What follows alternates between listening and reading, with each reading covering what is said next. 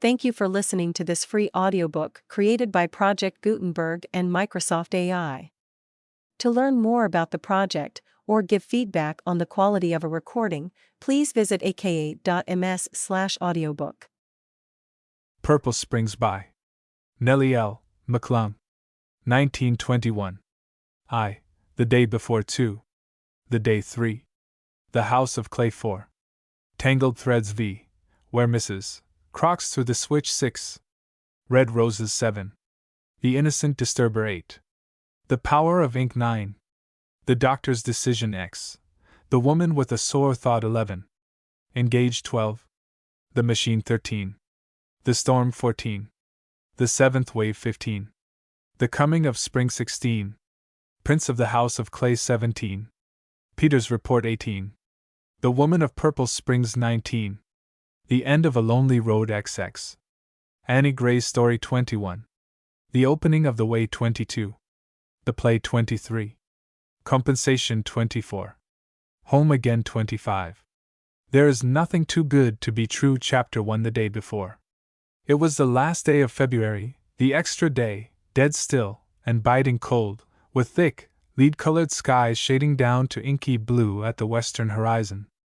In the ravine below John Watson's house trees cracked ominously in the frost, and not even a rabbit was stirring.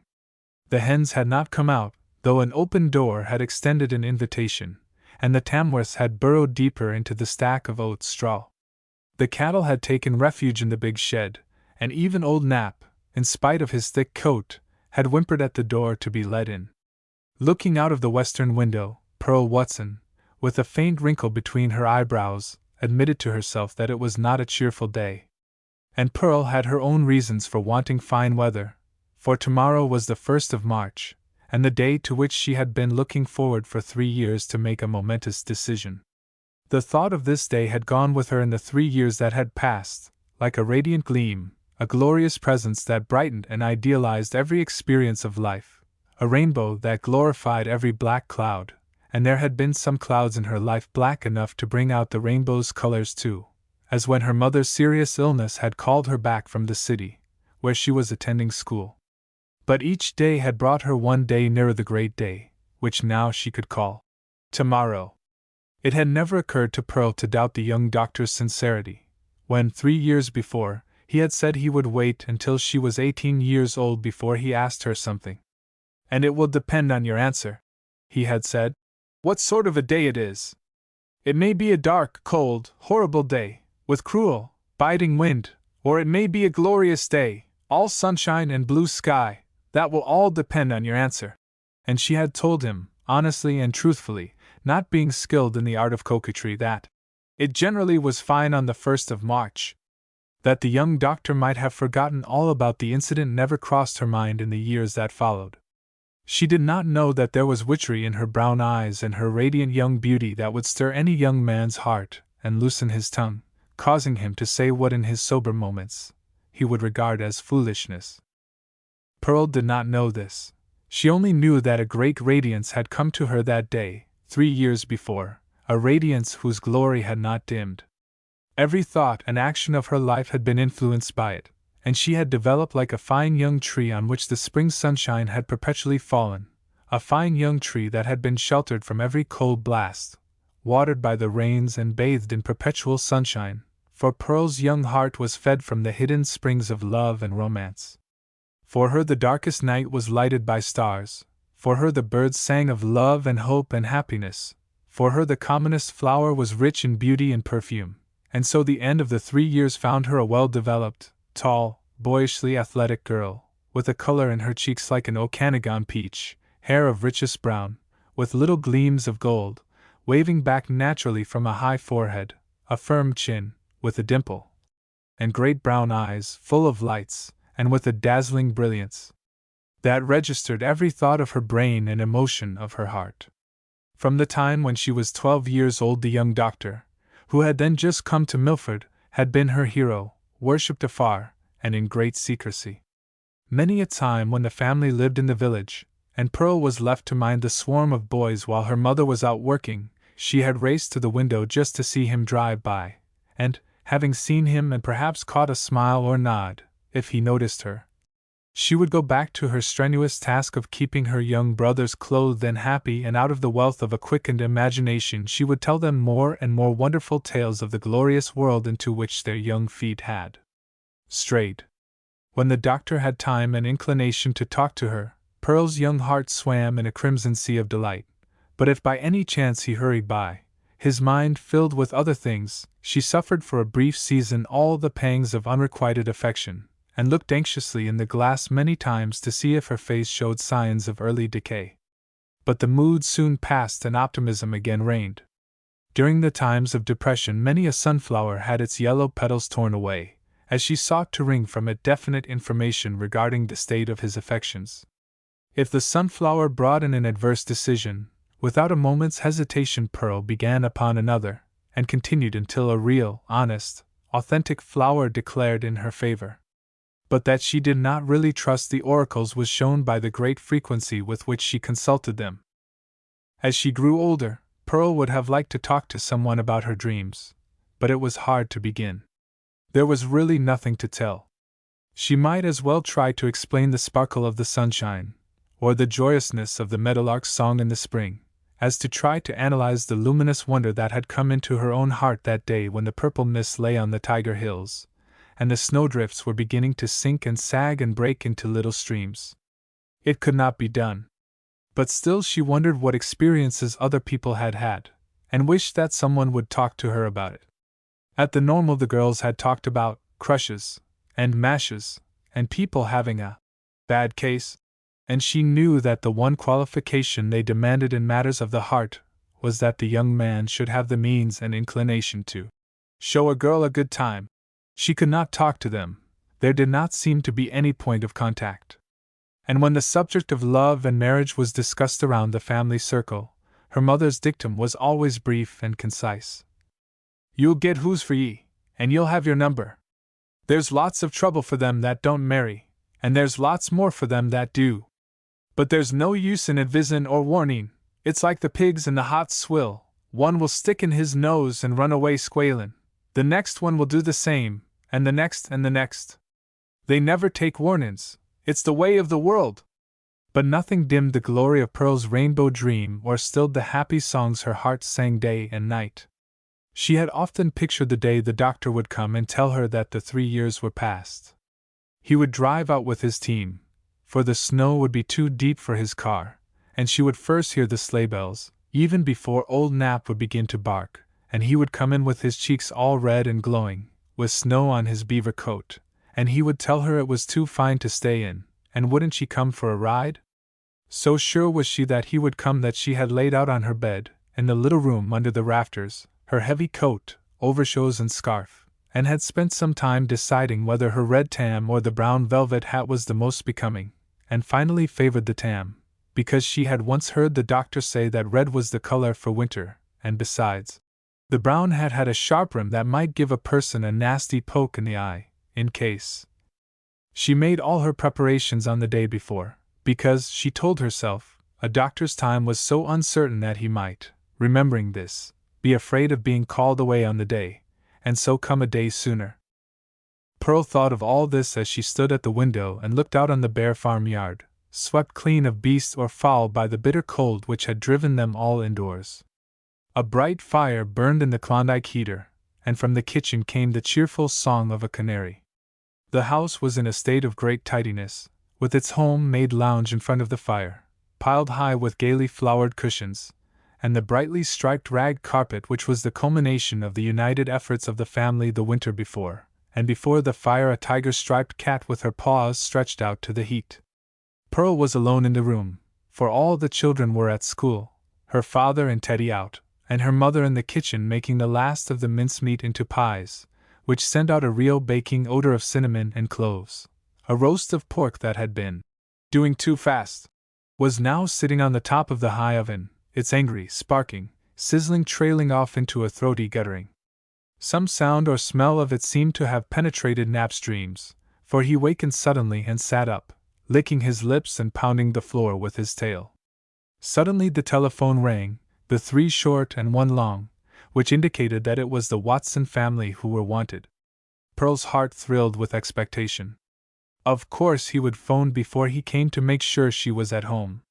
The receiver was in her hands in a moment. "Hello?" she called, almost choking with excitement. "Will you tell your father," called back a man's voice at the end of the wire, "that the cattle are coming home from the range? Last night's snow was too much for them, and Jim Fiedler has just phoned through to warn us. They're comin' on mad for feed, tramplin' and bawlin', and they'll hit your place first, most likely, though they may turn south at Becker's. Better phone Becker's and see." "All right," said Pearl in a steady voice. "All right, and thank you." Pearl hastily put on a coat and went to the barn to give the unwelcome news to her father and Teddy, who were busy fanning out the weed seeds from the seed grain. "They're comin' early," said John Watson slowly, as he shook down the bag of seed wheat that he had just filled. "But I guess they are the best judge of whether they can make a livin' outside any longer. Well, what we have we'll share anyway. There's no use in contradictin' a bunch of hungry steers. Keep a watch on the phone, Pearly dear, and find out which way they turn at Becker's. We'll open up an oat stack for them, anyway, so if they come rampin' in the middle of the night there'll be something ready." Pearl ran back across the windswept yard to the house, for the one thought in her mind was that a message might come over the phone for her. Ordinarily, the homecoming of the hungry cattle would have been an event of such importance that it would have driven out all others, but there was only one consuming thought in her mind today. When she came in, the phone was ringing, and her mother, with her hands in the pie crust, said, "Pearly dear, run into the phone. That's twice it's rung since you were out, and sure I couldn't go, and me this way." Pearl took the receiver down and found a conversation in progress. She had no thought of listening in, for at once she surmised it might be a message regarding the cattle going to one of the other houses. The first sentence, however, held her in its grip, and all thought of what she was doing was driven from her mind. "They are going to offer the doctor the nomination tomorrow. He'll make the best run of any one in these parts." It was a man's voice, far away and indistinct. "That will please Miss Morrison. She always wanted to get into politics." It was a woman who replied, "But I'm not so sure she has any chance. The doctor is a pretty cautious chap. One often think he has a girl somewhere. He goes to Hampton pretty often. He's not worried over women, believe me." The man's voice cut in. "I think he likes that young Watson girl as well as anyone, and she has them all skinned for looks, and brains too, I guess." The woman's voice came perceptibly nearer, and seemed to almost hiss in her ear. Unconsciously she felt the antagonism. "That's absurd," she said, with sudden animation. "Why, these people are nobody. The mother used to wash for me a few years ago. They are the very commonest sort. The father was only a section man. The doctor enjoys her cute speeches, that's all, but there's absolutely nothing in it. He as much as told me so." Pearl hung up the receiver with a click, and pressing her lips together, walked over to the window with two crimson spots burning like danger signals on her cheeks. When Pearl's soul was burdened, she always wanted to get outside, where the sky and the wind and the big blue distance would help her to think. But the day was too cold for that, so instinctively she walked to the window, where the short afternoon sun was making a pale glow on the heavy clouds. Old Nap came from his place behind the table and shoved his cold nose into her hand, with a gentle wagging of his tail, reminding her that all was not lost while she still had him. Dropping down on her knees beside him, Pearl buried her face in his glistening white collar, and for one perilous moment was threatened with tears. But pride, which has so often come to our rescue just in time, stepped into her quivering young heart. She stood up and shook her head like an angry young heifer. "Common, are they?" she said, with eyes that darted fire. "Not half common enough. Decent people that do their work and mind their own business, helpin' a friend in need and hittin' no one. It would be a better world if people like them were commoner. And the mother washed for ye, did she, you dirty trollop? Well, it was a God's mercy that someone washed for you, and it was good clane washin' she did, I'll bet, and blamed little she got for it, too, while you lay in your bed with your dandruffy hair and a greasy boudoir cap, and had her climb the stairs with your breakfast. And you'd fault her for washin' for you, and cleanin' your house, you'd fault her for it. I know the kind of ye, you'd rather powder ye our neck than wash it, any day. No one would recognize the young Normalite who 2 weeks before had taken the highest marks in English, and had read her essay at the closing exercises, and afterwards had it printed, at the editor's request, in the Evening Echo, for Pearl's fierce anger had brought her back again to the language of her childhood. "And he as much as told you, did he?" she whispered, turning around to glare in stormy wrath at the unoffending telephone. "He as much as told you there was nothing in it?" Pearl puckered her lips and shut one eye in a mighty mental effort to imagine what he would say.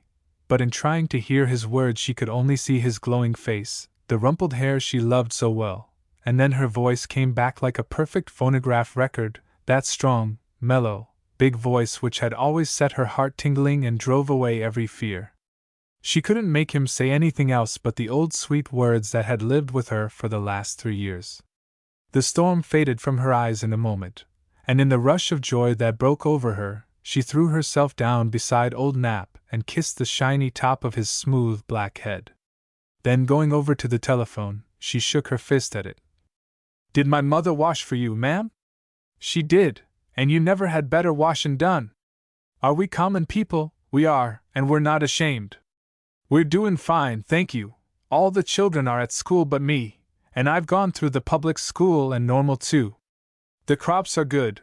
We have 30 head of cattle and 6 horses, sound in wind and limb. Some day we'll have a fine new house, and we'll live all over it too. John Watson did work on the section, and they'd be fine and glad to get him back. He owes no man $1, and bears no man a grudge. I wouldn't change him for the Governor General for me, Dad. And now listen, I'm telling ye something, I'm going to marry the doctor, if he wants me, and if you don't like it there's a place you can go to. I'll not be nomming it in the presence of Nap here, for he's a good Christian. And you, sir," she addressed the telephone again, "I thank you for your kind words regarding brains and looks. I hope it is a true word you speak, for I may need both before I'm done." The homecoming of the cows at eventime has been sung about, written about, talked about, painted, and always it has had in it the restfulness of evening, the drowsy whir of insects' wings, the benediction of the sunset, the welcoming gladness of a happy family. But these pictures have not been painted by those of us who have seen the hungry cattle come in from the range when the snow covers the grass, or the springs dry up, and under the influence of fear they drive madly on. All day long the range cattle, about 300 in number, had searched the river bottom for the grass which the heavy snowfall of the night before had covered, searched eagerly, nervously all the while, bawling, ill-naturedly pushing and horning, blaming each other in a perfectly human way. Disconsolately they wandered over the river to the other bank feeling sure they would find grass there, only to find the snow over everything, and not even a little rosebush showing its head. Then it was that the old cow, an acknowledged leader of the herd, who bore the name of the Bronco, on account of her wildness, her glaring red eyes and her branching horns, with an angry toss of her head to shake the water from her eyes, lifted her voice in one long, angry, rolling bellow that seemed to startle the whole herd. It had in it defiance and determination. Like the leading spirit among the leprous men who sat at the gate of Samaria, the Bronco gathered up the feeling of the meeting in one long soul-stirring, raucous bawl, which, interpreted, meant, "Why sit we here until we die?"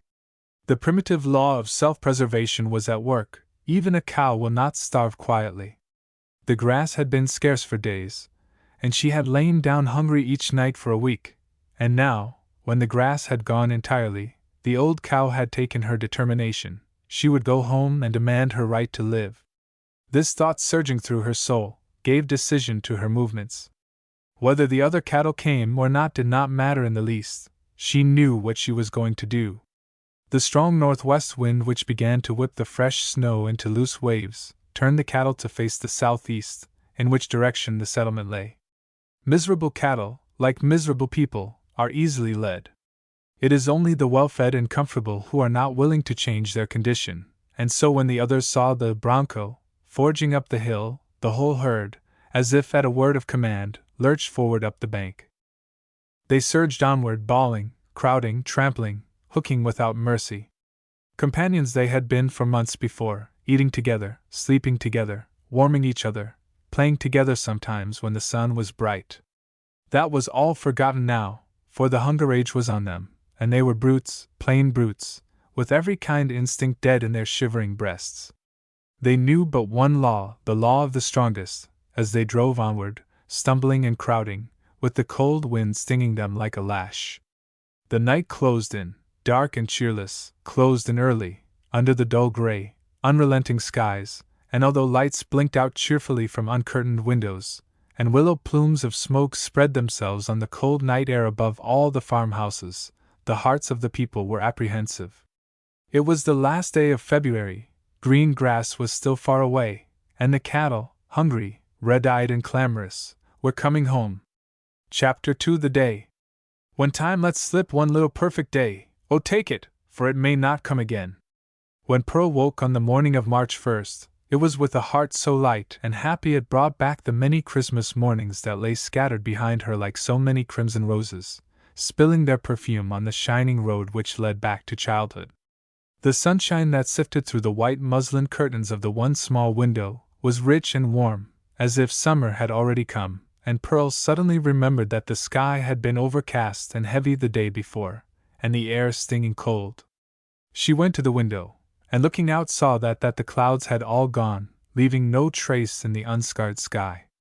The sun was throwing long blue shadows over the fields, brightening the trees on the river bank, with a thin rinse of pale gold.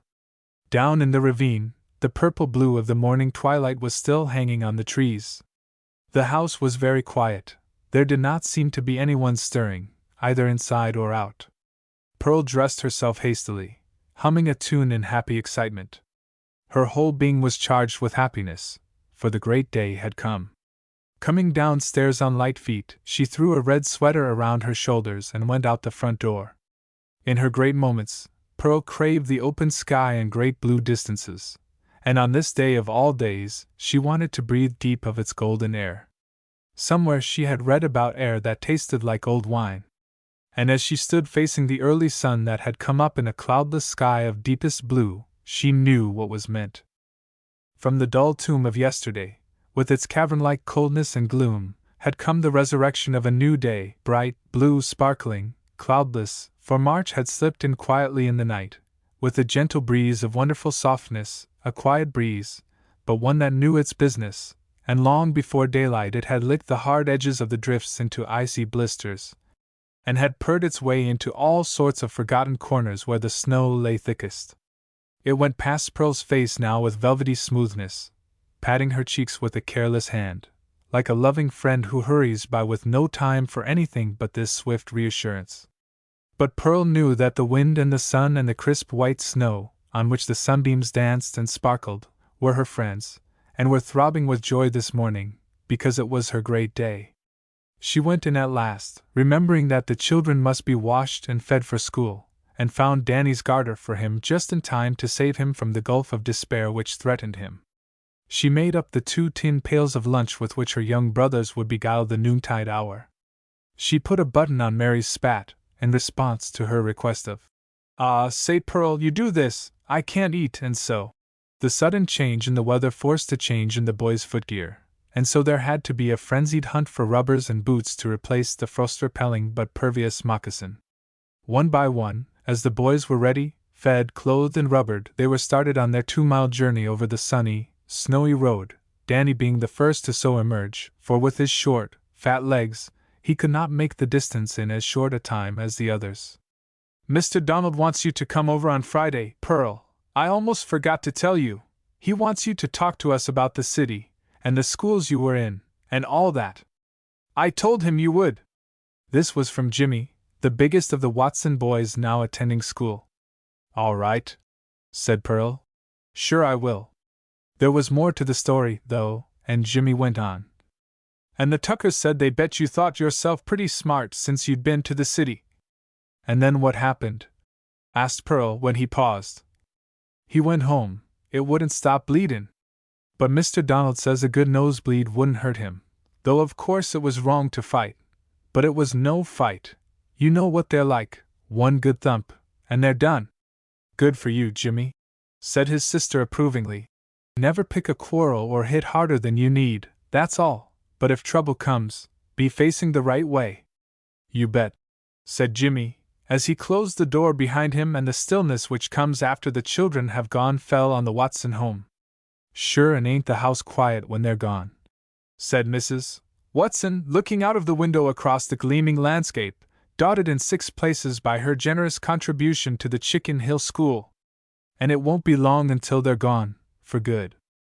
"Cheer up, honest woman," cried Pearl gaily.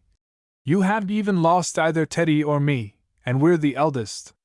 It looks to me as if you will have a noisy house for quite a while yet, and I wouldn't begin to worry over anything so far away. In fact, Ma, it's a good rule not to worry till you have to, and don't do it then." Pearl was bringing back the room to the state of tidiness it enjoyed during school hours, moving about with joyous haste, yet with strict attention to every detail, which did not escape her mother's eye. "It's grand to be as light of heart as you are, Pearly child," she said. "I'm often afraid for you, when I think of all the sad things in life and you so sure that everything will happen right. It is to them that the world is brightest that the darkest days can come, and the lightest heart sometimes has heaviest mourning dot." A little wither of disappointment went over Pearl's bright face, but she shook it off impatiently. She wished her mother would not talk like this on this day, of all days. "Don't spoil a good day, Ma, with sad talk. Look out at the spring sun there, and the cattle, even the wild ones from the range, with their sides steaming and then nosing around so happy now, forgetting all about the bad times they had even as late as last evening. There's no use telling them there's cold days coming, they wouldn't believe now, and anyway they'll know soon enough. Isn't it best to let every one have their sunny day, without a cloud on it?" Before her mother could form an answer, the 1 long and 2 short rings came on the phone. Pearl's heart turned over in its bounding joy. It had come, she knew it had come. She took down the receiver. "Hello?" she said in a thin voice. "Pearl," said the voice, deep, mellow, eager. She thought she had remembered what his voice was like, but she hadn't. It was 100 times sweeter than it had been in her memory. "Yes," she said, holding the receiver so tightly her knuckles went white with the pressure. "What day is it, Pearl?" he said, with the laugh in his voice, the bantering laugh that made his patients love him. "Oh, I know," she said. "I know. You haven't forgotten what we said?" "Not a word of it." His voice came nearer, though he spoke lower. "The train is not in yet, it is stuck out in the hills, but likely to get out any minute. Dr. Brander is on it, coming out from the city to operate for me in a very serious case. I'm not sure when I can get out, but you'll wait for me, won't you, Pearl?" She put her red young lips close to the transmitter. "For 1,000 years," she said. "Well, it won't be that long," he said with his happy laugh. Pearl knew exactly how his brows were lifted, and his eyes wide opened. "But it's great to have as good a margin, Pearl, and listen." His voice fell again until it seemed to whisper in her ear. "Did you happen to notice what sort of a day it is?" "Well," said Pearl, "I am not surprised. Didn't I tell you it would be?" "You told me," he said. Then it was that from Pearlie Watson's young heart there opened up a shining path straight up into heaven, and every inch of that radiant highway was bright with the gleam of angels' wings, and as she stood there leaning against the wall, her eyes dazzled with the glory of it, it seemed as if all the sweet songs that lovers have ever sung, and all the tender words they have ever spoken came marching, gaily marching down the shining highway, right into her heart. Outside the sun gleamed and beat on the melting snow, which sent back quivery vibrations that smote the eyeballs like fire. The cattle shook the water from their sun-dazzled eyes, and turned their heads away from it, but it climbed steadily higher until it stood right over them, and blazing down upon the snowy world, defied Old Man Winter to his face. Pearl was never quite sure about it in after years. But that day she did not doubt her eyes, that stardust danced in the waves of sunshine, that the gray snow birds played crack the whip outside the window, that the willow hedge, palpitating in the sunshine, beat time with its silvery branches to the music that lilted through her heart, that the blue in the sky was bluer than it had been, and the sunshine more golden than it ever was in the highest noon in highest June. She was quite sure it was so, for every spot of color within doors was glorified too. The roses and the cushions on the lounge glowed like a fire in the heart of a green wood. The cat's eyes gleamed like olivines, but of course Pearl knew from the way he rubbed his head against her shoulder as she sat on the lounge beside him, and from the way he blinked at her, he knew, having no doubt in some occult cat way, listened in on the phone. There was no mistaking his swaggering air of importance, he was in on it, and gave much credit to himself for having brought it all about. The old dog, being just a plain, honest-hearted, loving dog, only knew that Pearl was very happy over something. He did not probe the cause; if it pleased her, it was enough. At 4 o'clock there came another message, which set Pearl's heart dancing, and spotted her cheeks with a glowing color. The operation was over, apparently successful, and they were driving back to town. The other train might be late too, so it would be impossible for him to come out, but would she still wait? Did the 1,000-year limit still hold? There was just a hint of fatigue in his voice, which awakened all the maternal instincts in Pearl, and made her heart very tender to him. "I will wait, forever," said Pearl. "Just until tomorrow," came back the voice. "Just till tomorrow, and it will be fine tomorrow, won't it, Pearl? Say it will be fine." "Finer still," she replied, with her cheeks like the early roses in June. The day went by on satin wings, with each minute so charged with happiness that Pearl could well believe that heaven had slipped down to earth, and that she was walking the streets of the New Jerusalem. She sang as she worked in the house, her sweet, ribbony voice filling the room with a gladness and rapture that made her mother, with her mystical Celtic temperament, almost apprehensive. "She's a queer girl, is Pearlie," she said that night, when Pearl had gone upstairs to arbitrate a quarrel which had broken out between Bugsy and Danny as to whose turn it was to split the kindling wood. Day about, it had been until Bugsy had urged that it be changed to week about, and the delicate matter in dispute now was as to the day on which the week expired. Danny, who had been doing the kindling, was certain that the date of expiry had arrived, but Bugsy's calendar set the day 1 day later, and the battle raged, with both sides ably argued, but unfortunately not listened to by the opposing forces. "She's a queer child, is Pearlie," said Mrs. Watson as she beat up the bread batter downstairs. "She's that light-hearted and free from care, and her 18 years old.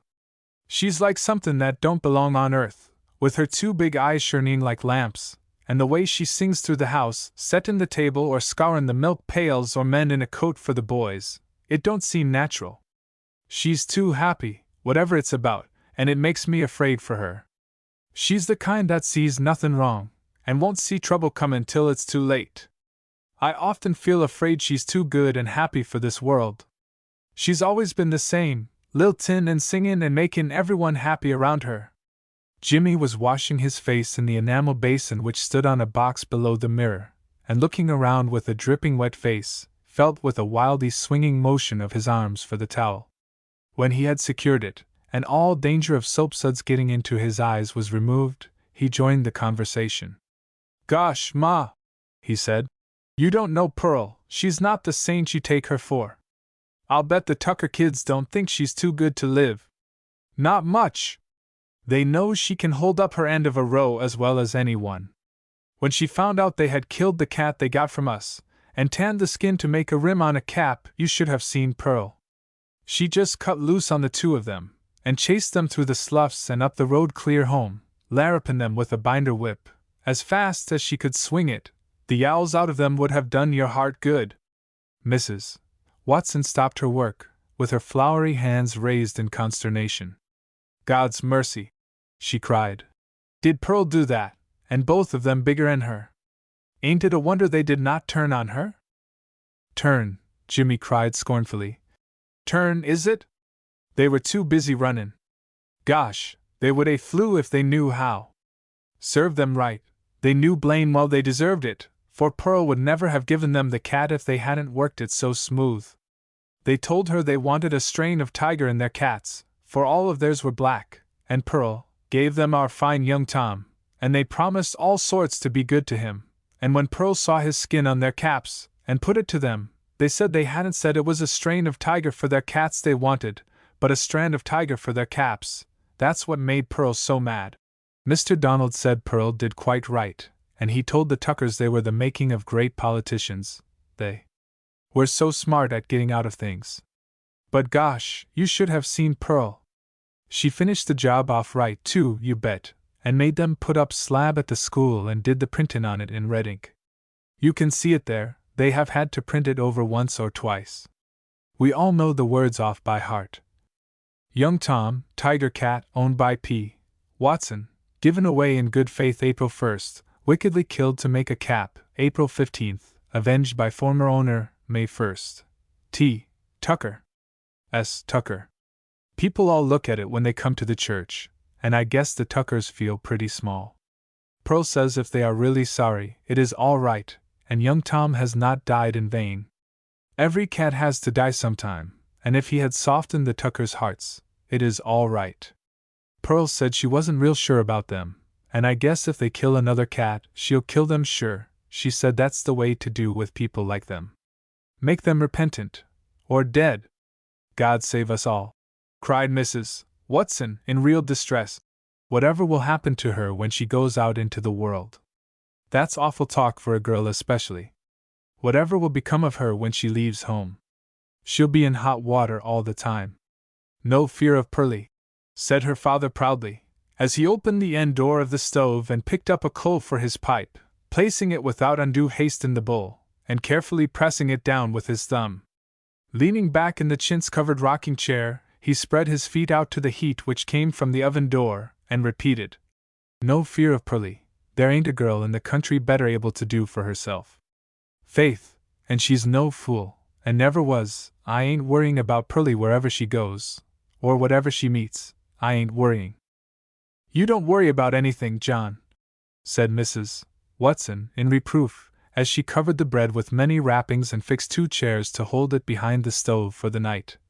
"You didn't even worry the night the crop froze, sleepin' and snorin' the whole night through, with me up every half hour watching the thermometer, and it's slippin' lower and lower, and the pan o' water on the woodpile gettin' its little slivers of ice around the edge, and when the thermometer went to 30, I knew it was all up with the wheat. But do you think I could wake you? You rolled over with a grunt, leavin' me alone to think of the 200 acres gone in the night, after all our hard work, and then to have you come down in the mornin', stretchin' and yawnin', after a good night's sleep, and says you, as cheerful as could be, 'Cold mornin', Ma!'" John Watson took his pipe from his mouth, and laughed quietly. "And what was wrong with that, Ma? Sure now it was cold, you said yourself it was," he said gently. The boys joined in the laugh, but Mrs. Watson repeated her point. "Cold it was, sure enough, but think o' me up frettin' and fumin', and you come down as cheerful as if starvation wasn't starin' us in the face." "But we didn't starve, Ma," said Billy, coming to his father's defense. "The crop was all right for feed, and we did well after all. You had all your frettin' for nothing." "It's that way mostly," said John Watson. "I never saw any good yet in frettin'. Anyway, Ma does enough of it for all of us, so that lets me out. There's the 2 kinds of Irish, them that don't fret over anything, and them that frets over everything. That's me and you, Ma, and it works out fine, it runs about even.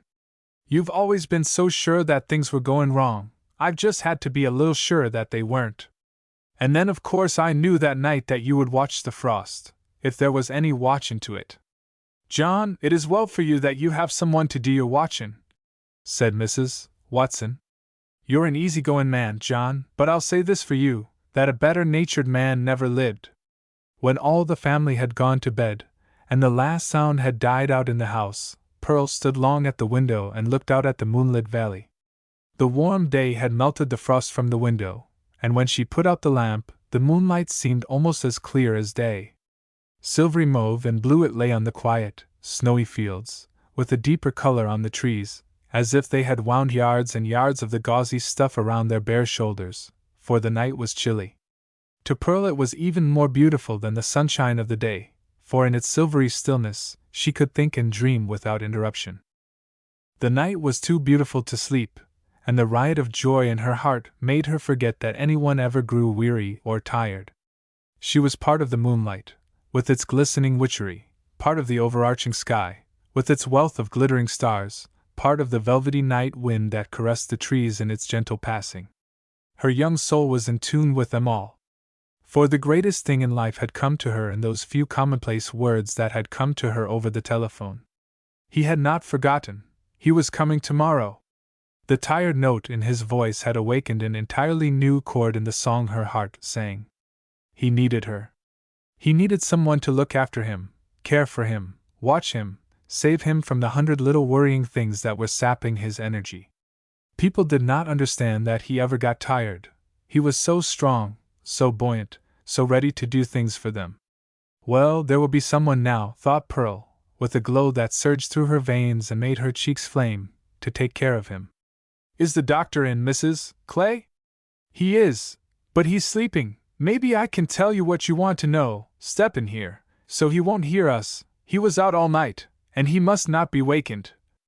And when he had to go, she would harness the team and drive him, so he could sleep all the way, and when the roads were fit for it, she would drive the car, and soon she would be able to set bones and do common things like that. He would show her, and then they would go to New York, in 2 or 3 years maybe. He had told her once he wanted to do this, for a postgraduate course, and they would have a little suite, and she would study too. And always, always, always they would be together, and no matter how many people there were praising him and wanting him, he would just be her man. And at night, when he was tired, and all the noise of the day was over and everyone was gone, she would have him all to herself. Pearl's head sank on the windowsill, while an ecstasy of joy swept over her. Happy tears filled her eyes. Life was so sweet, so rich, so full. Chapter 3: The House of Clay. When the operation was over, the 2 doctors drove back to Milford, the younger man so deeply engrossed in his own thoughts he hardly heard the older doctor's incessant conversation. But that did not in any wise discourage Dr. Brander, for to him, talking was much like breathing. It went on easily, unconsciously, and without the necessity of a listener. On Dr. Clay there had fallen the pleasant, drowsy feeling of one whose work is done for the day, and a hard day it had been, with its uncertainty of the delayed train, and his patient's condition. But all had gone well, and his patient's reaction had been satisfactory. More than that, the older doctor had concurred in all that he had done, and commended his treatment of the case from the beginning.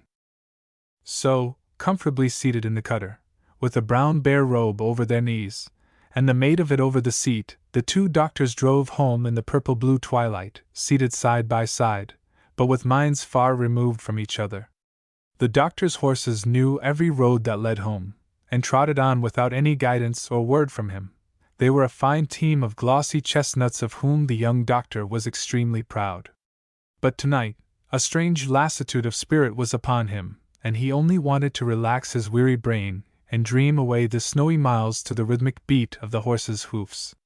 He had never been more contented in his life. His work was going well. That day the Liberals had offered him the nomination for the coming provincial election. It was an honor which he appreciated, though he had no desire to enter politics. He loved his work. The people he served were devoted to him. He could read it in their faces and their stammering words. He knew what they wanted to say, even though it was conveyed in a few halting fragments of sentences.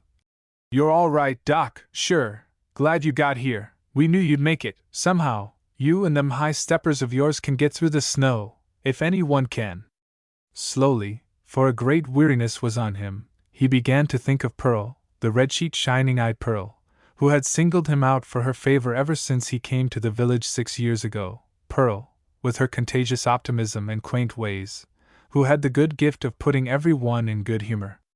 He smiled to himself when he thought of how often he had made it convenient to pass the school just at 4 o'clock, and give Pearl and the rest of them a ride home, and the delight he had always had in her fresh young face, so full of lights and shadows. "Robbing the cradle, Doc?" Sam Motherwell had once said, in his clumsy way, when he met them on the road. "Nothin' like picking them out young and trainin' them up the way you want them." He had made no answer to this, but he still felt the wave of anger that swept over him at the blundering words. "All the same, I wish Pearl were older," he had admitted to himself that day. "If she keeps her wise little ways and her clever tongue, she'll be a great woman. She has a way with her." At the rink, he had always looked forward to a skate with her. It was really a dull night for him if she were not there, and now he wondered just what it was that attracted him so. There was a welcoming gladness in her eyes that flattered him, a comradeship in her conversation that drew him on to talk with more ease and freedom. There was a wholesome friendliness in what she said, which always left him a sense of physical and mental well-being. What a nurse she would make, he thought. What a great nurse. I wish she were older. 18 is too young for a girl to marry. I wouldn't allow it at all. If I didn't know who she is getting, that makes all the difference in the world. Of course her father and mother may object, but I believe what Pearl says goes. What Pearl says will go, with all of us. The Parker house can be bought and fixed up. We'll have a fireplace put in, and waterworks. I wish I did not feel so tough and tired, but she said she'd wait 1,000 years. Suddenly the voice of Dr. Brander rasped through his brain, and brought him to attention. Clay, you're in love, or something. I don't believe you've heard a word I said, you young scamp, in the last 6 miles, and you've missed a fine exposition on cancers, causes and cure. I beg your pardon, Dr. Brander, he apologized. I believe I was almost asleep. I get into a drowsy habit on my long drives, especially when I am coming home. When the day's work is over, it seems good to stretch out, but I do apologize. What were you saying? Oh, I'm done now, said his companion, not in the least disturbed. I want you to tell me about yourself and your work here. You know you interest me, Clay. You are a sort of popular idol with all these people, and I have been wondering how you do it. A man must give freely of himself to be as popular as you are, Clay. Do you ever find yourself giving out under the strain, and in need of a rest? Just a little tired sometimes, the young man confessed. But it's nothing at all. The old man watched him narrowly, taking careful note that the pallor of his face had suddenly changed to a heightened color. When we get supper, Clay, I want to have a serious talk with you. You may remember that I approached this subject the last time you were in the city. I want to give you the report on the examination I gave you at that time. There was a quality in his voice which gave the young man a momentary sense of dread, not unmixed with a certain impatience. He was too tired to be bothered. He wanted nothing but a chance to think his own thoughts, as the sorrel team struck off the miles with their tireless feet. When they had had supper at the Chinese restaurant, they went to the doctor's office. The sun, though long since set, still threw spikes of light upon the western sky and caught the underside of one ragged cloud which seemed to have been forgotten in an otherwise clear sky. In the office, a cheerful coal fire glowed through its mica windows, and in front of the doctor's leather chair were his slippers, and over it was thrown a brightly colored house coat. A gasoline lamp threw a strong white light on the comfortable room, and the city papers lay, still unfolded, on the table beside a pile of letters. The old doctor exclaimed with delight. Who fixes you up so fine, Clay? Surely there's a woman around this place. My landlady, said the young doctor. Looks after me. I know, said the older man. I know the kind of fellow you are, the kind women love to fuss around.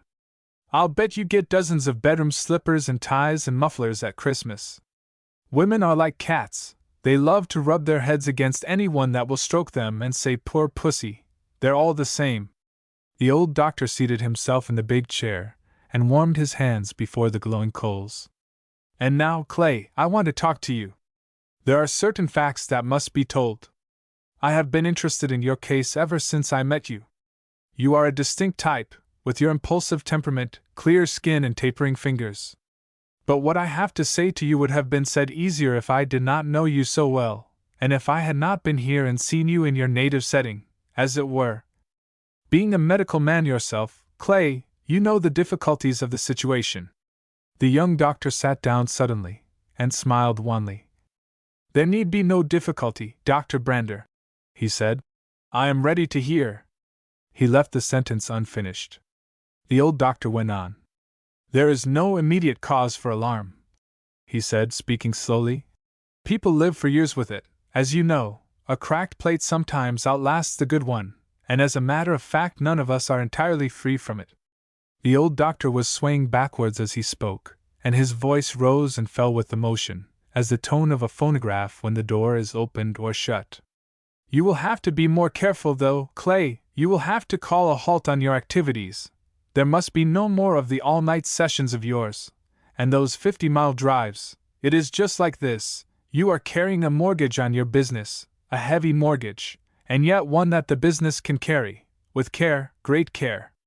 Many a good businessman carries a heavy mortgage and pays well too, but of course it cannot stand financial strain or stress like the business which is clear of debt. With great care, you should be good for many years, but you must not draw on your reserves, you must never spend your capital, you must never be tired, or excited, or hurried, or worried. And this climate is a bit strenuous in winter. You must get out before another one comes, and live someplace that is easier. This country keeps a man on his toes all the time, with its brilliant sunshine, its strong winds, its bracing air. You need a softer air, a duller atmosphere, a sleepier environment that will make you never do today what you can put off till tomorrow, and never put off till tomorrow what you might as well put off till the day after tomorrow. What a life! Broke from the young man's lips.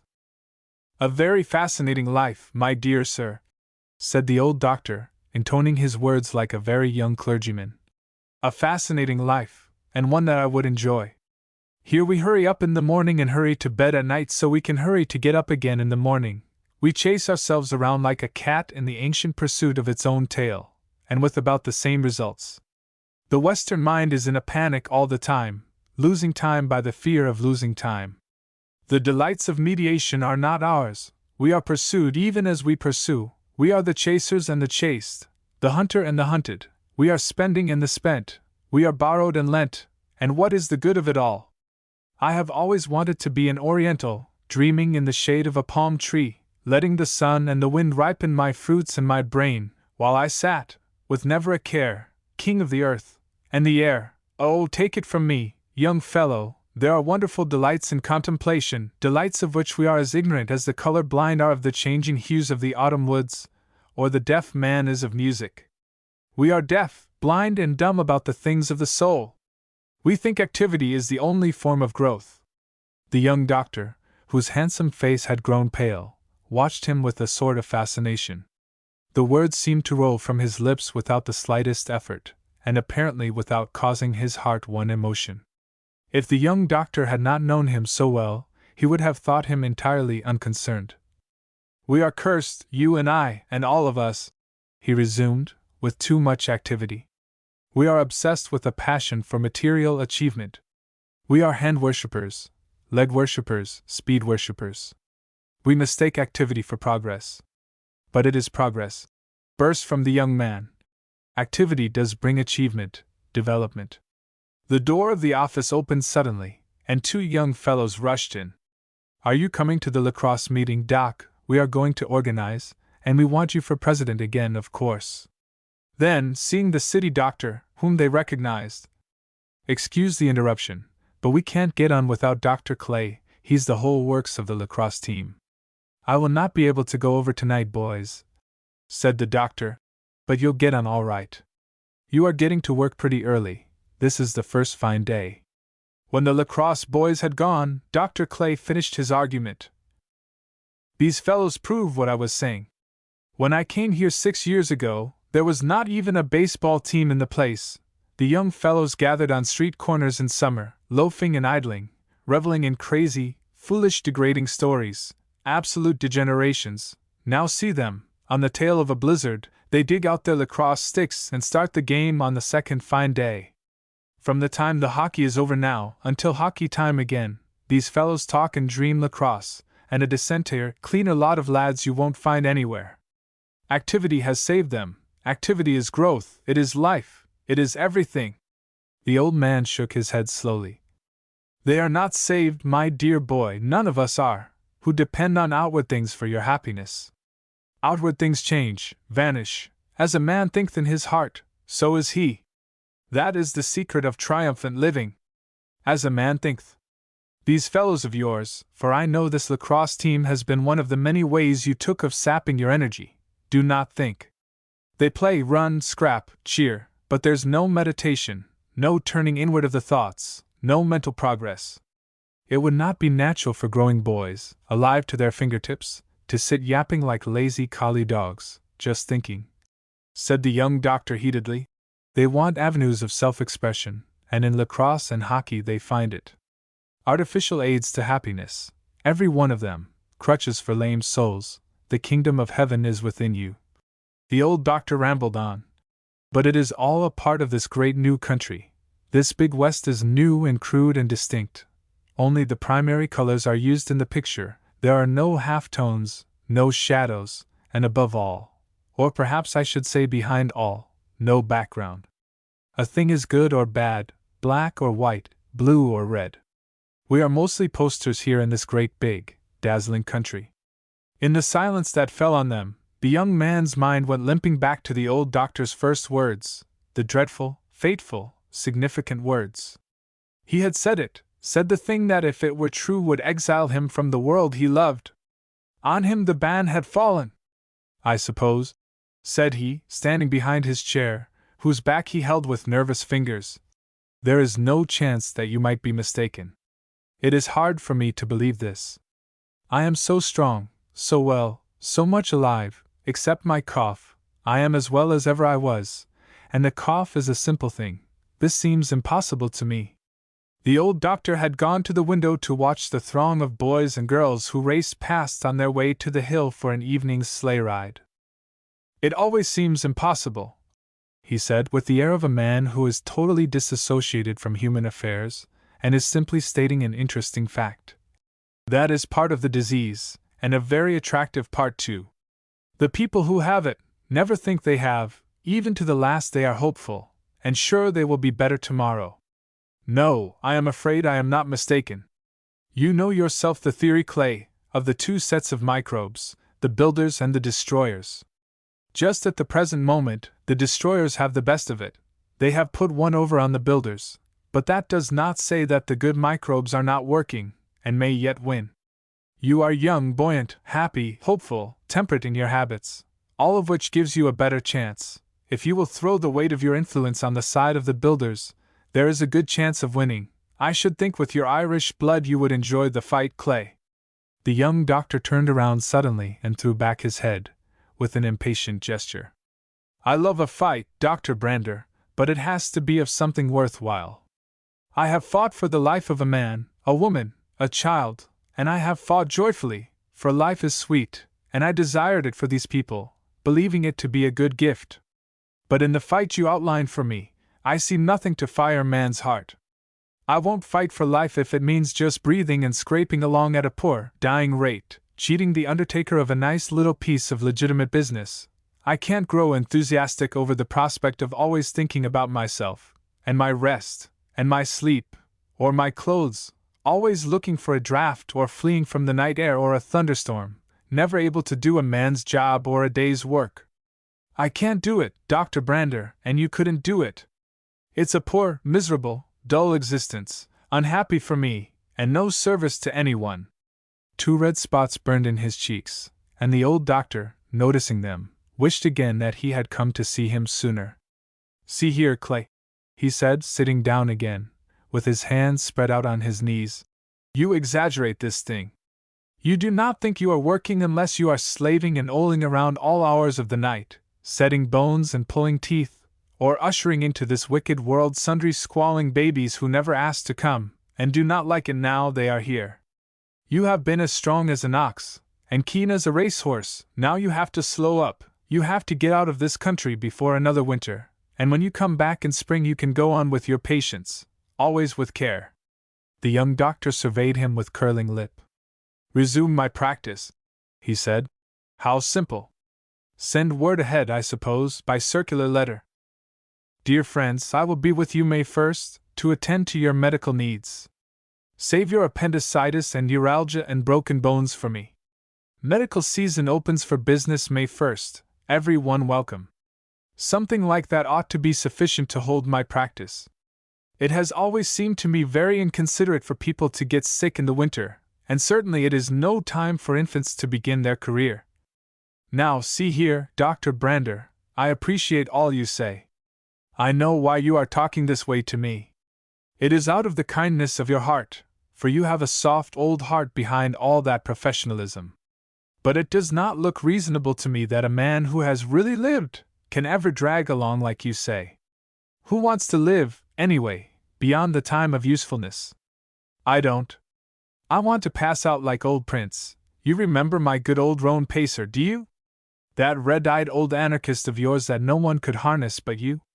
That's the one. As good a horse as ever breathed, misunderstood, that was all. Well, he passed on, as the scientists say, last fall, passed on in a blaze of glory too, but just how glorious his death was, I don't believe I realized until tonight.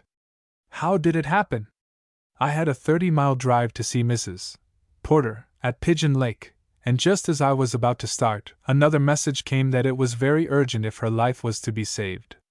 Old Prince would not drive double, and my team was tired out. So I started with him alone. The snow came on when I was halfway there, and that made the going bad. To add to the difficulties, a strong wind drove the blinding snow in our faces. But the old boy plowed on like a wrecking engine, going out in a storm to clear the track. He knew all about it. I never had to urge him. The last mile was the worst. He fell once, but staggered to his feet and went on 3 legs. When we got to the house, I knew it was all up with old Prince. He had made his last journey.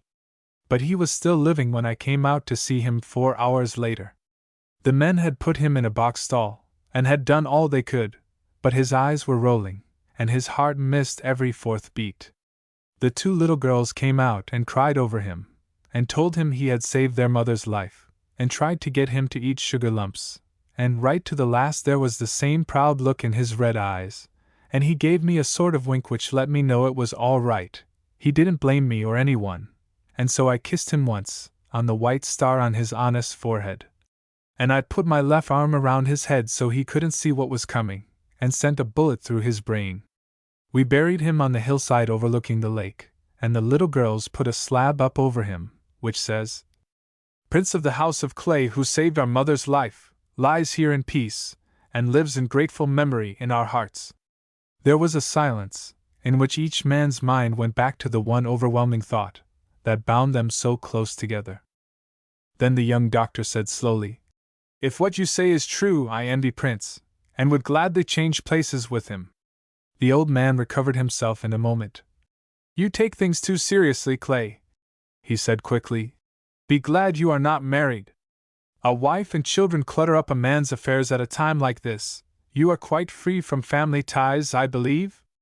"Quite free," the young man replied. "All my relatives live in the East, all able to look after themselves. I have no person depending on me, financially, I mean."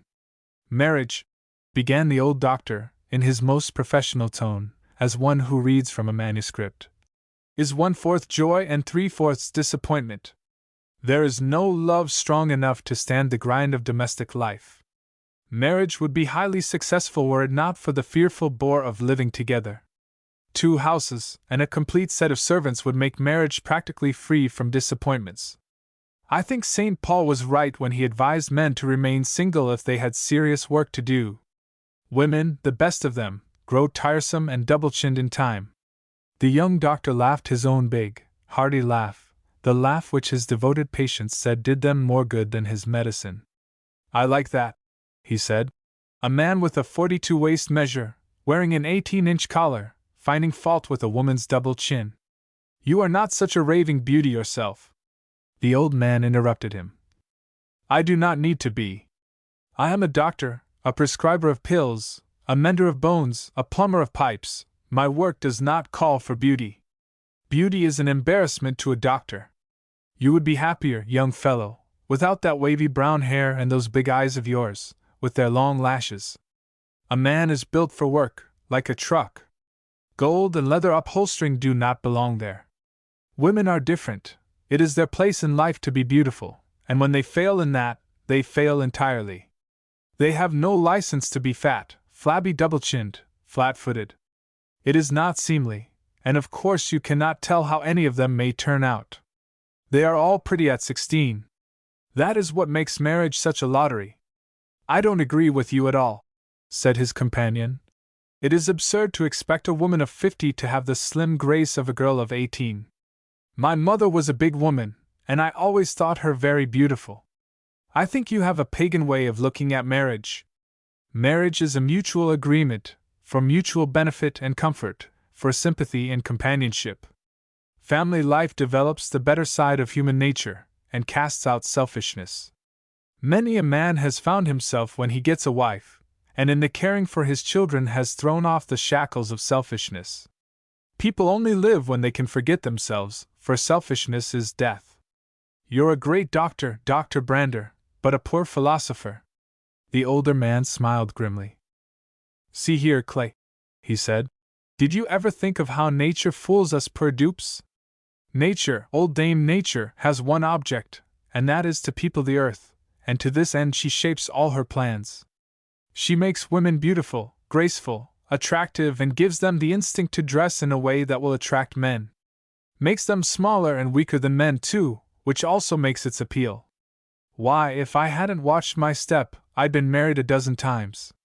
These little frilled and powdered vixens have nearly got me. If nature used half as much care in keeping people healthy and free from accidents as she does in getting them here, it would be a happier world. But that is not nature's concern. She leaves that to the doctors. Well, how does the time go? Isn't that the train whistle? No hurry, said Dr. Clay, rising. It stops at the water tank, and that whistle is for the hill. They walked over to the station in silence, and stood watching the red eye that came gliding through the moonlit valley. The train seemed to be slipping into the station without a sound, in the hope that no one would notice how late it was. Come up and see me, Clay, said the old man kindly.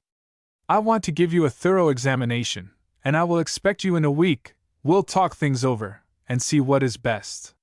You have my bag, don't bother coming on. All right then, here's a double seat, so I can stretch out, though it's hardly worthwhile for an hour. Goodbye, Clay, remember all I told you. When the doctor went back to his office, he sat long in his chair in front of the fire, and thought.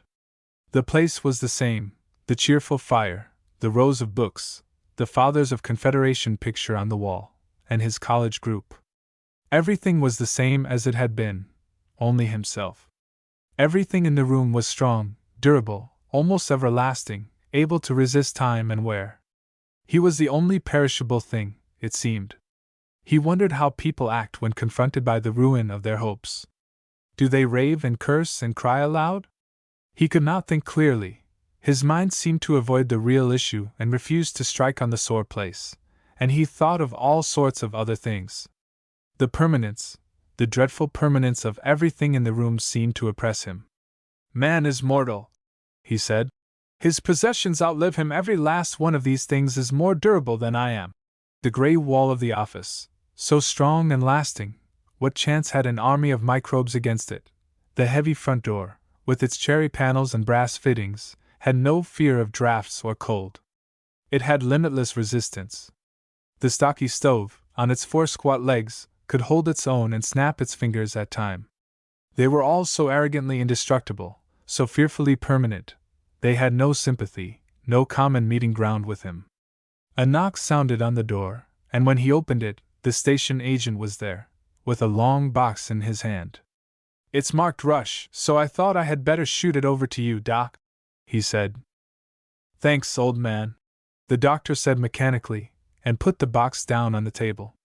On a white label, in bright red letters, stood out the word perishable. The word struck him like a blow between the eyes. Perishable! Then here was something to which he might feel akin. He opened the box, with detached interest. A sweet breath of roses proclaimed the contents. He had forgotten about sending for them until now. Pearl's roses for this day, 19 American beauties. He carefully unpacked the wrapping, and held up the sheaf of loveliness, and just for one moment had the thrill of joy that beauty had always brought to him. Pearl's roses. The roses, with which he had hoped to say what was in his heart, here they were, in all their exquisite loveliness, and ready to carry the words of love and hope and tenderness. But now, he had nothing to say. Love and marriage were not for him. He sat down heavily, beside the table over which the roses lay scattered, spilling their perfume in the room. He fingered them lovingly, smoothing their velvety petals with a tender hand, while his mind sought in vain to readjust itself to the change the last 2 hours had brought. He turned again to the fire, which glowed with blue and purple lights behind the windows of isinglass, curling and flaming and twisting, with fascinating brilliance. Long he sat, watching it, while the sounds outside in the street grew less and less, and at last when he went to the window, he found the street in darkness and in silence. The moon had set, and his watch told him it was 2 o'clock. The wind whimpered in the chimney like a lonesome puppy, rising and falling, sighing out and swelling with eerie rhythm, a soft spring wind, he knew it was, that seemed to catch its breath like a thing in pain. Looking again at the roses, he noticed that the leaves were drooping. He hastily went into the dispensary and brought out 2 graduates filled with water to put them in, but when he lifted them, he saw, with poignant pain, they were gone past helping, they were frostbitten. Then it was that he gathered them in his arms, with sudden passion, and as he sat through the long night, he held them closely to him, for kin of his they surely were, these frosted roses, on whose fragrant young hearts the blight had so prematurely fallen. Chapter 4 Tangled Threads.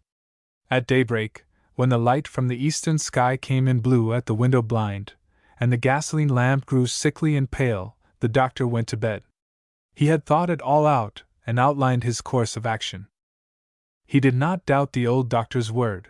His own knowledge gave corroborative evidence that it was quite true, and he wondered he had not thought of it. Still, there was something left for him to do. He would play up and play the game, even if it were a losing fight. His own house had fallen, but it would be his part now to see that the minimum amount of pain would come to Pearl over it.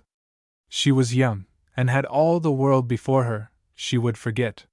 He had a curious shrinking from having her know that he had the disease, for like most doctors, he loathed the thought of disease, and had often quoted to his patients in urging them to obey the laws of physiological righteousness, the words of Elbert Hubbard that the time would come when people would feel more disgrace at being found in a hospital than in a jail, for jails were for those who broke men's laws, but those in the hospital had broken the laws of God. He shuddered now when he thought of it, it all seemed so unnecessary, so wantonly cruel, so inexplicable. Above all, Pearl must not know, for instinctively he felt that if she knew he was a sick man, she would marry him straight away. She would be so sweet about it all, and so hopeful and sure he would get well, and such a wonderfully skillful and tender nurse, that he would surely get well. For one blissful but weak moment, which while it thrilled it frightened him still more, he allowed himself to think it would be best to tell her. Just for one weak moment the thought came, to be banished forever from his mind. No! No! No! Disaster had come to him, but Pearl would not be made to suffer, she would not be involved in any way. But just what attitude to take perplexed him. Those big, soft brown eyes of hers would see through any lie he tried to invent, and he was but a poor liar anyway. What could he tell Pearl? He would temporize, he would stall for time. She was too young, she had seen so little of the world, it would be hard to wait. He believed he could take that line with her, he would try it. When he awakened, the sun was shining in the room, with a real spring warmth that just for a minute filled him with gladness and a sense of well-being. Then he remembered, and a groan burst from his lips. The telephone rang. Reaching out, he seized it and answered. "It's me," said a voice. "It's Pearl. I am coming in. I know you're tired after yesterday, and you need a long sleep, so don't disturb yourself. I'll be in about 2 o'clock, just when the sun is brightest. Didn't I tell you it would be finer still today?" "You surely did, Pearl," he answered. "However you knew. I'm not coming just to see you. Ma wants a new strainer, and Bugsy needs boots, and Mary has to have another hank of yarn to finish the sweater she's knitting. These are all very urgent, and I'll get them attended to first, and then—" She paused.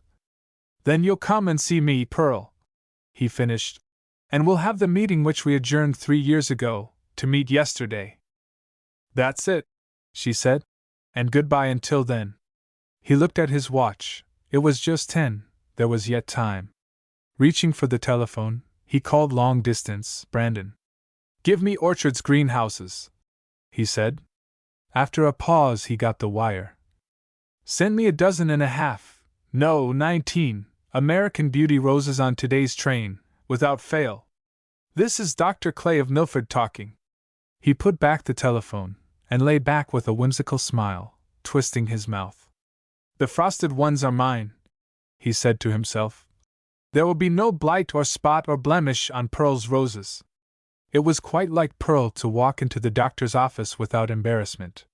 It was also like her to come at the exact hour she had stated in her telephone message, and to the man who sat waiting for her, with a heart of lead, she seemed to bring the whole sunshine of spring with her. Ordinarily, Dr. Clay did not notice what women wore, they all looked about the same to him, but he noticed that Pearl's gray coat and furs just needed the touch of crimson which her tam o' shanter and gloves supplied, and which seemed to carry out the color in her glowing cheeks. She looked like a red apple in her wholesomeness. He had tried to get the grittiness of the sleepless night out of his eyes, and had shaved and dressed himself with the greatest care, telling himself it did not matter, but the good habit was deeply fastened on him and could not be set aside. There was nothing about the well-dressed young man, with his carefully brushed hair and splendid color, to suggest disease. Pearl's eyes approved of each detail, from the way his hair waved and parted back, the dull gold and purple tie, which seemed to bring out the bronze tones in his hair and the steely gray of his eyes, the well-cut business suit of rough brown tweed, with glints of green and bronze, down to the dark brown, well-polished boots. Pearl was always proud of him. It glowed in her eyes again today, and again he felt it, warming his heart and giving him the sense of well-being which Pearl's presence always brought. All at once he felt rested and full of energy. When the first greetings were over, and Pearl had seated herself, at his invitation, in the big chair, he said, laughing, "'Tis a fine day, Miss Watson." "It is that," said Pearl, with her richest brogue, which he had often told her he hoped she would never lose. "And you are 18 years old now," he said in the same tone. 18, going on 19, she corrected gaily. "All right, 18, going on 19. 3 years ago there was a little bargain made between us, without witnesses, that we would defer all that was in our minds for 3 years. We'd give the matter a 3 years' hoist, and then take it up just where we left it." She nodded without speaking. "Now I have thought about it a lot," he went on. "Indeed, I do not think a day has gone by without my thinking of it, and incidentally, I have thought of myself and my belongings. I wish to draw your attention to them. I am 29 years old, I've got a 10 years start of you, and I will always expect to be treated with respect on account of my years. That's clearly understood, is it?" He was struggling to get himself in hand. "Clearly understood," she repeated, with her eyes on him in unmistakable adoration. 6 years ago. He seemed to begin all over again. "I came out of college, with all sorts of fine theories, just bubbling over with enthusiasm, much the same as you are now, fresh from normal, but somehow they have mostly flattened out, and now I find myself settling down to the prosy life of a country doctor, who feeds his own horses and blackens his own boots, and discusses politics with the retired farmers who gather in the hardware store. I catch myself at it quite often. Old Bob Johnson and I are quite decided there will be a war with Germany before many years. We don't stop at Canadian affairs. The world is not too wide for us. Yes, Pearl, here I am, a country doctor, with an office in need of paint, a very good medical library, in need of reading, a very commonplace, second-rate doctor, who will never be a great success, who will just continue to grub along. With you, Pearl, it is different. You have ambition, brains, and something about you that will carry you far. I always knew it, and am so glad that at the normal they recognize your ability." A puzzled look dimmed the brightness of her eyes just for a moment, and the doctor stumbled on. "I am all right, as far as I go, but there's not enough of me. I'm not big enough for you, Pearl." Pearl's eyes danced again, as she looked him up and down, and he laughed in spite of himself. "For goodness sake, girl," he cried, "don't look at me, you make me forget what I was saying. I can't think, when you train those eyes of yours on me." Pearl obediently turned her head away, but he could still see the dimple in her cheeks.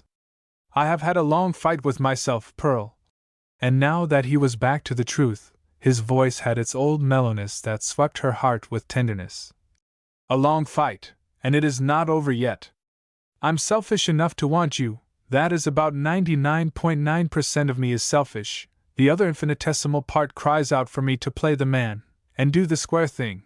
I am making a bad job of this, but maybe you understand. He came over and turned her head around until she faced him. I have begun at the wrong end of this, dear. I talk as if you had said you cared. I have no right to think you do. I should remember you are only a child, and haven't thought about things like this. Oh, haven't I though? She cried eagerly. I've been thinking, all the time. I've never stopped thinking. I've had the loveliest time thinking. The doctor went on in a measured tone, as one who must say the words he hates to utter. All the color had gone from his voice, all the flexibility. It was as hard as steel now, and as colorless as a dusty road. Pearl, I am going to say what I should say, not what I want to say. Supposing I did induce you to marry me now. Suppose I could, in 10 years from now, when you are a woman grown, you might hate me for taking advantage of your youth, your inexperience, your childish fancy for me. I am not prepared to take that risk. It would be a criminal thing to run any chances of spoiling a life like yours. Her eyes looked straight into his, and there was a little muttered cry in them that smote his heart with pity. He had seen it in the faces of little children, his patients, who, though hurt, would not cry. And I am selfish enough to hope that in a few years, when you are old enough to choose, you will think of what I am doing now, and know the sacrifice I am making, and come to me of your own free will. No, I did not intend to say that. I do not mean what I said. The world is yours, Pearl, to choose as you will. I have no claim on you. You start fair. Pearl's cheeks had lost a little of their rosy glow, and her face had taken on a cream whiteness. She stood up and looked at him, with widely opened eyes. A girl of smaller soul might have misunderstood him, and attributed to him some other motive. Though Pearl did not agree with him, she believed every word he had said. Supposing, she said eagerly, that I do not want to start fair, and don't want to be free to choose, supposing I have made my choice, supposing I understand you better than you do yourself, and tell you now that you are not a second-hand doctor, that you are a sun and a shield to this little town and country, just as you have been to me, you bring health and courage by your presence. The people love and trust you. Suppose I remind you that you are not only a doctor, but the one that settles there quarrels and puts terror into the evildoer. Who was it that put the fear into Bill Plunkett when he blackened his wife's eyes, and who was it that brought in the 2 children from the settlement, that were abused by their stepfather, and took the old ruffian's guns away from him and marched him into? That's a job for a second-rate doctor, isn't it? I hear the people talking about you, and I have to turn my back for fear they hear my eyes shouting out, "That's my man you're praising, and here he is, telling me he is a second-rate doctor." Is that what you were when the fever was so bad, and all the Clarks had it at once, and you nursed 6 of them through it? Mrs. Clark says the only undressing you did was to loosen your shoelaces. Don't you see? I know you better than you do yourself. You don't see how big your work is. Is it a small thing to live 6 years in a place and have everyone depending on you, praising you, loving you, and being able to advise them and lead the young fellows any way you like, making men of them, instead of street loafers, and their mothers so thankful they can hardly speak of it? You evidently don't know what we think of you, any of us, and here I am. I don't know when it began with me, the first day I saw you. I think, when I was 12, I've been worshipping you and treasuring up every word you ever said to me. I don't know whether it is love or not, it's something very sweet. It has made me ambitious to look my best, do my best, and be my best. I want to make you proud of me. I will make you proud of me. See if I don't. I want to be with you, to help you, look after you, grow up with you. I don't know whether it is love or not. It is something. There is nothing too hard for me to do if it is for you. Everything, anything would be sweet to me, if you were with me. Is that love? She was standing before him, holding his hand in both of hers, and her eyes had the light in them, the tender, glowing light that seemed to flame blue at the edges, like the coal fire he had watched the night before. Impulsively he drew her to him, and for a moment buried his face in her warm, white neck, kissing the curling strands of her brown hair. "Oh, Pearl!" he cried, drawing away from her. "Oh, Pearl, you're a hard girl to give up. You make me forget all my good resolutions. I don't want to do what I ought to do." I just want you. There was a smothered cry in his voice that smote on Pearl's heart with a sudden fear. Mothers know the different notes in their children's cries, and in Pearl, the maternal instinct was strong. She suddenly understood. He was suffering, there was a bar between them. For some reason, he could not marry her. She grew years older, it seemed, in a moment, and the thought that came into her brain, clamoring to be heard, exultantly, insistently knocking for admission, was this: her mother's pessimistic way of looking at life was right. There were things too good to be true, she had been too sure of her happiness. The thought, like cold steel, lay against her heart and dulled its beating. But the pain in his eyes must be comforted. She stood up, and gravely took the hand he held out to her. Doctor, she said steadily, you are right, quite right, about this. A girl of 18 does not know her own mind. It is too serious a matter. Life is too long. I think I love you. I mean, I thought I did. I know I like to be with you, and all that, but I'm too young to be sure, and I'll get over this all right. You're right in all you say, and it's a good thing you are so wise about this. We might have made a bad mistake, that would have brought us unhappiness. But it has been sweet all the time, and I'm not sorry. We'll just say no more about it now and don't let it worry you. I can stand anything, if you're not worried. He looked at her in amazement, and not being as quick as she, her words deceived him, and there was not a quiver on her lips, as she said, I'll go now, doctor, and we'll just forget what we were saying. They were foolish words. I'm thinking of going north to teach. One of the inspectors wrote me about a school there. I just got his letter today, and he asked me to wire him. I'll be back at the holidays. She put the red tam on her brown hair, tucking up the loose strands, in front of the glass, as she spoke. Manlike, he did not see that her hands trembled, and her face had gone white. He sat looking at her in deep admiration. What a woman you are, Pearl! Broke from his lips. She could not trust herself to shake hands, or even look at him. Her one hope was to get away before her mask of unconcern broke into 1,000 pieces by the pounding of her heart, which urged her to throw her arms around him and beg him to tell her what was really wrong. Oh, why wouldn't he tell her? You'll think of this, dear, he said. In a few years, when you are, I hope, happily married to the man of your choice, and you will have a kindly thought for me, and know I was not a bad sort, you'll remember every word of this, Pearl, and you will understand that what is strange to you now, and you will perhaps think of me, and if not with pleasure, it will at least be without pain. He wanted to give her the roses, which had come just a few moments before she came in, but somehow he could not frame a casual word of greeting. He would send them to her. She was going now. Pearl, dearest Pearl, he cried. I cannot let you go like this, and yet, it's best for both of us. Sure it is, she said, smiling tightly, to keep her lips from quivering. I'm feeling fine over it all. The pain in his voice made her play up to her part. I can't even kiss you, dear, he said. I don't want you to have one bitter memory of this. I want you to know I was square, and loved you too well to take the kiss, which in after life might sting your face when you thought that I took advantage of your youth. A young girl's first kiss is too sacred a thing. Suddenly Pearl's resolution broke down. It was the drawn look in his face, and its strange pallor. She reached up and kissed his cheek.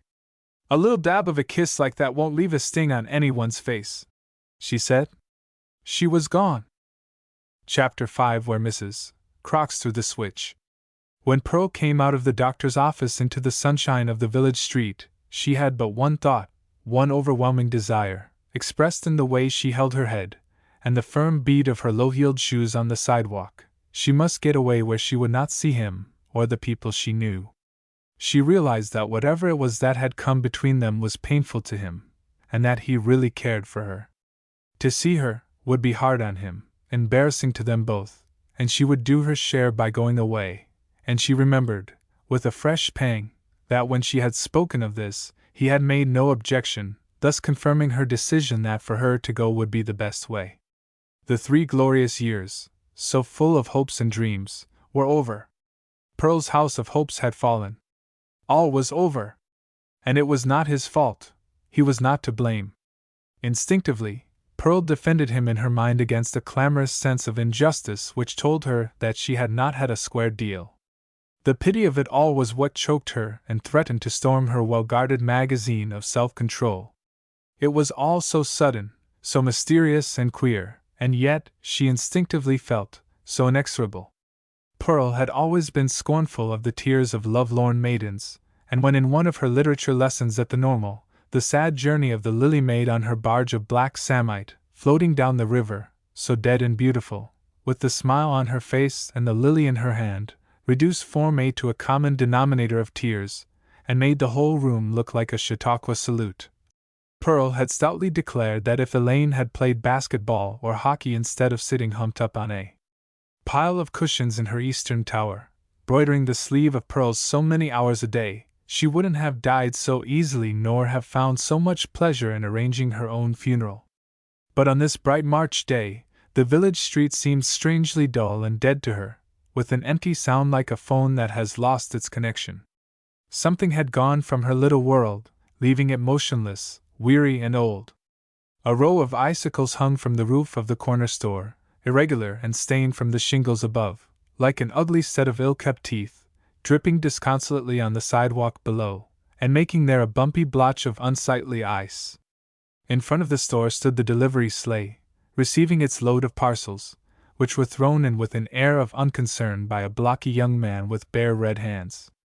The horse stood without being tied, in an apparently listless and melancholy dream. A red and white cow came out of the lane and attempted to cross the slippery sidewalk, sprawling helplessly for a moment, and then with a great effort recovered herself and went back the way she came, limping painfully, the blocky young man hastening her movements by throwing at her a piece of box lid, with the remark that would learn her.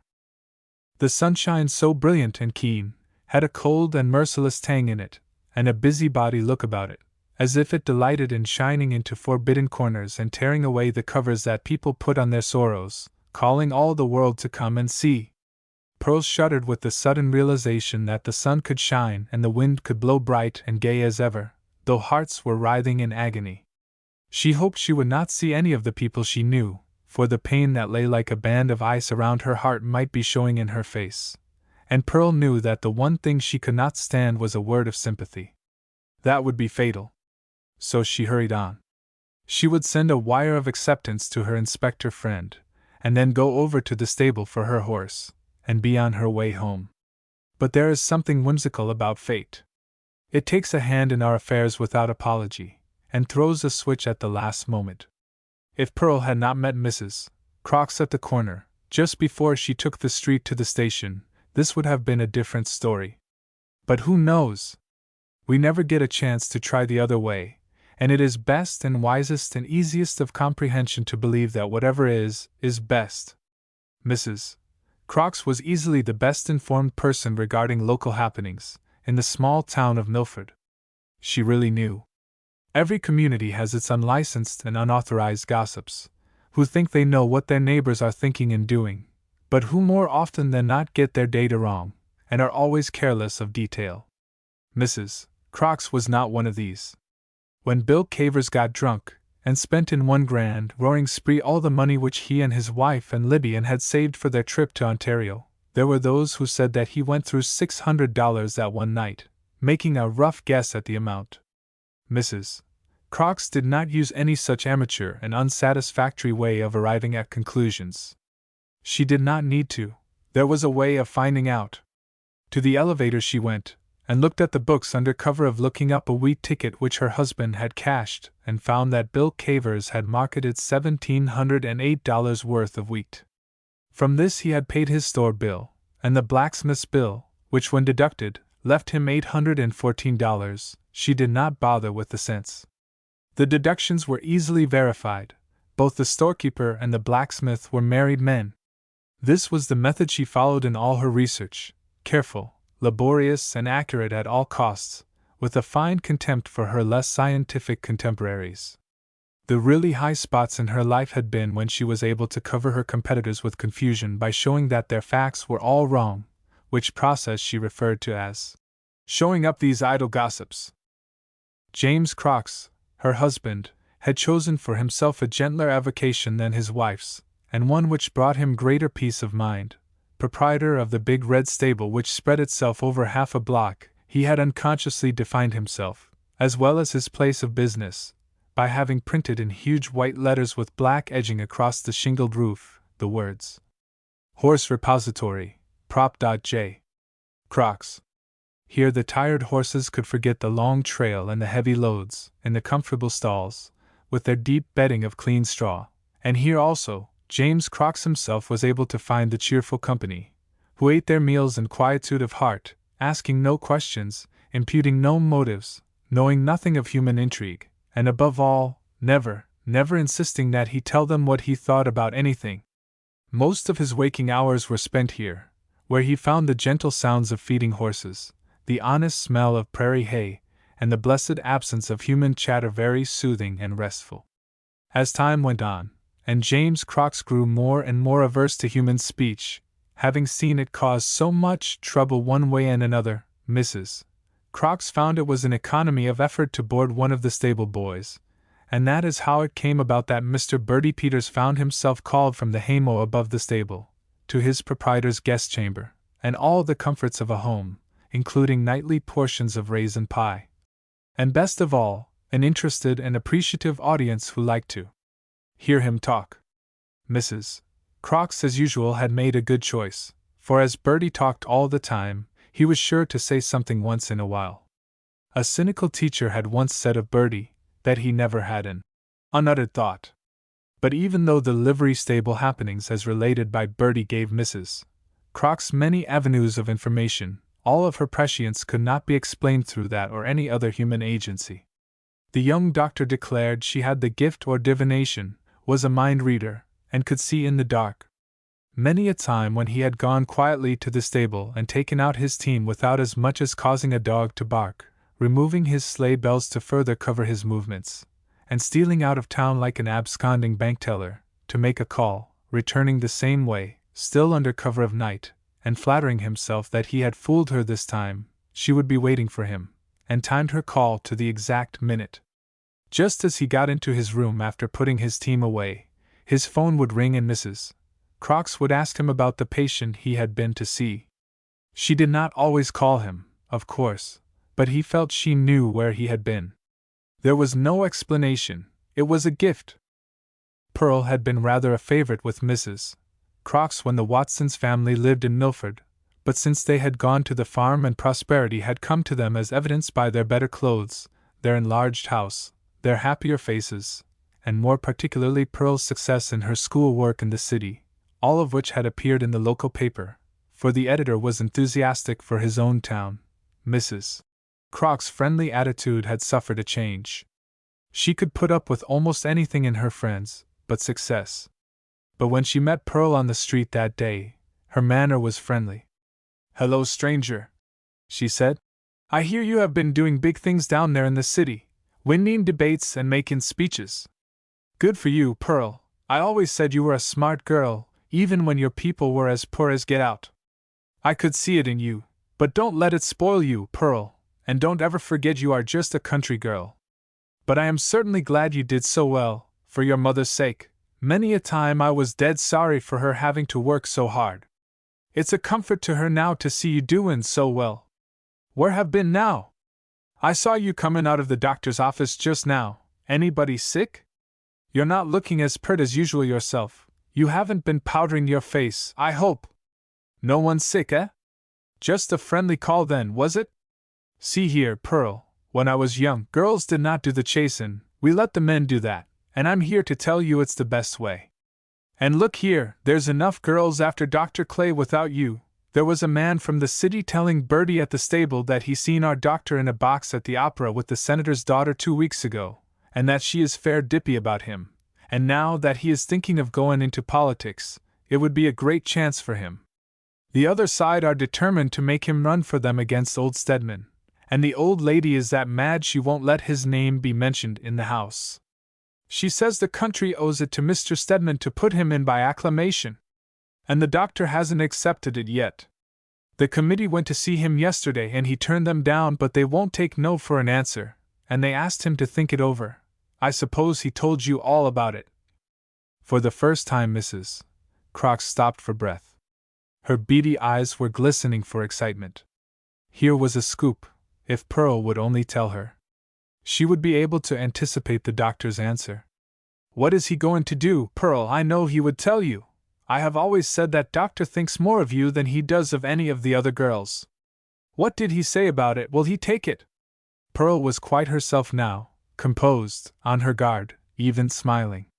I think the doctor would prefer to make his own announcement, she said, and he will make it to the committee. Mrs. Crox's eyes narrowed darkly, and she breathed heavily in her excitement. Did Pearl Watson mean to tell her in as many words to mind her own business? But in Pearl's face there was no guile, and she was going on her way. Don't be in a hurry, Pearl, said Mrs. Crox. Can't you wait a minute and talk to an old friend? I am sure I do not care a pin whether the doctor runs or not. I never was one to think that women should concern themselves with politics. That surely belongs to the men. I have been a homebody all my life, as you know, and of course I should have known that the doctor would not discuss his business with a little chit like you, but dear me, he is one terrible flirt, he cannot pass a pretty face. Of course now he will settle down, no doubt, everyone thinks he will anyway, and marry Miss Keith of Hampton. The Keiths have plenty of money, though I don't believe that counts as much with the doctor as family, and of course they have the blue blood too, and her father being the senator will help. What? Must you go? You're not half as sociable as you used to be when you brought the milk every morning to the back door. You sure could talk then, and tell some of the weirdest things. I always knew you would be something, but if you freeze up like a clam when you meet old friends, it does not seem as if education has improved you. Can't you stay and talk a minute? I could stay, said Pearl. And I can still talk, but I have not been able to talk to you. You see, I do not like to interrupt anyone so much older than myself. When Pearl walked away, Mrs. Crox looked after her with a look of uncertainty on her face. Pearl's words rang in her ears. She's smart, that kid, she's smart, I'll say that for her. There is not a man in town who dare look me in the eye and take a rise like that out of me, but she did it without a flicker. So I know I had her mad or she wouldn't have said it, but wasn't she smooth about it? Then her professional pride asserted itself, reminding her that a slight had been put upon her, and her mood changed. Of all the saucy little jades, she said to herself, with the air of a duchess, and the fine clothes of her. And to think that her mother washed for me not so long ago, and that girl came for the clothes and brought them back again. And now listen to her. You put your foot in it, Pearl, my young lady, when you rub Jane Crox the wrong way, for people cannot do that and get away with it. And remember, I am telling you. When Pearl left Mrs. Crox standing on the street, she walked quickly to the station, but arriving there with the yellow blank in her hand, she found her intention of accepting a school in the north had grown weak and pale. She did not want to go to North, or any place. She suddenly wanted to stay. She would take a school someplace near, and see what was going to happen, and besides, she suddenly thought of this, she must not decide on anything until she saw Mr. Donald, her old teacher, and got his advice. It would not be courteous to do anything until she saw him, and tomorrow was the day he wanted her to go to the school to speak to the children. Why, of course, she could not go, and so Pearl reasoned in that well-known human way of backing herself up in the thing she wanted to do. So she tore off a couple of blank forms and put them in her purse, and asked the agent if he knew how the train from the east was, and he gave her the assurance that it had left the city on time and was hooping it along through the hills at Cardinal when last heard from, and stood a good chance of getting in before night. All the way home, Pearl tried to solve the tangle of thoughts that presented themselves to her, but the unknown quantity, the x, in this human equation, had given her so little to work on, that it seemed as though she must mark it, insufficient data, and let it go. But unfortunately for Pearl's peace of mind, it could not be dismissed in that way. One thing was evident, it was some sudden happening or suggestion that had changed his attitude towards her, for there was no mistaking the tenderness in his messages over the phone the day before. And why did he remember the day at all, if it were only to tell her that she was too young to really know her own mind? The change, Whatever it was, had taken place in the interval of his phoning and her visit, and Mrs. Crocks had said that a committee had gone to see him and offer him the nomination. What difference would that make? The subtle suggestion of the senator's daughter came back to her mind. Was it possible that the Watson family were, what she had once read of in an English story, socially impossible? Pearl remembered the phrase. The thought struck her with such an impact that she pulled her horse up with a jerk, and stood on the road in deep abstraction. She remembered the quarrel she had once had with a girl at school. It all came back in a flash of rage that lit up this forgotten corner of her memory. The cause of the quarrel did not appear in the record, but that the girl had flung it at her that her people were nothing and nobody, her mother a washerwoman and her father a section hand, now stood out in letters of flame. Pearl had not been angry at the time, and she remembered that her only reason for taking out the miserable little shrimp and washing her face in the snow was that she knew the girl had said this to be very mean, and with the pretty certain hope that it would cut deep.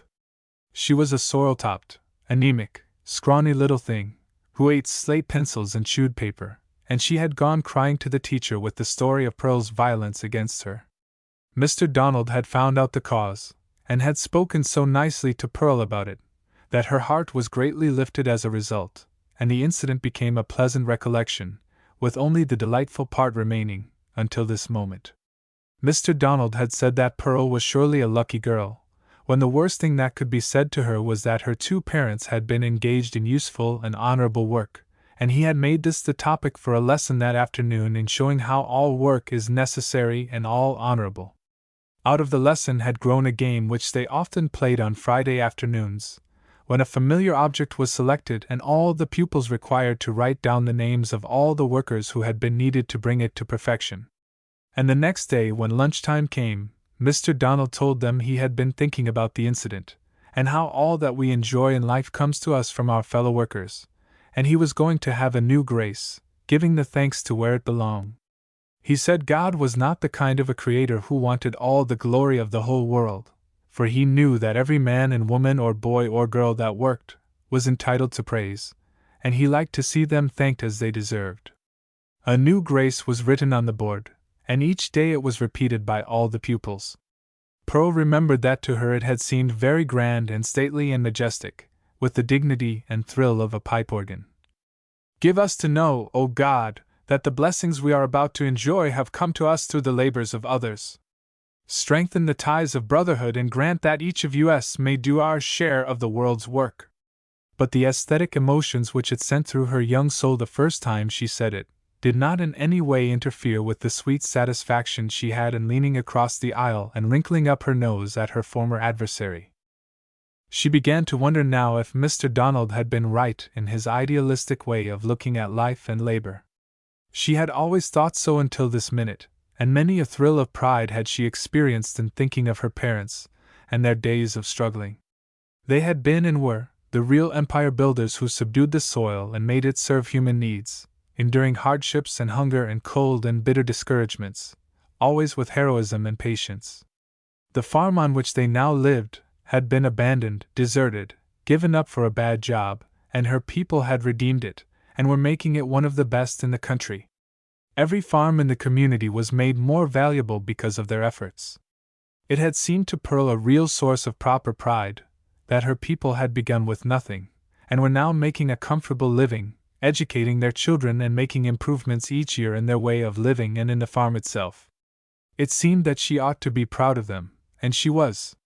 But since she had been away, she learned to her surprise that the world does not give its crowns to those who serve it best, but to those who can make the most people serve them, and she found that many people think of work as a disagreeable thing, which if patiently endured for a while may be evaded ever afterwards, and indeed her mother had often said that she was determined to give her children an education, so they would not need to work as hard as she and their father had. Education then seemed to be a way of escape. Senator Keith, of Hampton, with his 40 sections all rented out, did not work. Miss Keith, his daughter, did not work. They did not need to work, they had escaped. It was quite a new thought to Pearl, and she pondered it deeply. The charge against her family, the slur which could be thrown on them was not that of dishonor, dishonesty, immorality, or intemperance. None of these. But that they had worked at poorly paid, hard jobs, thereby giving evidence that they were not capable of getting easier ones. Hard work might not be in itself dishonorable, but it was a confession. Something in Pearl's heart cried out at the injustice of this. It was not fair. All at once she wanted to talk about it to someone, to everybody. It was a mistaken way of looking at life, she thought. The world, as God made it, was a great, beautiful place, with enough of everything to go around. There is enough land, enough coal, enough oil, enough pleasure and beauty, enough music and fun and good times. What had happened was that some had taken more than their share, and that was why others had to go short, and the strange part of it all was that the hoggish ones were the exalted ones, to whom many bowed, and they, some of them, were scornful of the people who were still working, though if every one stopped working, the world would soon be starving. "It is a good world, just the same," said Pearl, as she looked away to her left, where the Hampton Hills shoved one big blue shoulder into the skyline. "People do not mean to be hard and cruel to each other. They do not understand, that's all. They have not thought. They do not see." From the farmhouses set back in the snowy fields came the cheerful spring sounds of scolding hens and gabbling ducks, with the occasional bark of a dog. The sunshine had in it now no tang of cold or bitterness, for in Pearl's heart there had come a new sense of power, an exaltation of spirit that almost choked her with happiness. Her eyes flashed, her hands tingled, her feet were light as air. Out of the crushing of her hopes, the falling of her house of dreams, had come this inexplicable intoxication, which swept her heart with its baptism of joy. She threw back her head and looked with rapture into the limitless blue above her, with something of the vision which came to Elisha's servant at Dothan when he saw the mountains were filled with the horses and the chariots of the Lord. "It is a good world," she whispered. "God made it, Christ lived in it, and when he went away, he left his spirit. It can't go wrong and stay wrong. The only thing that is wrong with it is in people's hearts, and hearts can be changed by the grace of God." A sudden feeling of haste came over her, a new sense of responsibility. There were so many things to be done. She roused the fat pony from his pleasant dream, to a quicker gait, and drove home with the strange glamour on her soul. Chapter 6 Red Roses. When Pearl rode into the farmyard, she saw her brother Tommy coming in great haste across the fields, waving his arms to her with every evidence of strong excitement. The other children were on their way home, too, but it was evident that Thomas had far outrun them. Tommy had a tale to tell. "There is going to be real doin's at the school on Friday," he cried, as soon as he was within calling distance of her. "Mr. Donald has asked all the big people, too, and the people from Purple Springs, and the women are going to bring pies and things, and there will be eats, and you are to make the speech, and then maybe there will be a football match, and you can talk as long as you like, and we are all to clap our hands when your name is mentioned and then again when you get up to speak, and it's to be Friday." Tommy told his story all in one breath, and without waiting to get a reply, he made his way hurriedly to the barn where his father and Teddy were working. There he again told it, with a few trifling variations. "You are all to come, and there will be a letter tomorrow telling you all about it, but it is a real big day that is going to be at school, and all the big people, too, and it is to hear Pearl talk about what she saw and heard in the city. And there will be cakes and stuff to eat, and the Tuckers said they would not come, and Jimmy said dare you to stay away, and they did not take his dare." Teddy, in true brotherly fashion, professed some doubts of the success of the undertaking. "Pearl is all right to talk around home, but gee whiz, I don't believe she can stand right up and talk like a preacher. She'll forget what she was going to say. I couldn't say 2 words before all those people." John Watson went on with the fanning of the wheat. He had stopped the mill only long enough to hear Tommy's message, and Teddy's brotherly apprehensions. He made no comment. But a close observer would have noticed that he worked a little faster, and perhaps held his shoulders a little straighter. They had grown stooped in the long days when he worked on the section. Although his shoulders had sagged in the long hard struggle, there had always burned in his heart the hope that better days would come, and now the better days were here. The farm was doing well. Every year they were able to see that they were making progress. The children were all at school, and today, today Pearlie was asked to speak to all the people in the neighborhood. Pearlie had made a name for herself when she got the chance to get out with other boys and girls. It was a proud day for John Watson, and his honest heart did not dissemble the pride he felt in his girl. Pearl herself had a momentary feeling of fear when she heard the plans that were being made. The people she knew would be harder to speak to than strangers. But the exaltation that had come to her heart was still with her, and impelled her to speak. There were things which should be said, great matters were before the country.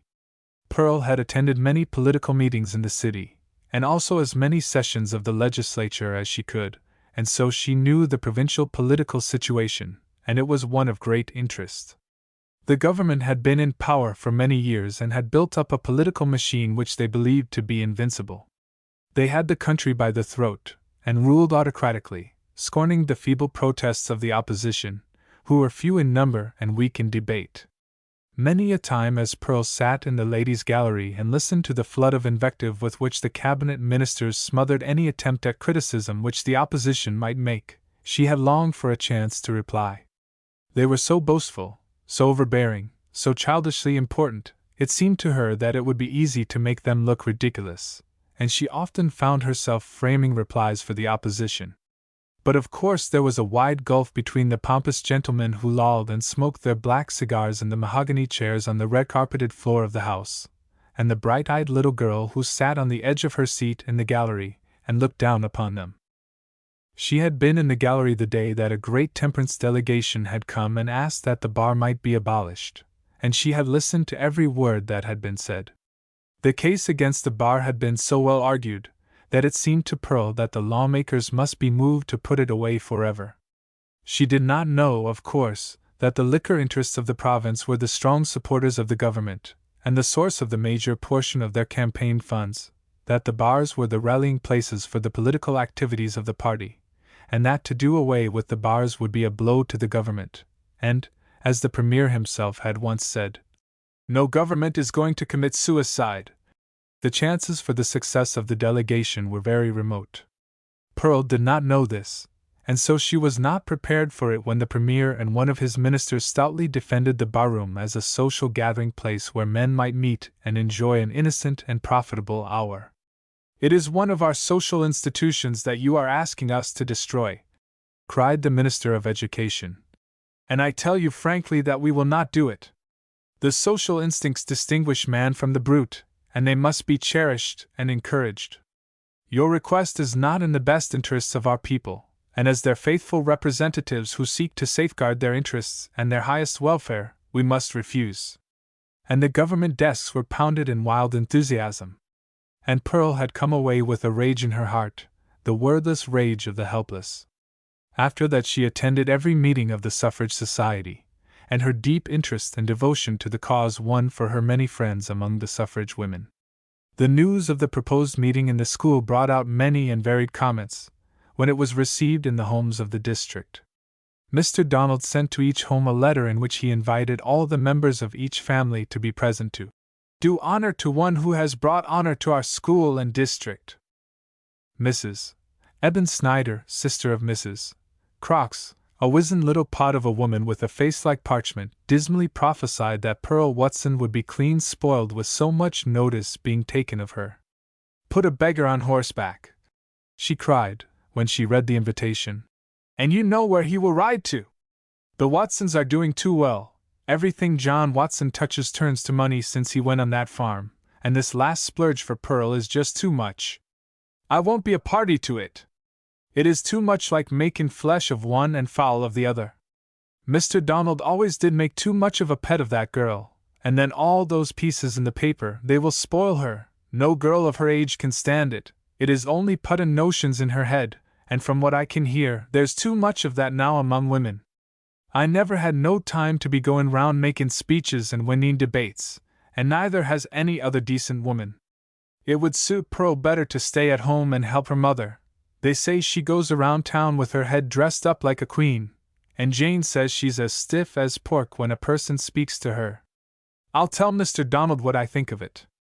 At the Stedman home, the news of the meeting had a happier reception, for Mr. Stedman, who was the local member of Parliament, was asked to preside, and as the elections were likely to take place before the year was out, he was glad of this chance to address a few remarks to the electors. He had been seriously upset ever since he heard that the young doctor was to be offered the nomination for the Liberals. That would complicate matters for him, and make it imperative that he should lose no opportunity of making himself agreeable to his constituents. Before the news of the meeting was an hour old, Mr. Stedman had begun to arrange his speech, and determined that he would merely make a few happy random extempore remarks, dashed off in that light, easy way which careful preparation can alone ensure, and Mrs. Stedman had decided that she would wear her purple silk with the gold embroidery, and make a Prince of Wales cake and a batch of lemon cookies. Some of them put together with a date paste, and the rest of them just loose, with maybe a date or a raisin in the middle. Mrs. Watson was in a state of nerves bordering on stage fright, from the time that Tommy brought home the news, a condition which Pearl did her best to relieve by assuming a nonchalance which she did not feel, regarding the proposed speech. "Whatever will you talk about, Pearlie dear?" her mother cried in vague alarm. And to all them people, "I don't think the teachers should have asked ye. You could do all right with just the scholars, for any bit of nonsense would ha' done for them, but you will have to mind what you are saying before all the grown people." Pearl soaked the beans for tomorrow's cooking, with an air of unconcern. "Making a speech is nothing, Ma," she said, "when a person knows how. I have listened to the cabinet ministers lots of times, and there's nothing to it. It is just having a good beginning and a fine flourish at the end, with a verse of poetry and the like of that. It does not matter what you say in between. I have heard the Premier speak lots of times, and they go crazy over him and think he is a wonderful speaker. He tells how he was once a farmer's boy and wandered happily over the pasture fields in his bare feet, and then how he climbed the ladder of fame, rung by rung.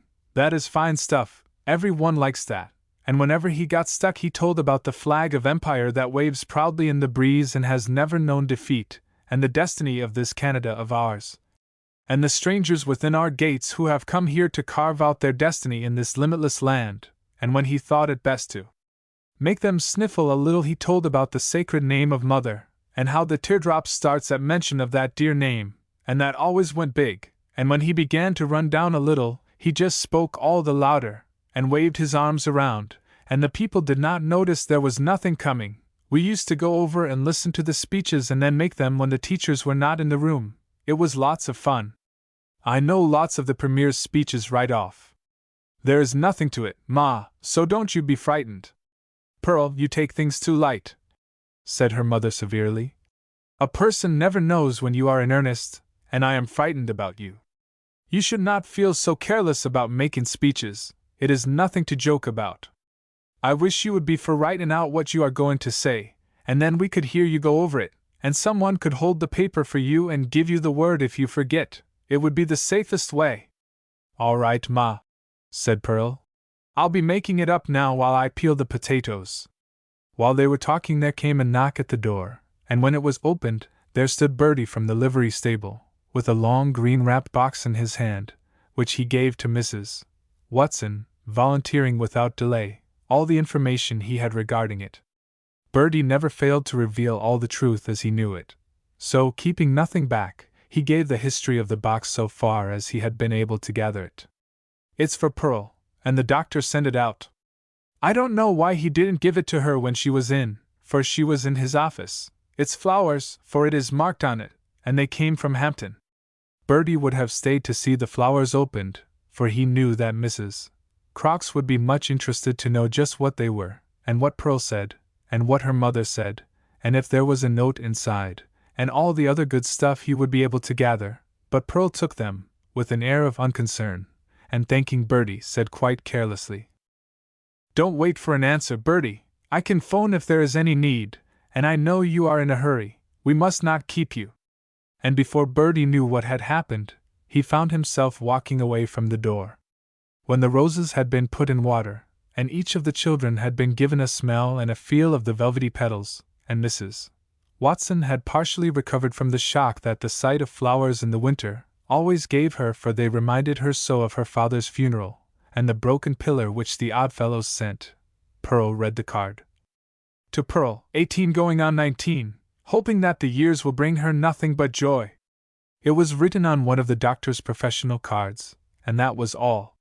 But looking again into the envelope, there was a folded note which she did not read to the assembled and greatly interested group. When she was alone in the little beamed room upstairs, she read it. Dear Pearl, I forgot to give you the roses when you were in this afternoon. Accept them now with my deep affection. You have been a bright spot in my life, and you will always be that, like a red rose in a dull room. Your success will always be very dear to me, and my prophecy is that you will go far. I will always think of you with deepest admiration and pride. Ever yours, Horace Clay. Pearl read it twice, then impulsively pressed it to her cheek. It sounds like goodbye, she said with her lips trembling. It sounds like the last of something. Why won't he tell me? It is not like him. A wither of loneliness went over her face as she clasped the note between her hands. I don't believe it is that, she said fiercely. I won't believe it. Mrs. Croc's words were taunting her. The doctor thinks more of blue blood than he does of money, and if he goes into politics it will mean a lot to him to be related to the senator. An overwhelming rage was in Pearl's heart, in spite of her determination not to believe the suggestion. A blind, choking rage. It was all so unfair. My dad is more of a man than Senator Keith, she said to herself. For all his fine clothes and his big house, he was nothing but a healer for the party, and was made senator because there was no dirty job that he would not do to get votes for them. I know how he bought liquor for the Galicians and brought them in by the carload to vote, like cattle, and that's blue blood, is it? Sure it is. You can see it in his shot silk face and his two bad old eyes swollen like oysters. If the doctor wants him, he can have him, and it's blamed little frettin' I'll do. My dad eats with his knife, does he? All right, he bought the knife with honest money, and he earned what's on it too. All the dirty money they have would not buy him, or make him do a mean trick to anyone. I am not ashamed of him. He suits me, and he can go on eating with his knife and wearing his overalls and doing anything he wants to do. He suits me. When Pearl went back to the kitchen, her father was taking off his smock. Supper was ready, and he and Teddy had just come in. The dust of the fanning mill was on his face and his clothes. His unmittened hands were red and rough, and bore traces of the work he had been doing. In his hair were some of the seeds and straws blown out by the mill. There was nothing very attractive about John Watson, unless it was his kindly blue eye and the humorous twist of his mouth, but in Pearl's heart there was a fierce tenderness for her father, a protective love which glorified him in her eyes. Did you hear the news, Pa? She cried, as she impulsively threw her arms around his neck. Did you know that I am going to speak in the school, and they are all coming out to hear me? Are you glad, Pa, and do you think I can do it? Her burning cheek was laid close to his, and he patted her shoulder lovingly. Do I think you can do it, Pearlie? That I do. You can do whatever you go at. I always knew that. Pearl, child, cried her mother, don't be hugging your pa like that, and you with your good dress on. Don't you see the dust and dirt on him? You will ruin your clothes, child. Pearl kissed him again, and gave him one more hug, before she said, It is clean dirt, Ma, and it will brush off, and I just couldn't wait, but sure, and it's clean dirt anyway. It is gettin' colder, said John Watson, as he hung up his smock behind the door. Our spring is over for a while, I think. I saw 2 geese leggin' it back as fast as they could go, and each one scoldin' the other one. We'll have a good spell or winter yet, I am afraid, in spite of our 2 warm days and all the signs of spring. Weather like you is too good to last, said Mrs. Watson complacently. I knew it wasn't the spring, it was too good to last. Pearl went to the window and looked out. Already there was a thread of snow in the whining wind, and as she watched, a stray flake struck the window in front of her.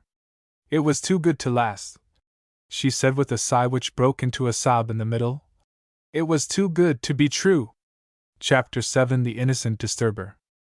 If there was any lack of enthusiasm among the parents, it had no reflection in the children's minds, for the Chicken Hill School, after the great announcement, simply pulsated with excitement. Country children have capabilities for enjoyment that the city child knows nothing about, and to the boys and girls at Chicken Hill the prospect of a program, a speech from Pearl Watson, and a supper, was most alluring. Preparations were carried on with vigor. Seats were scrubbed by owners, and many an ancient landmark of ink was lost forever. Frayed window blinds that had sagged and dropped, and refused to go up or down, were taken down and rolled and put back neat and even, and the scholars warned not to touch them. The stove got a rubbing with old newspapers. Mousy corners of desks were cleaned out, and objectionable slate rags discarded. Blackboards were cleaned and decorated with an elaborate maple leaf stencil in green and brown, and a heroic battle cry of, "O Canada, we stand on guard for thee," executed in flowing letters in the middle. Mary Watson was the artist, and spared no chalk in her undertaking, for each capital ended in an arrow, and had a blanket of dots which in some cases nearly obliterated its identity. But the general effect was powerful. The day before, every little girl had her hair in tight braids securely knotted with woolen yarn. Boudoir caps were unknown in the Chicken Hill School, so the bare truth of these preparations were to be seen and known of all. Maudie Stedman had her 4 curls set in long rags, fastened up with pins, Mrs. Stedman having devised a new, original way of making Maudie's hair into large, loose, natural curls, which were very handsome, and not until this day did Mrs. Stedman show to the public the method of setting. Mr. Donald had placed all details of the entertainment in the hands of Mary Watson and Maudie Stedman, and no 2 members of a house committee ever worked harder, or took more pleasure in making arrangements. "Let's not ask the pipers, they're dirt poor," said Maudie, when they sat down at noon to make out the list of providers. "Indeed we will," said Mary, whose knowledge of the human heart was most profound. "If people are poor, that's all the more reason why they would be easily hurt, and it's not nice for us to even know that they are poor. We'll ask them, you bet, and Mrs. Piper will bring something. Besides, if we didn't ask them to bake, they wouldn't come, and that's the way rows start in a neighborhood. We'll manage it all right, and if there are any sandwiches left over, we'll send them to the smaller children, and the Pipers will come in on that. It ain't so bad to be poor," concluded Mary, out of her large experience, "but it hurts to have people know it." When Pearl, with her father and mother, arrived at the school on the afternoon of the meeting, it came to her with a shock how small the school was, and how dreary. Surely it had not been so mouse-gray and shabby as this when she had been there. The paint was worn from the floor, the ceiling was smoked and dirty, the desks were rickety and uneven, the blackboards gray. The same old map of North America hung tipsily between the blackboards. It had been crooked so long that it seemed to be the correct position, and so had escaped the eye of the house committee, who had made many improvements for this occasion.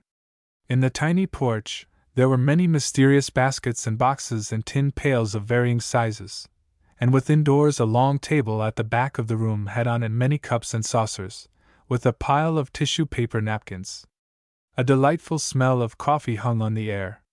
Pearl wore her best brown silk dress, with a lace collar and cuffs set contributed the Christmas before by her Aunt Kate from Ontario, and at her waist, one of the doctor's roses. The others had been brought over by Mary, and were in a glass jar on the tidy desk, where they attracted much attention and speculation as to where they had come from. They seemed to redeem the bare schoolroom from utter dreariness, and Pearl found herself repeating the phrase in the doctor's letter, "like a rose in a dark room." The children were hilariously glad to see Pearl, and her lightness of heart came back to her, when a group of them gathered around her to receive her admiration and praise for their beautifully curled hair, good clothes, and hair ribbons. Bits of family history were freely given to her too, such as Betty Freeman's confidential report on her mother's absence, that she dyed her silk waist, and it streaked, and she dyed it again, and just as soon as she could get it dry, she would come, streaks or no streaks, and would Pearl please not be in a hurry to begin. Then the meeting was called to order, and the smaller children were set like a row of gaily colored birds around the edge of the platform, so their elders could sit on their little desks in front, and the schoolroom was filled to its last foot of space. There were about a dozen chairs for the older people. Pearl had gone to the back of the room to speak to the old gardener from Stedman's farm, a shy old man, who just naturally sought the most remote corner for his own. Her affectionate greeting brought a glow into his face, that set Pearl's heart throbbing with joy. "It's good to see you, Pearl," he said. "You look like a rose to me, and you don't forget an old friend." Pearl held the hard old gnarled hand in her own, and her heart was full of joy. The exaltation of the day she rode home was coming to her. Love was the power that could transform the world. People everywhere, all sorts of people, craved love and would respond to it. "If I can cheer up poor old Bill Murray, and make him look like this, with a glisten in his eyes, I'm satisfied," she thought. To Mr. Donald, Pearl looked like a rose, too, a rose of his own growing, and his voice trembled a little when he called the meeting to order, and in his stately way bade everyone welcome. "I am going to hand over the meeting to Mr. Stedman in a moment," he said. "But before I do, I wish to say that the Chicken Hill School is very proud today to welcome one of its former pupils, Miss Pearl Watson." At this, the gaily colored company who boarded the platform burst into ecstatic hand-clapping, in which the older members joined rather shamefacedly. Demonstrations come hard to prairie people. "The years she spent in this school were delightful years to me," went on Mr. Donald. "She helped me with the younger children, she helped me to keep up enthusiasm for the work, she helped me to make life pleasant for all of us, she did more, she helped me to believe that life is worth the struggle, she helped me to believe in myself." I was not surprised that Pearl made a record in her work in the city, she could not fail to do that. She is in love with life, to me, she is the embodiment of youth, with all its charms and all its promise. I have wanted to hear her impressions of the city. Nothing, to her, is commonplace, she sees life through a golden mist that softens its sharp outlines. I am glad that everyone could come today and give a welcome home to our first graduate from Chicken Hill School. This threatened to dislodge the seating arrangement on the platform, for in their enthusiastic applause, the Blackburn twins, on account of the shortness of their legs and the vigor of their applause, lost their balance and fell. But they bore it well, and were restored without tears. The excitement was so great that no one of the young row would have known it if they had broken a bone. "And now I will ask our local member, Mr. Stedman, to take charge of the meeting, and give the neighborhood's welcome to our first graduate." Then Mr. Stedman arose. He was a stout man, with a square face, and small, beady black eyes and an aggressive manner, a man who felt sure of himself, who knew he was the center of his own circle. There was a well-fed, complacent look about him too which left no doubt that he was satisfied with things as they were, and would be deeply resentful of change. There was still in his countenance some trace of his ancestors' belief in the divine right of kings. It showed in his narrow, thought-proof forehead, and a certain indescribable attitude which he held toward others, and which separated him from his neighbors. Instinctively, the people who met him knew he lacked human sympathy and understanding, but he had a hold on the people of his constituency, for through his hands went all the government favors and patronage. Anyone who wanted a telephone had to see Mr. Stedman. The young people who went to the city to find employment were wise to see Mr. Stedman before they went. So although he was not liked, he had a prestige which was undeniable. Mr. Stedman began his remarks by saying how glad he was to be offered the chair on this glad occasion. He always liked to encourage the young, and he believed it our duty to be very tolerant and encouraging to youth. The boundaries of the platform began to wriggle. They had heard Mr. Stedman before. He often came in and made speeches, but he never brought any oranges, or peanuts, or even farmers mixed. "Youth is a time of deep impressions," went on the chairman. "Wax to receive, granite to retain." Youth was the time of learning, and he hoped every boy and girl in his presence would earnestly apply himself and herself to their books, for only through much study could success be attained. That is what put him where he was today. More wriggles, and some discussion at his feet. He was glad to know that one of Mr. Donald's pupils had been able to do so well in the city. 3 cheers for the country. He had always believed it was the best place to be brought up, and was glad to say that he, too, had spent his youth on a farm. Most of the successful men of the world came from the farms. He believed absolutely in education for women, education of a suitable kind, and believed there was a definite place for women in the world, a place which only women could fill. That place was the home, the quiet precincts of home, not the hurly-burly of politics. That was man's sphere, and a hard sphere it was, as he knew well. He didn't wish to see any woman in such a hard life, with its bitter criticism and abuse. He was sorry to notice that there was a new agitation among women in the city. It had come up in the session just closed, that women wanted to vote. Mr. Stedman threw out his hands with a gesture of unconcern. Well, I say, let them vote. If they want to, let them run the whole country. We'll stay at home. It's time we had a rest anyway. A little dry cackle of laughter went over the room at this, in which Mr. Donald did not join, so it got no support from the pupils of Chicken Hill, who faithfully followed their teacher's lead. Mr. Stedman went on blithely. I am old-fashioned enough to want my wife to stay at home. I like to find her there when I come home. I don't want her to sit in Parliament. She hasn't time, for one thing. Mrs. Stedman sat in front, with the purple plume in her hat nodding its approval. And I say it in all kindness to all women, they have the ability. They have ability of their own, but not that kind. Parliaments are concerned with serious, big things. This year, the program before our provincial parliament is good roads. We want every part of this province to enjoy the blessing of good roads over which they can bring their produce to market, binding neighborhoods together in the ties of friendship.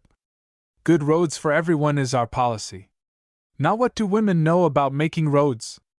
They are all right to go visiting over the roads after they are built, but how much good would they be in building them? This was greeted with another scattered rattle of laughter, followed by a silence, which indicated intense listening. Even the restless edging of the platform knew something was happening, and listened. Our opposition is coming forward with a foolish program of fads and fancies. They want the women to have the vote. They want to banish the bar. They want direct legislation. These are all radical measures, new, untried, and dangerous. With women voting, I have no sympathy, as I said. They are not fitted for it.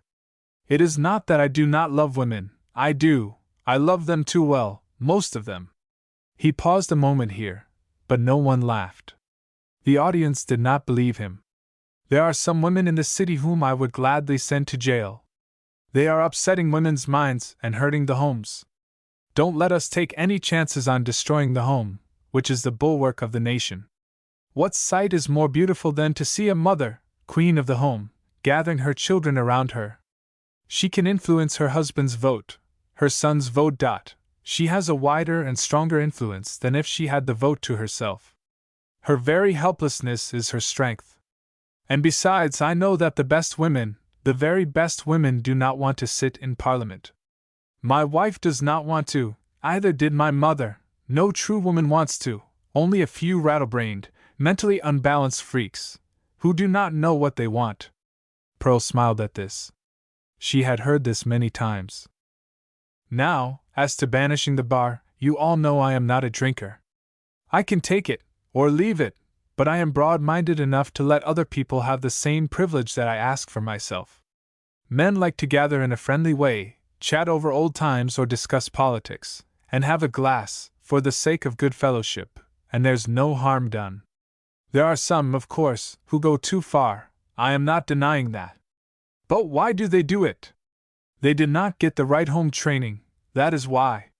In the sacred precincts of home, the child can be taught anything, that's the mother's part, and it is a more honorable part than trying to ape men, and wear the pants. This brought a decided laugh, though if Mr. Stedman had been sensible to thought currents, he would have felt twinges in his joints, indicating that a storm was brewing. But he was having what the preachers call a good time, and went merrily on. Direct legislation is a dangerous thing, which would upset representative government. It is nothing less than rabble rule, letting the ignorant rabble say what we are to do. Our vote is too wide now, as you know, when every Tom, Dick, and Harry has a vote, whether they own an inch of ground or not. Your hired man can kill your vote, though you own a township of land. Do you want to give him more power? I think not. Well, if the opposition ever get in power, the women and the hired men, and even the foreigners will run the country, and it will not be fit to live in. We're doing all right now. Our public buildings, our institutions are the best in Canada. We have put the flag on every schoolhouse in the country. We have good, sane, steady government, let us stick to it. I believe that the next election will see the good ship come safely into port with the same old skipper on the bridge, and the flag of empire proudly furling its folds in the breeze. We have no fears of the fads and fancies put forward by short-haired women and long-haired men. That being the end of his speech, the place where his superior always sat down, amidst thunderous applause. Mr. Stedman sat down, too, forgetting that he had been asked to be the chairman, and introduced Pearl. The applause which followed his remarks was not so vociferous as he had expected, partly because there were no especially instructed clappers. No one was very enthusiastic, except Mrs. Stedman, who apparently agreed with all he said. Rising to his feet again, he said, "The good ladies have bountifully provided for our needs today. What would we do without the ladies? But before we come to that very interesting item on our program, we are going to hear from Pearl Watson. Pearl Watson is one of the girls who has taken full advantage of our splendid educational system, than which there is none better in Canada, or in the world. As a member of the legislature, I am justly proud of our Department of Education, and today we will be entertained by one of our own products, Pearl Watson, on whom we might well hang the label Made in Canada. I do not know whether she intends to say a piece, or what, but bespeak for her a respectful and courteous hearing." Mr. Stedman sat down, adjusting his gold and blue tie, and removed his glasses, which he put away in a large leather case that closed with a snap. His attitude indicated that the real business of the day was over, now that he had spoken. Pearl came forward and stepped to the platform, displacing temporarily one of the twins, to make a space where she might step. Having restored him safely, she turned to the people. There was a smile in her eyes that was contagious. The whole roomful of people smiled back at her, and in that moment she established friendly relations with her audience.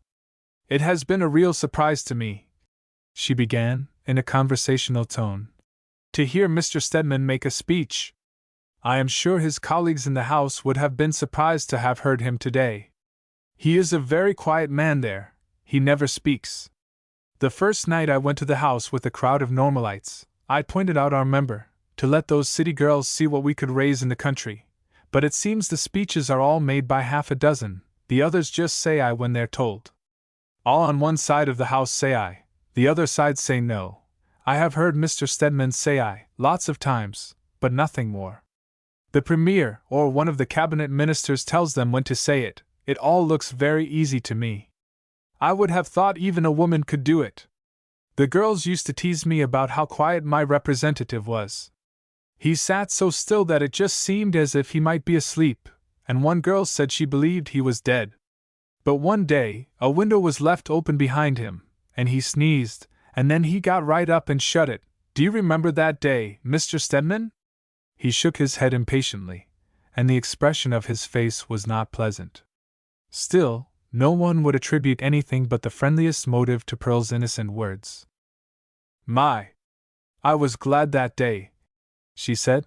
"When you sneezed, it was a quick stop to the rumor, I tell you, and I never heard any more about it. I am sorry Mr. Stedman is not in favor of women voting, or going to Parliament, and thinks it too hard for them. It does not look hard to me. Most of the members just sit and smoke all the time, and read the papers, and call the pages.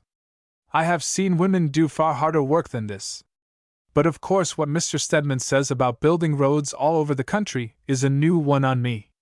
I did not know that the members were thinking of doing the work. But I guess they would be glad to get out and do something after sitting there all cramped up with their feet asleep for the whole winter. Still, I remember when Mr. Stedman was councillor here, and there was a bridge built over Pine Creek, he only let the contract. He did not build it, it was his brother who built it." There was a queer thrill in the audience at this, for Bill Stedman had got the contract, in spite of the fact that he was the poorest builder in the country, and the bridge had collapsed inside of 2 years. George Stedman winced at her words. But Pearl, apparently innocent of all this, went on in her guileless way. "I think Mr. Stedman is mistaken about women not wanting to sit in Parliament. He perhaps does not know what it feels like to stand over a washtub, or an ironing board, or cook over a hot stove. Women who have been doing these things long would be glad to sit anywhere. There was a laugh at this, in which Mr. Stedman made a heroic attempt to join, shaking his head as he did so, to counteract any evil effect which the laugh might cause. But I did not intend to speak of politics, said Pearl. I intended to tell you how glad I am to be back to Chicken Hill School, and how good home looks to me. No one knows how to appreciate their home until they have left it, and gone away where no one cares particularly whether you are sick or well, happy or miserable. Do you boys find it pretty hard to wash your necks, and you wish your mother hadn't such a sharp eye on you? Be glad you have someone who thinks enough of you to want your neck to be clean. You hate to fill the wood box, do you? Oh, I know what a bottomless pit it is, and how the old stove just loves to burn wood to spite you. But listen! By having to do what you do not want to do, you are strengthening the muscles of your soul, and getting ready for a big job. Having to do things is what makes us able to do more. Did you ever wonder why you cannot walk on water? It is because water is so agreeable, it won't resist you. It lets you have your own way. The teachers at the Normal talk to us every Friday afternoon about our social duties, and rural leadership and community spirit and lots of things. They told us not to spend our time out of school tatting and making eyelet embroidery, when there were neighborhoods to be awakened and citizens to be made. That suits me fine, for I can't tat anyway. One of the girls tried to show me, but gave it up after 3 or 4 tries. She said some could learn, and some couldn't. It was heredity, or something. Anyway, Dr. McLean said teachers were people who got special training for their work, and it was up to them to work at it, in school and out. He said that when we went out to teach, we could be a sort of social cement, binding together all the different units into one coherent community, for that's what was needed in Canada, with its varied population. 1/3 of the people in Canada do not speak English, and that's a bad barrier, and can only be overcome by kindness. We must make our foreign people want to learn our language, and they won't want to unless they like us. He said Canada was like a great sand pile, each little grain of sand beautiful in its own way, but needing cement to bind it to other grains, and it was for us to say whether we would be content to be only a sand pile, or would we make ourselves a beautiful temple. I wish I could give it all to you. It was great to hear him. He said no matter how fine we were as individuals, or how well we did our work, unless we had it in our hearts to work with others, and for others, it was no good. If we lacked social consciousness, our work would not amount to much. I thought of our old crumply horned cow. She always gave a big pail of milk, but if she was in bad humor, she would quite likely kick it over, just as the pail was full. I used to think maybe a fly had stung her, but I guess what was really wrong was that she lacked social consciousness. She did not see that we were depending on her. That's why the liquor traffic is such a bad thing, and should be outlawed. Individuals may be able to drink, and get away with it, but some go under, some homes are made very unhappy over it. If we have this social consciousness, we will see very clearly that the liquor traffic must go. No matter how much some people will miss it. If it isn't safe for everybody, it isn't safe for anybody. I used to wish Dr. McLean could talk to the members of Parliament. He told us one of the reasons that the world had so many sore spots in it was because women had kept too close at home. They were beginning to see that in order to keep their houses clean, they would have to clean up the streets, and it was this social consciousness working in them that made them ask for the vote. They want to do their share, outside as well as in. There was a woman who came and talked to us one day at the Normal. She is the editor of the women's section of one of the papers, and she put it up to us strong that there was work for each of us. We had to make a report of her address, and so I remember most of it. She said that Canada is like a great big, beautiful house that has been given to us to finish. It is just far enough on so that you can see how fine it is going to be, but the windows are not in, the doors are not hung, the cornices are not put on. It needs polishing, scraping, finishing. That is our work. Every tree we plant, every flower we grow, every clean field we cultivate, every good cow or hog we raise, we are helping to finish and furnish the house and make it fit to live in. Every kind word we say or even think, every gracious deed, if it is only thinking to bring out the neighbor's mail from town, helps to add those little touches which distinguish a house from a barn. We have many foreign people in this country, lonesome, homesick people. Sometimes we complain that they are not loyal to us, and that is true. It is also true that they have no great reason to be loyal to us. We are not even polite to them, to say nothing of being kind. Loyalty cannot be rammed down anyone's throat with a flagpole. Mr. Stedman cleared his throat at this, and seemed about to speak, but she went on without noticing. Loyalty is a gentle growth, which springs in the heart. The seeds are in your hands and mine. The heart of our foreign people is the soil. The time of planting is now, and the man or woman who by their kindness, their hospitality, their fair dealing, honesty, neighborliness, makes one of the least of these think well of Canada, is a master builder in this empire. If we do not set ourselves to finish the house, you know what will happen to it.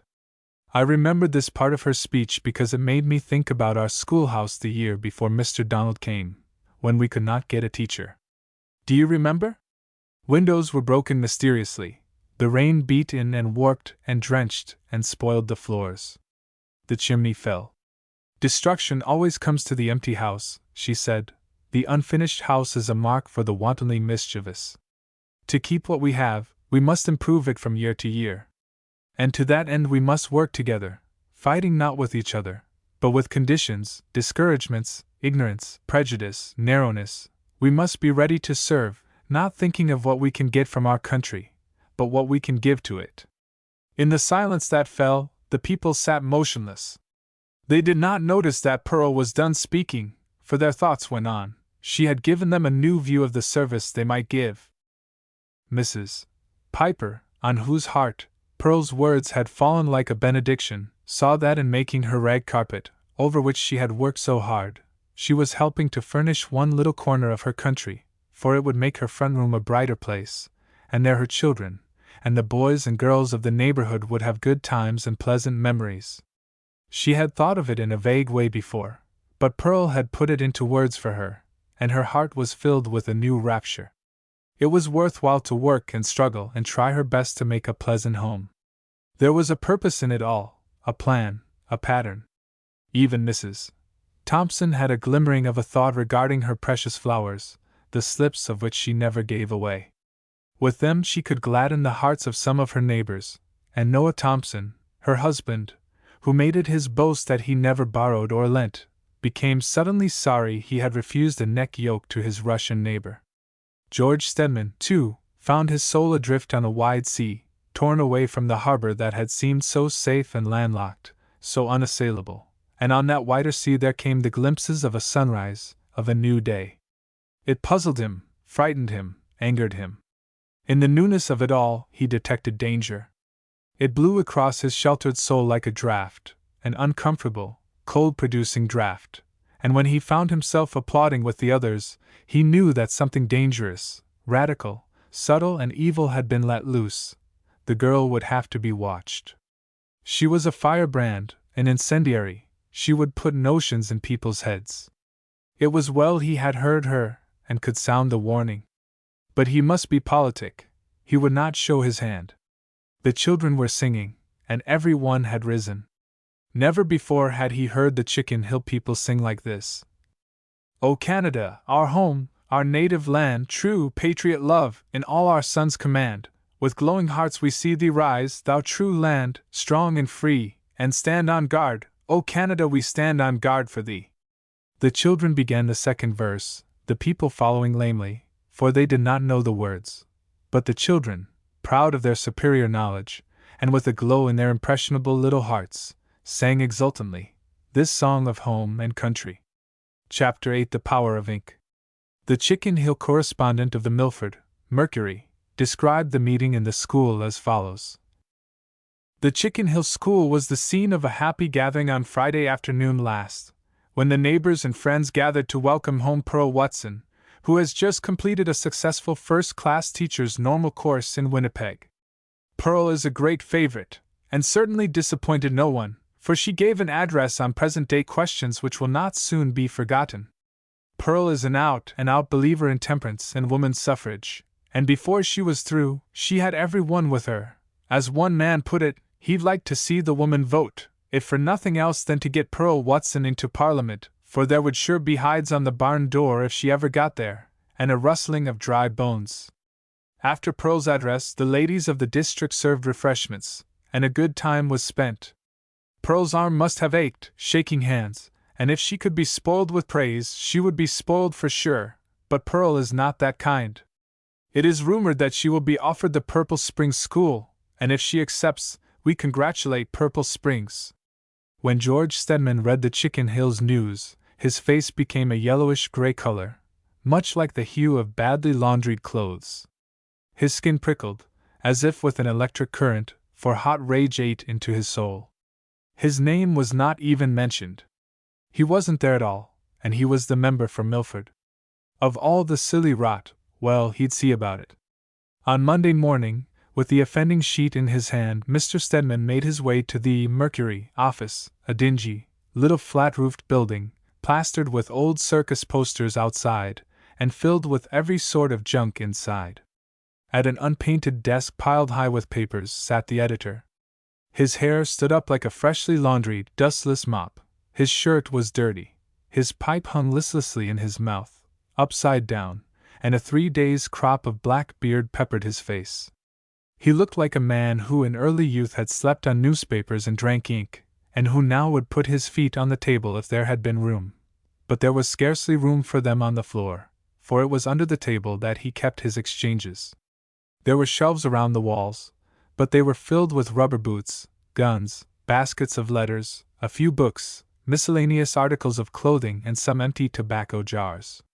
So, on account of the congested condition on and under the table, Mr. Driggs was forced to sit in an uncomfortable position, with his legs and those of the table artistically entwined. Mr. Stedman began, without replying to the editor's friendly greeting.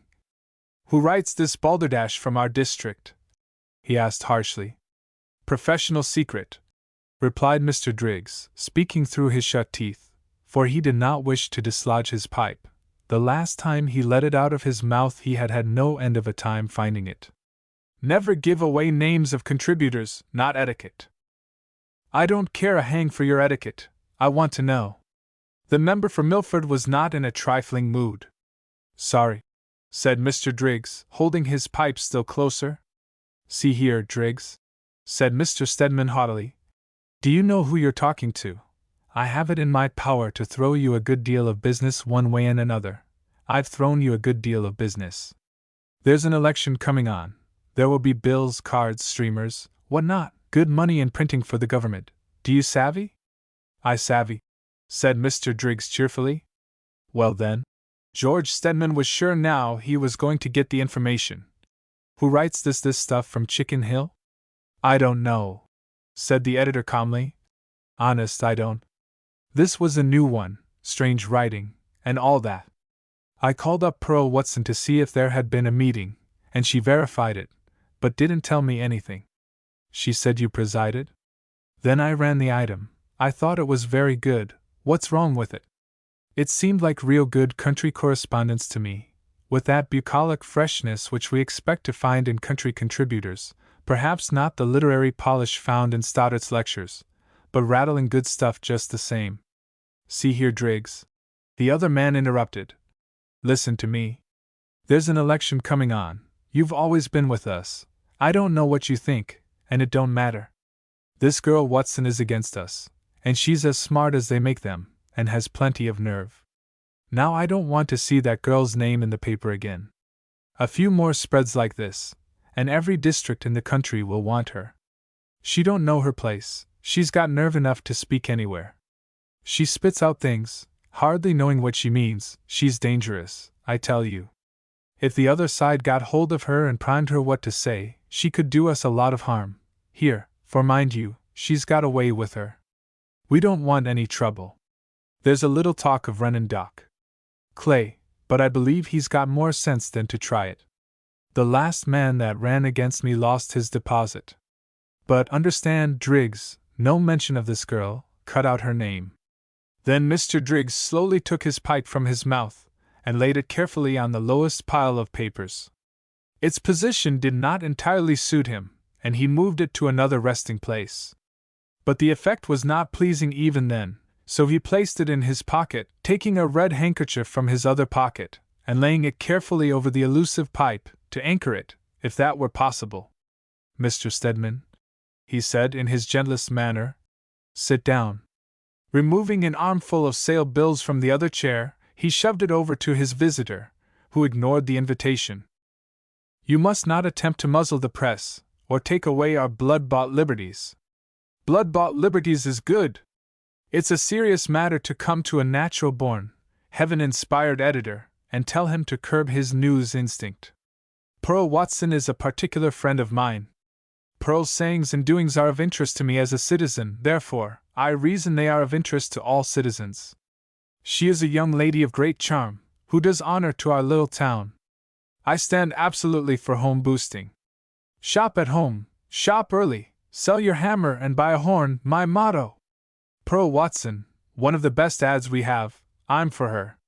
"All right," said Mr. Stedman harshly. "You defy me then, and when you defy me, you defy the government of the province. The arm of the government reaches far, Driggs, and you know that before you are done, I'll put you out of business before 2 weeks have gone by. You owe everyone, you owe the paper people, you owe on your printing press. Your creditors are all friends of the government. All I have to do is to say the word and they'll close you out. The government will put a man in here who has sense enough to do as he is told." Mr. Driggs' face showed more concern than he had exhibited before. There were certain bills he owed, forgotten to be sure in normal times, but now they came up blinking to the light, rudely disinterred by Mr. Stedman's hard words. They had grown, too, since their last appearance, both in size and numbers, and for a moment a shade of annoyance went over his face. Details of business always did annoy him, but an inner voice cautioned him to be discreet. There was always a way around a difficulty. Mr. Driggs believed in the switch system which prevails in our railroading. When two trains run towards each other on a track, one must go off on a switch, to avoid a collision. It does not take long, and when the other train has gone roaring past, the switch train can back up and get on the track and go serenely on. He resolved to be tactful. "Mr. Stedman," he said, "I am surprised at all this. Pearl is only a slip of a girl. What harm can she do you? You are absolutely solid in this neighborhood. The government has this country by the throat.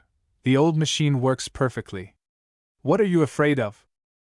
"We're not afraid. What have we to be afraid of? We have only 16 opposition members in the House, and they're poor fish.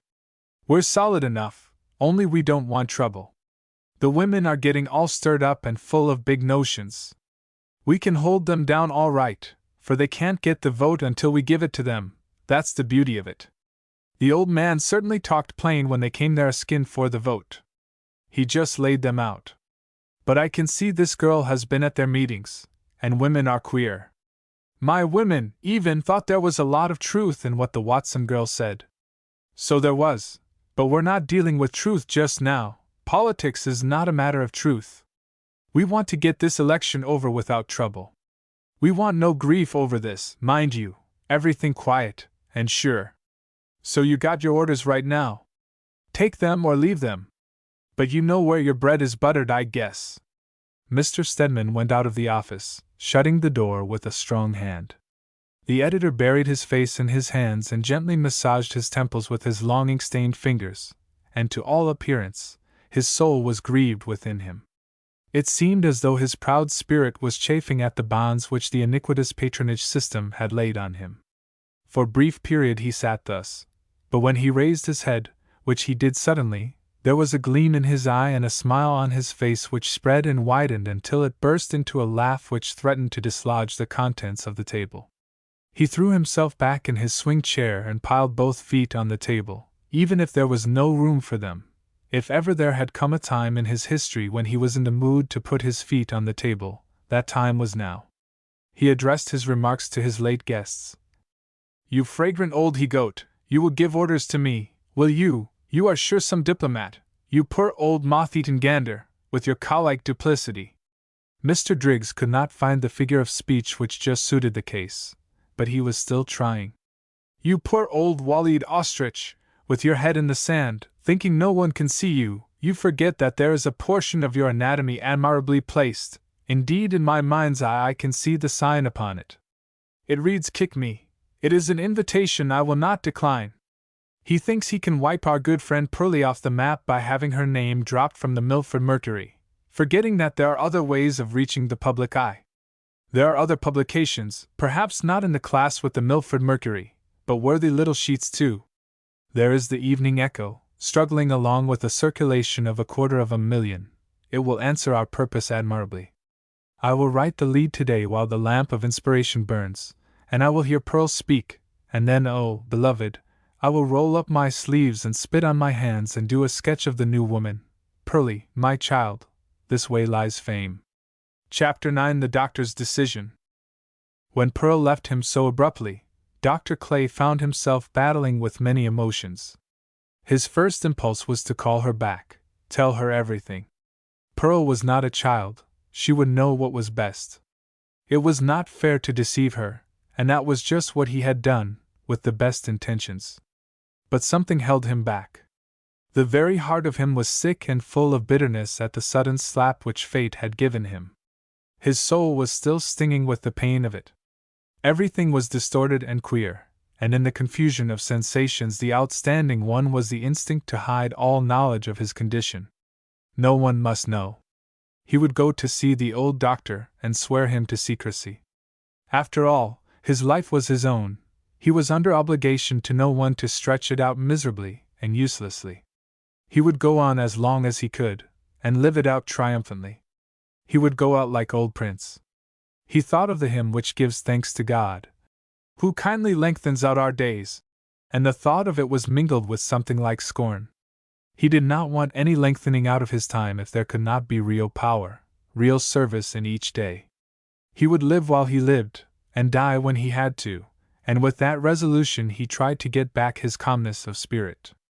Looking at himself in the glass, he had to admit his face was haggard, and thinner than it had been, and he knew he had lost weight. Still, that could be recovered. He was not going to worry or think about himself. He had always contended that disease was 90% imagination and 10% reality, and now he was going to see. Every one is under the death sentence. The day is set for each man. I am no worse off, he thought, than I was before, if I could only see it that way, and I am going to be the captain of my soul, even though it may be for a very short cruise. No disease or whimpering weakness will usurp my place. Gladly I lived, gladly I died. And I laid me down with a will, he quoted, but his mouth twisted a little on the words. Life was too sweet. He loved it too well to lay it down gladly. Oh no, there could be no pretense of gladness. He found himself thinking of Pearl, and the tender, loving, caressing light in her eyes, her impulsive kiss, her honest words of heavenly sweetness. What a girl she was! He had watched her grow from a little bright-eyed thing, who always interested him with her wisdom, her cheerfulness, her devotion to her family, until now, when she had grown to be a serious-minded, beautiful girl, with a manner full of repose, dignity, grace, a wonderfully attractive girl, who looked honestly into his eyes and told him she loved him, and he had to turn away from his happiness and tell her it could not be. And he had seen the dimming of those shining eyes and the tightening of her lips. He had to hurt Pearl, and that was the bitterest thought of all. Again the temptation came to tell her. But the stern voice of conscience cried out to him that if she knew she would consider herself bound to him, and would not take her liberty, and the finest years of her young life would be spent in anxiety and care. I might live to be an old man, he said bitterly. If I were sure I could drop out soon, it would not matter so much.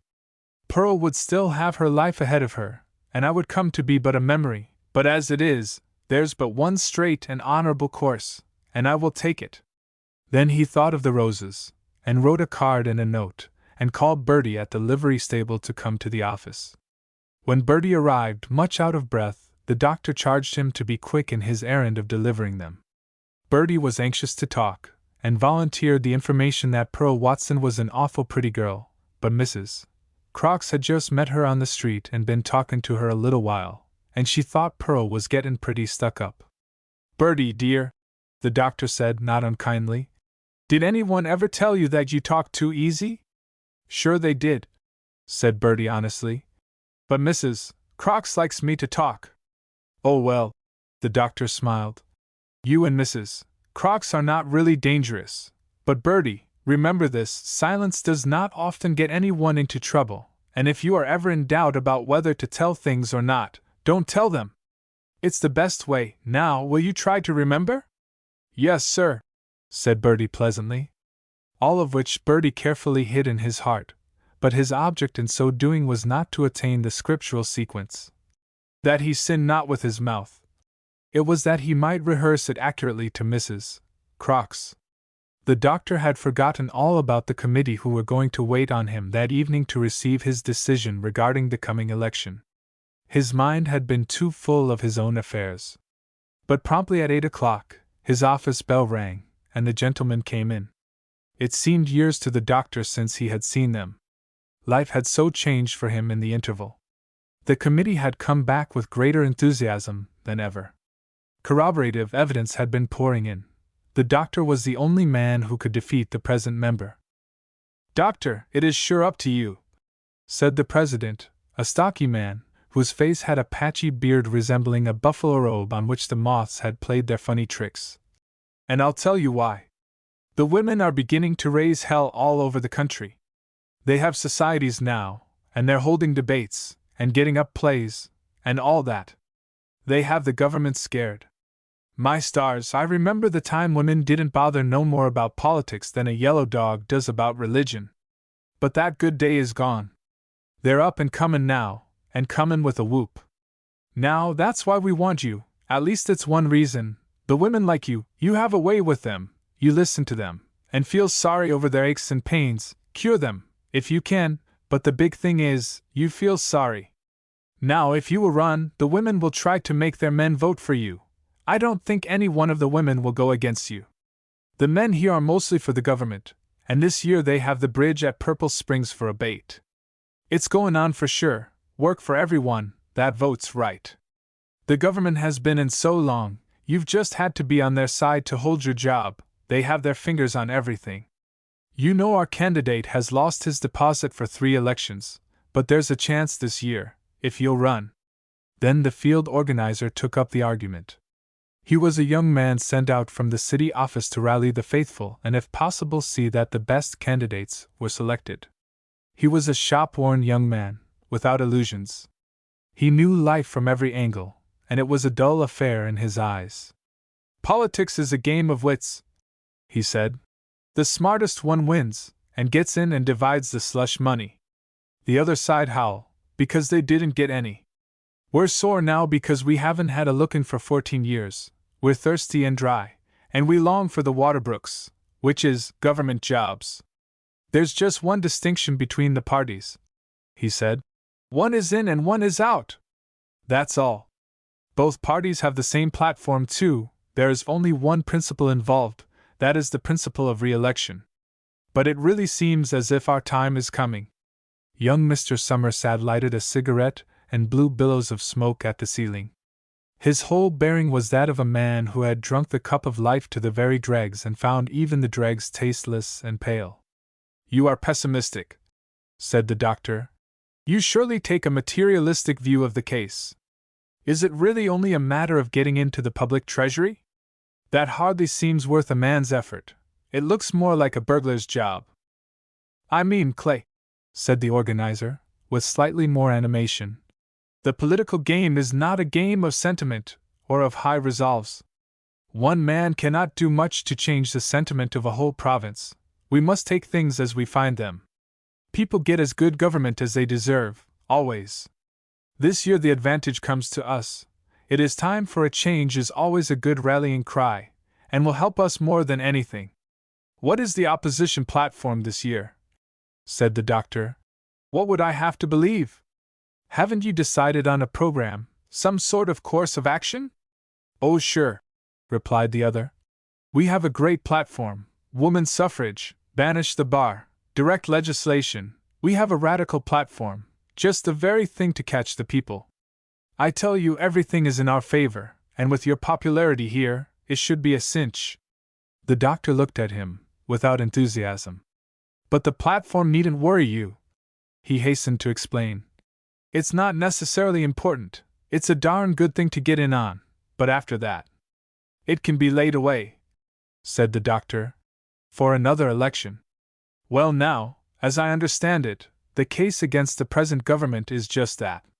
They promised prohibition years ago, and got in on that promise, but broke it joyously, and can the one man who wanted to stand for it. That's why they deserve defeat and have deserved it all these years. But if the opposition have the same ethics, what's the use of changing? Better keep the robbers in we know, than fly to others that we know not of. While the organizer had been speaking, the remainder of the committee were vaguely uncomfortable. He was not getting anywhere. He was spoiling everything. They knew the doctor better than he did. The doctor stood up, and there was something about the action which announced the adjournment of the meeting. It does not appeal to me, he said. Not as outlined by you. It's too sodden, too deeply selfish. I see no reason for any man who has a fairly decent, self-respecting job to give it up and devote his time to politics, if you have given me a correct picture of it. The organizer became deeply in earnest. Look here, Clay, he said. Don't be hasty. I'm telling you the truth about things, that's all. You can be as full of moral passion as you like, the fuller the better. The opposition can always be the Simon Pure reformers. I'm not discouraging you, in fact, we want you to be that. The doctor interrupted him impatiently. But I must not expect anything to come of it. Moral reform, and all that, is fine for election dope, but governments have no concern with it. These promises would not be carried out. I am not saying what we mean, said Mr. Summersad, with abundant caution. I say we want to defeat the government. That's our business. We want to get in. Further than that we have no concern. The new premier will set our policy. But if you asked me my opinion, I do not mind telling you that I don't think any government of men are very keen on letting the women vote. Why should they be? But there's always a way out. What will happen is this: if our fellows get in, they will grant a plebiscite, men only voting of course, and it will go strong against the women, but that will let us out. The doctor's eyes snapped. That's surely a coward's way out, he said. And why should any woman have to ask for what is her right? Women, although they are not so strong as men, do more than half the work, and bear children besides, and yet men have been mean enough to snatch the power away from them and keep it. Well, you have certainly been frank, Mr. Summersad. I must thank you for that. I will be equally frank. I do not see that there is anything to choose between the two parties. If your presentation of the case is correct, the country is in a bad way, and the political life is a reincarnation of that fine old game of Pussy Wants a Corner. I never did see much in it, so I will decline the nomination. I am sorry, Mr. Gilchrist, he said to the local president. His words had a ring of finality. When the committee were leaving, they met Miss Keith, of Hampton, on the street. Miss Keith was worth looking at, with her white fox furs, high-heeled shoes, and long black earrings. Miss Keith carried a muff as big as a sheaf of wheat, and a sparkling bead bag dangled from her wrist. Miss Keith's complexion left nothing to be desired. When she passed the committee, there came to them the odor of wood violets. The committee were sufficiently interested to break into a group on the corner, and so be able to turn around and watch her, without appearing to stop for that purpose. She went into the doctor's office. By gum, said the president, looking at the door through which she had disappeared. Don't these women beat all? They go where they like, they do as they like, they wear what they like, they don't care what men think, anymore. They're bold, that's what they are. And I don't know as I believe in letting them vote, by gosh. The organizer raised his hand in warning, and spoke sternly. Hold your tongue, he said. They're a long way from votin'. Believe what you like, no one cares what you believe, but sit tight on it. I talked too much just now. Let's learn our lesson. Bertie, whose other name was now lost in oblivion, and who was known as Bertie Crocs, for purposes of identification, standing at the corner of the horse repository, saw Miss Keith entering the doctor's office, and wondered again how anyone ever thought a small town dull. Chapter 10: The Woman with a Sore Thought. The turning of a key, the opening of a door, are commonplace sounds to most of us, but to a prisoner, weary of his cell, they are sounds of unspeakable rapture. The dripping of a tap may have in it the element of annoyance, if we have to get up and shut it off before we can get to sleep, but a thirsty traveler on the burning sands of the desert would be wild with joy to hear it. All which is another way of saying that everything in life is relative. On the day that Pearl spoke in the schoolhouse, there sat in one of the seats listening to her a somber-faced woman, who rarely came to any of the neighborhood gatherings. The women of the neighborhood, having only the primary hypothesis of human conduct, said she was proud. She did not join heartily in their conversations when they met her, and had an aloofness about her which could only be explained that way. She had a certain daintiness about her, too, in her way of dressing, even in the way she did her hair, and in her walk, which made the women say with certain resentment that Mrs. Payne would like to be dressy. But if Mrs. Payne had any such ambitions, they were not likely to be achieved, for although she and her husband had lived for years in this favored district, and had had good crops, Sylvester Payne was known all over the country as a hard man. The women would have liked Mrs. Payne much better if she had talked more, and complained about him. She was too close-mouthed, they said. They freely told each other, and told her, of their hopes, fears, trials, and triumphs, but Mrs. Payne's communications were yea and nay when the conversation was on personal matters, and she had a way of closing her lips which somehow prevented questions. But on the day when Pearl spoke in the school, Mrs. Payne's face underwent a change which would have interested a student of human nature. Something which had been long dead came to life again that day, fluttering, trembling, shrinking. In her eyes there came again the dead hopes of the years, and it made her face almost pitiful in its trembling eagerness. There was a dull red rage in her eyes too that day, that was not good to see, and she was determined that it should not be seen, and for that reason she slipped away when Pearl was through, leaving some excuse about having the chores to do. She could not bear to speak to the women and have them read her face. She knew it would tell too much. But she must talk to Pearl. There were things that Pearl could tell her. That night she called Pearl on the phone. The other receivers came down quickly, and various homely household sounds mingled in her ears. A sewing machine's soft purring in one house, a child's cry in another, the musical whine of a cream separator in a third. She knew they were all listening, but she did not care. Even if she could not control her face, she could control her voice. When Pearl came to the phone, Mrs. Payne invited her to come over for supper the next night, to which Pearl gave ready acceptance, and that was all. The interested listeners were disappointed with the brevity of the conversation, and spoke guardedly and in cipher to each other after Pearl and Mrs. Payne had gone. "Somebody is away, see? That's why. Gee! Some life. Never any one asked over only at such times. Gee! How'd you like to be bossed around like that?" She did not begin right, too mealy-mouthed. "Did you hear what he's going to buy?" "No. I'll tell you when I see you, we've too big an audience right now. Don't it beat all the time some people have to listen in? Oh well, I don't care. Anything I say I'm ready to back up. I don't pretend I forget or try to twist out of things." One receiver went up here, and the sound of the sewing machine went with it. Then the conversation drifted pleasantly to a new and quicker way of making bread that had just come out in the Western Home Monthly. The next evening Pearl walked over the Plover Slough to see Mrs. Payne. She noticed the quantity of machinery which stood in the yard, some under cover of the big shingled shed, and some of it sitting out in the snow, gray and weather-beaten. The yard was littered, untidy, prodigal, wasteful. Every sort of machine had evidently been bought and used for a while, then discarded. But within doors there was a bareness that struck Pearl's heart with pity. The entrance at the front of the house was banked high with snow, and evidently had not been used all winter, and indeed there seemed no good reason for its ever being used, for the front part of the house, consisting of hall, front room opening into a bedroom, were unfurnished and unheated.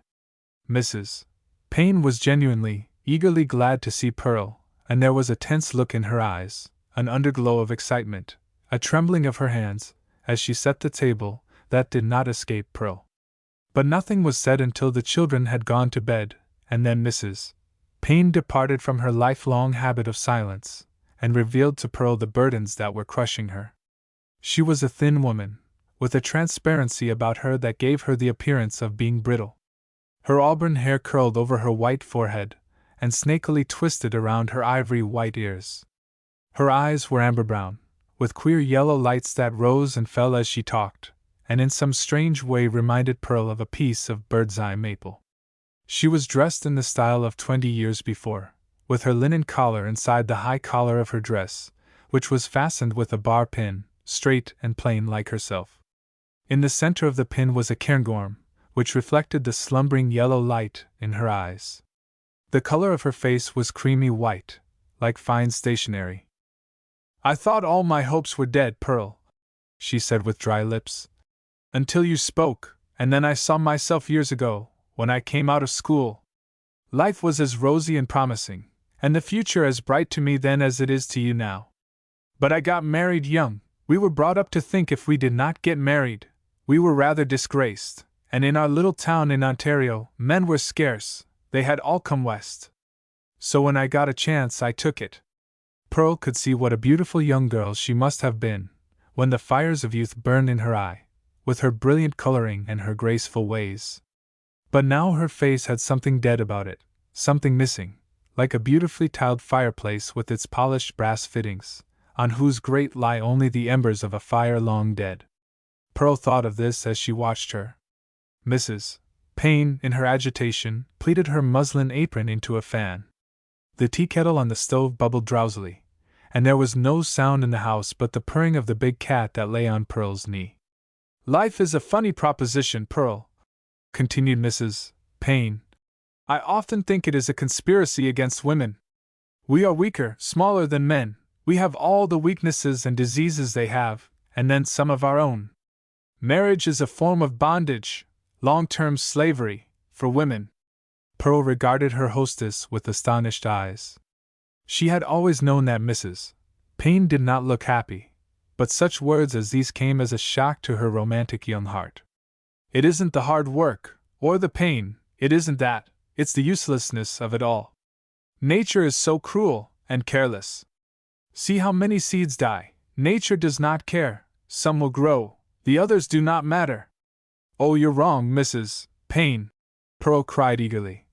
"It is not true that even a sparrow can fall to the ground and God not know it." Mrs. Payne seemed about to speak, but checked her words. Pearl's bright face, her hopefulness, her youth, her unshaken faith in God and the world, restrained her. Let the child keep her faith. "There is something I want to ask you, Pearl," she said, after a long pause. "You know the laws of this province are different from what they are in Ontario." Her voice fell, and the light in her eyes seemed to burn low, like night light turned down. "He says," she did not call her husband by name, but Pearl knew who was meant. "He says that a man can sell all his property here without his wife's signature, and do what he likes with the money. He wants to sell the farm and buy the hotel at Milford. I won't consent, but he tells me he can take the children away from me, and I would have to go with him then. He says this is a man's country, and men can do as they like. I wonder if you know what the law is?" "I'm not sure," said Pearl. "I've heard the women talking about it, but I will find out. I will write to them. If that is the law, it will be changed. Anyone could see that it is not fair. Lots of these old laws get written down, and no one bothers about them, and they just stay there, forgotten. But anyone would see that was not fair. Men would not be as unjust as that." "You don't know them," said Mrs. Payne. "I have no faith in men. They've made the world, and they've made it to suit themselves. My husband takes his family cares as lightly as a tomcat. The children annoy him." She spoke in jerky sentences, often moistening her dry lips, and there was something in her eyes which made Pearl afraid.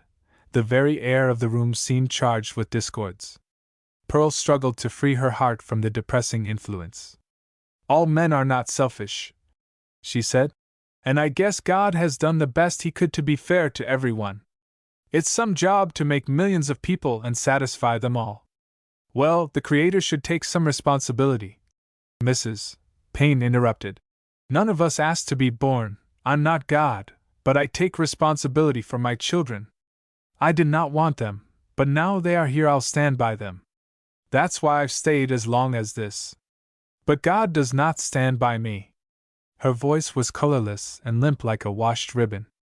It had in it no anger, just a settled conviction. "See here, Mrs. Payne," began Pearl. "You've been too long alone in the house. You begin to imagine things. You work too hard, and never go out, and that would make an archangel cross. You've just got to mix up more with the rest of us. Things are not half so black as they look to you.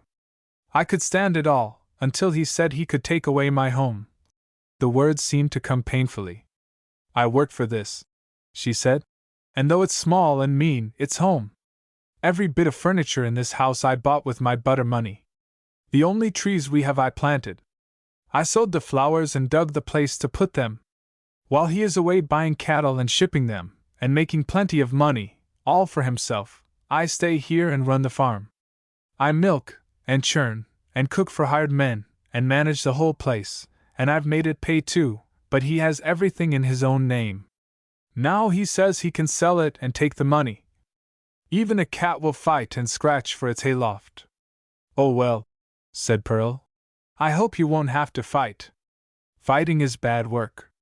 It's a last resort when everything else fails. Mr. Payne can be persuaded out of the hotel business if you go at it right.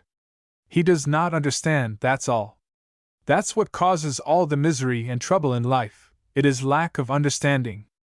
Mrs. Payne smiled grimly. "It's good to be young, Pearl," she said. After a while she spoke again. "I did not ask you over entirely for selfish reasons. I wanted to talk to you about yourself. I wanted to warn you, Pearl." "What about?" Pearl exclaimed. "Don't get married," she said. "Oh, don't, Pearl, I can't bear to think of you being tied down with children and hard work. It's too big a risk, Pearl, don't do it. We need you to help the rest of us. When I listened to you the other day I came nearer praying than I have for many years. I said, 'Oh Lord, save Pearl,' and what I meant was that he should save you from marriage. You'll have lots of offers." "None so far," laughed Pearl. "Not a sign of one." "Well, you'll get plenty, but don't do it, Pearl. We need you to talk for us." "Well, couldn't I talk if I were married?" asked Pearl. "I have heard married women talk." "Not the same, they haven't the heart. People cannot talk if their own hearts are sore. That's why we want to keep you light-hearted and carefree. I wish you would promise me, Pearl, that you won't marry." Pearl hesitated, hardly knowing how to meet this. "That's asking a lot, Mrs. Payne. Every girl hopes to marry sometime," she said, at last, and if the light had been better Mrs. Payne would have seen the color rising in Pearl's cheeks. "And you are wrong in thinking that all men are mean and selfish. My father is not.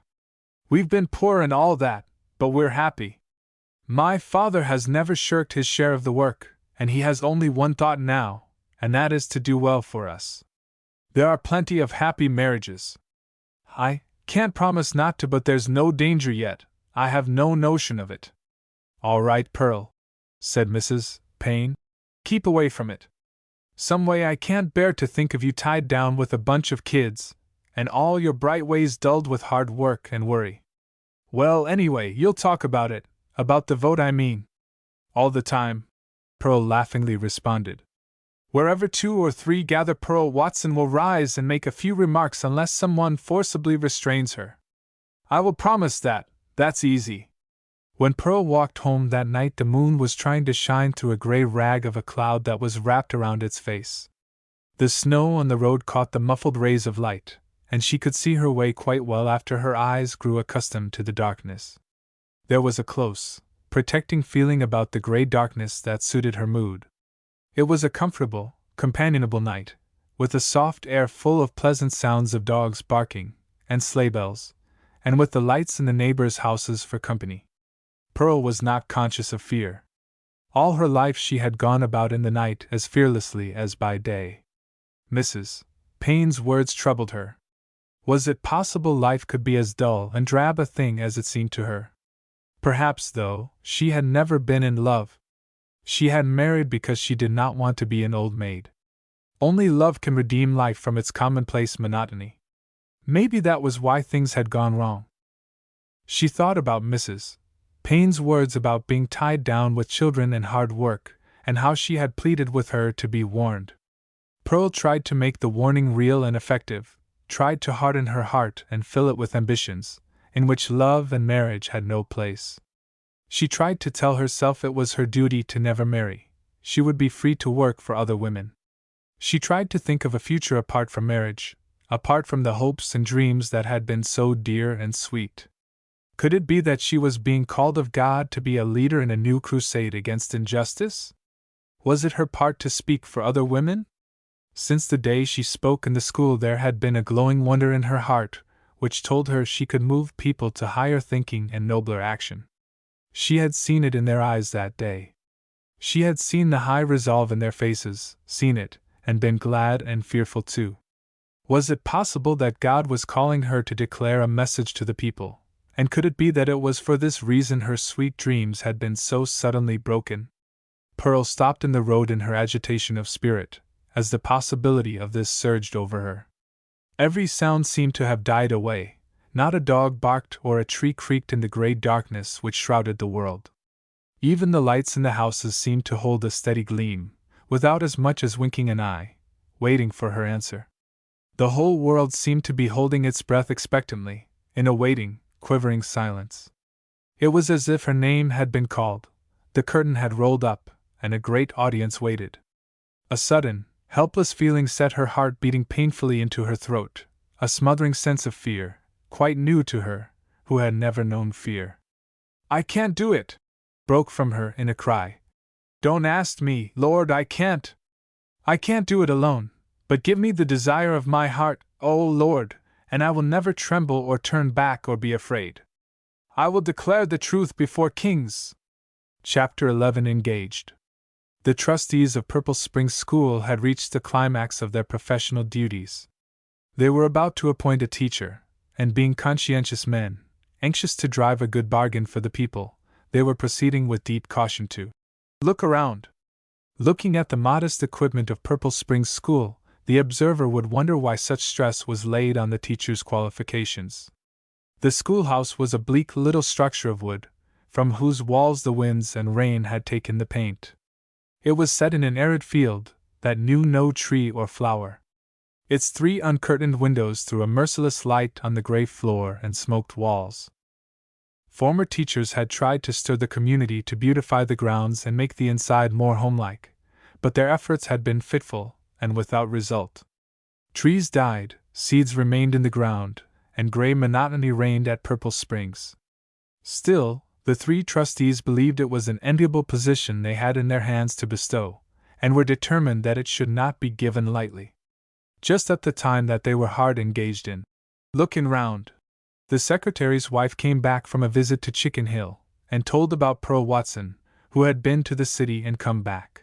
Quite a girl, able to talk, and just as nice and friendly as ever. Mrs. Cowan was not well read in the political situation of the day, and so did not know that Pearl had been guilty of heretical utterances against the government. If this had been known to the trustees, her candidature would not have been considered, for all of the trustees were supporters and believers in the government, and with reason. Mr. Cowan had a telephone line built expressly for him. Mr. Brownlee's had been given a ditch, just where he wanted it, digging it himself, and been paid for it by the government.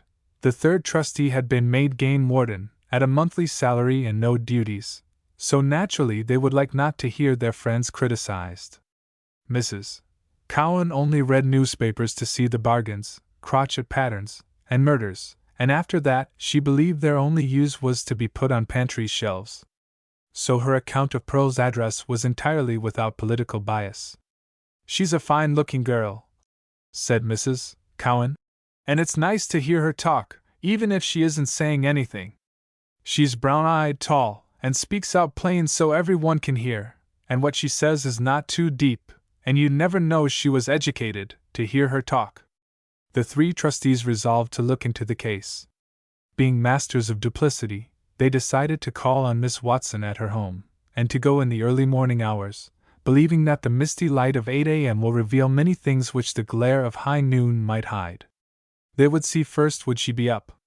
They had once had a teacher who lay in bed the whole day on Saturday. Would she have her hair combed? They were not keen on artistic effects in the school buildings, but were a unit on wanting a tastefully dressed teacher. It was decided that the call would be early and unannounced. They found Pearl in a pink and white check gingham house dress, with her brown hair done up in the style known as a French roll, sewing at a machine in the front room, and at once Mr. Cowan, who was the dominant spirit of the party, signaled to the others. So far so good. Miss Watson, even though the hour was early, was up, dressed neatly, and at work. All of this was in the glance which Mr. Cowan shot over to his colleagues.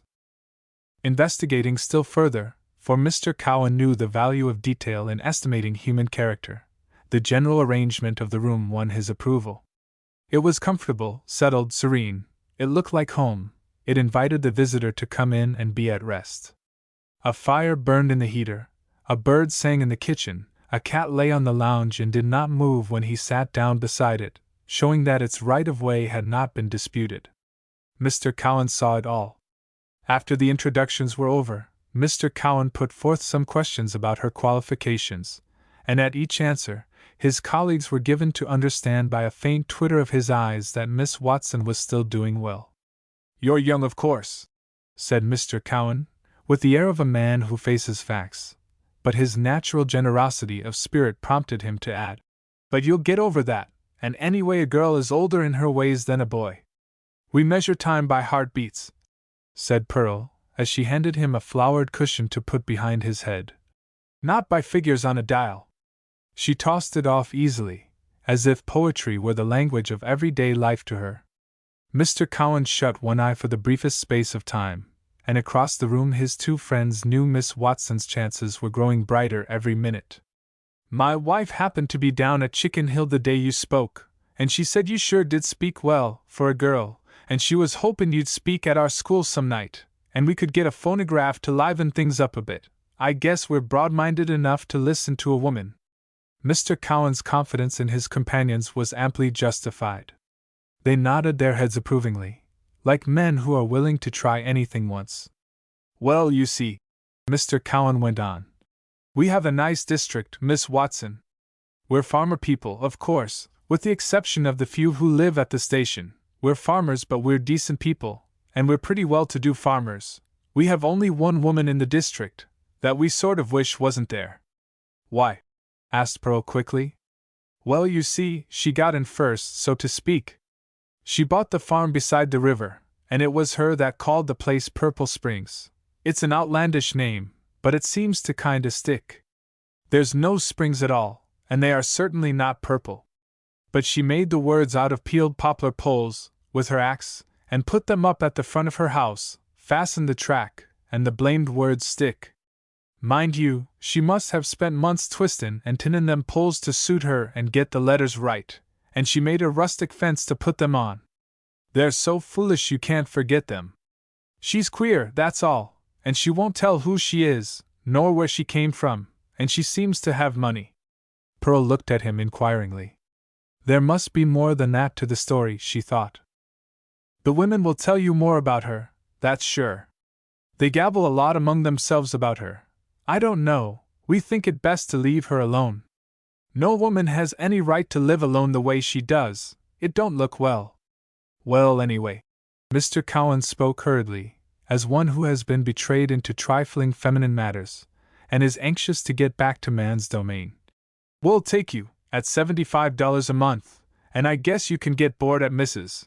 Zink's here at about 15. That ain't bad wages for a girl your age. You can stay at Mrs. Zink's anyway till you look around. Mrs. Zink don't want a boarder. Girls can fit in any place. That's one reason in our neighborhood we like a girl better, there's no trouble about boarding them. They can always manage somehow. Even if things ain't very good, it don't seem to faze them, same as a man. We had a man once, and we had to pay him $25 a month extra, and gosh, the airs of him, wanted a bed to himself and a hot dinner sent to the school. By gum! And got it! We'll be looking for you at the middle of the month, and you can stay at Mrs. sinks and look around. When the delegation had departed, Pearl acquainted her mother with the result of their visit. Mrs.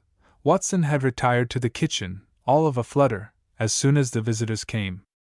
"I'm going to Purple Springs, Ma," she said, "to take the school, and they'll give me $75 a month."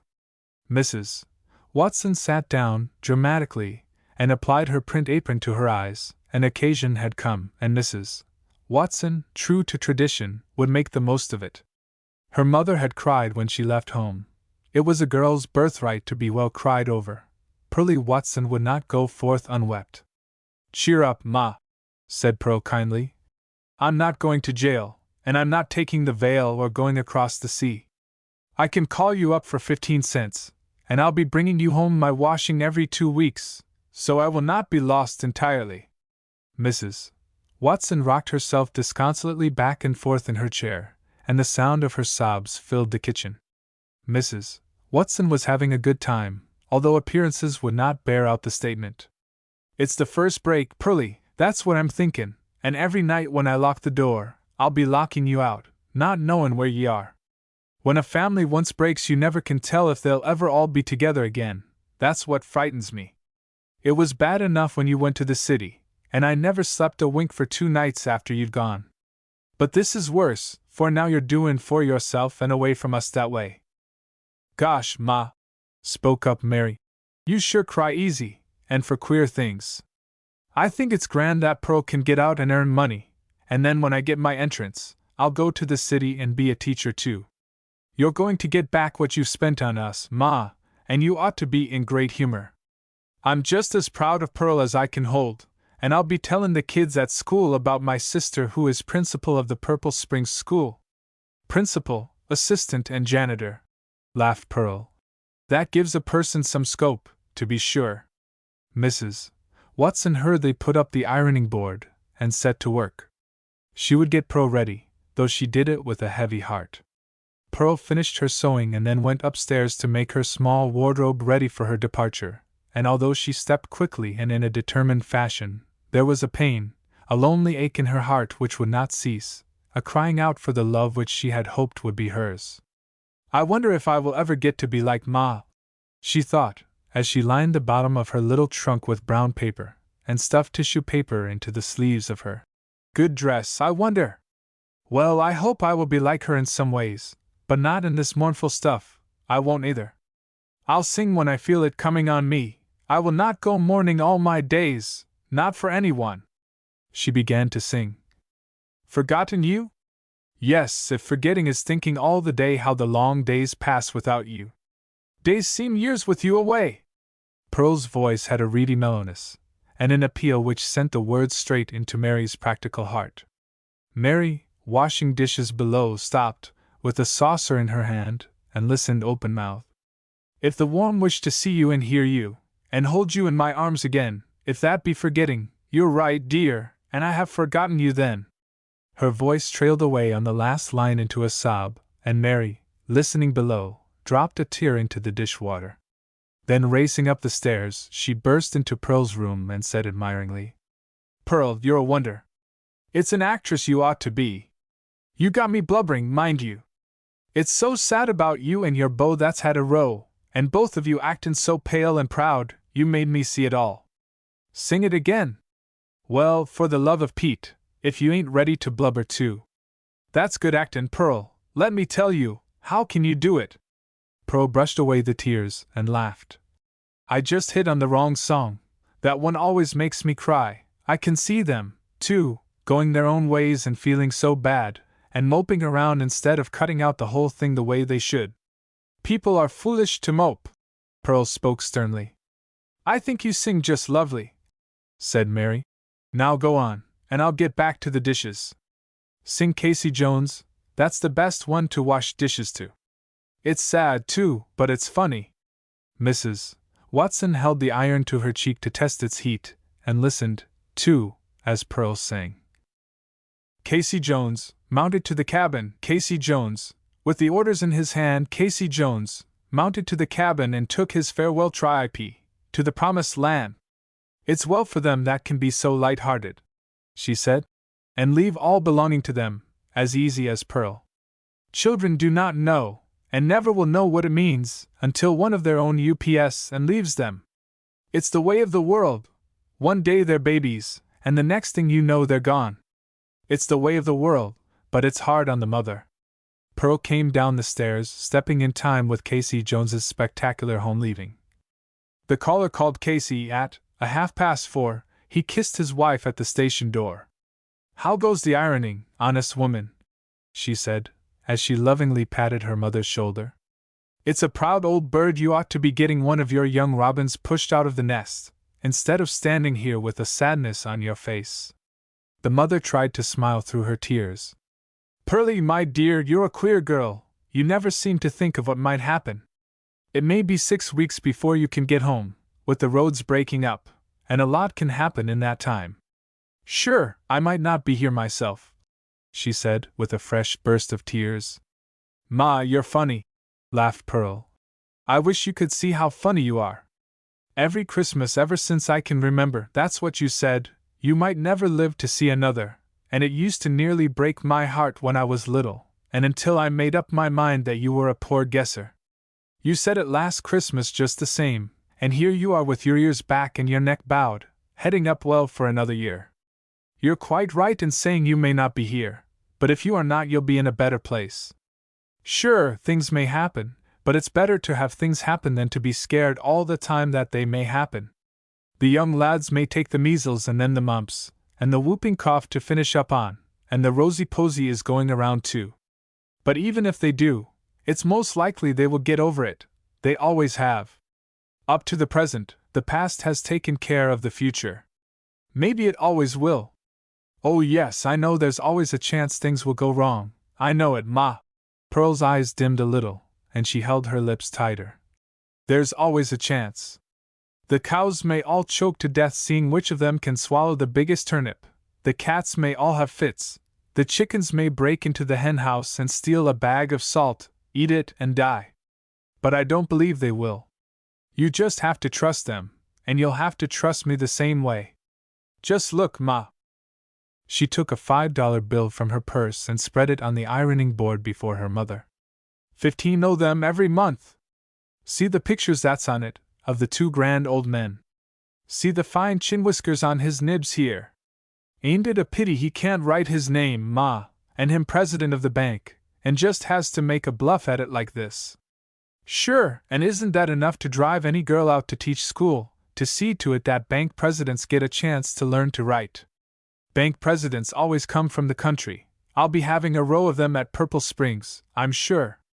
They will be able to tell in after years at Rotary Club luncheons how they ran barefooted in November, and made wheat gum, and chewed strings together. They just like to tell about their chilblains and their stone bruises." Her mother looked at her wonderingly. "You think of queer things, Pearl. I don't know where you get it. I can't make you out, and there's another thing troubling me, Pearl. You are going away. I don't suppose you will be living much at home now. You'll be making your own way." She paused, and Pearl knew her mother was laboring under heavy emotion. She knew she was struggling to say what was difficult for her to get into words.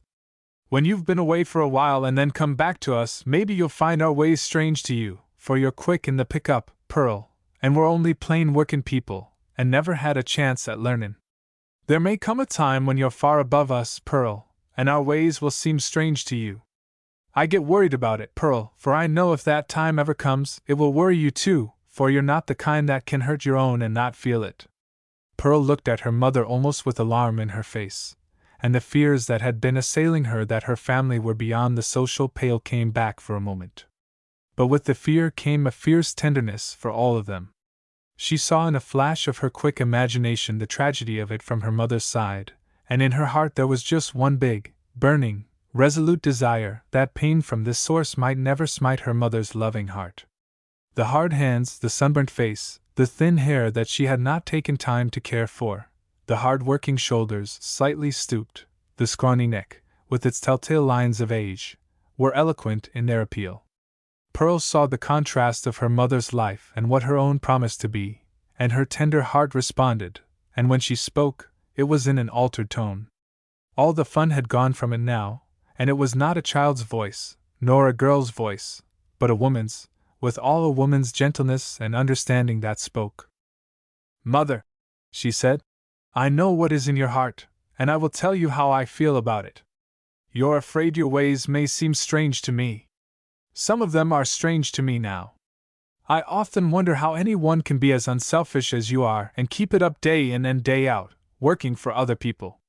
Most of us can make a good stab at it, and keep it up for a day or so, but to hit the steady pace, never looking back and never being cross or ugly about it, that's great. And about the other, if ever there comes a time when an honest heart and a brave spirit in a woman seems strange to me, and I get feeling myself above them, if I ever get thinking light of honesty and kindness and patience and hard work, and get thinking myself above them, then your ways will be strange to me, but not until then." Mrs. Watson's face cleared, and a look of pride shone in her eyes. Her face seemed to lose some of its lines, and to reflect some of the lavish beauty of her daughter. "You've comforted me, Pearl," she said simply, "and it's not the first time. Whatever comes or goes, Pearl, you'll know we are proud of you, and will stand back of you. Your outspoken ways may get you into trouble, but we'll always believe you were right. We haven't much to give you, only this. Sure, and what more would anyone want, leavin' home?" Pearl was back to the speech of her childhood now. "That's better than a fur coat to keep out the cold, and the thought of my own folks makes me strong to face the world, knowin' I can always come home even if everything else is closed. That's good enough." Pearl kissed her mother affectionately, and went back to her work upstairs, and soon Mary and her mother heard her singing. Mary stopped scrubbing the kitchen floor, and Mrs. Watson left the iron so long on Teddy's shirt that it left a mark. "Say au revoir," sang Pearl. "But not goodbye. The past is dead, love cannot die, 'T were better far, had we not met. I loved you then, I love you yet." There was something in her voice that made her mother say, "Poor child, I wonder what's ahead of her." Chapter 12. The Machine. Seated in one of the billowy tapestry chairs of the Maple Leaf Club, with a mahogany ashstand at his elbow and the morning paper in his hand, the cabinet minister gave an exclamation which began far down in the throat, tore upward past his immaculate collar, and came forth as a full-size round word of great emphasis and carrying power. It brought to him at once Peter Nealance, one of the ambitious young lawyers of the city, who was just coming into prominence in political circles. "What did you say, sir?"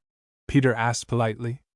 The cabinet minister controlled his indignation admirably, and with his pudgy knuckles rapped the offending newspaper, with the motion used by a carpenter when trying to locate the joist in a plastered wall, as he said, "Here is absolutely the most damnably mischievous thing I have seen for years, and this abominable sheet is featuring it on the women's page.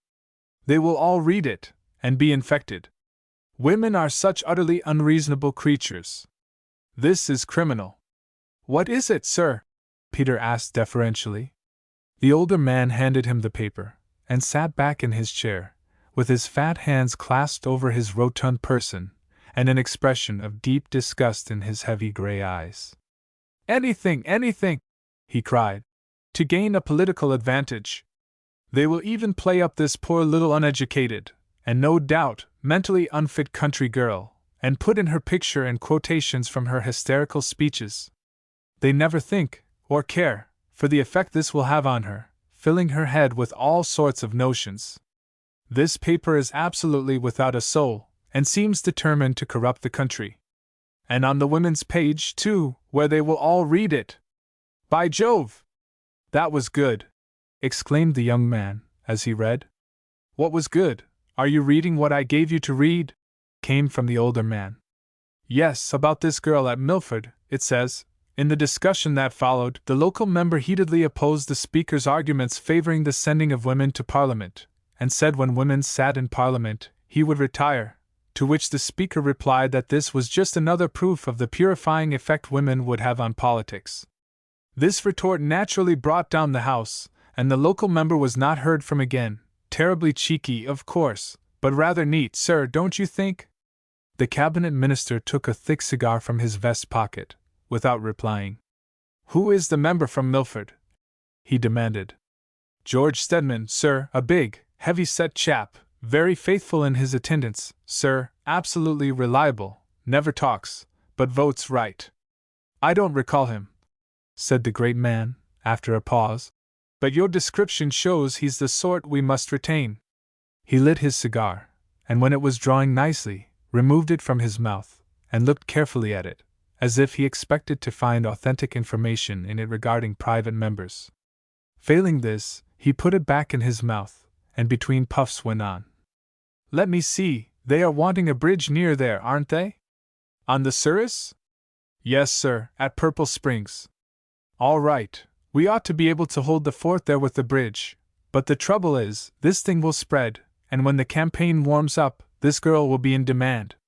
He lapsed into silence again. Peter, still holding the paper, volunteered.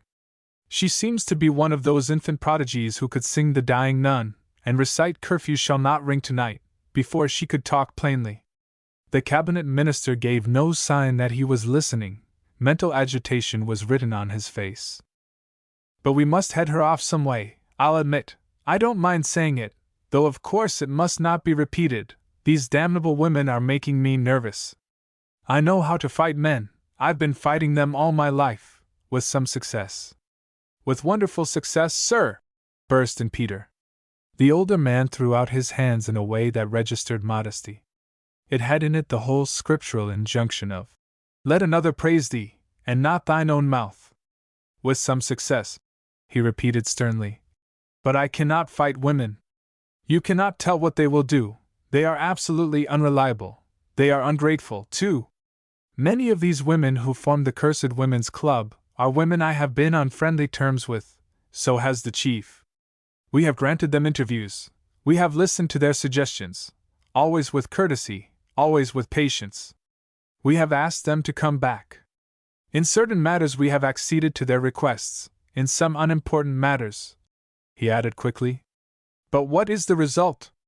Is there any gratitude? Absolutely none. Give them an inch, they will take a mile. Women are good servants, but bad masters. Don't you think, sir? Said Peter, much flattered by being talked to in this friendly way by the great man. Don't you think it is these militant suffragettes in England who are causing the trouble? Before they began their depredations, women did not think of the vote. It is the power of suggestion, don't you think, and all that sort of thing? They were interrupted just then by the arrival of Mr. Banks, one of the government organizers, who, ignoring Peter's presence, addressed himself to the cabinet minister. His manner was full of importance. Mr. Banks had a position in the Public Works Department, and occasionally might be found there. Sometimes he went in for his mail, and stayed perhaps half an hour. He addressed the cabinet minister boldly. Did you see this? Looks like trouble, don't it? What do you suggest? Mr. Banks did not remove either his hat or his cigar. Cabinet ministers had no terror for him. He had made cabinet ministers. If Mr. Banks had lived in the time of Warwick, that gentleman might not have had the title of Kingmaker. What do you think yourself? Asked the cabinet minister deferentially. You know the temper of the country perhaps better than any of us. Shall we notice this girl or just let her go? Mr. Banks laughed harshly. We can't stop her. As a matter of fact, she isn't the kind that can be shut up. There's nothing to her. I've made inquiries. The people have known her since she was born, and ran the country barefooted, so we can't send her a fly, all is discovered postcard. It won't work. People all honest can't get any of them into trouble, and then let them off, and win her gratitude. This is a difficult case, and the other side will play it up, you bet. The girl has both looks and brains, and a certain style. She went to the normal with my girl. My kid's crazy about her. Do her people need money? Asked Peter. He was learning the inner side of politics. His suggestion was ignored until the pause became painful. Then the organizer said severely, Nobody needs money, but everyone can use it. But money is of no use in this case. This has to be arranged by tact. Tact is what few members of the party have. Their methods are raw. But there is no harm done yet, said Peter hopefully. A few country people in a bally little schoolhouse, and the girl gets up and harangues. She's been to the city, and knows a few catch phrases. There's nothing to it. We wouldn't have known of it, only for the enthusiastic friend who pours his drivel into this paper. Mr. Banks looked at Peter in deep contempt. Whoever wrote this does not write drivel, Peter, he said, with a note of fatigue in his voice. He has made out a good case for this girl. Everyone who reads this wants to see her. I want to see her, you want to see her, that's the deuce of it. Well, why don't you go? Said Peter. Or send me? I'd like to go. Perhaps it would be better to send a young man. I often think. Mr. Banks looked at him with so much surprise in his usually heavy countenance that Peter paused in confusion. I often think. He braved the disgust he had evoked, and spoke hurriedly to get it said before the other man had withered him with his eyes. I often think a young man can get along sometimes. Girls will tell him more, feeling more companionable as it were. He paused, feeling for a convincing climax. But in spite of Mr. Banks' scorn of Peter Nealon's efforts at solving their new difficulty, he soon began to think of it more favorably, coming to this by a process known as elimination. No one else wanted to go. He could not think of anything else. Peter would not do any harm. He was as guileless as a blue-eyed Angora kitten, and above all, he was willing and anxious to get into the game. This would give him an opportunity. So Mr. Banks suddenly made up his mind that he would authorize a check to be drawn on the funds. It could easily be entered under inspection of public bridges, or any old thing, that was a mere detail. The cabinet minister, who was later acquainted with the plan, and had by that time recovered his mental composure, almost spoiled everything by declaring it was a most unwise move, and absolutely unnecessary. Leave her alone, he declared, as he sipped his whiskey and soda. People like that hang themselves if they get enough rope. What is she anyway, but an unlearned, ignorant country girl, who has been in the city and gathered a few silly notions, and when she goes home she shows off before her rustic friends. My dear boy, he addressed Peter now, from an immeasurable distance. The secret of England's greatness consists of letting every damned fool say what he likes. They feel better, and it does no harm. We must expect criticism and censure. We are well able to bear it, and with our men in every district, there is little to fear. We'll offset any effect there may be from this girl's ravings by sending the chief out for one speech. The Minister of Public Works lapsed into meditation and drummed pleasantly with his plump, shining hand on the table beside him. The sweet mellowness which had been Mr. Walker's aim for years lay on his soul. The world grew more misty and golden every moment, and in this sun-kissed, nebulous haze, his fancy roamed free, released from sordid cares, by Mr. Walker's potent spell.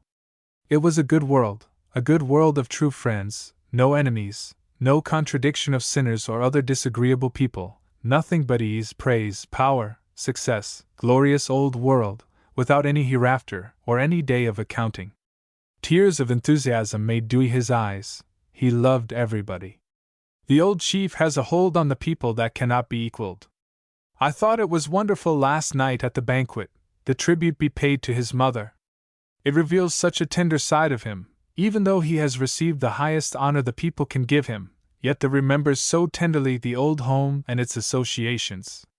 That's his great secret of success. He's so human, with faults like other men, but they only make him all the more beloved. He is so tolerant of all.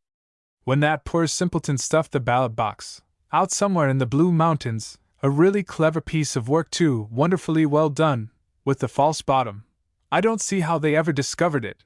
But it is hard to deceive the enemy. There's no piece of crooked work they are not familiar with. He was nearly crazy when they caught him at it, thought he could be put in jail. He forgot, the poor boob, who he was working for. I'll never forget how fine the old chief allayed his fears. All for a good cause, my boy, he said, in that jovial way of his. I have no fear, the Lord will look after his own.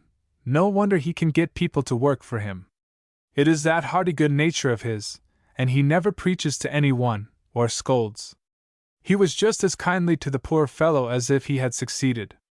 It was wonderful. Great old boy, all right. Peter agreed heartily. That afternoon Mr. Banks arranged with one of the partners of the law firm to which Peter was attached to release him for an indefinite period, and his salary could be charged to the government under professional services, Mr. P. J. Nealon's.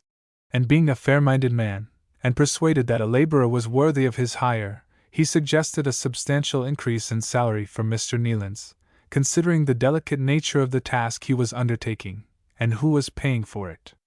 The spring, notwithstanding its early March smiles, delayed its coming that year, and the grim facts of the scarcity of feed faced the thriftiest farmers. The hungry cattle grew hungrier than ever, and with threatening bellows and eyes of flame pushed and crowded around the diminishing stacks. The cattle market went so low that it did not pay to ship them to the city, though humane instincts prompted many a farmer to do this to save their stock from a lingering death, and their own eyes from the agony of seeing them suffer. On April the 1st came the big storm, which settled forever the feed problem for so many hungry animals. It was a deliberate storm, a carefully planned storm, beginning the day before with a warm, soft air, languorous, spring-like, with a pale yellow sun, with a cap of silver haze around its head, which seemed to smile upon the earth with fairest promises of an early spring. The cattle wandered far from home, lured by the gentle air and the mellow sunshine. It was on this fair day that Mr. P.J. Nealance took his journey to the country to do it a service, and it is but fair to say that Mr. Nealance had undertaken his new work with something related to enthusiasm. It savored of mystery, diplomacy, intrigue, and there was a thrill in his heart as he sat in the green plush-covered seat, and leaning back, with his daintily shod feet on the opposite seat, surveyed himself in the long mirror which filled the door of the stateroom at the end. It was a very smartly dressed young man he saw, smiling back engagingly, and the picture pleased him. Expenses and salary paid, with a very delightful piece of work before him, which, if handled tactfully and successfully, would bring him what he craved, political promotion in the Young Men's Club. The fact in the glass smiled again. "Diplomacy is the thing," said Peter to himself. "It carries a man farther than anything, and I'm glad my first case has a woman in it."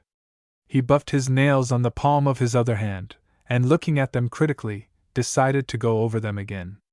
"There's nothing like personal neatness to impress a girl, and this one, from her picture, will see everything at a glance." Crossing the river at Poplar Ridge, he looked out of the window at the pleasant farmyard of one of the old settlers on the Assiniboine, a fine brick house, with wide verandas, an automobile before the door, a barnyard full of cackling hens, with a company of fine fat steers in an enclosure, a pleasing picture of farm life, which filled his imagination. "What a country of opportunity," thought Peter. "A chance for everyone, and for women especially. Everything in life is done for them. This house was built for some woman, no doubt. I hope she appreciates it, and is contented and happy in it. Women were made to charm us, inspire us, cheer us, but certainly not to rival us." Peter, with his hands on the knees of his well-creased trousers, hitched them slightly, just enough to reveal a glimpse of his lavender socks. "Perhaps this girl needs only an interest, a love interest." Peter blushed as he thought it. "To quiet her. If her affection were captured, localized, centralized, she would not be clamoring to take a man's place. She might be quite willing to enter politics, indirectly, and be the power behind a man of power." He looked again at the newspaper picture of Pearl Watson, and again at his own reflection in the long glass. "And a girl like this," Peter meditated, "would be a help, too. She is evidently magnetic and convincing." His mind drifted pleasantly into the purple hills and valleys of the future, and in a delightfully vague way plans began to form for future campaigns, where a brilliant young lawyer became at once the delight of his friends and the despair of his enemies, by his scathing sarcasm, his quick repartee, and still more by his piercing and inescapable logic. Never had the conservative banner been more proudly borne to victory. Older men wept tears of joy as they listened and murmured, "The country is safe, thank God!" Ably assisting him, though she deferred charmingly to him, in all things, was his charming young wife, herself an able speaker and debater who had once considered herself a suffragette, but who was now entirely absorbed in her beautiful home and her brilliant husband. Peter flicked the dust from his tan shoes with a polka-dotted handkerchief, while rosy dreams, full of ambition and success, filled his impressionable mind. Through the snowy hills the train made its way cautiously, making long and apparently purposeless stops between stations, as if haunted by the fear of arriving too early. At such times Peter had leisure to carefully study the monotonous landscape, and he could not help but notice that the disparity in the size of the barn and that of the house in many cases was very great. A huge red barn, with white trimmings, surmounted by windmills, often stood towering over a tiny little weather-beaten, miserable house, which across a mile or two of snow looked about the size of a child's block. But small houses can be made very cozy, thought Peter complacently, for the glamour of adventure was on him, and no shade of sadness could assail his high spirits. Some of the women who came to the train were disappointing in appearance. They were both shabby and sad, he thought, and he wondered why, but looking closely at them he thought, with the fallacy of youth, that they must be very old. Peter tried to outline his course of action. He would take a room at the hotel, making that his headquarters, and go out into the country, and stop at the Watson home, to ask directions or on some trivial errand, and meet her that way. But the thought would come back with tiresome regularity. Suppose the first person who came to the door gave him the directions he wanted, and shut the door. Well, of course he could ask for a drink, but even that might fail. Perhaps he should have brought an egg-beater, or a self-wringing mop to demonstrate, or some of the other things his friends had suggested. However, that did not need to be decided at once. Peter prided himself on his ability to leave tomorrow alone. So he made his way to the hotel on the corner, facing the station, untroubled by what the morrow might bring forth, and registered his name in the large book which the clerk swung around in front of him, and quietly asked for a room with a bath. The clerk bit through the toothpick he had in his mouth, so great was his surprise, but he answered steadily, "All rooms with bath are taken, only rooms with bed left." "Room with bed, then," said Peter, and he was given the key of number 17, and pointed to the black and red carpeted stairway. Chapter 13: The Storm. It was a morning of ominous calm, with an hour of bright sun, gradually softening into a white shadow, as a fleecy cloud of fairy whiteness rolled over the sun's face, giving a light on the earth like the garish light in a tent at high noon, a light of blinding whiteness that hurts the eyes, although the sun is hidden. It was as innocent a looking morning as any one would wish to see, still, warm, bright, with a heavy brooding air which deadens sound and makes sleighs draw hard and horses come out in foam. James Crocks, of the horse repository, sniffed the air apprehensively, bit a semicircle out of a plug of tobacco, and gave orders that no horse was to leave the barn that day, for he might be mistaken, and he might not. But he thought, we were in for it. Other people seemed to think the same, for no teams could be seen on any of the roads leading to the village. It was the kind of morning on which the old-timers say, "Stay where you are, wherever it is, if there's a roof over you." Wakening from a troubled dream of fighting gophers that turned to wildcats, Mr. Neilands, in number 17, made a hurried toilet, on account of the temperature of the room, for although the morning was warm, number 17 still retained some of last week's temperature, and to Mr. Neilands, accustomed to the steam heat of Mrs. Marlowe's select boarding house, young men a specialty, it felt very chilly indeed. But Mr. Neilands had his mind made up to be unmoved by trifles. After a good breakfast in the dining room, Mr. Neilands walked out to see the little town, and to see what information he could gather. The well-dressed young man, with the pale gray spats, who carried a cane on his arm and wore a belted coat, attracted many eyes as he swung out gaily across the street toward the livery stable. His plans were still indefinite. Bertie, who was in charge of the stable, gazed spellbound on the vision of fashion which stood at the door, asking about a team. Bertie, for once, was speechless. He seemed to be gazing on his own better self, the vision he would like to see when he sought his mirror. "I would like to get a team for a short run," said Mr. Neilands politely. "Where you going?" asked Bertie.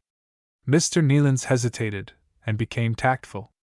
"I am calling on teachers," he said, on a matter of business. "Introducing a new set of books for school libraries." It was the first thing Mr. Neilands could think of, and he was quite pleased with it when he said it. It had a professional, businesslike ring, which pleased him. "A very excellent set of books, which the Department of Education desire to see in every school," Mr. Neilands elaborated. Then Bertie, always anxious to be helpful and to do a good deed, leapt to the door, almost upsetting Mr. Nealons in his haste. Bertie had an idea. Mr. Nealons did not connect his sudden departure with his recent scheme of enriching the life of the country districts with the set of books just mentioned, and therefore waited rather impatiently for the stableman's return. Bertie burst in, with the same enthusiasm. "See, mister, here's the teacher you want. I got her for you. She was just going to school." Bertie's face bore the same glad rapture that veils the countenance of a cat when she throws a mouse at your feet with a casual "How's that?" Mr. Nealons found himself facing a brown-eyed, well-dressed young lady, with big question marks in both eyes, question marks which in a very dignified way demanded to know what it was all about. In his confusion, Mr. Nealons, new in the art of diplomacy, blundered. "Is this Miss Watson?" he stammered. The reply was definite. "It is not, and why did you call me?" Icicles began to hang from the roof. Mr. Nealons would have been well pleased if they had fallen on him, or a horse had kicked him, or anything. He blushed a ripe tomato red. Bertie, deeply grieved, reviewed the situation. "He said he wanted to see the teachers, and I just went and got you, that's all. You were the nearest teacher." "Awfully sorry," began Mr. Nealons. "I did not know anything about it. I'm just a stranger, you see." There was something in Miss Morrison's eye which simply froze the library proposition. He could not frame the words. "If you have any business with me, you may make an appointment at the school. People who have business with the teachers generally do come to the school, not to the livery stable," she added, in exactly the tone in which she would have said, "All who have failed to get 50% in arithmetic will remain after 4. A tone which would be described as stern, but just. Mr. Nealons leaned against a box stall as Miss Morrison passed out. He wiped his face with the polka-dot handkerchief, and the word which the cabinet minister had used came easily to his lips. "Why didn't you speak to her when you got a chance?" asked Bertie, anxious to divert the blame and meet railing with railing. He was always getting in wrong just trying to help people. Darn it all! Mr. Nealons could still think of no word but the one. "I wish it had been Pearl," said Bertie. "Gee! She wouldn't ha' been so sore, she just laughed and jollied about it." "So you know Pearl, do you?" Mr. Nealons could feel a revival of interest in life. Also the stiffness began to leave his lips, and his tongue felt less like tissue paper. "I guess everyone knows Pearl," said Bertie, with a consciousness of superiority on at least one point.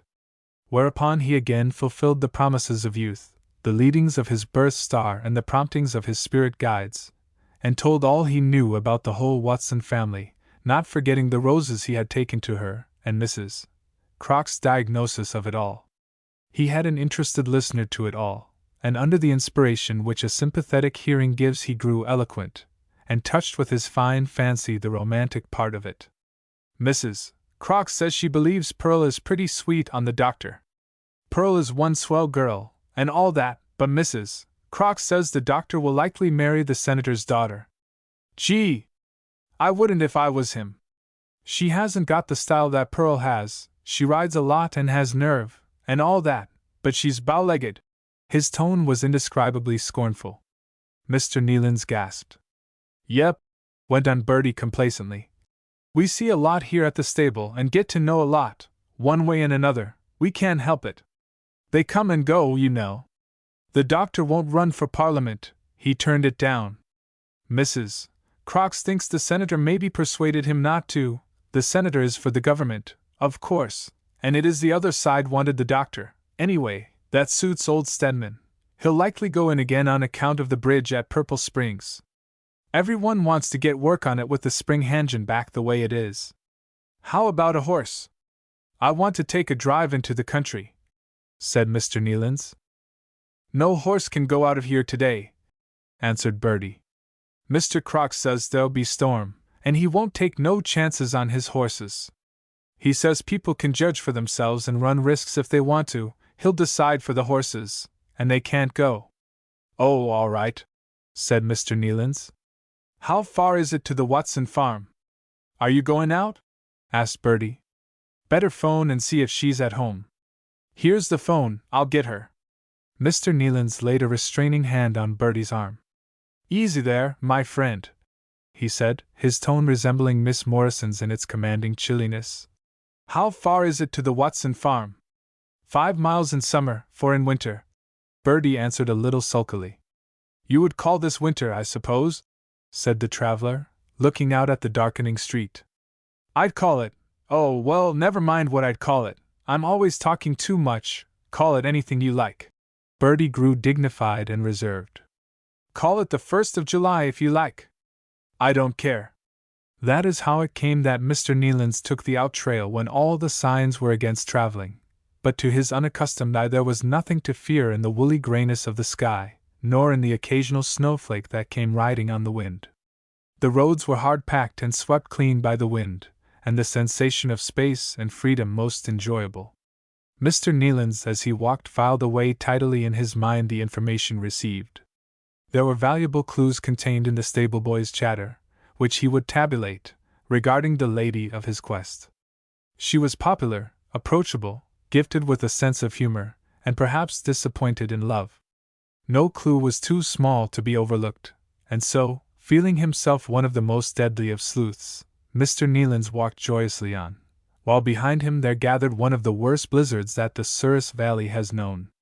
The storm began with great blobbery flakes of snow, which came elbowing each other down the wind, crossing and recrossing, circling, drifting, whirling, fluttering, so dense and thick that the whole air darkened ominously, and the sun seemed to withdraw from the world, leaving the wind and the storm to their own evil ways. The wind at once began its circling motions, whipping the snow into the traveler's face, blinding and choking him, lashing him mercilessly and with a sudden impish delight, as if all the evil spirits of the air had declared war upon him. He turned to look back, but the storm had closed behind him, having come down from the northwest and overtaken him as he walked. His only hope was to go with it, for to face it was impossible, and yet it seemed to have no direction, for it blew up in his face, it fell on him, it slapped him, jostled him, pushed him, roared in his ears, smothering him, drowning his cries with malicious joy. No cat ever worried or harassed a mouse with greater glee than the storm fiends that frolicked through the valley that day, took their revenge on the city man, with his pointed boots, his silk-lined gloves, his belted coat and gray fedora, as he struggled on, slipping, choking, falling and rising. It seemed to him like a terrible nightmare, in its sudden, gripping fury. It pounded on his eyeballs until he was not sure but his eyes were gone, it filled his mouth and ears, and cold water trickled down his back. His gloves were wet through, and freezing, for the air grew colder every minute, and the terror of the drowning man came to him. He struggled on madly, like a steer that feels the muskeg closing around him. He did not think, he fought, with the same instinct that drives the cattle blindly, madly on towards shelter and food, when the storm lashes them and the hunger rage drives them on. Sylvester Payne, shaking the snow from his clothes like a water spaniel, and stamping all over the kitchen, was followed by his wife, who vainly tried to sweep it up as fast as it fell. She made no remonstrance, but merely swept, having long since earned that her liege lord was never turned aside from his purpose by any word of hers. When he was quite done, and the snow was melting in pools on the floor, he delivered his opinion of the country and the weather. "This is sure a hell of a country," he said, "that can throw a storm like this at the end of March." She made no reply. She had not made either the country or the weather, and would not take responsibility for them. She went on wiping up the water from the floor, with rebellion, slumbering, hidden rebellion in every movement, and the look in her eyes when she turned to the window was a strange blending of rage and fear. "Why don't you answer me?" he said, turning around quickly. "Darn you, why can't you speak when you're spoken to?" "You did not speak to me," she said. "There was nothing for me to say." He looked at her for a moment. Her silence exasperated him. She seemed to be keeping something back, something sinister and unknown. "Well, I can tell you one thing," he went on, in a voice that seemed to be made of iron filings. "You may not answer when I speak to you, you'll do what you're told. I'm not going to slave my life out on this farm when there's easier money to be made. Why should you set yourself above me, and say you won't go into a hotel? I have the right to decide anyway. Better people than you have kept hotels for all your heirs." Are you any better than I am? I hope so, she said, without raising her eyes from the floor. She rose quietly and washed out her floor cloth, and stood drying her hands on the roller towel which hung on the kitchen door. There was an air of composure about her that enraged him. He could not make it out. The quality which made the women call her proud kindled his anger now. The storm tore past the house, shaking it in its grip like a terrier shaking a rat. It seemed to mock at their trivial disputes, and seek to settle them by drowning the sound of them. His voice rang above the storm. I'll sell the farm, he shouted. I'll sell every cow and horse on it. I'll sell the bed from under you. I'll break you and your stuck-up ways, and you'll not get a cent of money from me, not if your tongue was hanging out. The children shrank into corners and pitifully tried to efface themselves. The dog, with drooping tail, sought shelter under the table. Sylvester Payne thought he saw a shrinking in her face, and followed up his advantage with a fresh outpouring of abuse.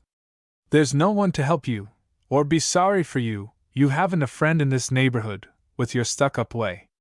The women are sore on you, none of them ever come to see you or even phone you. Don't you think I see it? You've no one to turn to, so you might as well know it. I've got you. His last words were almost screamed at her, as he strove to make his voice sound above the storm, and in a sudden lull of the storm, they rang through the house. At the same moment there was a sound of something falling against the door, and the dog, with bristling hair, ran out from his place of shelter. Mrs. Payne turned quickly to the door and opened it, letting in a gust of blinding snow, which eddied in the room and melted on the hot stove. A man, covered with snow, lay where he had fallen, exhausted on the doorstep. What's this? Cried Payne, in a loud voice, as he ran forward. Where did this fellow come from? In his excitement he asked it over and over again, as if Mrs. Payne should know. She ventured no opinion, but busied herself in getting the snow from the clothes of her visitor, and placing him in the rocking chair beside the fire. He soon recovered the power of speech, and thanked her gaspingly, but with deep sincerity. This is a deuce of a day for any one to be out, began the man of the house. Any fool could have told it was going to storm. What drove you out? Where did you come from, anyway? Mrs. Payne looked appealingly at him. Let him get his breath, can't you see he is all in? She said quietly. He'll tell you, when he can speak. In a couple of hours, Peter Neylands, draped in a gray blanket, sat beside the fire, while his clothes were being dried, and rejoiced over the fact that he was alive. The near tragedy of the bright young lawyer found dead in the snow still thrilled him. It had been a close squeak, he told himself, and a drowsy sense of physical well-being made him almost unconscious of his surroundings. It was enough for him to be alive and warm. Mrs. Payne moved about the house quietly, and did all she could with her crude means to make her guest comfortable, and to assure him of her hospitality. She pressed his clothes into shape again, and gave him a well-cooked dinner, as well served as her scanty supplies would allow, asking no questions, but with a quiet dignity making him feel that she was glad to serve him. There was something in her manner which made a strong appeal to the chivalrous heart of the young man. He wanted to help her, do something for her, make things easier for her. The afternoon wore on, with no loosening of the grip of the storm, and Peter began to realize that he was a prisoner. He could have been quite happy with Mrs. Payne and the children, even though the floor of the kitchen was draughty and cold, the walls smoked, the place desolate and poor, but the presence of his host, with his insulting manners, soon grew unbearable. Mr. Payne sat in front of the stove, smoking and spitting, abusing the country, the weather, the government, the church. Nothing escaped him, and everything was wrong. A certain form of conceit shone through his words, too, which increased his listeners' contempt. He had made many sharp deals in his time, of which he was inordinately proud.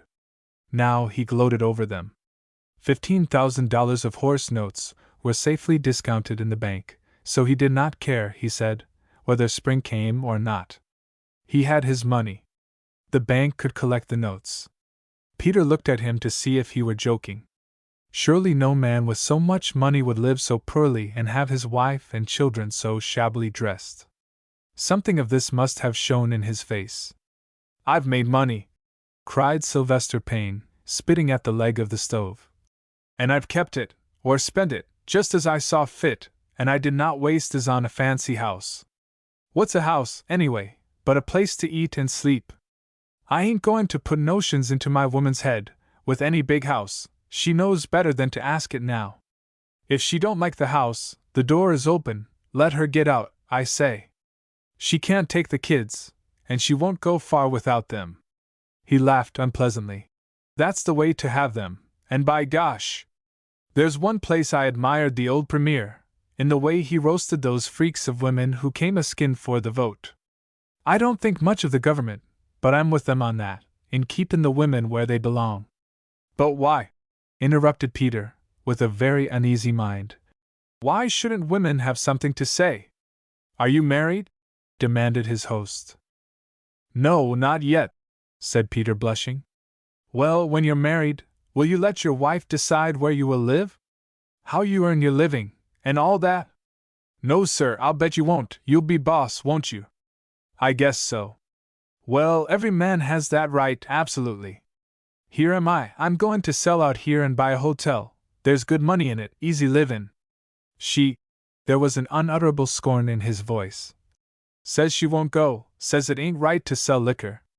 I say she'll come with me or get out. She might be able to earn her own livin', but she can't take the kids. According to law, children belong to the father, ain't that right? There's a man comin' to buy the farm. I guess he would have been out today, only for the storm. We have the bargain made, all but the signin' up. Mrs. Payne stood still in the middle of the floor, and listened in terror. A man coming to buy the farm! Every trace of color left her face. Maybe it was not true. He saw the terror in her face, and followed up his advantage. People have to learn to do as they're told when I'm round. No one can defy me, I'll tell you that. Everyone knows me, I can be led, but I can't be driven. Peter Nealance had the most uncomfortable feeling he had ever known. He was not sure whether it was his utter aversion to the man who sat in front of the stove, boasting of his sharp dealing, or a physical illness which affected him, but a horrible nausea came over him. His head swam, his eardrums seemed like to burst, every bone began to ache. The 3 days that followed were like a nightmare, which even time could never efface or rob of its horror. The fight with the storm had proven such a shock to him that for 3 days a burning fever, alternating with chills, held him in its clutches, and even when the storm subsided kept him a prisoner sorely against his will. In these 3 days, at close range, he saw something of a phase of life he had never even guessed at. He did not know that human beings could live in such crude conditions, without comforts, without even necessities. It was like a bad dream, confused, humiliating, horrible, and when on the 3rd day he was able to get into his clothes, his one desire was to get away, and yet to leave his kind hostess who had so gently nursed him and cared for him, seemed like an act of desertion. However, when he was on his feet, though feeling much shaken, and still a bit weak, his courage came back. Something surely could be done to relieve conditions like this. The snow was piled fantastically in huge mounds over the fields, and the railway cuts would be drifted full, so no train would run for days. But Peter felt that he could walk the distance back to town. His host made no objection, and no offer to drive him. In the tiny bedroom off the kitchen, which Mrs. Payne had given him, as he shiveringly made his preparations for leaving, he heard a strange voice in the other room, a girl's voice, cheery, pleasant. I just came in to see how you are, Mrs. Payne. No, thank you, I won't put the team in the stable, I ran them into the shed. I am on my way home from driving the children to school. Some storm, wasn't it?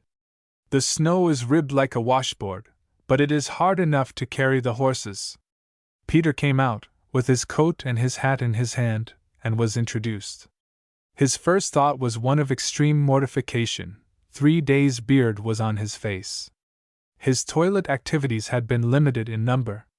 He knew he felt wretched, seedy, groggy, and looked it. Something in Pearl's manner reassured him. Going to town? Said she kindly.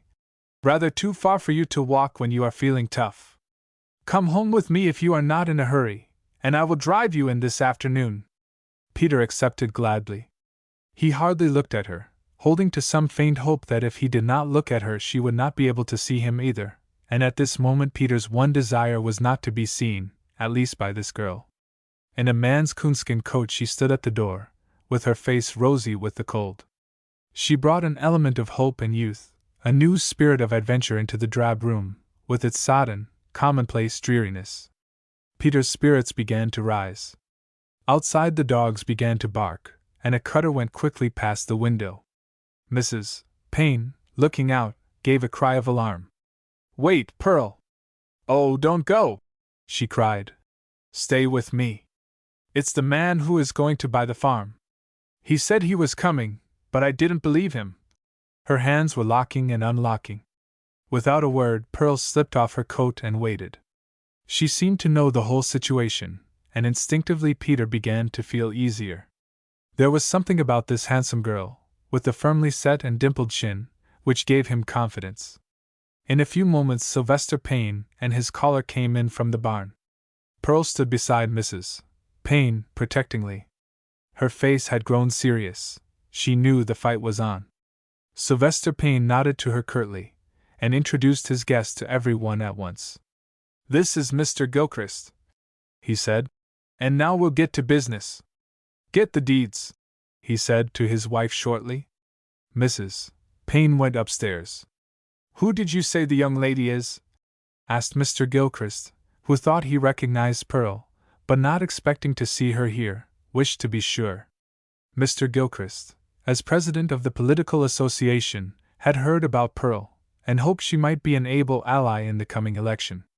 "This is Pearl Watson," said Mr. Payne, rather grudgingly. "This is the girl that's working up the women to thinking that they ought to vote. Her father and mother are good neighbors of mine, and Pearl was a nice kid, too, until she went to the city and got a lot of fool notions." "I'm a nice kid yet," said Pearl, smiling at him, and compelling him to meet her eye. "And I am a good neighbor of yours too, Mr. Payne, for I am going to do something for you today that no one has ever done. I'm going to tell you something." She walked over to the table and motioned to the two men to sit down, though she remained standing. Sylvester Payne stared at her uncomprehendingly. The girl's composure was disconcerting. Her voice had a vibrant passion in it that made Peter's heart begin to beat. It was like watching a play that approaches its climax. "Mr. Gilchrist probably does not understand that there is a small tragedy going on here today. Maybe he does not know the part he is playing in it. It is often so in life, that people do not know the part they played until it is too late to change. You've come here today to buy the farm." Mr. Gilchrist nodded. 10 years ago this farm was idle land. Mr. and Mrs. Payne homesteaded it, and have made it one of the best in the country. It has been hard work, but they have succeeded. For the last 5 years Mr. Payne has not been much at home. He has bought cattle and horses and shipped them to the city, and has done very well, and now has nearly $15,000 in the bank. There is no cleverer man in the country than Mr. Payne in making a bargain, and he is considered one of the best horsemen in the province. He pays his debts, keeps his word, and there is no better neighbor in this district." Sylvester Payne watched her open-mouthed, amazed. How did she know all this? It made strange music in his ears, for, in spite of all his bluster, he hungered for praise, for applause. Pearl's words fell like a shower on a thirsty field. "Meanwhile," Pearl went on, "Mrs. Payne runs the farm, and makes it pay, too. Although Mrs. Payne works the hardest of the two, Mr. Payne handles all the money, and everything is in his name. He has not noticed just how old and worn her clothes are. Being away so much, the manner of living does not mean so much to him as to her, for she is always here. Mrs. Payne is not the sort of woman who talks. She never complains to the other women, and they call her proud. I think Mrs. Payne has been to blame in not telling Mr. Payne just how badly she needs new clothes. He always looks very well himself, and I am sure he would like to see her well dressed, and the children too. But she will not ask him for money, and just grubs along on what she can get with the butter money. She is too proud to go out poorly dressed, and so does not leave home for months at a time, and of course, that's bad for her spirits, and Mr. Payne gets many a cross look from her when he comes home. It makes him very angry when she will not speak. He does not understand. Mr. Payne's intention now is to sell the farm and buy the hotel in Milford. He will still go on buying cattle, and his wife will run the hotel. She does not want to do this. She says she will not do it. It is not a proper place in which to raise her children. She hates the liquor business. This is her home, for which she has worked. It is not much of a home. It's cold in winter and hot in summer. You would never think a man with $15,000 in the bank would let his wife and children live like this, without even the common decencies of life. That's why Mrs. Payne has never had any of her own people come to visit her. She is ashamed for them to see how badly off she is. No, it is not much of a home, but she clings to it. It is strange how women and animals cling to their homes. You remember the old home on the road to Hampton your people had, Mr. Gilchrist, the fine old house with the white veranda and the big red barn? It was the best house on the road. It burned afterwards, about 3 years ago. Mr. Gilchrist nodded. Well, we bought, when we came to our farm here, one of your father's horses, the old Polly mare. Do you remember Polly? I broke her in, he said, when she was 3. Well, Polly had been away a long time from her old home, but last summer when we drove to Hampton, Polly turned into the old place and went straight to the place where the stable had stood. There was nothing there, even the ruins are overgrown with lamb's quarters, but Polly went straight to the spot. It had been home to her. A silence fell on the room. There is no law to protect Mrs. Payne, Pearl went on, after a long pause. The law is on your side, Mr. Gilchrist. If you want the place, there is no law to save Mrs. Payne. Mr. Payne is quite right in saying he can take the children, so she will have to follow. Mrs. Payne is not the sort of woman to desert her children. She would live even in a hotel rather than desert her children. The law is on your side, gentlemen. You have the legal right to go on with the transaction. What law is this? Said Mr. Gilchrist. The law of this province, said Pearl. Do you mean to say, said Mr. Gilchrist hotly, that Mrs. Payne cannot claim any part of the price of this farm as her own, or does not need to sign the agreement of sale? Has she no claim at all? She has none, said Pearl. She has no more claim on this farm than the dog has. By gosh! I never knew that, he cried. We'll see a lawyer in town before we do anything. That's news to me. Are you sure of it, Pearl? Mrs. Payne whispered. Maybe there's something I can do. This young man is a lawyer. Maybe he could tell us. Sylvester Payne was trying to recover his point of view. Can you tell us? Pearl asked Peter, who sat in a corner, intensely listening. What the law says? The law, said Peter miserably, as one who hates the word he is about to utter, gives a married woman no rights. She has no claim on her home, nor on her children. A man can sell or will away his property from his wife. A man can will away his unborn child, and it's a hell of a law, he added fiercely. Pearl turned to Robert Gilchrist, saying, Mr. Gilchrist, the law is with you. The woman and the 3 children have no protection. Mr. Payne is willing that they should be turned out. It is up to you. Mrs. Payne, who had come down the stairs with the deed in her hand, laid it on the table and waited. For some time no one spoke. Sylvester Payne looked at the floor. He was a heavy-set man, with a huge head, bare-faced and rather a high forehead. He did not seem to be able to lift his eyes. I suppose, continued Pearl, the people who made the laws did not think it would ever come to a showdown like this. They thought that when a man promised to love and cherish a woman, he would look after her and make her happy, and see to it that she had clothes to wear and a decent way of living, if he could. Of course, there are plenty of men who would gladly give their wives everything in life, but they can't, poor fellows, for they are poor. But Mr. Payne is one of the best-off men in the district. He could have a beautiful home if he liked, and his wife could be the handsomest woman in the neighborhood. She is the sort of woman who would show off good clothes too. I suppose her love of pretty things has made her all the sorer, because she has not had them. I just wanted to tell you, Mr. Gilchrist, before you close the deal. Mrs. Payne would never tell you, and naturally enough Mr. Payne wouldn't. In fact, he does not know just how things stand, but I feel that you should know just what you are doing if you take this farm.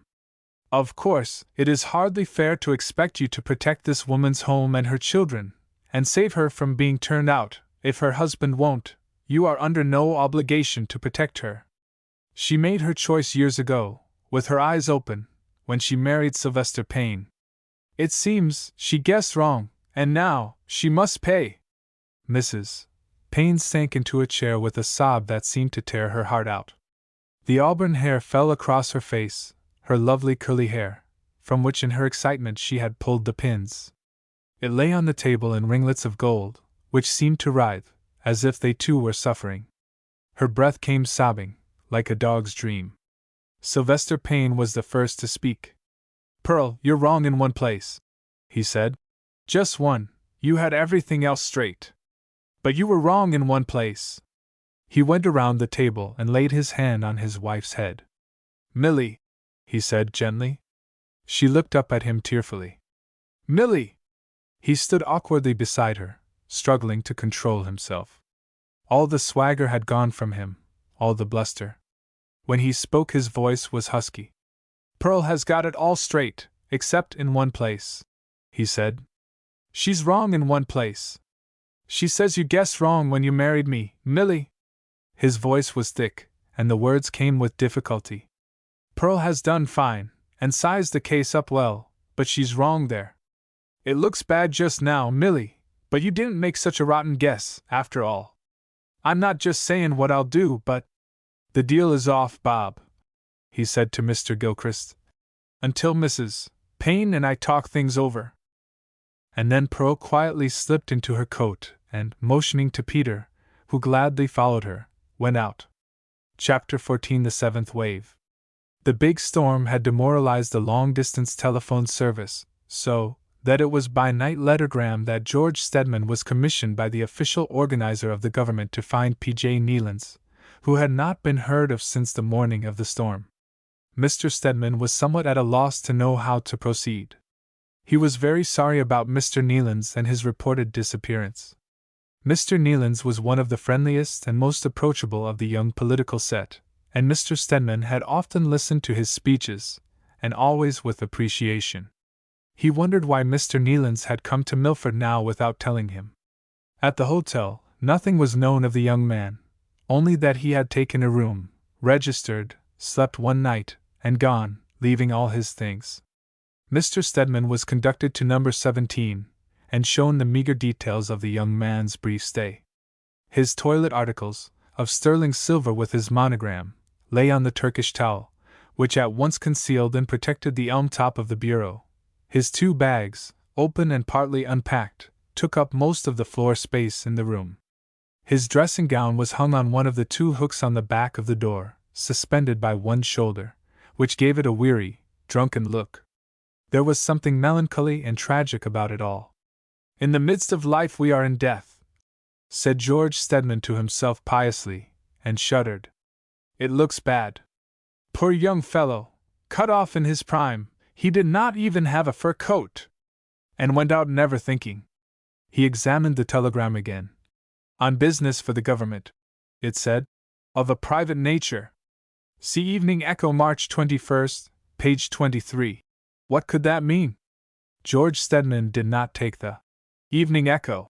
He hated the very sight of it. The Morning Sun was good enough for him. He remembered the thrill of pride he had felt when his chief had said one day in debate that he wanted nothing better than the sun and the Bible. It was an able utterance, he thought, reminding one of the good old Queen's reply to the Ethiopian prince, and should have made its appeal even to the opposition. But the leader had said, in commenting on it, that he was glad to know his honorable friend was broad-minded enough to read both sides. And now he was told to look up the opposition paper, and the very page was given. His first thought was that it was a personal attack upon himself. But how could that be? He never opened his mouth in the House, he never even expressed an opinion, and as the campaign had not yet begun, he had not done anything. He read the telegram again. In desperation, he went back to the long-distance booth, but found the lines still out of order, and a wire had come giving the details of the damage done by the storm. It would be several days before communication could be established. There was no help coming from headquarters, and from the wording of the telegram there seemed to be a reason for their not giving clear details. He must get a copy of the paper. Reluctantly, he went to the printing office and made known his errand. Mr. Driggs was delighted to give him the paper. He had it someplace, though he very seldom opened any of his exchanges. He evidently bore Mr. Stedman no ill will for his plain talk 2 weeks ago. With some difficulty he found it, with its wrapper still intact. It was a loose wrapper, which slipped off and on easily. Mr. Stedman remarked carelessly that there was an editorial in it to which his attention had been drawn, on hearing which Mr. Driggs turned his head and winked at an imaginary accomplice. Mr. Stedman went over to the livery stable to find a quiet, clover-scented corner in which he might peruse his paper. An intuitive feeling cautioned him to be alone when he read it. In the office, Mr. Stedman found a chair, and opened his paper. Bertie, ever on the alert for human interest stories, watched from a point of vantage. He told Mrs. Crocks afterwards about it. The paper seemed to tangle up at first, and stick to his fingers. He wrestled it round and blew on it, and turned over pages and folded it back. Gee, there was a lot of it. It filled the whole table, and pieces dropped on the floor. He put his foot on them, like as if he was afraid they'd get away. At last he found something, and he just snorted. I got as close as I could, but I couldn't see what it was. There was a picture of a girl, and he read on, and snorted out 3 times, and the sweat stood out on his face. Twice he cleared up his throat like your clock does when it gets ready to strike, and then he tore out a page of the paper and put it in his pocket, and he gathered up the rest of it and burned it, all but one sheet that was under the table, and I got it here. Bertie brought home the news at 6 o'clock. Mrs. Crocks had a copy of the paper in her hands at 6:15. Meanwhile, George Stedman was feeling the need of counsel. His head swam, and a cruel sense of injustice ate into his heart. He was a quiet man. He did not deserve this. All his life he had sidestepped trouble, and here it was staring him in the face. In desperation he went to Driggs, the editor. He was a shrewd fellow. He would know what was best to be done. He found Mr. Driggs still in a sympathetic mood. He threw back his long black hair and read the article, with many exclamations of surprise. In places he smiled, once he laughed. How can anyone answer this, Driggs? Asked Mr. Stedman in alarm. What can be done about it? I wish you would write something about it. I can't think who would do this. There were no strangers that day at the school, not that I noticed. None of our people would do it. What do you think about it, Driggs? Would the girl write it herself? No, replied the editor honestly. I am quite sure Pearl did not do this. Suddenly Mr. Stedman thought of the telegram and the missing man. He resolved to take Driggs into his confidence. Driggs was as quick to see the import of it as King James was to smell gunpowder on that fateful November day when the warning letter was read in Parliament.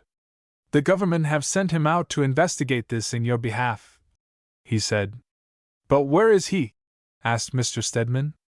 Mr. Driggs' bushy brows drew down over his eyes. There's one person can help us, he said. He threw on his jute-colored waterproof and his faded felt hat. Mr. Stedman followed him as he went quickly to the horse repository. Bertie was hastily consulted, and Bertie as usual ran true. Sure I saw him, said Bertie. Ain't he back yet? Gee! I'll bet he's froze. He'll be dead by now for sure.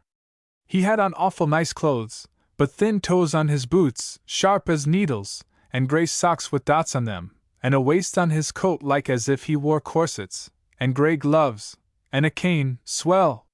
He was some fine looker, you bet, but he wouldn't last long in that storm. Where did he go, Bertie? Asked Mr. Stedman, trying to hold his voice to a tone of unconcern. He asked about teachers, and about how far it was to Watson's. Mr. Driggs and Mr. Stedman's eyes met. If he's any place, said Bertie cheerfully, he'll be there. To the Watsons Mr. Stedman and Mr. Driggs determined to go, although, by this time the evening was well advanced. The storm had piled the snow into huge drifts which completely filled the railway cuts, but fortunately for those who traveled the sleigh roads, the snow was packed so hard that horses could walk safely over it. Bridges over ravines were completely covered, people made tunnels to the doors of their stables, and in some cases had to dig the snow away from their windows to let the light in. But the sun had come out warm, and the weather prophets said it was the last storm of the season. When Mr. Stedman and Mr. Driggs approached the Watson home, they found every window lighted and several sleighs in the yard. From the house came sounds of laughter and many voices. "There is no funeral here," said Mr. Driggs lightly. George Stedman shuddered. "He may never have reached here," he said in a voice of awe. They knocked at the woodshed door, but no one heard them. Then they went quietly in, and finding the kitchen door open, went in. Mr. Watson, who stood at the door of the room, shook hands with them quietly, and said in a whisper, "They're acting tableaux now, just step up to the door and see them. The children are having a party. Pearl will explain it in a minute. Just step in and watch, you're just in time, they're just going to do King Canute." The two men looked in. About a dozen young people were in the room, which was well lighted by a gasoline hanging lamp. The furniture was pushed into a corner to leave a good floor space. A curtain was suspended from one of the beams, and behind it there seemed to be great activity and whispered directions. Every one was so intently waiting, they did not notice that the audience had been augmented by the two men at the door. In front of the curtain came Pearl to announce the next tableaux. "Ladies and gentlemen," she said solemnly, although her audience began to laugh expectantly, "we will now present to you a historical tableau, a living picture of a foolish old king, who thought he could command the waves to stand still. Seated in his armchair on the shore you will see King Canute. Behind him are the rugged hills of the Saxon coast. Before him the sea tosses angrily. The tide is rolling in. Each wave is a little bigger than the last, the seventh wave being the largest of all. This tableau, ladies and gentlemen, in the production of which we have spared no trouble and expense, teaches the vanity of human greatness. Careful attention has been given to detail, as you will observe." She disappeared behind the curtain for a moment, and when it was pulled back by invisible hands, broom wire handled by Mary, she was discovered sitting robed in purple. One of the girls had brought her mother's Japanese dressing gown, with a homemade but very effective crown on her head. Her throne was an armchair, raised on blocks of wood. As King Canute, Pearl's eyes were eagle-like and keen, her whole bearing full of arrogance and pride. Dramatically she waved her right arm towards the sea, and in bitter words chided it for its restless tossing, and commanded it to hear the words of the all-high, great and powerful king, and stay, just where it was. But even as she spoke, a small wave came rolling in, gently lapping the shore. It was Danny Watson, with a small white apron tied around his person, which at each revolution made a white crest of breaking foam.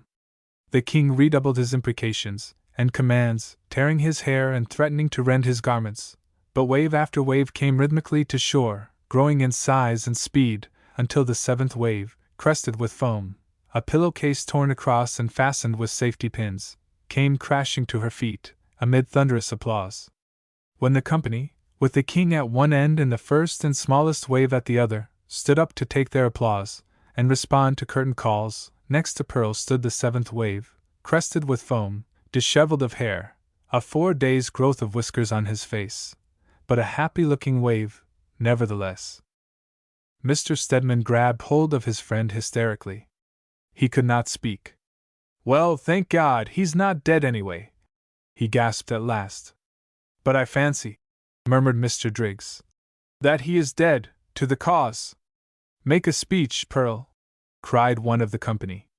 "Mr. Nealons would like to hear you do that one of the premiers, when he laid the cornerstone, about the generations yet unborn. Go on, Pearl, that's a good one." "Don't forget the waves of emigration breaking at our feet," said Mary, handing Pearl one of Teddy's coats. Pearl slipped on the coat, carefully adjusting the collar. Then, fingering an imaginary watch chain, she began. Her face grew grave, her neck seemed to thicken. Her voice was a throaty contralto. "We are gathered here today," she declaimed, "to take part in a ceremonial whose import we cannot even remotely guess, whose full significance will be revealed, not in your time or mine, but to the generations yet unborn." Peter Nealons gave a shout of recognition. Mr. Driggs felt a strong hand on his arm. George Stedman whispered hoarsely, "Come away, Driggs. That girl frightens me. This is no place for us." Chapter 15: The Coming of Spring. The spring was late, cruelly late, so late indeed that if it had been anything else but a season, it would have found itself in serious trouble, with the door locked and a note pinned on the outside telling it if it could not come in time it need not come at all. But the spring has to be taken in, whenever it comes, and be forgiven too, and even if there were no note on the door, there were other intimations of like effect, which no intelligent young spring could fail to understand. Dead cattle lay on the river bank, looking sightlessly up to the sky. They had waited, and hung on to life just as long as they could, but they had to give in at last. Spring came at last, brimful of excitement and apologies. It was a full-hearted, impulsive and repentant young spring, and lavished all its gifts with a prodigal hand. Its breezes were as coaxing as June, its head burned like the 1st of July, its sunshine was as rich and mellow as the sunshine of August. Spring had acknowledged its debt, and the overdue interest, and hoped to prevent any unpleasantness by paying all arrears and a lump sum in advance, and doing it all with such a flourish of good fellowship that the memory of its past delinquency would be entirely swept away. The old earth, frozen-hearted and bleached by wind and cold, and saddened by many a blighted hope, lay still and unresponsive under the coaxing breezes and the sunshine's many promises. The earth knew what it knew, and if it were likely to forget, the red and white cattle on the hillside would remind it.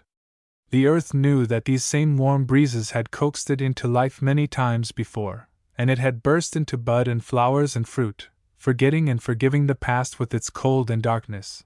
And the earth remembered that the flowers had withered and the fruit had fallen, and dark days had come when it had no pleasure in them, and so although the sun was shining and the warm winds blowing, the earth lay as unresponsive as the pulseless cattle on its cold, flat breast. But the sun poured down its heat, and the warm breezes frolicked into the out-of-the-way places, where old snowdrifts were hiding their black faces, and gradually their hard hearts broke and ran away in creeping streams, and the earth returned to the earth that gave it. A mist, too, arose from the earth, and softened its bare outlines, and soon the first anemone pushed its furry nose through the mat of gray grass, and scored another victory on the robin. The white poplar blushed green at its roots. The willows at the edge of the river reddened higher and higher, as the sap mounted. Headings of mousers soon began to show on their branches. A green glow came over the prairie, and in the ponds, millions of frogs, at the signal from an unknown conductor, burst into song. Then it was that the tired old earth stopped thinking and began to feel a thrill, a throb, a pulsing of new life, the stirring of new hopes which mocked its fears of cold or frost or sorrow or death. The Souris Valley opened forgiving arms to the repentant young spring, and put forth leaves in gayest fashion. The white bones, fantastically sticking through faded red hides, were charitably hidden by the grass, so that the awakened conscience of the tender young spring might not be unduly reminded of its cruelty and neglect. The woman who lived alone at Purple Springs always expected great things of the spring. She could not grow accustomed to the coldness of her neighbors, or believe that they had really cut her off from any communication, and all through the winter which had just gone she had kept on telling herself that everything would be different in the spring. Looking day after day into the white valley, piled high with snow, she had said to herself over and over again, "There shall be no more snow, there shall be no more snow," until the words began to mock her and taunt her, and at last lost their meaning altogether like an elastic band that has stretched too far. If she had been as close a student of the Bible as her mother, back in Argyllshire, she would have known that her impatience with the snow, which all winter long had threatened and menaced her, and peered at her with its 1,000 eyes, was just the same feeling that prompted John on the Isle of Patmos, wearied by the eternal breaking of the waves on his island prison, to set down as the first condition in the heavenly city, "There shall be no sea." 3 years before, Mrs. Gray had come to the Souris Valley and settled on the hill farm. It had been owned by a prospector, who once in a while lived on it, but went away for long periods, when it was believed he had gone north into that great unknown land of fabled riches. He had not been heard from for several years, and the people of the neighborhood had often wondered what would be done with the quarter section, which was one of the best in the district, in case he never came back. The Cowans, who lives nearest, had planted one of the fields, and used the land for the last 2 seasons. The Zinks had run their cattle in the pasture, and 2 of the other neighbors were preparing to use the remaining portions of the farm, when there arrived Mrs. Gray and her 7-year-old son to take possession. It was Mr. Cowan who demanded to know by what right she came, and when she had convinced him by showing him the deed of the farm, she came back at him by demanding that he pay her the rent for the acres he had used, which he did with a bad grace. She had not been long in the neighborhood when there came to demonstrate a new sewing machine a drooping-eyed, bewhiskered man, in a slim buggy, drawn by a team of sorrel ponies. He claimed to have known Mrs. Gray in that delightfully vague spot known as Down East, and when he found how eagerly any information regarding her was received, he grew eloquent. Mrs. Cowan departed from her hard and fast rule, and the rule of her mother before her, and asked him to stay for dinner, and being an honest man, in small matters at least, the agent did his best to pay for his victuals. He told her all he knew, and then some, prefacing and footnoting his story with the saving clause. Now this may be only talk, but anyway, it is what they said about her. He was not a malicious man, he bore the woman, who was a stranger to him, no grudge. But that day as he sat at dinner in the Cowans' big, bare kitchen, he sent out the words which made life hard for the woman at Purple Springs. So much for the chivalry of the world and the kindly protection it extends to women. Vague rumors were circulated about her, veiled, indefinite insinuations. The Ladies' Aid decided they would not ask her to join, at least not until they saw how things were going. She might be all right, but they said a church society must be careful. The women watched each other to see who would go to see her first. She came to church with her boy, to the little church on the river flat, and the minister shook hands with her and told her he was glad to see her. But the next week his wife, spending the afternoon at Mrs. Cowan's, heard something. And the next Sunday, although he shook hands with her and began to say he was glad to see her, catching Mrs. Cowan's eye on him, he changed his sentence and said he was glad to see so many out. All summer long the women at Purple Springs held to the hope that someone would come to see her. At first she could not believe they were wilfully slighting her. It was just their way, she thought. They were busy women, she often saw them out in their gardens, and at such times it was hard for her to keep from waving to them. The woman who lived the nearest to her, geographically, was Mrs. Cowan, and one day, the first summer, she saw Mrs. Cowan beating rugs on the line, and as the day was breezy, it seemed as if she waved her apron. Mrs. Gray waved back, in an ecstasy of joy and expectation, but there came no response from her neighbor, no answering signal, and as the lonely woman watched, hoping, looking, praying, there rolled over her with crushing sadness the conviction that all her hopes of friendliness were in vain. The neighborhood would not receive her, she was an outcast. They were condemning her without a hearing, they were hurling against her the thunders of silence. The injustice of it ate deeply into her soul. Then it was that she began to make the name, Purple Springs, out of the willow withes which grew below the house. She made the letters large, and with a flourish, and dyed them the most brilliant purple they would take, and set them on a wire foundation above her gate. The work of doing it gave solace to her heart, and when the words were set in place, it seemed to her that she had declared her independence, and besides, they reminded her of something very sweet and reassuring, something which helped her to hold her head up against the current of ill thoughts her neighbors were directing toward her. That was the year the school was built, and no other name for it but Purple Springs was even mentioned, and when the track was extended from Milford west, and a mahogany red station built, with a tiny freight shed of the same color, the name of Purple Springs in white letters was put on each end of the station. So, although the neighbors would not receive the woman, they took the name she brought. Her son Jim, a handsome lad of 7, went to school the first day it was opened. Her mother heart was fearful for the reception he might get, and yet she tried to tell herself that children were more just than their elders. They would surely be fair to Jim, and when she had him ready, with his leather book bag, his neat blue serge knickerbocker suit, his white collar and well-polished boots, she thought, with a swelling of pride, that there would not be a handsomer child in the school, nor one that was better cared for. Down the hill went Jim Gray, without a shadow on his young heart. So long as he had his mother, and his mother smiled at him, life was all sunshine.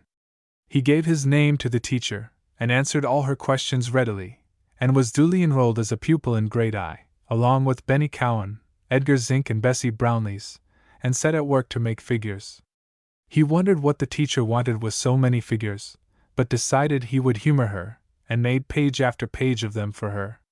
By noon the teacher decided, on further investigation, to put Master James Gray in grade 2, and by 4 o'clock he was a member in good standing of grade 3.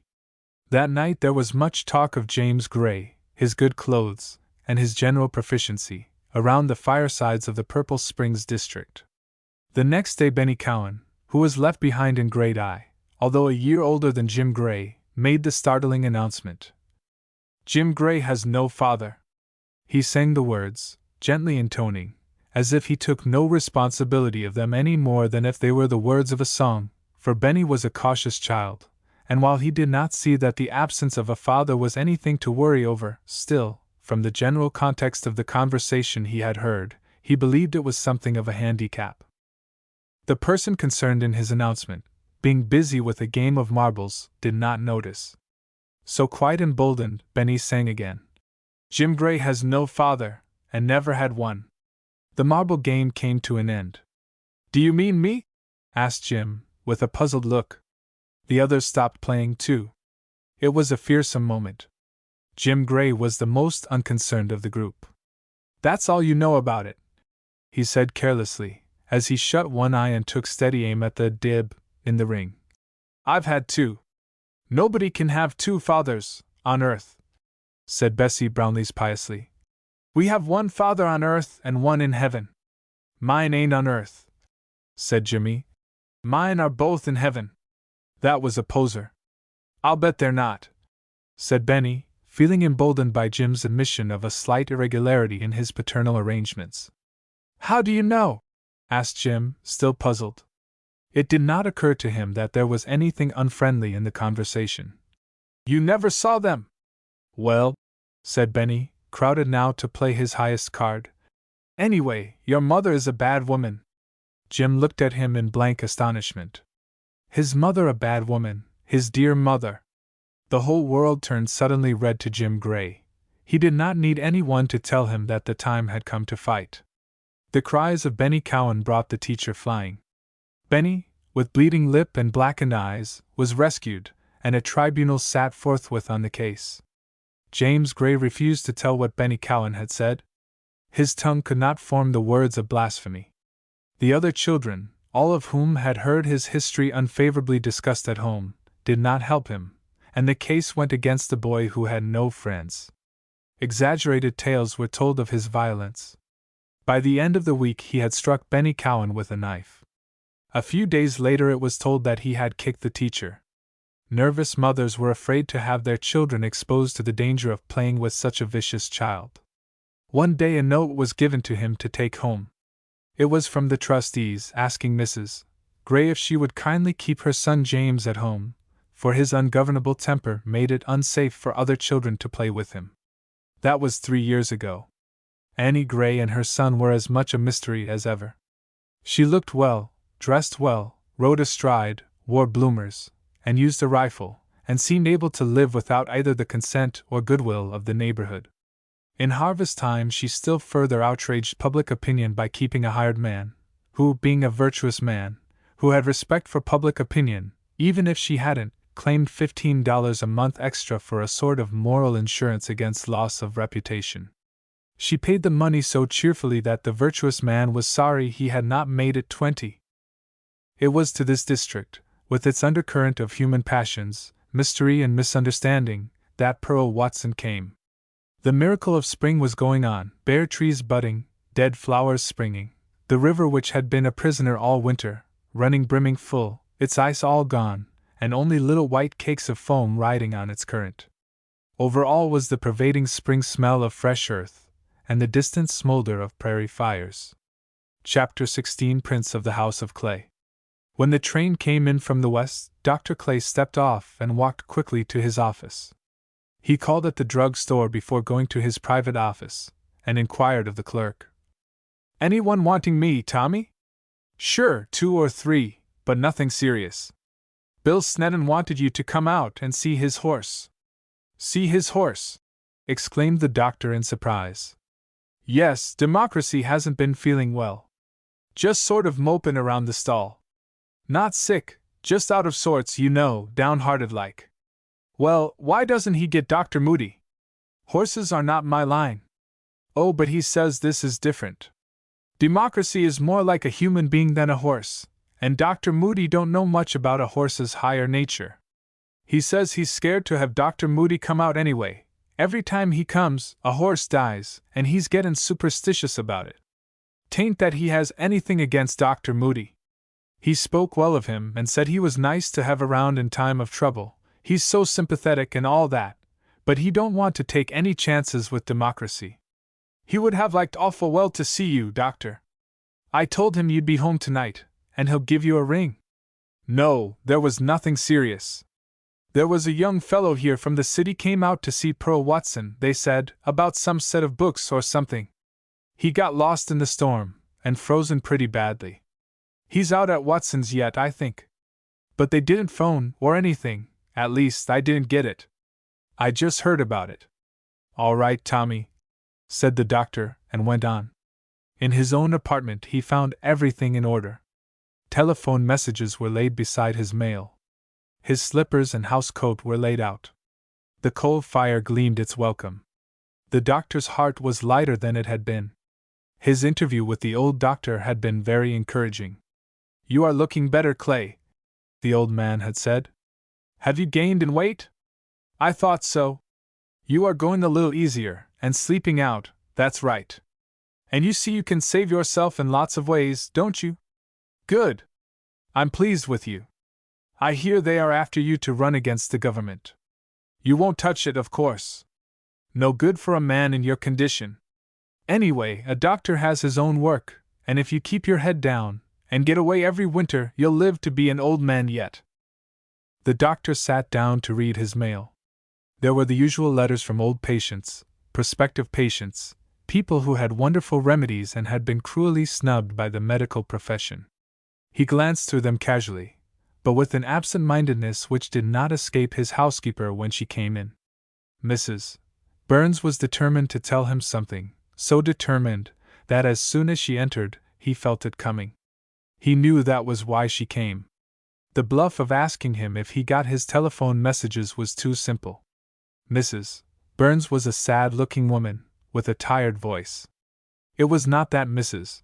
Burns was tired or sad, but in that part of the East from which she had come, all the better people spoke in weary voices of ladylike weakness. "Well, Mrs. Burns," the doctor said, "what has happened today?" He knew he was going to get it anyway, so he might as well ask for it. "George Stedman was in an awful state about the young fellow who came out from the city to see Pearl Watson. He got lost in the storm, and stayed 3 days at Payne's, and then Pearl came over and took him home with her. Some say the government sent him about the piece in the paper, and some say he's her beau. I don't know. Mrs. Crox saw Pearl when she brought him in, and she could get nothing out of her. He's at the hotel still, though nobody seems to know what his business is." "Oh well," laughed the doctor. "We'll just have to watch him. Don't leave washings on the line, and lock our doors, he can't scare us." Mrs.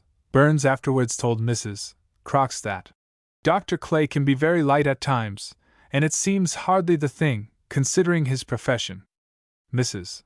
Burns could never quite forgive herself for leaving so early that night, and almost lost her religion, because no still small voice prompted her to stay. Just as she left the office, the young man, the mysterious stranger, came to the door, and Mrs. Burns knew there was no use going back through the drug store and listening at the door. The doctor had heavy curtains at each door in his office, and had a way of leaving the key in the door that cut off the last hope.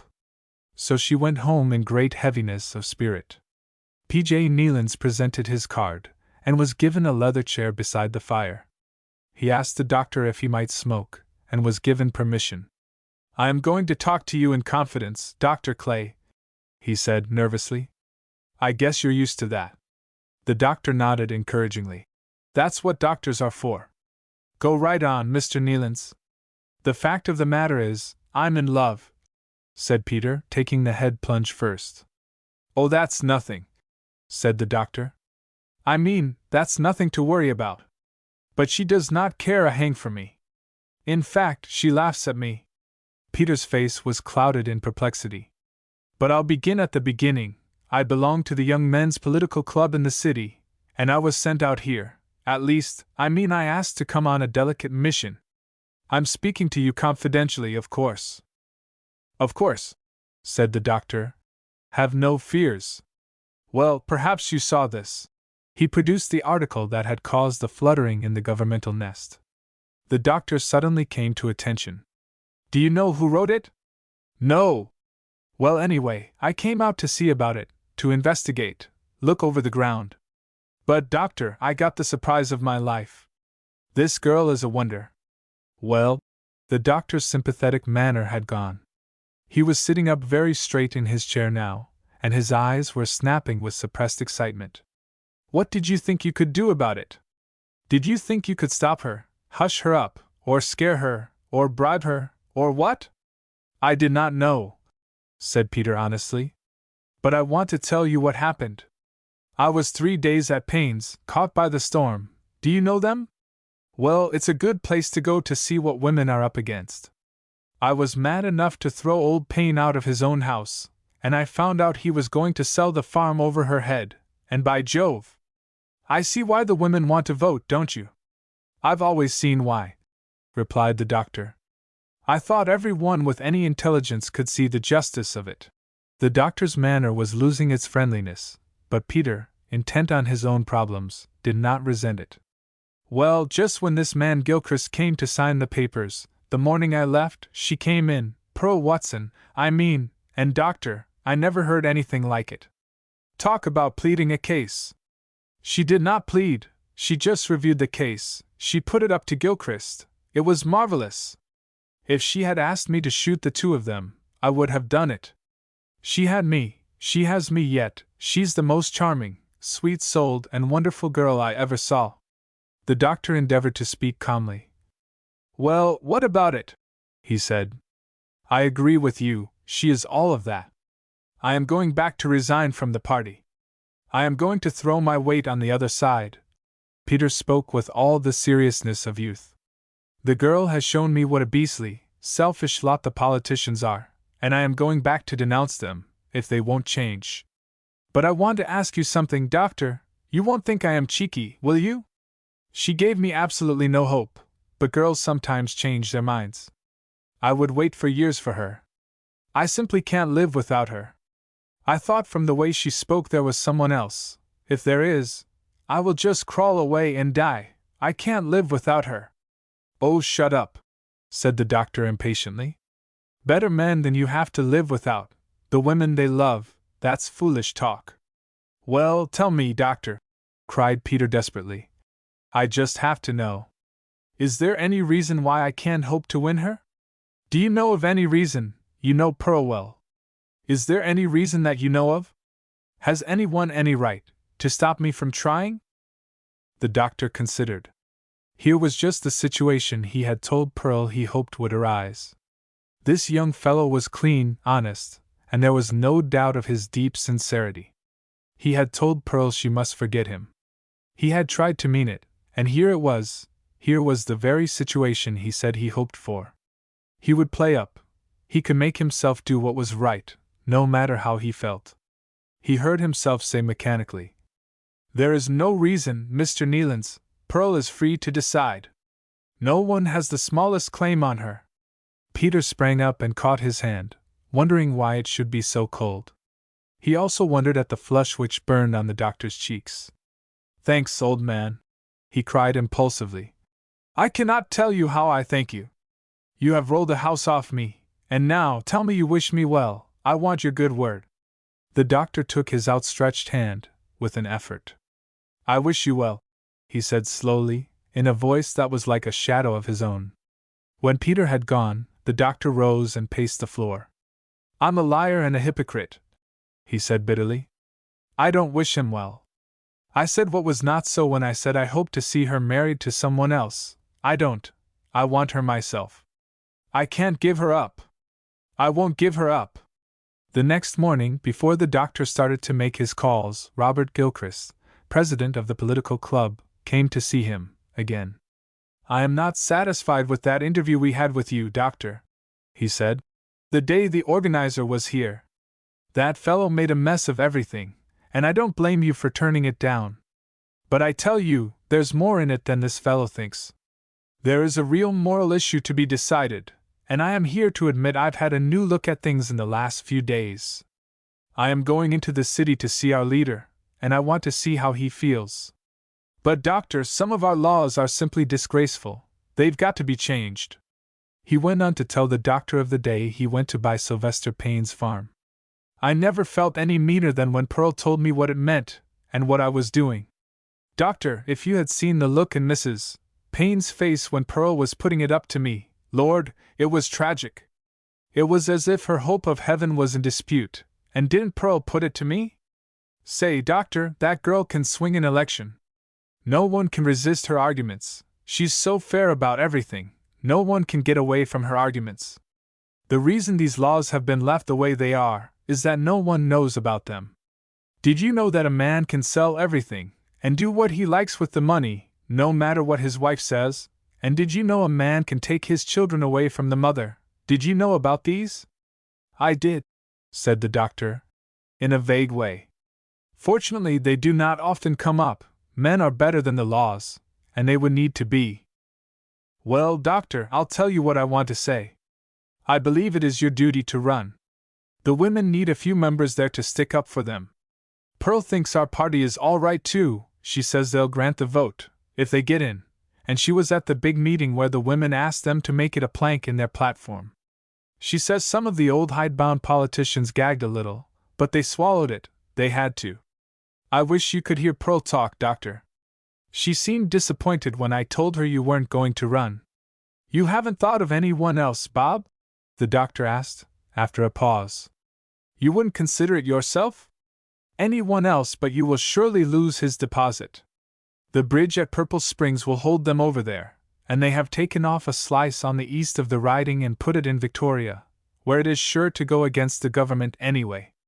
No, this will go to Stedman by acclamation, unless you let us nominate you." "Well, I'll reconsider," said the doctor, "and phone you inside of 24 hours.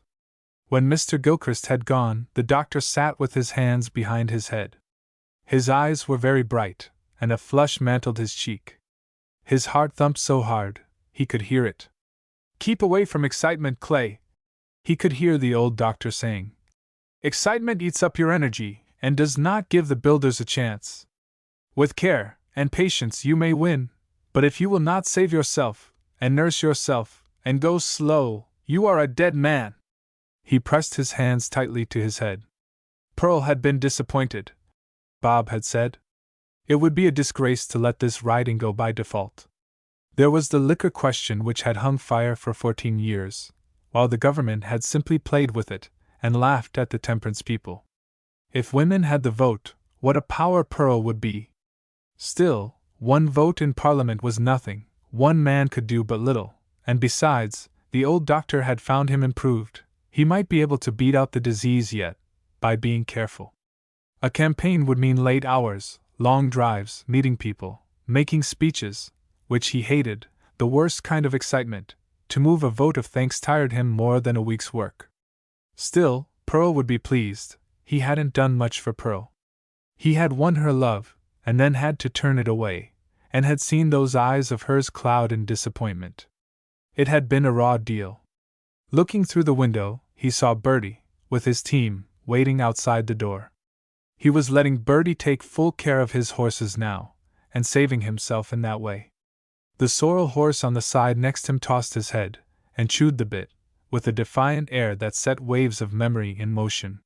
He had bought this fine 4-year-old, because he had reminded him of old Prince, the same color, the same markings, and the same hard mouth and defiant red eye. Usually, he did not keep Bertie waiting, but this morning it did not matter, there were other things to be decided. The sorrel horse seemed to be looking at him through the office window. "There was another sorrel horse to take your place, Prince," said the doctor, looking at the big sorrel, but thinking of his predecessor. "Although that did not influence you in any way, you left that to me to find out, you considered that my business. I believe I will be safe in leaving it to someone higher up to get another doctor to take my place. Doctors, and sorrel horses, there are plenty of them. You had the right philosophy, Prince. No one else could have saved the woman's life, so you did that, and let me rustle for another horse.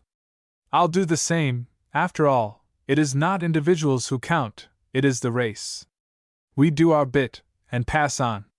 Straight ahead of me seems to be a piece of work I can do, and if I have to pay for the privilege of doing it, I'll pay, without regrets." He reached for the telephone, and called Mr. Gilchrist. "Hello, Bob," he said steadily. "I've reached a decision. No, it didn't take me long. Yes, I will. I'll accept the nomination." "All right, Bob, I hope so. Thank you for your good opinion, all right." Chapter 17 Peter's Report. When Peter J. Nealons returned to the city, he sought an interview with his chief. It was a bold stroke, Mr. Nealons knew, but the circumstances warranted it. He must lay the matter before his superior officer. As a loyal member of the party, he must bring in a warning. He must make the government understand. The old leader was one of the most approachable of men, genial, kindly, friendly. The interview was arranged without difficulty, and Peter, with his heart beating uncomfortably, was shown by the old retainer who kept guard in the outside office through the blue velvet hangings into the chief's private office. At a long oaken table, on which were scattered a few trade journals and newspapers, he found the great man. An unlighted cigar was in his mouth, and he sat leaning back in a revolving chair. "Well, Peter, my son, how are you?" he said gaily, extending his hand. "And so you feel you must see the old man on business of importance, vital importance to our country's welfare. That's good, glad to see you. Take a chair beside me and tell Uncle who hit you."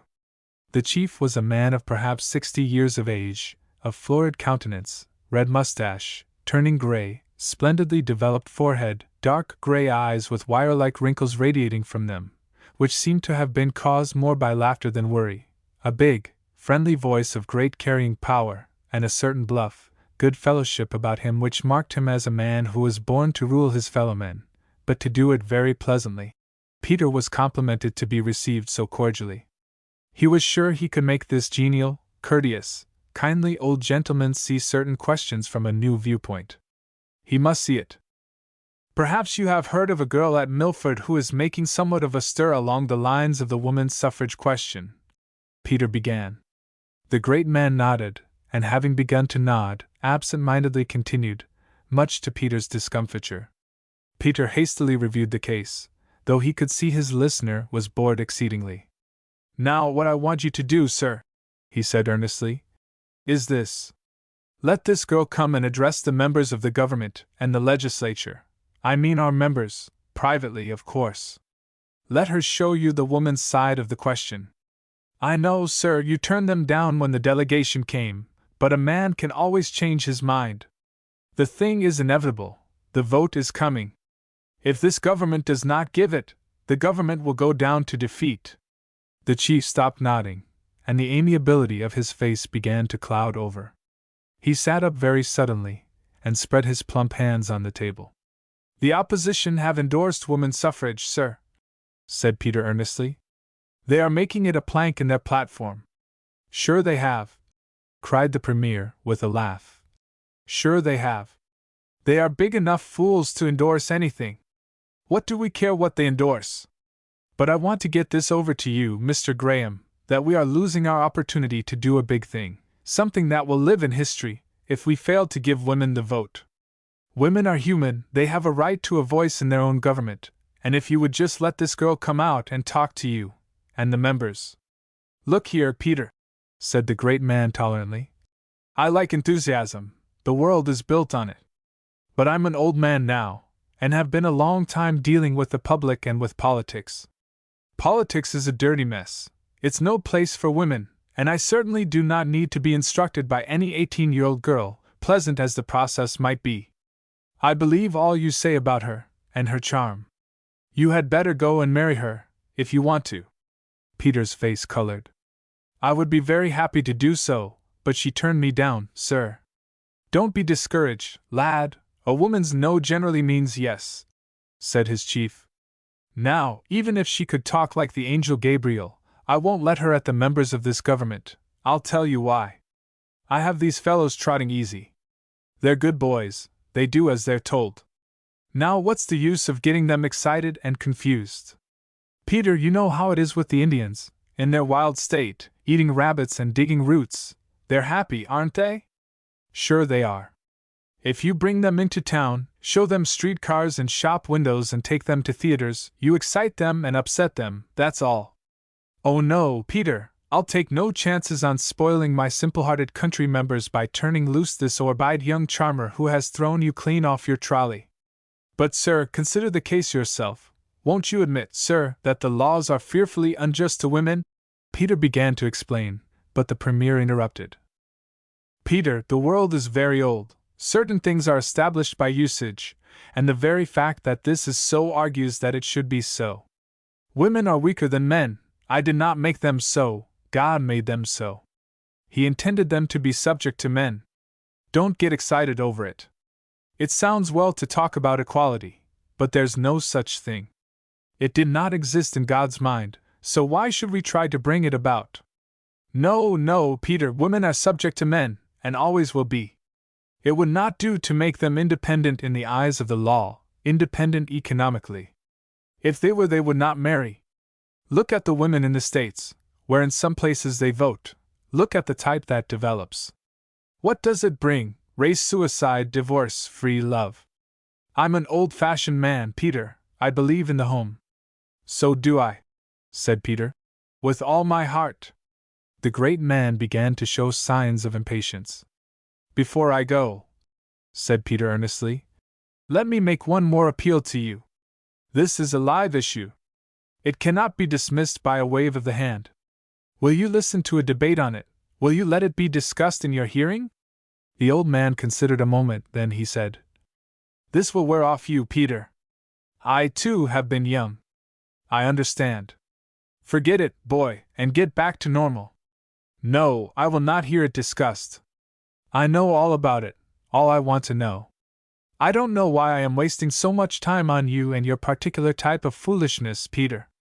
I have people like you seeing me every day. Usually they are dealt with by Mr. Price, in the outer office. He has orders to put the can on them and open the door. Oh no, Peter, there will be no radical measures while I sit at the helm. I am too old to change my mind. Peter began to put on his gloves. The older man held out his hand. Well, goodbye, Peter, he said kindly. Come again, come any time, always glad to see you. I will not be back, said Peter quietly. This is goodbye. If I cannot show you that you are wrong, I will go out and help the women to show the people that you are wrong. Pearl says if the Premier is too old to change his mind, we will do the next best thing. And what is that? Change the Premier, Peter replied steadily. The old man laughed, with uproarious mirth. Peter, you're funny, all right, you're rich. I always did enjoy the prattle of children, but I can't fool away any more time on you, so run along and sell your papers.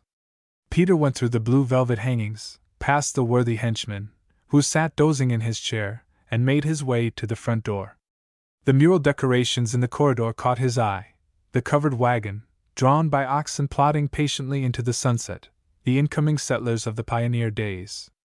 I wonder if the women did not do their full share of that, he thought. They worked, suffered, hoped, endured, and made the country what it is. I wonder how any man has the nerve to deny them a voice in their own affairs. While Peter was taking his departure, and before he had reached the front gate, One of the many bells which flanked the premier's table was wildly rung. "Send Banks to me," he said crisply, to the lackey who appeared. The genial mood had gone. His brows were clamped low over his eyes. He had chewed the end off his cigar. "Every time the women raise ructions it sets me thinking of her. I wonder what became of her," he murmured. "The ground seems to have swallowed her. She might have known I did not mean it, but women don't reason, they just feel." The news of P.J. Nealon's resignation from the Young Men's Political Club made a ripple of excitement in government circles, and brought forth diverse comments. "There's a girl in it, I hear," said one of the loungers at the Maple Leaf Club. "Some pretty little suffragette has won over our Peter." "He does not deny it," said another. "He'll tell you the whole story, and believe me, Peter is an enthusiastic supporter of the women's cause now. I see in this morning's paper he made a speech for them last night called The Chivalry of the Law. Peter has the blood of the martyrs in him for sure, for he was in a straight line for the nomination here in Center." "Peter Nealon's makes me tired," said a third gloomily. "Why does he need to get all fussed up over the laws relating to women? They have too much liberty now. They can swear away a man's character. That's one thing I'd like to see changed. It's dangerous, I tell you." The first man finished the discussion. "I always liked Peter, and am sorry he's quit us. He'll have a following, too, just because he does believe in himself."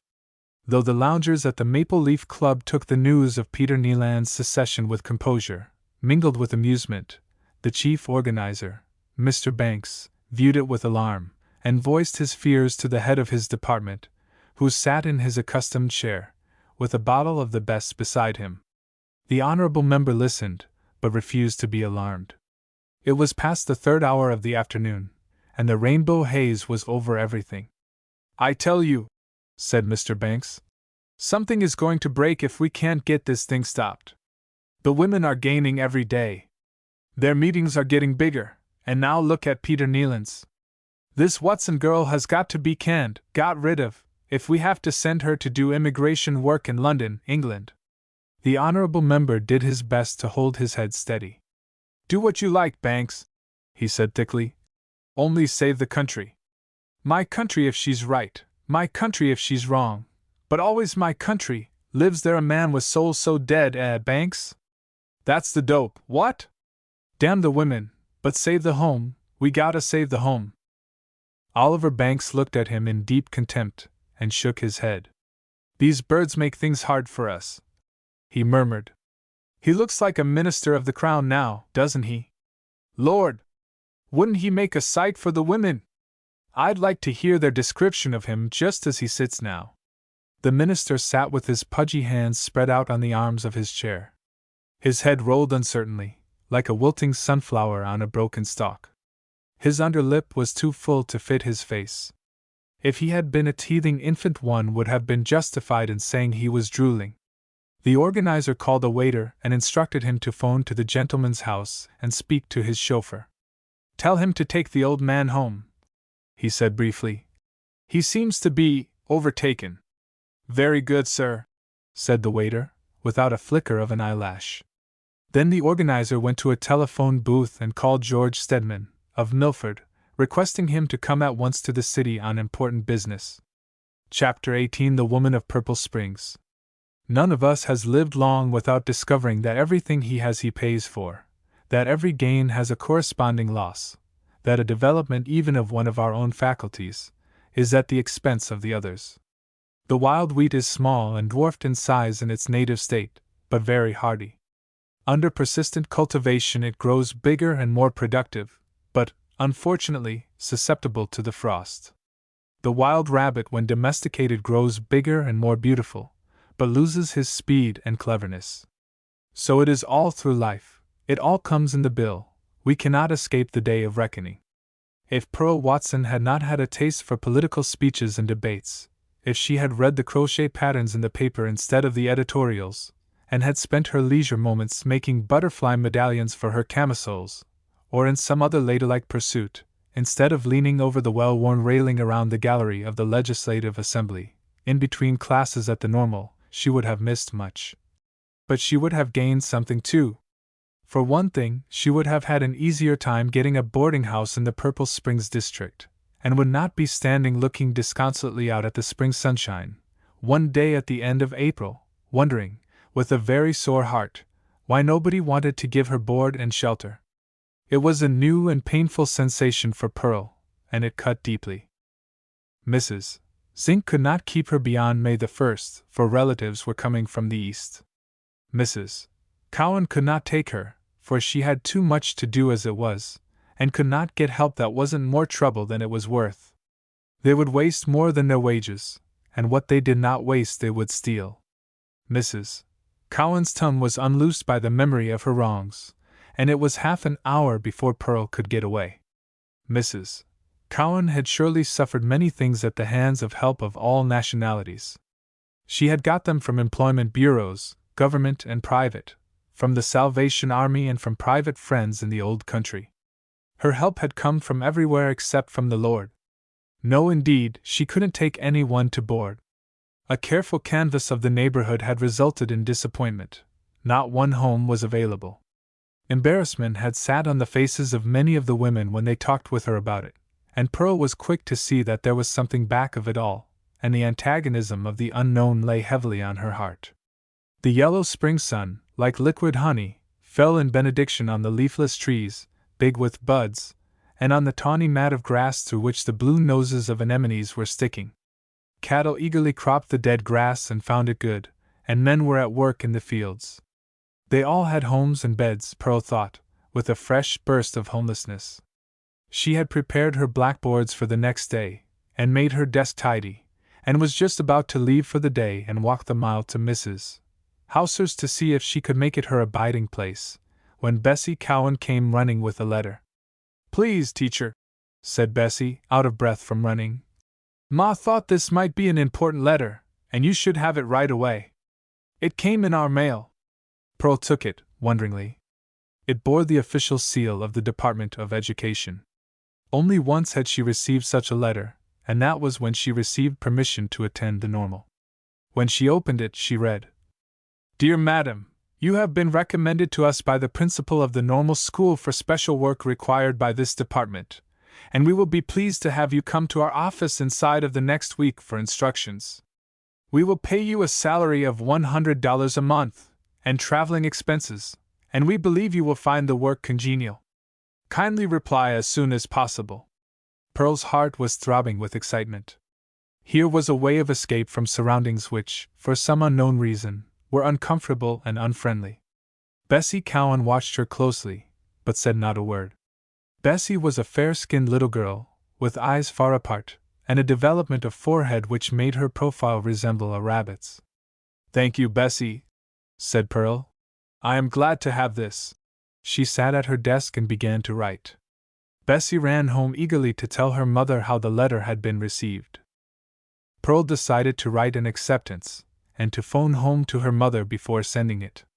When the letter was written, she sat in a pleasant dream, thinking of the new world that had opened before her. Traveling expenses had a sweet sound in her young ears. She would go from place to place, meet new people, and all the time be learning something, and forgetting. Pearl winced a little when she recalled Mrs. Croc's words when she came through Milford on her way to Purple Springs. "The doctor should be the candidate, but I guess Miss Keith won't let him. They say he's holding off to run for the Dominion House next fall. You maybe could coax him to run, Pearl. Have you seen him lately? Miss Keith was down twice last week, and he went up for Sunday. It looks as if they were keeping close company. Oh well, he's old enough to know his own mind, and it would be nice to have the senator's daughter living here. It would give a little style to the place, and that's what we're short of. But it's nothing to me. I don't care who he marries." Pearl had hurried away without answering. Mrs. Croc's words seemed to darken the sun, and put the bite of sharp ice in the gentle spring breeze. Instead of forgetting him, every day of silence seemed to lie heavier on her heart. But one thing Pearl had promised herself: she would not mope, she would never cry over it. She read the letter over and tried to picture what it would mean. A glow of gratitude warmed her heart when she thought of the normal school principal and his kindness in recommending her. She would fulfill his hopes of her, too, She would do her work well. She would lose herself in her work, and forget all that had made her lonely and miserable. It was a way of escape. The Lord was going to let her down over the wall in a basket. There was a very small noise behind her, a faint movement as if a mouse had crossed the threshold. She turned quickly, and gave a cry of surprise and delight. At the door, shyly looking in at her, was a little boy of perhaps 10 years of age, with starry eyes of such brilliance and beauty she could see no other feature. He looked like a little furry squirrel, who would be frightened by the slightest sound. For a moment they looked at each other, then from the boy, in a trembling voice, clear and high-pitched, came the words, "Please, teacher!" The tremble in his voice went straight to Pearl's heart. "Yes, dear," she said. "Come right in. I want you. I'm lonesome, and I like little boys like you." His eyes seemed to grow more luminous and wistful. "I can't come in," he said.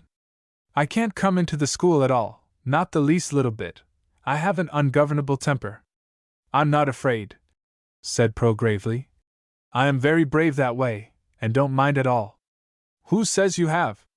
"The trustees," he said, and his voice began to quiver. "They sent Mother a letter about me." "Oh, I know you now, James," said Pearl. "Come in, I want to talk to you. I was going to see you just as soon as I got settled." Cautiously he entered. The outdoor wildness was in his graceful movements. He stooped a few feet away from her and said again, "Please, teacher." Pearl smiled back, reassuringly, and his eyes responded. "Did you get a place yet?" he asked eagerly. "No, I didn't," she answered. She was going to tell him that she would not need a place, for she was going away, but something stopped her. Somehow she could not dim the radiance of those eager eyes. "Teacher," he cried, coming nearer, "would you come and live with us?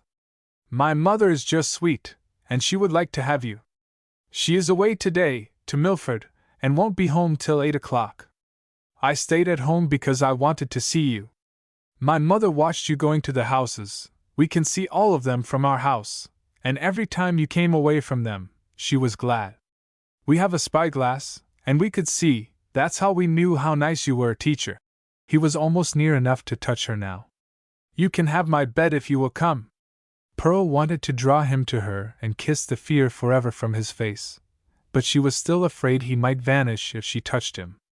"My mother thinks you are nice," he said softly. "We saw you patting Cowan's dog and walking home with the children. One day we saw you walking home with Edgar Zink. He held your hand, and my mother got to thinking that it might have been me that you had by the hand, and she cried that day, and couldn't tell why. It wasn't because she was lonely, because she never is lonely. How could she be when she has me? She tells me every day she is not lonely. But we'd like fine to have you live with us, teacher, because you're nice." Pearl's arm was around him now, and he let her draw him over to her. "Tell me all about yourself," she said, with a curious tugging at her heart. "We're orphans," he said simply. "Mother and I, that means our people are dead. We had no people, only just our daddy. We didn't need any people, only him, and he's dead. And then we had Mr. Bowen, and he's dead. Don't it beat all how people die? Are you an orphan?" Pearl shook her head. James continued, "We're waiting here until I get bigger and Mother gets enough money, and then we're going back. It's lovely to be going back. This isn't the real Purple Springs, we just called it that for fun, and because we love the name. It makes us happier when we say it. It reminds us. Mother will tell you if you live with us. At night we light the fire and watch it crackling, and I sit on Mother's knee. Ain't I a big boy to sit on a lady's knee? And she tells me. At Purple Springs there's pansies as big as plates, Mother will draw them for you, and the rocks are always warm, and the streams are boiling hot, and nobody is ever sick there or tired. Daddy wouldn't have died if we'd stayed there. But there's things in life no one understands.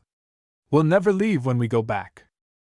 The boy rambled on, his eyes shining with a great excitement. Pearl thought she was listening to the fanciful tales with which a lonely woman beguiled the weary hours for her little son. It was a weirdly extravagant fairy story, and yet it fascinated Pearl in spite of its unlikeness to truth.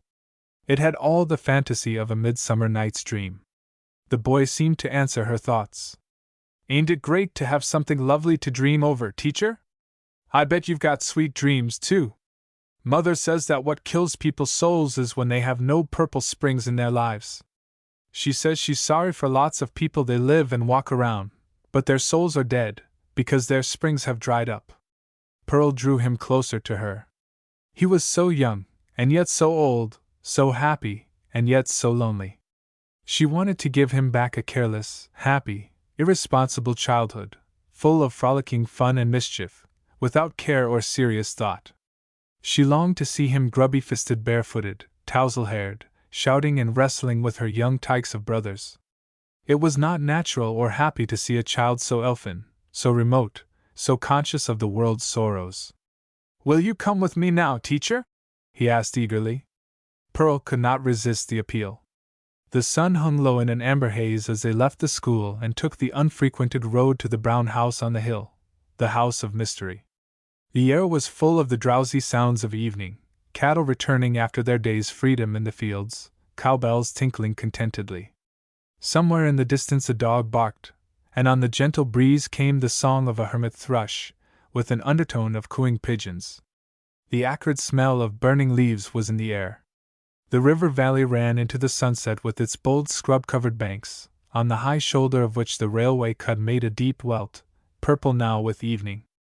Every day the westbound train, with its gray smoke spume laid back on its neck like a mane, slid swiftly around the base of the hill until the turn in the river made it appear to go into a tunnel, for the opposite bank obscured it from view. It reappeared again, a mile farther west, and its smoke could be followed by the eye for many miles as it made its way to the city. This year it was the government's promise that the river would be bridged at Purple Springs and the road made more direct. "Mother says no one could be lonely when they can see the trains," said James Gray. "Mother just loves the trains, they whistle to us every day. They would stop and talk to us only they're in such a hurry." When her young escort led Pearl Watson into the living room, she gave an exclamation of delight. A low ceiling, with weathered beams, a floor covered with bright-colored, handmade rugs, bookcases filled with books, a few pictures on the wall, and many pieces of artistically constructed furniture. "Mother makes these in the winter, she and I. We work all evening, and then we make toast at the fireplace and play the phonograph and pretend we have visitors. Ever since we knew you were coming you've been our visitor, and now tonight I'll hide you, and Mother will think I'm just pretending, and then you'll come out, and Mother will think she's dreaming again." Pearl helped her young friend to milk the 2 fine cows that came up to the bars expectantly, after which the evening meal was prepared, and Pearl was amazed at the deft manner in which the boy set about his work. He told her more about calories and food values and balanced meals than the domestic science department at the normal school had taught her. "How do you know all this?" she asked him in surprise. "Mother reads it in books and tells me. Mother learns everything first and tells me, she is determined," said the boy gravely, "that I will have just as good a chance as other children. She says if she ever did anything that wasn't right, and which made it hard for me, she'll make it up. Mother says God is often up against it with people, too. He has to let things happen to them, bad things, but he can always make it up to them, and he will. Do you think that too, teacher?" "I am sure of it," said Pearl, with a catch in her throat and a sudden chill of doubt. Were there some things which even God could not make up to us? The fireplace was laid with red willow wood, and when everything was ready, and the hour had come when Mrs. Gray was expected home, Pearl and James waited in the big chair before the fire, which darted tongues of purple flame and gave a grateful heat, for the evening was chilly. They did not light the lamp at all, for the light from the fire threw a warm glow over the room. A great peace seemed to have come to Pearl's heart. The neighbors of Purple Springs, with their inhospitable hearts, seemed far away and unreal. That thought in some occult way came to her with comforting power from the spirit which dwelt in this home. For 3 years no friendly foot had come to this threshold, no one had directed a friendly thought to the woman who lived here, nor to the child. Yet woman and child had lived unhappily in spite of this, and now to Pearl, on whom the taboo of the neighborhood had also fallen, there came the peace of mind which could set quietly at defiance the opinion of the little world which surrounded her. So intent were Pearl and James on the story that Pearl was telling they did not hear the buggy, which drove up to the house. Mrs. Gray got out and took out her parcels at the front door. The leaping flames from the fireplace in the pretty room made a picture she loved well. It was so significant of home, and it is those who have not always had a home who love it best. She stopped to watch the light as it danced on the shelves of books and the brightly colored hangings and rugs. Seeing Pearl in the big chair, with her arm around the boy, Annie Gray's heart gave a leap of rapture. Her boy had a companion, a human comrade other than herself. It had come at last. The dream had come true. She watched Pearl, fascinated, fearful. Was it a dream, or was there really a human being, and such a lovely one, a guest at her fireside? With a quick movement she flung open the door. James ran to his mother with a welcoming shout. Then Pearl stood up, and the two women shook hands without a word. They looked long into each other's eyes. Then with a quick impulse, and a sudden illumination, Pearl put her arms around the older woman and kissed her. Annie Gray held her away from her, so she could look at her again. Then with a laugh that was half a sob she said, "Prayers are sometimes answered," and without any warning, surprising herself even more than she did the others, she began to cry. 3 years is a long time. Chapter 19: The End of a Lonely Road. When Pearl opened her eyes the next morning, it was with a delicious sense of well-being, which increased as she looked about her. It may have been the satiny smoothness of the sheets, the silk eiderdown quilt, with its plumy yellow chrysanthemums, the pale yellow scrim curtains, across whose lower borders young brown ducks followed each other in stately procession, the homemade table with its gray linen runner, across which a few larger ducks paraded, and which held a large lamp, with a well-flounced shade, the soft buff walls, with their border of yellow autumn woods, sun-sweet and cool, with leaf-strewn paths that would be springy to walk on. It may have been these, for Pearl's heart could easily be set tingling by a flash of color that pleased her.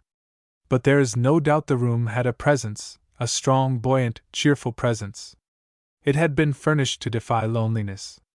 Who could be lonely looking down at a thick plushy rug of woolly white sheep, shading into yellow, lying on the very greenest of grass, beside a whimsical little twisting stream that you were just sure had speckled trout in it, darting over its gravelly bottom, if your eyes were only quick enough to catch the flash of them, and who wouldn't be glad to wash in a basin that was just lined with yellow roses, with a few of them falling out over the sides, and who wouldn't accept the gift of a towel from a hospitable oak hand, which held out a whole bouquet of them, one on each finger, towels with all sorts of edgings and insertions and baskets of flowers and monograms on them, just begging you to take your choice. And if anything else were needed to keep the heart from dull gray loneliness, or ugly black fear, on the wall over the bed was a big gilt-framed picture of an amber-eyed, white-collared, blessed collie dog, with the faintest showing of his red tongue, big and strong and faithful, just to remind you that though changes befall and friends betray and hopes grow cold, faithfulness and affection have not entirely vanished from the earth. Pearl's sense of freedom, of power, of comfort, seemed to increase as she lay watching the spot of sunshine which fell on the rug with its flock of sheep and seemed to bring them alive. The whole room seemed to fit around her, the ceiling bent over her like a kind face, the walls, pictures, and furniture were like a group of friends encouraging her, inspiring her, soothing her. Pearl searched her mind for a word to describe it. "It feels like Saturday," she said at last. "Freedom, rest, plans, ambitions, it has them all, and it has something deeper still in it. It is like a section of a tree, in which history can be read, storms and winds and sunshine." For Pearl knew instinctively that it was a tower room that Annie Gray had made for an armor for her soul, so it would not be pierced by the injustice and unkindness of the world. "They do not understand," Pearl said again. "That's all. They do not mean to be so horrid to her. It's queer how badly people can treat each other, and their conscience let them get away with it. Even if Mrs. Gray had been all they said, she had not done any wrong to them. Why should they feel called upon to punish her? Well, I can tell them a few things now." A fire burned in the fireplace, and the breakfast table was set in front of it. Mrs. Gray, in an attractive mauve housegown, came in from the kitchen. She was a tall woman, with steel gray eyes, with pebblings of green, the eyes of courage and high resolve. Her features were classical in their regularity, and reminded Pearl of the faces in her history reproduced from the Greek coins, lacking only the laurel wreath. Her hair was beginning to turn gray, and showed a streak at each side, over her temples. A big black braid was rolled around her perfectly round head. A large green jade brooch, with a braided silver edge, fastened her dress. Her hands were brown and hard, but long, shapely, and capable-looking. The boy was sleeping late, so Pearl and her hostess ate their breakfast alone. "Will you let me stay with you, Mrs. Gray?" Pearl asked, when breakfast was over.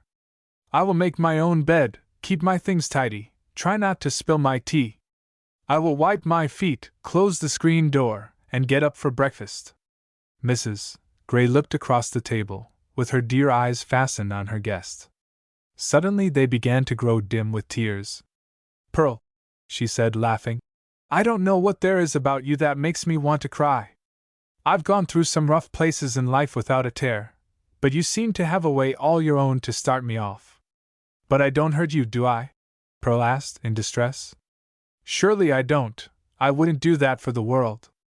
"Not a bit of it," laughed her hostess, as she wiped her eyes, and then, blinking hard to clear away the last traces of grief, she said, "Pearl, before you come to board with me you should know something about me.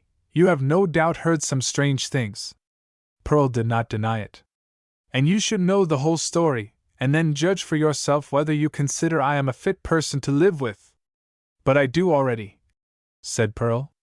"I consider you a very proper and delightful person to live with. I don't want to know a thing about you unless you care to tell me. You don't know anything about me either. We both have to take a chance, and I am willing if you are.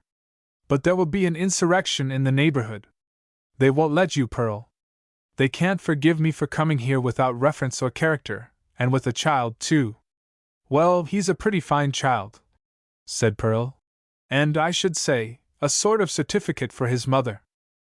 "Well, no matter how fine a child he is, no matter what care a mother has taken in his training, nothing can atone, in the eyes of society, for the failure of conforming to some of their laws. Society's laws, not God's laws. Society is no friend to women, Pearl. But it is just because people do not think," said Pearl. "They have made certain laws, and women have not made any protest, so the men think they are all right. And do you know why, Pearl?" she asked. "Women who are caught in the tangle of these laws, as I was, cannot say a word, their lips are dumb. The others won't say a word for fear of spoiling their matrimonial market.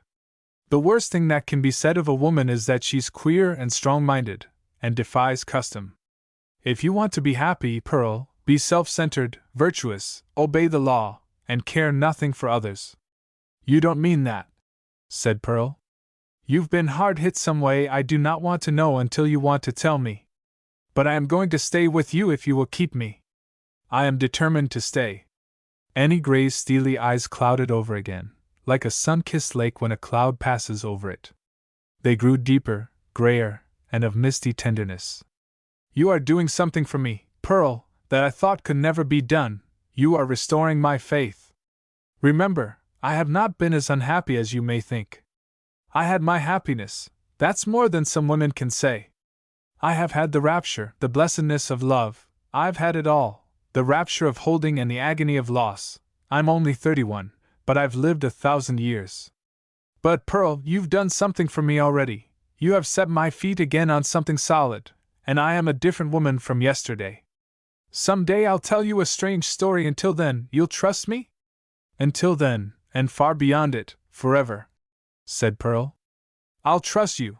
I have an idea you and I are going to stick together for a long time." Pearl went back to the school and found her letter of acceptance in the desk. She tore it up and wrote another, thanking the department for their kindness in offering her such a splendid position, but explaining that she had decided to stay at the school at Purple Springs. She made her decision without any difficulty.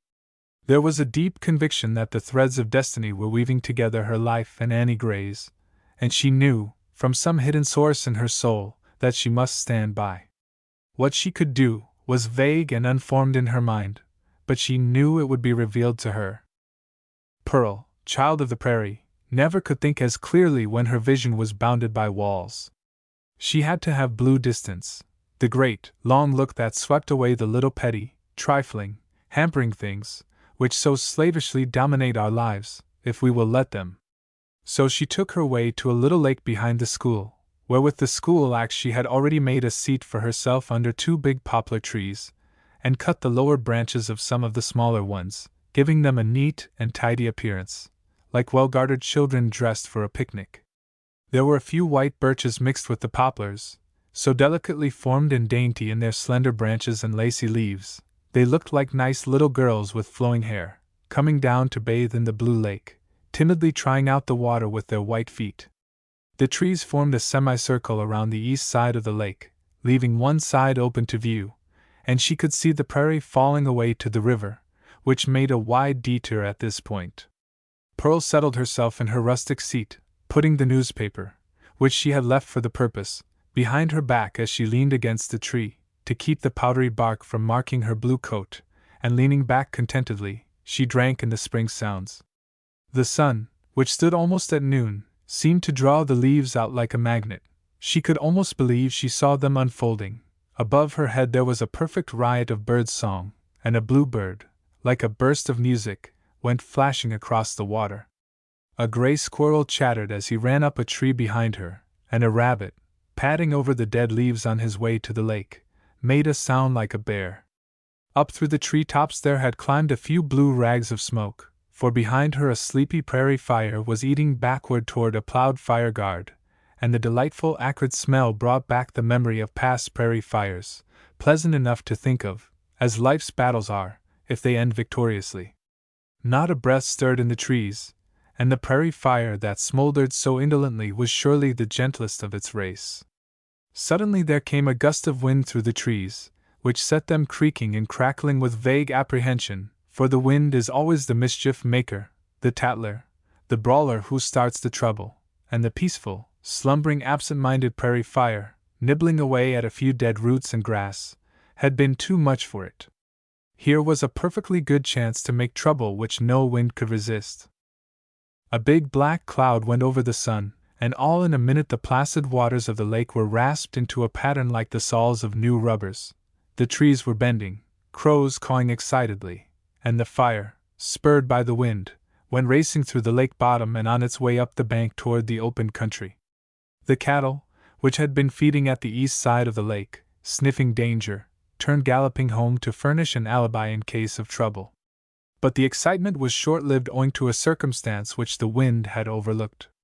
The wind had made a mistake in its direction, and so the fire had one wild, glorious race up the bank only to find its nose run right into a freshly plowed fire guard, steaming damp and richly brown.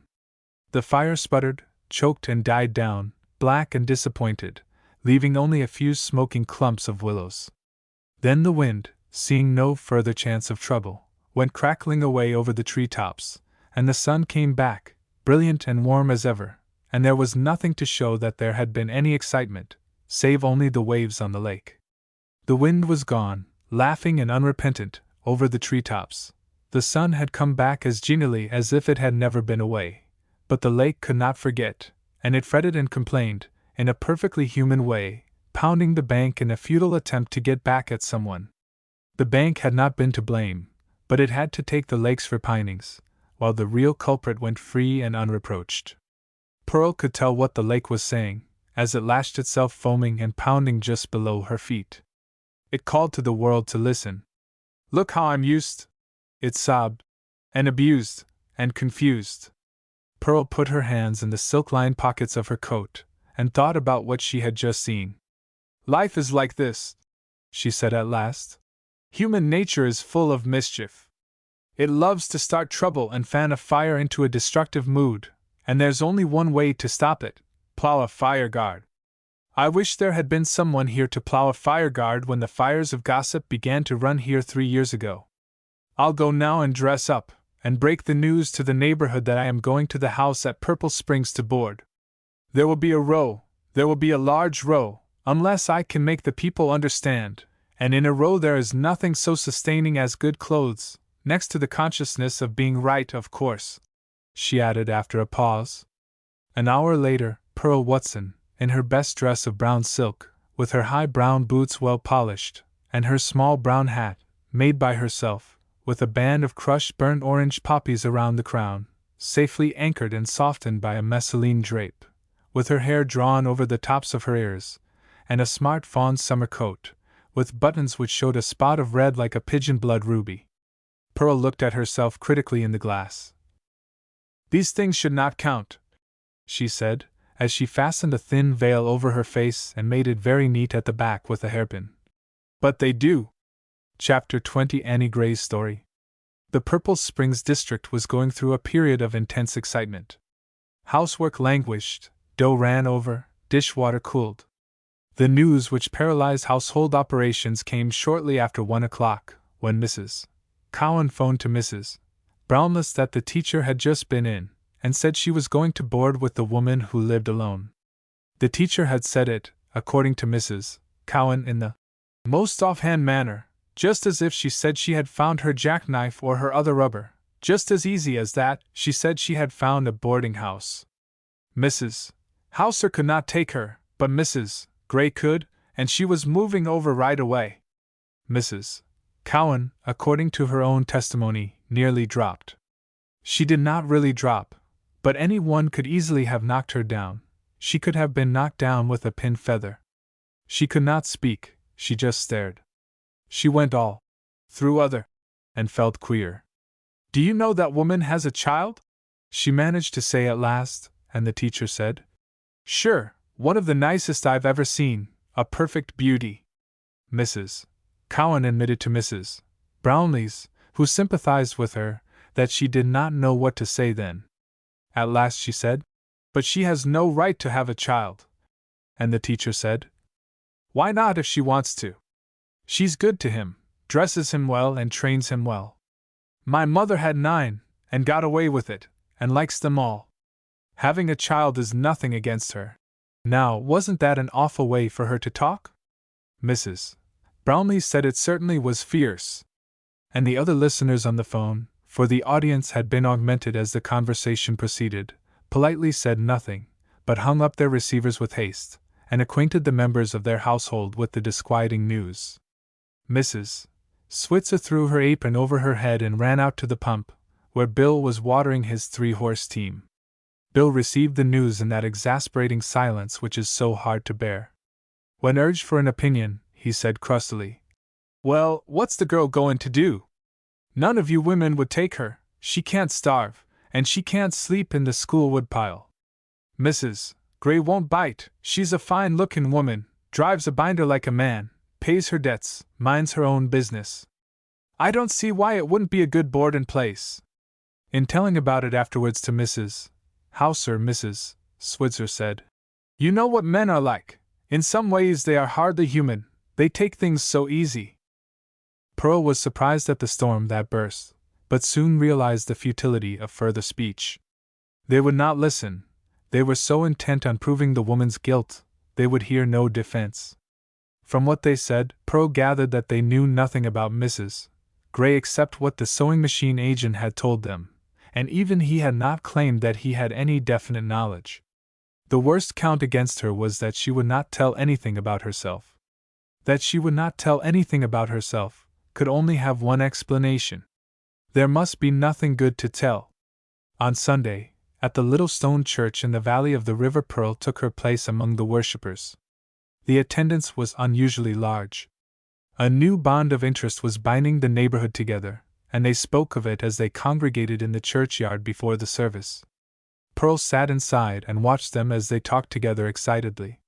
Snatches of their conversation came to her. "Well-behaved people should stay with well-behaved people, I say." This was from Mrs. Switzer. The men did not join in the conversation, but stood around, ill at ease in their stiff collars, and made an attempt to talk about summer fallowing and other harmless topics. Their attitude to the whole affair was one of aloofness. Let the women settle it among themselves. From the window where she sat, Pearl could see far down the valley. The river pursued its way, happily, unperturbed by the wrongs or sorrows of the people who lived beside it. Sometimes it had reached out and drowned a couple of them as it had done last year, but no one held it against the river at all. The rejuvenation of nature was to be seen everywhere, in springing grass and leafing tree. Everything could begin life over again. Why were the people so hard on Annie Gray, even if all they believed about her were true? Pearl wondered about the religion of people like the group who were so busily talking just outside the window. Did it not teach them to be charitable? The Good Shepherd, in the picture above the altar, had gone out to find the wandering sheep, even leaving all the others, to bring back the lost one, sorry that it had been wayward, not angry, but only sorry. Pearl hoped that they would look at it when they came in. She hoped, too, that they would look at the few scattered tombstones in the churchyard, over which the birds were darting and skimming, and be reminded of the shortness of life, and their own need of mercy, and she hoped that some of the dead, who lay there so peacefully now, might have been sinners who redeemed the past and died respected, and that they might plead now with these just persons who needed no repentance. But when the service was over, and a brief sermon on Amos and his good deeds, the congregation separated, and Pearl went back to the brown house with a heavy heart, and the cry of her soul was that God would show her a way of making the people understand. "Plow a fireguard, O Lord," she prayed as she walked, "and let these deadly fires of gossip run their noses square into it, and be smothered. Use me if you can, I am here, ready to help, but the big thing is to get it done." Around the open grate fire that night, after James had gone to bed, Pearl and Mrs.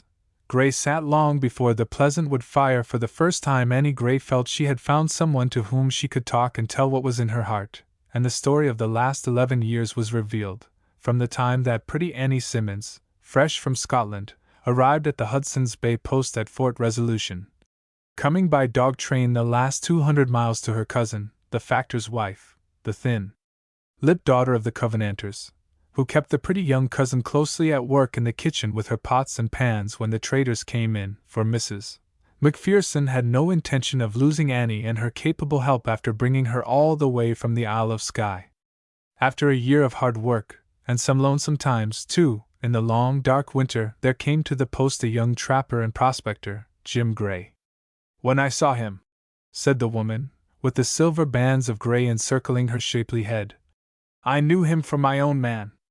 He was tall and dark, with a boyish laugh that I loved, and a way of suddenly becoming very serious in the middle of his fun, a sort of clouding over of his face as if the sun had gone under for a minute." She spoke haltingly, but Pearl knew what was in her heart, and her quick imagination painted in the details of each picture. She could see the homesick Scotch girl, in the far northern post, hungry for admiration and love, and trying to make herself as comely as she could. She could sense all the dreams and longings, the hopes and thrills. "Tell me more about him," Pearl urged. "He had the out-of-doors look," said Mrs. Gray. "Big, gentle, fearless. I knew as soon as I looked in his eyes that I would go with him if he asked me, anywhere. I would dare anything, suffer anything for him. Nothing mattered. You will know it some time, Pearl, I hope. It brings sorrow, maybe, but it is the greatest thing in life. Even now, looking back down these black years, I would do the same. I would go with my man." My cousin and her husband, the factor, forbade him the house when they saw what was happening. They had nothing against him. Every trapper said Jim Gray was straight as a gun barrel. It was just that they would not let me go. They wanted my work, but I had already worked out my passage money, and considered myself free. They locked me in my room at night, and treated me like a prisoner. They said abominable things. One night a tapping came at the little square window. It was a heavy, dark night in July, with thunder rolling in great shaking billows. It was Jim, and he asked me if I would come with him. He had spoken to the missionary at the post, who would marry us. Would I come? I did not know whether he had a house, or even a blanket. I only knew I loved him. Under cover of the storm, Jim took out the window frame, lifted me out, and we were off through the rain and the storm. But when we got to the missionaries, he would not marry us. The factor had forbidden him. Jim would have taken me back, but I was afraid. The factor had said he would shoot him if he ever came for me. He was a high-tempered man and ruled the post and every one in it with his terrible rages. "What would you have done, Pearl?" "Was there no one else?"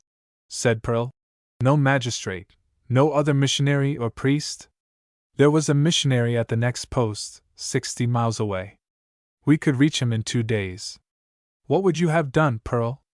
Pearl was living with her every detail, every sensation, every thrill. "What would I have done?"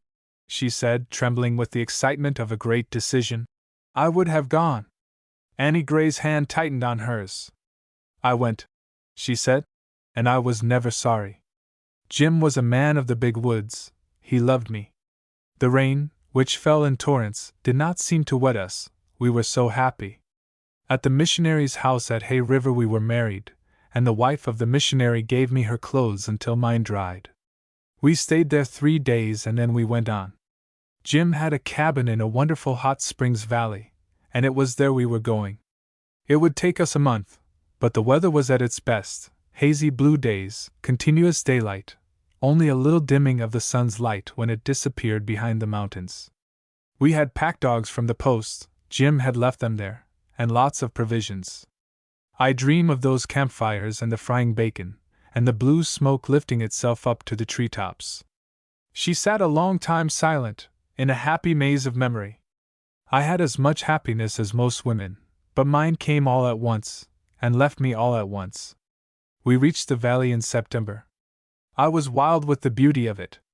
Set in the mountains, which arched around it, was this wonderful square of fertile land, about 6 miles one way and 7 the other. The foliage is like the tropics, for the hot springs keep off frost. The creeks which run through it come out of the rocks boiling hot, but cool enough to bathe in as they run on through the meadows. Their waters have a peculiar purplish tinge, which passes away after it stands a while, and a delicate aroma like a fragrant toilet water. I called it the Valley of Purple Springs. Our house was of logs, and built on a rock floor, which was always warm. There were skins on the floor worth fortunes, for the animals came to the valley in winter by the hundreds, black foxes and silver, martens and bear. They came in, stayed a few days and passed out again. The ferns in the valley stood 7 feet high, and the stalks were delicious when boiled and salted. Jim had planted a garden before he left, and we had everything: cabbages, cauliflower, beets, mushrooms. Jim got the skins he wanted. He didn't kill many, and we tanned them in the Indian way. At first the Indians had been afraid to come. They called it the Devil's Valley, and though the young bucks might come in and spend a night, just as a bit of bravado, they were frightened of it, but after I came they took courage and came in.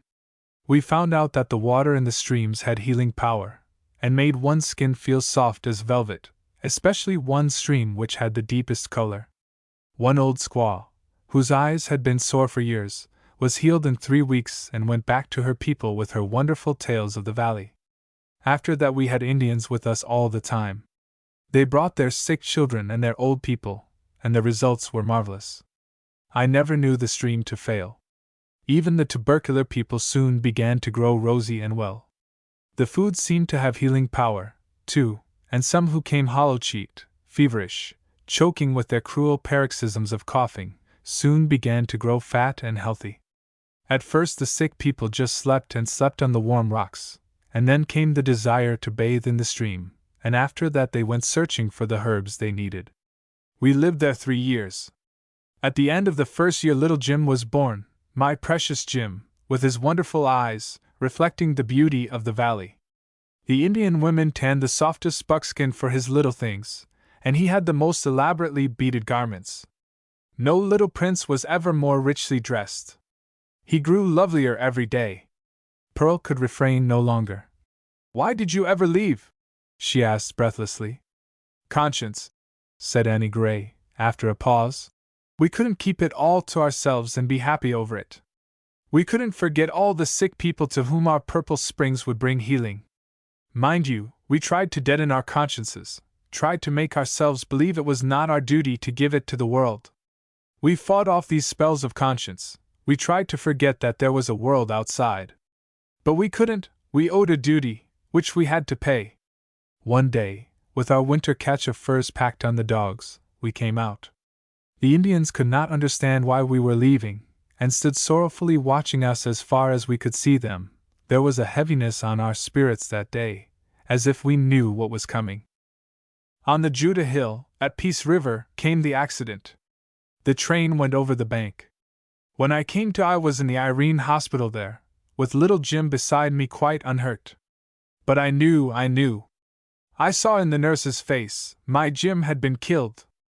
All the color had gone from her voice, and she spoke as mechanically as a deaf person. He was instantly killed. They did not let me see him. I went on. I knew what I should do. I would carry out as far as possible what Jim and I had started out to do.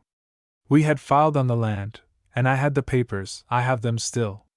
In Peace River we had sold the furs, and I had quite a lot of money, for furs were high that year.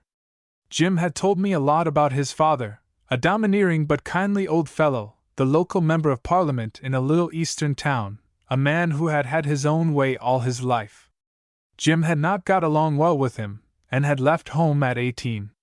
I remember Jim had said that he wouldn't tell his father about the valley until he had talked it over with a lawyer and got everything settled, for the old man would run the whole thing. So when I went to his home I said little about our valley, except to tell them of the beauty of it. I was very unhappy. He raged about Jim and his wild ways. I could not bear it. He knew nothing of the real Jim that I knew, the tender, loving, sweet-souled Jim. I could see how he had raised the devil in the boy with his high-handed ways. He was passionately fond of the little Jim, and foolishly indulgent. He would give the child $1 for a kiss, but if he did not come running to him the very moment he called, he would be angry. Yet I could see that he adored the little fellow, and was very proud of his clever ways. One day he told me he was going to send Jim to a boys' school in England as soon as he was 9. I told him it could not be. Jim had said to me that we would bring up our boy in the wild, new country, where men are honorable and life is simple. I would follow Jim's wishes. Our boy would not go to England. I defied him. I saw his temper then. He told me I had nothing to say about it. He was his grandson's guardian. Jim had made a will before he left home, making his father executor of his estate. He told me the father was the only parent the child had in the eyes of the law, and I had no claim on my boy. I had no one to turn to. Jim's mother was one of those sweet, yielding women, who said yes, dear, to everything he said. She followed him around, picking up the things he scattered and the chairs he kicked over in his fits of temper. Sometimes when he swore she dabbed her eyes with a daintily trimmed handkerchief. That was her only protest. She advised me to say nothing, but just do whatever father told me, and I said I would see him in hell first, and at that she ran out with her fingers in her ears. Then a strange thing happened. McPherson, my cousin's husband, the factor from Fort Resolution, met Jim's father at a lodge meeting, and told him Jim and I had gone away without being married. The missionary had refused to marry us, and we had gone away. I think he knew better, for in the North Country everyone knows everyone else, and it was well known that Jim and I were married at Hay River. He came home raging and called me names. I'll never forget how they went crashing through my brain. He was a proud man, and this disgrace of Jim's, as he said, was the finishing touch. But when he began to abuse Jim, I raged too. I said things to him which perhaps had better been left unsaid. I was sorry afterwards, for Jim was fond of his father for all his blustering ways. I did not tell him that Jim and I were legally married, for the fear was on me that he could take little Jim from me, and it did not matter to me what they thought of me. I had one thought, and that was to keep my boy and bring him up myself, bring him up to be a man like his father. That night I left. I was proud, too, and I left money to pay for the time I had been with them. I had a few $100s left, not enough to take me back to Purple Springs. My first plan was to get a housekeeper's position, but I soon found I could not do that. The work was hard, and Jim was not wanted. I worked as waitress in a restaurant, and as saleslady in a country store, but Jim was not getting the care he should have. One day I saw an advertisement in a paper. A prospector, crippled with rheumatism, wanted a housekeeper. It said a woman with sense and understanding, and I liked the tone of it. It was blunt and honest. When I went to see him, I found a grizzled old fellow of about 60, who had been most of his life in the north, and when I found he had known Jim, and had trapped with him on the Liard River, and knew what a splendid fellow he was, I just begged him to let us stay. He was as glad to get me as I was to find a home. I cared for him until he died. He was a good man, a man of the big woods, whose life was simple, honest, and kindly. In the little town where we lived, the people gossiped when I came to him. They wanted to know where I had come from, and all about me. I told them nothing. I was afraid. I had changed my name, but still I was afraid Jim's father might find me. Mr. Bowen thought it would be better if we were married, just to stop their tongues, but I couldn't marry him. Jim has always been just as real to me as when he was with me. Mr. Bowen was kind and gentlemanly always, and many a happy hour we spent talking of the big country with its untold riches. If I could have taken him to Purple Springs, he could have been cured, but we knew he could not stand the journey, for his heart was weak. I went to night school while I was with him, and learned all I could for Jim's sake. But he died at last, and left me very lonely, for I had grown fond of him. By his will he left me all he had, and the deed of this farm was part of his estate. So, after his death, Jim and I came here. Mr. Bowen had advised me to stay on this farm. He had taken it because there were indications of oil, and he believed there would be a big strike here some day. He also left me $4,000, and I have added to it every year. Sometimes I've been tempted to sell out and get back north, but Jim is too young yet. I think I should go somewhere and let him go to school. I thought when I came he could go here. I have only one thought, one care, one ambition. I've lived my life. I've had my one good, glorious day, and now I want to see that Jim gets his. It's a queer story, isn't it, Pearl? I ran away and got married, and then I ran away from marriage to keep my boy. I could prove in a moment that my marriage was legal, of course. The certificate is here, and the marriage was registered by the missionary, who has come back now and lives in the city. But I dare not tell who I am. Jim does not know who his grandfather is. He surely couldn't take your boy, cried Pearl. There is no justice in that. Only the unmarried mother has the absolute right to her child, said Annie Gray, as one who quotes from a legal document. I talked to a lawyer whom Mr. Bowen sent for. He showed it to me in the law. Peter Nealons was right, said Pearl after a while. It is exactly the sort of a law he said the other one was. The two women sat by the fire, which by this time was reduced to one tiny red coal. There was not a sound in the house except the regular breathing of little Jim from the adjoining room. A night wind stirred the big tree in front of the house, and its branches touched the shingles softly, like a kind hand. I'll tell you the rest of it, Pearl, and why I am so frightened. Perhaps I grow fearful, living here alone, and my mind conjures up dreadful things. Jim's grandfather has moved to this province from the east. I read about him in the papers. He is a powerful man, who gets his own way. He might be able to get doctors to pronounce me insane. We read such things. He has such influence. Who is he? Asked Pearl wonderingly. He is the premier of this province, said Annie Gray. Now do you wonder at my fear? Pearl sat a long time silent. A way will be found, she said. Chapter 21 The Opening of the Way. I wonder where they are, Pearl said to herself, as she looked anxiously out of the window of the school on Monday morning. The roads leading from the Purple Springs School lay like twisted brown ribbons on the tender green fields, but not a child, not a straw hat, red sweater, sunbonnet, not a glint of a dinner pail broke the monotony of the bright spring morning. The farmhouses seemed to be enjoying their usual activity. The spielers among the hens were announcing that the day's business was off to a good start, with prospects never brighter. Dogs barked, calves bawled, cowbells jangled. There was even a murmur of talking. They are not dead, said Pearl, as she listened, bareheaded, at the gate. Not dead, except to me, but they are not going to let the children come. They have turned me down. At 9 o'clock, a flash of hope lighted up the gloom that had settled on her heart. The Snyder twins, two tiny black dots, side by side like quotation marks, appeared distinctly against the vivid green of their father's wheat field and continued to advance upon the schoolhouse, until they were but half a mile away.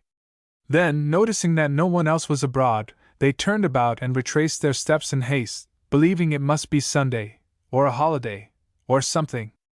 They were quite right on the last guess. It was something. But not even the teacher knew just what. The schoolroom was clammily, reproachfully silent. Every tick of the elm clock, which told off the time without prejudice, seemed to pile up evidence of a hostile nature. Pearl's brows were knitted in deep thought, as she looked in vain down the sparkling roads. What was back of it all? What had she done, or failed to do? Why did no one want to give her board and shelter? This latest development, the boycott of the school, was of course a protest against her association with the woman of Purple Springs. Pearl squared her shoulders and threw back her head. She remembered the advice she had given her young brothers. Don't pick a fight. Don't hit harder than you need to, but when trouble comes, be facing the right way. She would try to keep her face in the right direction. Here was prejudice, narrowness, suspicion, downright injustice and cruelty. Of this she was sure. There were other elements, other complications of which she had no knowledge.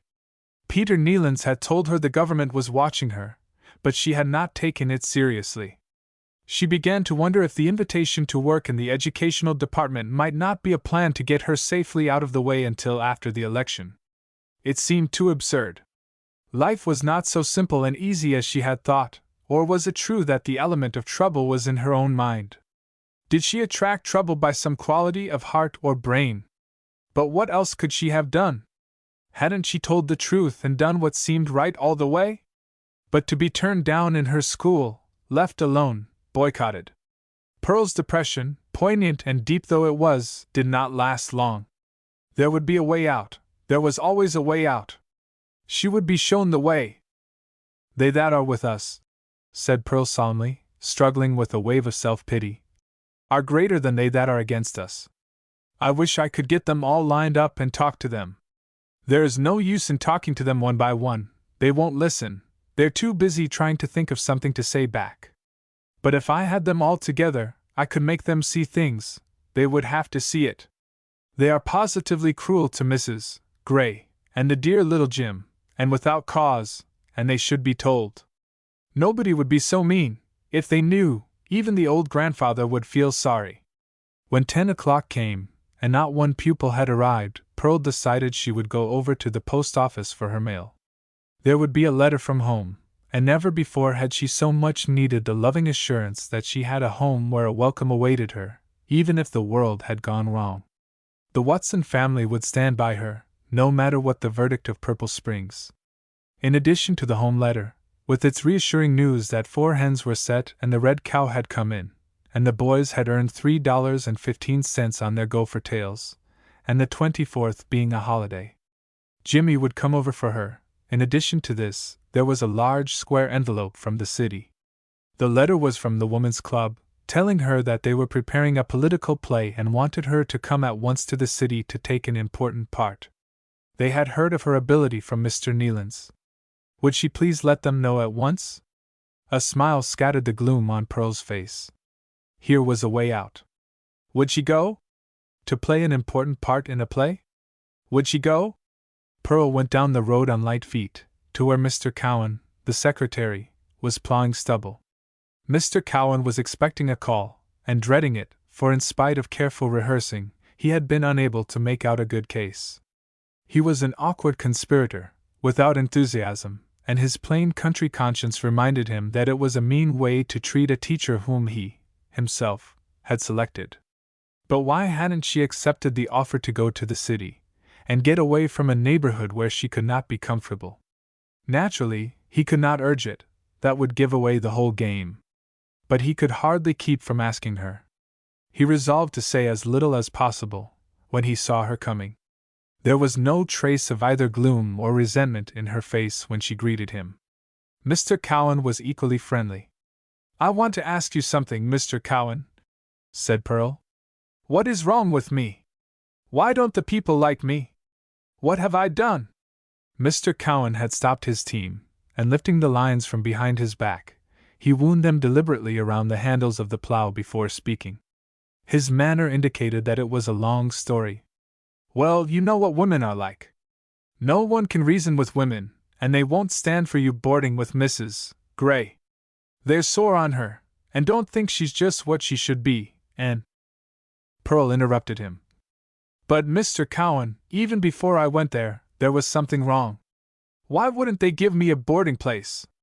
You thought that I could get a boarding place when you hired me. Come on, Mr. Cowan, you may just as well tell me. It's the easiest way in the end, just to speak out. It saves time. If you asked me not to tell, I won't. George Cowan did not expect to be cornered up so closely, and in desperation he said what was uppermost in his mind. Why don't you take the offer to go to the city? That's a great chance. He had forgotten to be discreet. I am going to, said Pearl quickly. That's what I came over to tell you. I want to go. I wanted to ask you if it would be all right. Now you're talking, cried her trustee gladly. A great burden had been lifted from his heart. Sure you can go. It would be a shame for you to miss a chance like this. In his excitement he hardly knew what he was saying. This was just what he had been hoping would happen. Wouldn't George Stedman be pleased? He had given out a delicate piece of work to be done, and it had been successfully managed. You were just fooling us by pretending you were going to board at Mrs. Gray's, weren't you? You knew all the time you were going to the city. You were just playing a joke on us, I know. Well, the joke's on us all right, as the cowboys said when they hanged the wrong man. George Cowan rubbed his hands.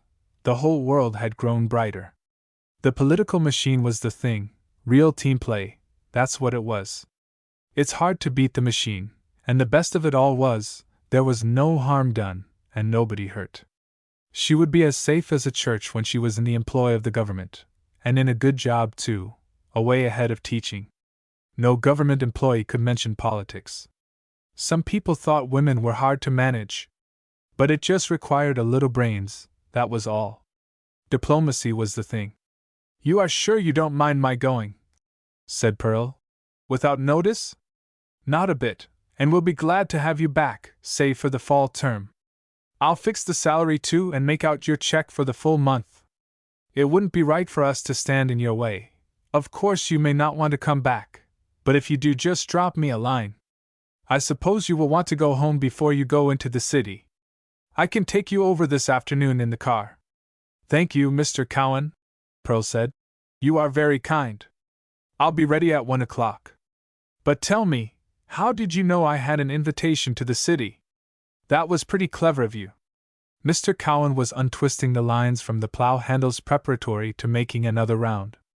He suddenly remembered to be discreet, and winked one eye with indescribable slyness. A little bird whispered to me. He laughed. At noon, when he told Mrs. Cowan about it, he said it was queer how that answer of his seemed to hit the teacher. She went away laughing, and he could hear her for fully a quarter of a mile kind of chuckling to herself. Chapter 22. The Play. Sorry, sir, said the man in the box office of the Grand, but the house has been sold out for 2 days now. The standing room has gone too. Can you tell me what this is all about, that everyone is so crazy to see it? The man at the wicket asked, with studied carelessness. He was a thick-set man, with dark glasses, and wore a battered hat, and a much bedraggled waterproof. The women here have got up a parliament, and are showing tonight, said the ticket seller. They pretend that only women vote, and women only sit in parliament. The men will come, asking for the vote, and they'll get turned down good and plenty, just like the old man turned them down. Did the Premier turn them down? Asked the stranger. I didn't hear about it. Did he? I guess yes, he ripped into them in his own sweet way. Did you ever hear the old man rage? Boy. Well, the women have a girl here who is going to do his speech. She's the woman Premier, you understand, and she can talk just like him. She does everything except chew the dead cigar. The fellows in behind say it's the richest thing they ever heard. The old boy will have her shot at sunrise, for sure. He won't hear her, said the man in the waterproof, with sudden energy. He won't know anything about it. Sure he will. The old man is an old blunderbuss, but he's too good a sport to stay away. They're decorating a box for him, and have his name on it. He can't stay away. He can if he wants to," snapped the other man. "What does he care about this tommyrot? He'll take no notice of it." "Well," said the man behind the wicket, "I believe he'll come.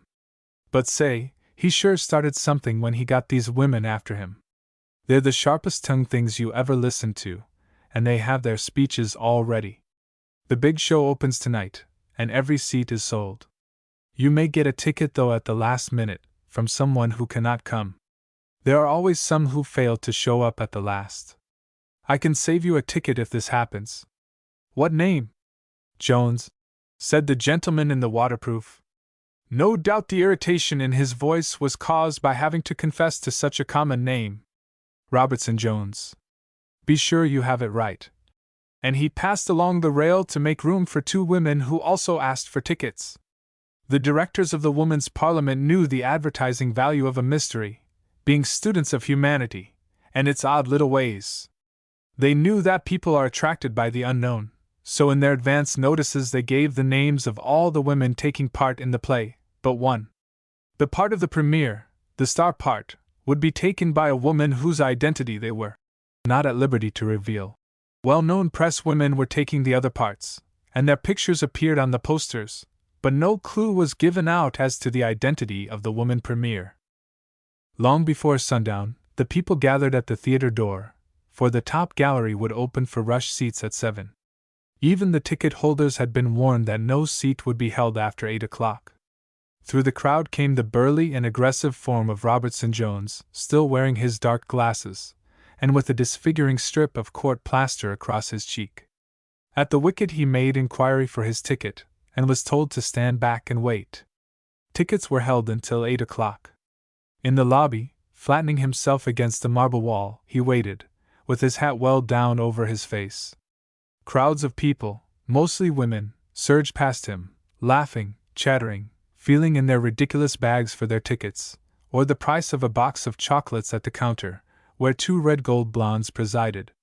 Inside, as the doors swung open, he saw a young fellow in evening dress, giving out handbills, and an exclamation almost escaped him. He had forgotten all about Peter Nealance. Robertson Jones, caught in the eddies of women, buffeted by them, his toes stepped upon, elbowed, crowded, grew more and more scornful of their intelligence, and would probably have worked his way out, if he could, but the impact of the crowd worked him forward. "A silly, cackling hen party," he muttered to himself. "I'll get out of this. It's no place for a man. Lord deliver me from a mob like this, with their crazy tittering. There ought to be a way to stop these things. It's demoralizing, it's unseemly." It was impossible to turn back, however, and he found himself swept inside. He thought of the side door as a way of escape, but to his surprise he saw the whole cabinet arriving there and filing into the boxes over which the colors of the province were draped, every last one of them, in evening dress. That was the first blow of the evening. Every one of them had said they would not go, quite scornfully, and spoke of it as the old maids' convention. Yet they came. He wedged his way back to the box office, only to find that there was no ticket for him. Every one had been lifted. But he determined to stay. Getting in again, he approached a man in a shabby suit, sitting in the last row. "I'll give you $5 for your seat," he whispered. "Holy smoke!" broke from the astonished seat holder, and then, recovering from his surprise, he said, "Make it 10. "Shut up then, and get out. Here's your money," said Mr. Jones harshly, and in the hurriedly vacated seat, he sat down heavily. Behind the scenes, the leader of the woman's party gave Pearl her parting words. "Don't spare him, Pearl," she said, with her hand around the girl's shoulder. "It is the only way. We have coaxed, argued, reasoned, we have shown him actual cases where the laws have worked great injustice to women. He is blind in his own conceit, and cannot be moved. This is the only way. We can break his power by ridicule. You can do it, Pearl. You can break down a wall of prejudice tonight that would take long years to wear away. Think of cases you know, Pearl, and strike hard. Better to hurt one and save many. This is a play, but a deadly serious one. I must go now and make the curtain speech. This is not the sort of parliament we think should exist, she said before the curtain. This is the sort of parliament we have at the present time, one sex making all the laws. We have a parliament of women tonight, instead of men, just to show you how it looks from the other side. People seem to see a joke better sometimes when it is turned around. Robertson Jones shrugged his shoulders in disgust. What did they hope to gain, these freaks of women, with their little plays and set little speeches? Who listened or noticed? No one, positively no one. Then the lights went out in the house, and the asbestos curtain came slowly down and slowly crept into the ceiling again, to reassure the timorous, and the beautiful French garden, with its white statuary and fountain against the green trees, followed its plain asbestos sister, and the woman's parliament was revealed in session. The speaker, in purple velvet, with a sweeping plume in her three-cornered hat, sat on the throne. Pages in uniform answered the many calls of the members, who on the government side were showing every sign of being bored, for the opposition had the floor, and the honorable member from Mountain was again introducing her bill to give the father equal guardianship rights with the mother. She pleaded eloquently that 2 parents were not any too many for children to have. She readily granted that if there were to be but one patent, it would of course be the mother, but why skimp the child on parents? Let him have both. It was nature's way. She cited instances of grave injustice done to fathers from having no claim on their offspring. The government members gave her little attention. They read their papers, one of the cabinet ministers tatted, some of the younger members powdered their noses, many ate chocolates. Those who listened did so to sneer at the honorable member from Mountain, insinuating she took this stand so she might stand well with the men. This brought a hearty laugh, and a great pounding of the desks. When the vote was taken, the House divided along party lines. Yawningly the government members cried, "No!" Robertson Jones sniffed contemptuously. Evidently this was a sort of Friday afternoon dialogue, popular at Snookham's Corners, but not likely to cause much of a flutter in the city. There was a bill read to give dower rights to men, and the leader of the opposition made a heated defense of the working man who devotes his life to his wife and family, and yet has no voice in the disposition of his property. His wife can sell it over his head, or will it away, as had sometimes been done.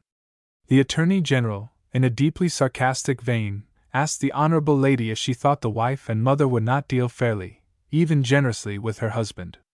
Would she have the iron hand of the law intrude itself into the sacred precincts of the home, where little cherub faces gather round the hearth, under the glow of the glass-fringed hanging lamp?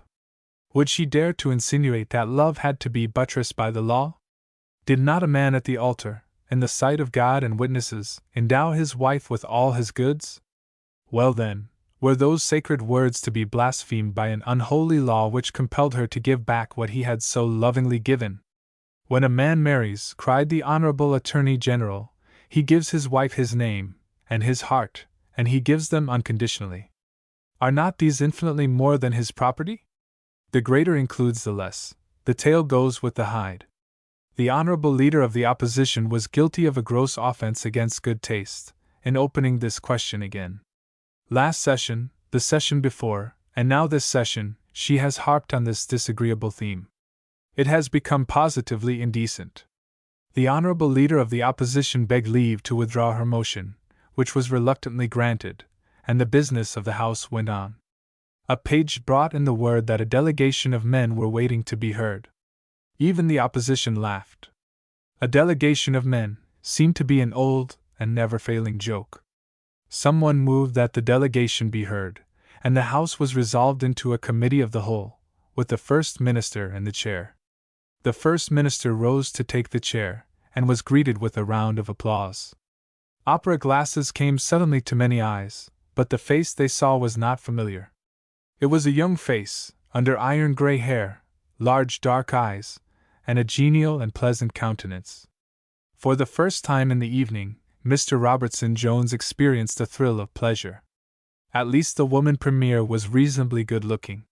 He looked harder at her. He decided she was certainly handsome, and evidently the youngest of the company.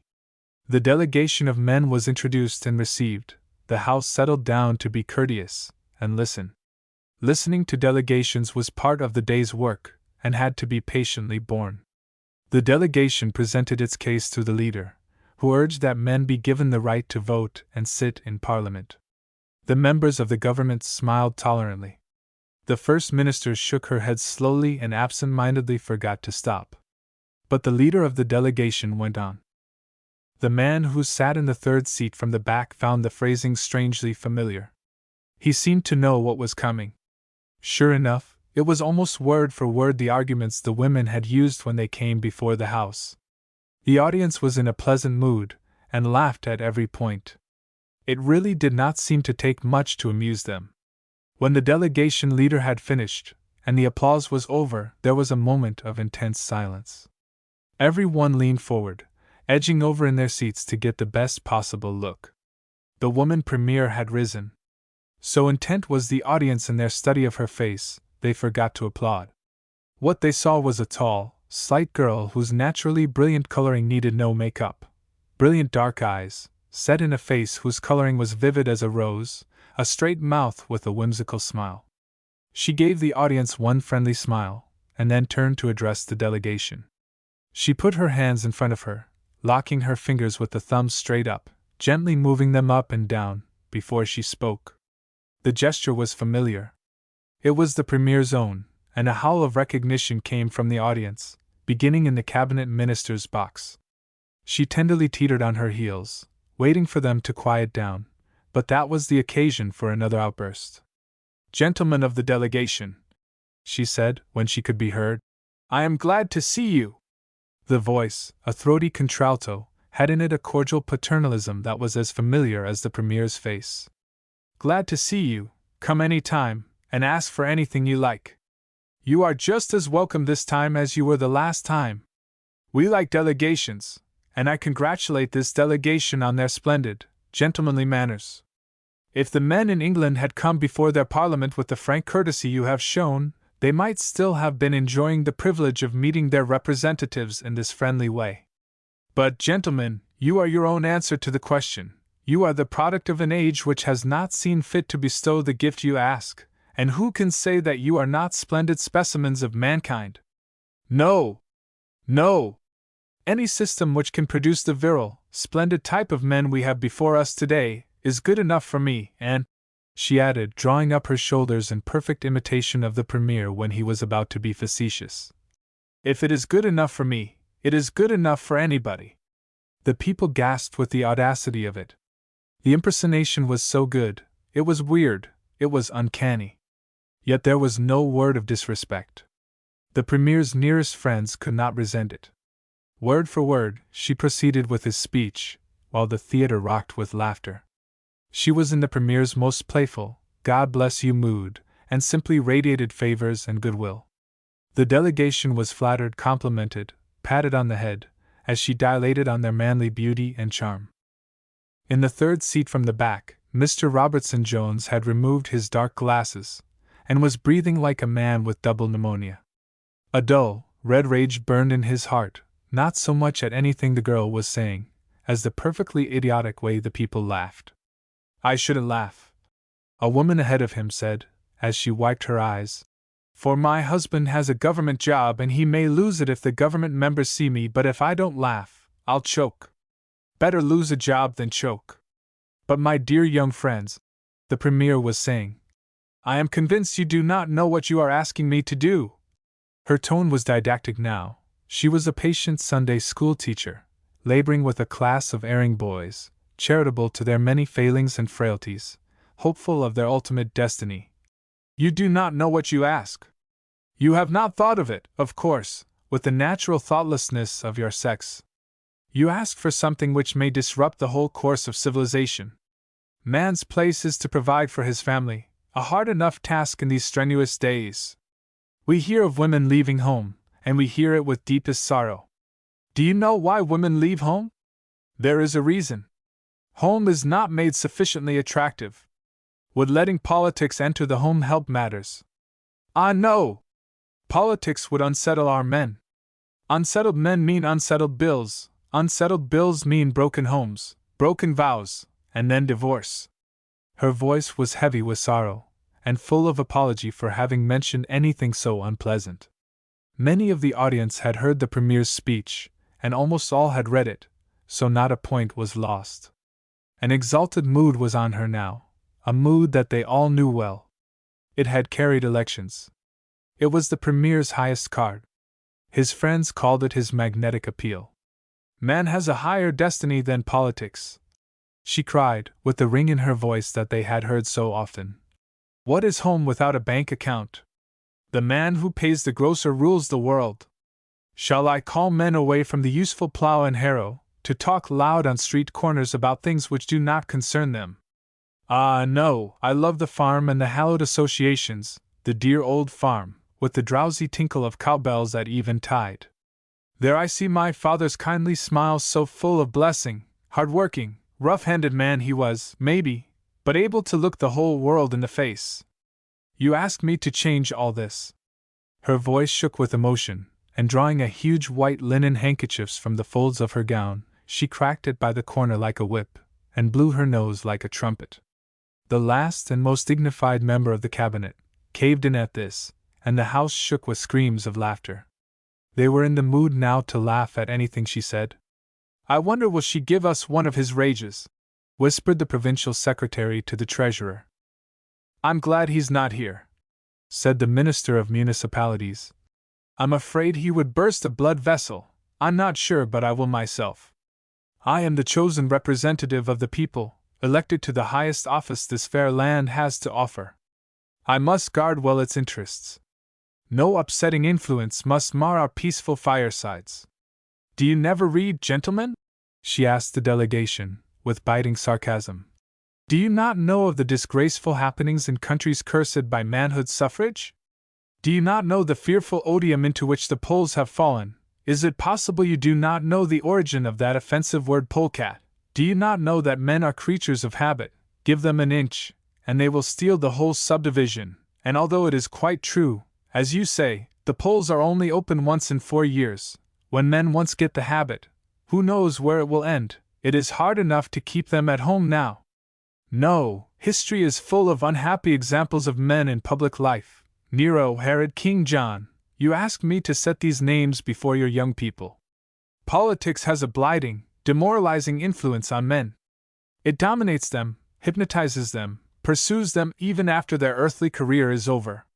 Time and again it has been proven that men came back and voted, even after they were dead. The audience gasped at that, for in the Premier's own writing, there were names on the voters' lists, taken, it was alleged, from the tombstones. Do you ask me to disturb the sacred calm of our cemeteries? She asked, in an awe-stricken tone, her big eyes filled with the horror of it. We are doing very well just as we are, very well indeed. Women are the best students of economy. Every woman is a student of political economy. We look very closely at every dollar of public money, to see if we couldn't make a better use of it ourselves, before we spend it. We run our elections as cheaply as they are run anywhere. We always endeavor to get the greatest number of votes, for the least possible amount of money. That is political economy. There was an interruption then from the opposition benches, a feeble protest from one of the private members. The Premier's face darkened. Her eyebrows came down suddenly, the veins in her neck swelled, and a perfect fury of words broke from her lips. She advanced threateningly on the unhappy member. You think you can instruct a person older than yourself, do you? You with the brains of a butterfly, the acumen of a bat, the backbone of a jellyfish. You can tell me something, can you? I was managing governments when you were sitting in your high chair, drumming on a tin plate with a spoon. Her voice boomed like a gun. You dare to tell me how a government should be conducted? The man in the third seat from the back held to the arm of the seat, with hands that were clammy with sweat. He wanted to get up and scream. The words, the voice, the gestures were as familiar as his own face in the glass. Walking up and down, with her hands at right angles to her body, she stormed and blustered, turning eyes of rage on the audience, who rolled in their seats with delight. Who is she, O Lord? Who is she? The cabinet ministers asked each other for the 100th time. But I must not lose my temper, she said, calming herself and letting her voice drop. And I never do, never, except when I feel like it, and am pretty sure I can get away with it. I have studied self-control, as you all know. I have had to, in order that I may be a leader. If it were not for this fatal modesty, which on more than one occasion has almost blighted my political career, I would say I believe I have been a leader, a factor in building up this fair province. I would say that I believe I have written my name large across the face of this province. The government supporters applauded loudly. But gentlemen, turning again to the delegation, I am still of the opinion, even after listening to your cleverly worded speeches, that I will go on just as I have been doing, without the help you so generously offer. My wish for this fair, flower-decked land is that I may long be spared to guide its destiny in world affairs. I know there is no one but me. I tremble when I think of what might happen these leaderless lambs, but I will go forward confidently, hoping that the good ship may come safely into port, with the same old skipper on the bridge. We are not worrying about the coming election, as you may think. We rest in confidence of the result, and will proudly unfurl, as we have these many years, the same old banner of the grand old party that had gone down many times to disgrace, but thank God, never to defeat. The curtain fell, as the last word was spoken, but rose again to show the house, standing, in their evening gowns. A bouquet of American Beauty roses was handed up over the footlights to the Premier, who buried her face in them, with a sudden flood of loneliness. But the crowd was applauding, and again she was called forward.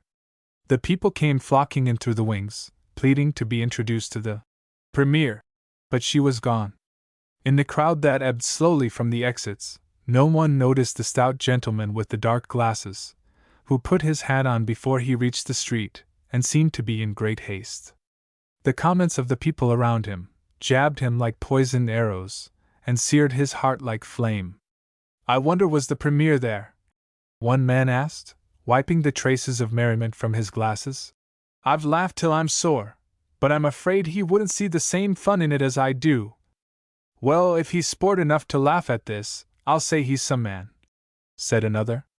That girl sure has her nerve. There isn't a man in this city would dare do it. She'll get his goat. If he ever hears her, I'd advise the old man to stay away. That's holding a mirror up to public life all right. But who is she? The government will be well advised to pension that girl and get her out of the country. A few more sessions of the Women's Parliament, and the government can quit. He hurried out into the brilliantly lighted street, stung by the laughter and idle words.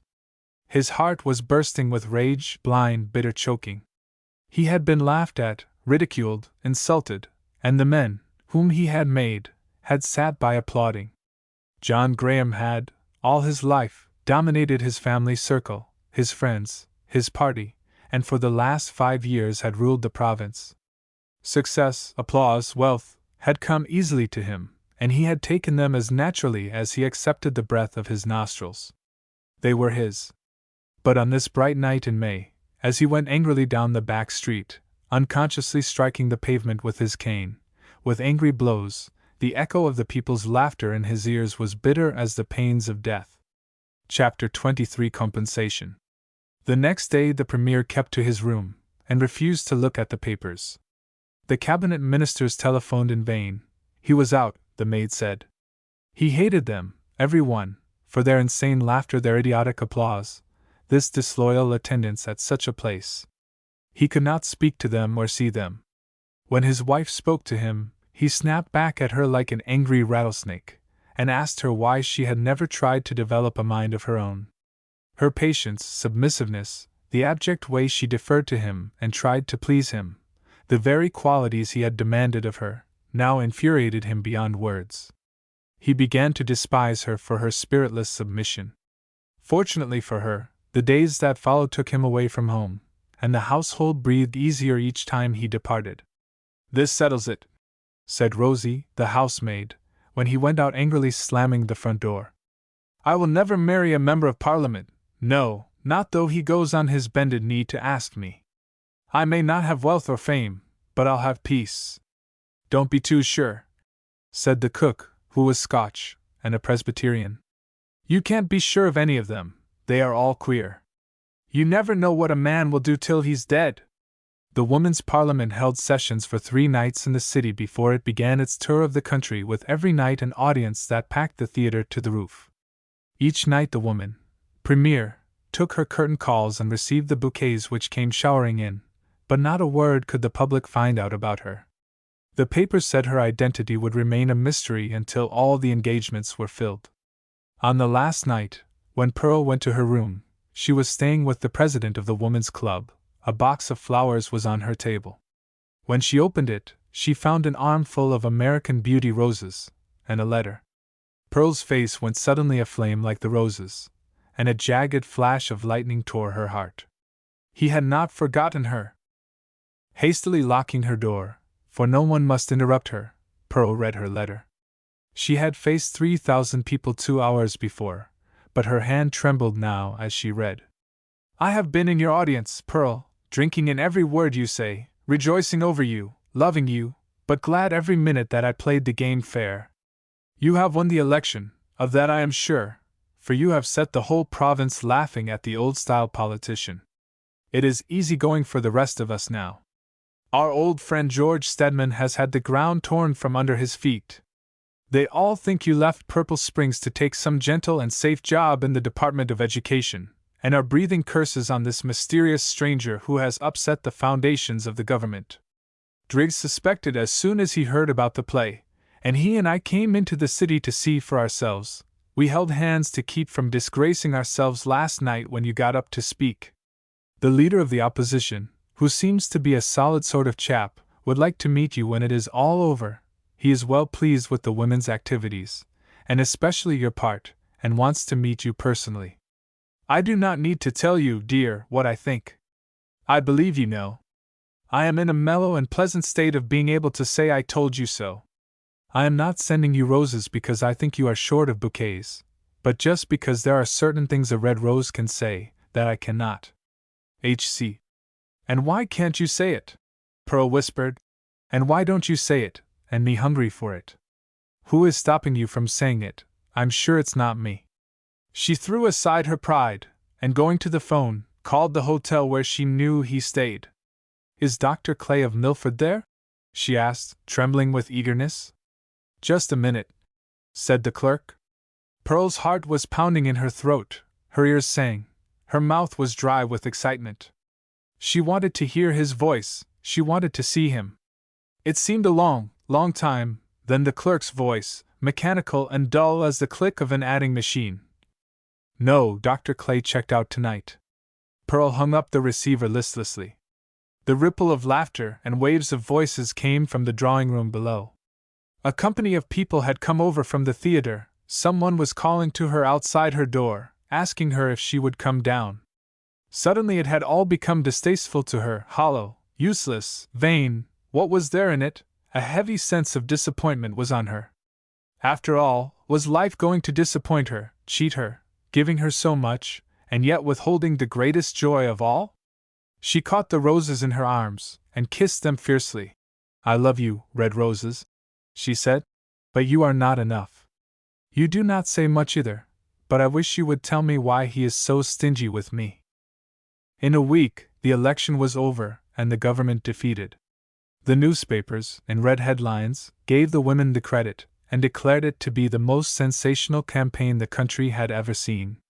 The barbed arrows of ridicule had pierced the strong man's armor, one editorial said, and accomplished something that the heaviest blows of the opposition had been powerless to achieve. Dr. Clay had defeated George Stedman by a large majority, and the Milford Mercury was free to express itself editorially, and did so with great vigor. The Premier had fought valiantly to the last, but his power was gone, the spell broken. He could no longer rouse an audience with his old-time eloquence. His impassioned passages had lost their punch, for the bitterness, the rage which filled his heart, showed in his words and weakened them, and the audiences who before had been kindled with his phrases, showed a disposition now to laugh in the wrong place. The week of the campaign had been to him a week of agony, for he knew he was failing as a leader, and only his stern pride kept him going. He would let no one say he was a Welsher. The machine worked night and day, and money was freely spent, and until the last he hoped, his party would be returned, and then he could resign and retire honorably. He did not believe the machine could be defeated. They had too many ways of controlling the vote. When the news of the government's defeat began to come in from the country places, the city seats having all gone to the opposition, the old man went quietly home, with a set face of ashy pallor. He walked slowly, with sagging shoulders, and the cane which he used did not beat the pavement in rage, but gropingly felt its way, uncertainly, as if the hand which guided it was hesitant and weak. In his house on Water Street, a big, square brick house, with plain verandas, the ex-premier sat alone that night. A few of his followers, the close-in favorites, had called to see him, but had been denied. His wife, flutteringly, made excuses. He sat in his big black leather chair, looking into the fireplace, where no fire was kindled, and when one of the maids had come in to build the fire, he had gently told her he liked it better as it was, dull, bleak and dead. It suited the occasion, and she had gone out hurriedly, and in the kitchen burst into tears. "It ain't natural for him to be mild like that," she sobbed to the cook. "I'd rather have him damn me up and down. The old man's heart is broken, that's what it is. He's sittin' there so calm and quiet, it would make any one cry that has known him in his good days. I don't believe we'll ever hear him rip and tear again, the blessed old dear." "Well, indeed, I'll be glad if we don't," said the cook grimly. "He's raised enough hell in his time for one man, if he never does another turn at it. I've put up with him for over 15 years. I saw him drive out Master Jim, and Jim's poor wife, with the dearest little pet of a grandson any man ever had. He was sorry enough after, but that didn't bring them back. I hope he will sit still for a while and think it all over, and give the poor missus a rest. She's been bawled at, and sworn at enough too, and her that gentle and pleasant. She's cryin' in her room now," said the housemaid, dabbing her eyes with her handkerchief and wishing he'd come up and rage over anything. "Oh, is she?" said the cook. "I'll bet she's not. The house is so quiet it makes her nervous, that's all. But she'll get used to it. Oh no, Rosie dear, he's got his, and it's about time. I ain't worryin' over him, for all I like the old man, but I believe the day of judgment begins here. He's reaping what he sowed, and all I wonder at is that the harvest has been so late." "That's all right for you, you're a Presbyterian," said Rosie tearfully, "but I belong to the army. You know God's side of it better'n I do, but we're all for the sinner, and I can't bear to see him so quiet and mild. It's just like having a corpse in the house to see him there in front of the dead fire. I wouldn't wonder if the morning light will find him cold and stiff in death." Rosie's tears gushed forth anew at this sad picture. "No chance," said the cook. "I haven't cooked breakfast for him for 15 years without knowing him better than that. He'll come back." But the Presbyterian cook, so sure of her theology and her knowledge of human nature, had no breakfast to cook for him the next day, for the ex-premier kept his bed, and declined to see any one except his wife, whom he did not let out of his sight. His gentleness was terrible. He was even pleasant. When Rosie brought the mail to the door, he actually thanked her, which brought on another paroxysm of tears, and made even the cook shake her head doubtfully. He spoke little, and made no complaint. He was only tired, he said, just a little weary. No, he would not see a doctor. It was not a doctor he needed. Beside him sat his wife, the quiet, self-effacing little woman who had had no thought or ambition apart from him. Under half-closed eyes he watched her, wonderingly. What were the thoughts of her heart, this gentle-faced woman who had so tenderly cared for him, and put up with him all these years? Many a time he had made her cry, he had driven away her son, and her grandson, and yet she had offered no word of remonstrance. How old and sad she looked when her face was in repose. It was a face of deep lines and great sadness, a wistful, troubled, hungry face, but dominated by a self-control of iron power. She sat beside the bed, without moving, waiting, watchful. "You've been good to me, Jessie," he said at last as he stroked her hand. She started nervously. "Better than I have been to you, but I am going to be better. It is not too late yet." With eyes of alarm, growing wider every moment, she watched him as he spoke. I guess I needed a setback," he said. "And I got it, and I've learned a lot in a short time. One thing was that you are more to me than I thought. My friends, in politics, were everything to me, but they valued me only for what I could do for them. I could harangue the crowd, gather in the votes, keep things going. I remembered everyone, slapped everyone on the back, called them by their first name, and it went. But they laughed at me behind my back. Their only interest in me was that I could carry elections. With you, it has been different. I don't know why you stuck to me. Why did you, Jessie?" Without replying, she hastily left the room and phoned for the doctor. The papers that night reported the ex-premier's condition as causing grave apprehension to his friends. When Pearl read it in the evening papers, she made a quick resolve. A letter must be sent to Purple Springs. When Annie Gray and Jim went to the post office for the mail, 2 days after the election, they were not disappointed, for Pearl had written. "It is all over," wrote Pearl, "and the government has gone down to defeat. The new government will make good its promises too. But I am sure from what I have heard and seen of your father-in-law, you have nothing to fear from him. He would not take little Jim away from you even if he could. You can tell the people of Purple Springs all about yourself now, and wouldn't I like to see Mrs. Cowan's face when she hears who your father-in-law is? Tonight's paper says he is not well, and I am wondering if you hadn't better come into the city, you and Jim. You will know best about this. I feel sorry for Mr. Graham. He is a domineering old man, full of prejudice and narrow ways. There could be no progress so long as he was at the head of affairs, so he had to be removed. He held the door shut just as long as he could, and when the crash came, quite naturally he was trampled on, and that is never a pleasant experience. But the whole thing has a pathetic side. I wish it could have been settled without this." The night of the election, women paraded the streets, singing and cheering, mad with joy. It made my eyes blur to see them. I am sorry it had to come to a showdown, for it seems to set men and women against each other. At least, I know some men feel that way. Of course we had lots of men helping us.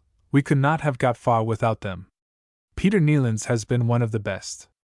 He was elected in one of the city seats, and we are all so glad.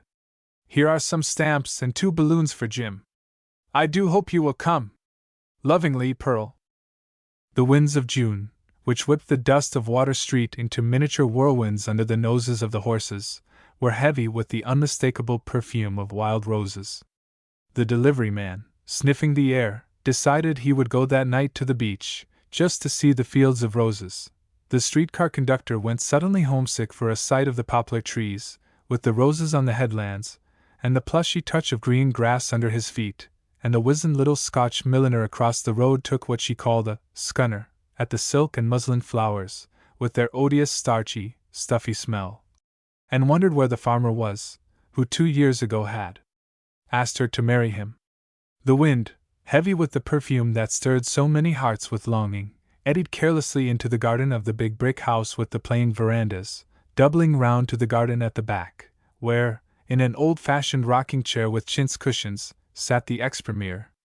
The wind, still charged with wild roses, stirred the lilac trees and mountain ash, and circled noiselessly around the chair where he sat, and played queer tricks with his memory, for all of us are young in June, when the pageant of summer is passing by. "I like to see you knitting, Jessie," he said gently. "It is a peaceful art, untouched by worldly cares. I wish I could hear hens cackling, and the drowsy sounds of a farmyard, all said in nature's honest key. I'm tired of people and machinery and telephones and committees, and all these other inventions of the devil." Rosie, scrubbing the veranda, hearing the last part of the sentence, piously thanked God for the master's returning health of body and mind, and flattened her head against the veranda post, to catch more. "The things I have given my life to," he said sadly, "have fallen away from me. I built on a foundation of sand, and when the rains descended and the floods came, my house fell and left me by the ruins, groping in the ashes." "It isn't so bad as that, James," his wife said timidly.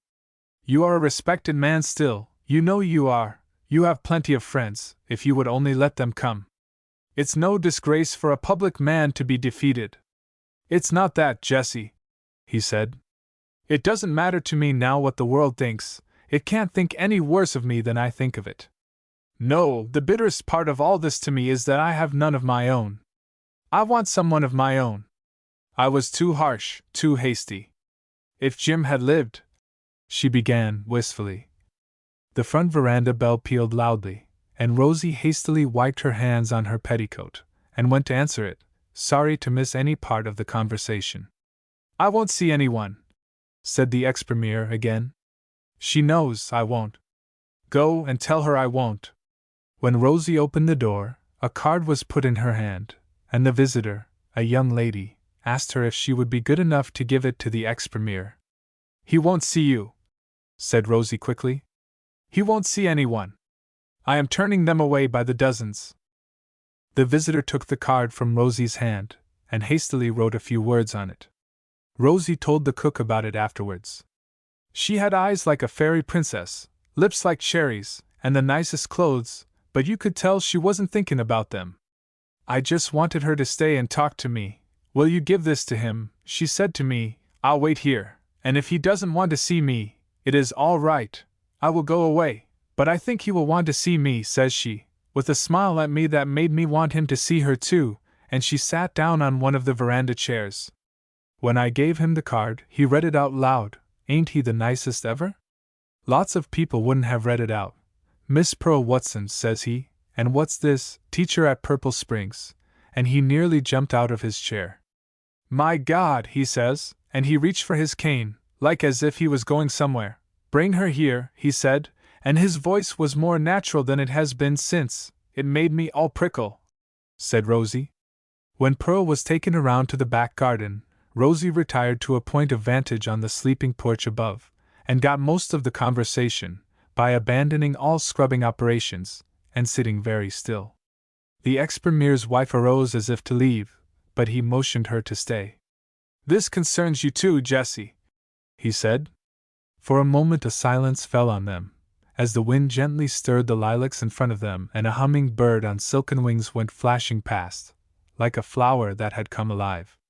"You are a teacher, your card says, at Purple Springs. Is that in the far north?" The ex-premier endeavored to speak calmly. "No," said Pearl. "It is only 100 miles from here." His face clouded with disappointment. "But it was named for the valley in the far north, by a woman who came from there. Where is the woman now?" he asked, with a fine attempt to make his question casual. "I came to tell you about her," said Pearl, with evasion. "That is, of course, if you would like to hear. It is an interesting story." He motioned to her to begin, trembling with excitement. Pearl told the story that had been told to her the night she and Annie Gray had sat by the dying fire, told it, with many a touch of pathos and realism, which made it live before him. His eyes never left her face, though he could not discover how much she knew, and yet the very fact of her coming to him seemed to prove that she knew everything. The old man's face twitched painfully when she spoke of the young widow's quarrel with her husband's father. "He was not accustomed to having his wishes thwarted," said Pearl simply. "He was a man whose word was law in his own household and among his friends. But she had the freedom of the wilderness in her blood, and they quarreled violently. He was determined to send the boy to England for his education. He only said that, he wouldn't have done it, he loved the boy too well," he burst in, impatiently. Well, of course, the young mother did not know that, not being a mind-reader, she had no way of telling, and besides he threatened to take the child from her altogether. He was his son's heir, and he was therefore the guardian of the child. The law was with him, I believe in that. That is one of the laws that have roused the women to take a hand in public matters. So, to save her boy, to keep him for her very own, she allowed her father-in-law to think she had not been legally married. She gave up her good name, to keep her boy. She went away, with only her 2 hands to make a living for them both. "Where is she?"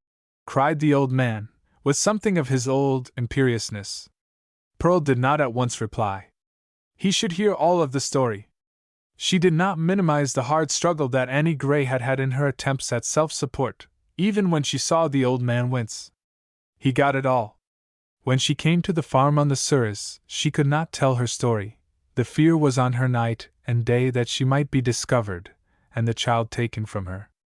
No judge in the country would do that, he cried stormily. She had nothing to fear even if. Unfortunately, said Pearl quietly, she did not know that. She believed her father-in-law. She thought it was true, because he had said so, and she knew that the illegitimate child belongs to the mother, and to her alone, so she chose to let it stand at that. The people at Purple Springs adopted the name she had put upon her gate, but ostracized her.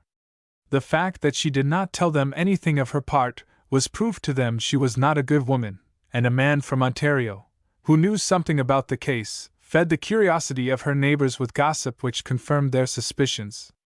For 3 years she has lived alone, not a neighbor has come to her door, and she has kept herself and little Jim, has worked the farm, educated her boy, for the trustees would not let him come to school, kept sweet and sane in spite of it all. When I went to see her, she cried with joy to see a human being of kindly intention in her house. But the neighbors cut me dead, and kept the children home from school because I went to live with her. A groan broke from him. Poor girl, he said brokenly. Poor girl, she didn't deserve that. Pearl's heart was softening, so she hurried on. The little fellow got into a fight at school, because a boy said things about his mother. He is the sweetest-tempered child I ever knew, but he knew when to fight, and thrashed a boy a head taller than himself, and the trustees turned him out. What kind of people are they? He stormed. It was a brave thing for the boy to defend his mother, a brave thing, I tell you. The other boys should have been expelled. You are the teacher, why did you let them? Pearl let him rage, then very quietly she said, It happened 3 years before I knew them, but you should not blame the boy, Mr. Graham, or even the trustees. They were under no obligation to protect the woman or her boy. The boy's own grandfather had said much worse things about her than the boy at the school. He not only insulted her, but his own son as well, when the rage was on him. So why should strangers spare her? Go on, he said hoarsely. Let me hear it all. She was standing in front of him now, and her eyes were driving the truth deep into his soul. Something about her eyes, or her voice with its rich mellowness, caused him to start and exclaim. Who are you, girl? Tell me who you are. I have heard your voice somewhere. My God! Was it you? Was it you? Yes, said Pearl. It was me, and when the women of the city here, who had come to you and tried to break down your stubborn prejudices, tried to reason with you, but found it all in vain, when they told me that first night to think of some sad case that I had known of women who had suffered from the injustice of the law and men's prejudice, and strike without mercy, I thought of your daughter-in-law and all that she had suffered. I saw again the hungry look in her sweet face, when I went to see her. I saw the gray hairs and the lines of sorrow. I saw again the heroic effort she makes to give her boy everything that the world is bent on denying him. I thought of these things, and the rest was easy. There was no other way, sir. You would not listen. You would not move an inch. You had to be broken. Speechless, almost breathless, he looked at her. All the fight had gone out of him. I am going now, sir, she said. I have delivered her message. She only wanted to clear your son's memory. She will tell the people now who she is, and prove her marriage for little Jim's sake. Don't go, girl, he cried. Sit down, tell me more. Tell me what the boy is like. How big is he? The boy is like you, said Pearl.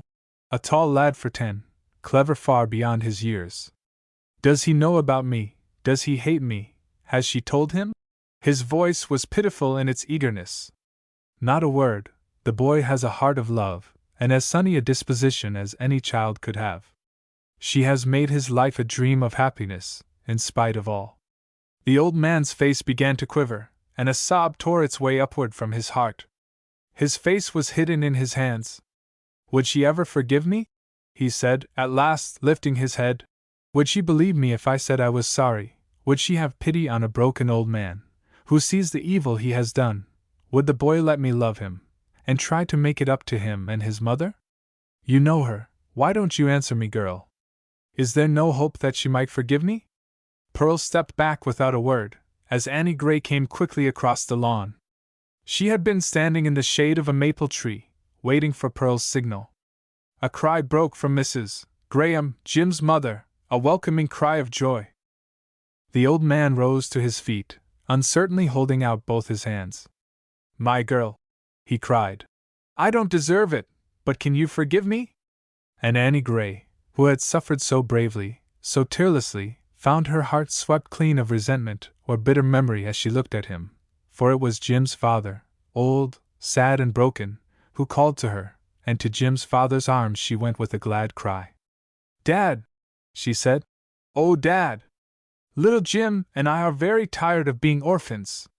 And on the back veranda behind them, where she had been crouching with her ear to the paling, Rosie came out of hiding and burst out like a whole hallelujah chorus, and with the empty scrub pail in one hand, and the brush in the other, beat the cymbals as she sang. "Oh, that will be glory for me, glory for you and glory for me. When by His grace I shall look on His face, that will be glory for me." Chapter 24. Home again. Quit your whistling, Jimmy, and hold your whist, all of you. Don't you know your poor sister is dead for sleep? Hasn't she been uphill and down dale this last 6 weeks? I never saw the like of it, and it's a God's mercy she ever lived through it. And then last night when she drove over from her school nothing would do your pa but she must talk half the night, when she should have been in bed. So now clear out, you lads, and let's keep the house quiet, for Pearl is a light sleeper and always was. And a light stepper too, Ma, for here I am, up and dressed, and hungry as a bear. It was Pearl herself who opened the stairs door. A shout of joy arose from the assembly in the kitchen, dearer to Pearl than any burst of hand-clapping she had ever heard in a theater, and there was a rush for the first kiss, which Danny landed neatly, though we must admit it was done by racing over his brother Patsy, who sat on the floor tying his boot, and Patsy's ruffled feelings did not subside until Pearl opened her valise, which stood inside the room door, and brought out jackknives for the youngest 4 boys. Patsy declared, still smarting over the indignity of being run over and stood upon, that Danny should not get a knife at all, but Mrs. Watson interposed for her latest born by saying, "Oh, Patsy, dear, don't be hard on him. He was just that overjoyed at seein' Pearl, he never noticed what he was standin' on. Anything would ha' done him just as well as you." "I'll overjoy him, you bet," grumbled Patsy, tenderly feeling the back of his neck. "When I get him outside, I'll show him what it feels like to have someone stand on your neck, with heavy boots." Danny made no defense, but gazed rapturously on his sister, and expectantly at the valise, whose bulging sides gave forth promise of greater treasures yet to come. "I have some things here for broken hearts and rainy days," said Pearl, "that Ma and Mary will be placed in charge of. I believe a skin neck should qualify, so if Patsy Watson will dry his tears and iron out his face and step back against the wall, close his eyes, and smile, he will get a pleasant surprise." Patsy complied with all the conditions. Indeed, he not only smiled, he grinned, showing a gaping expanse in the front of his mouth from which the middle tooth had gone, like a missing gate in a neat white fence. When Pearl placed a box in his hands, which contained the makings and full directions for setting up a red and black box kite, a picture of which in full flight adorned the cover, a war whoop of joy rent the air. "Ain't you the luckiest kid?" cried Tommy enviously, as he crowded to get another look. "If there's anything going, you get it. Now clear out, all you boys, and let Pearl get her breakfast," said Mary.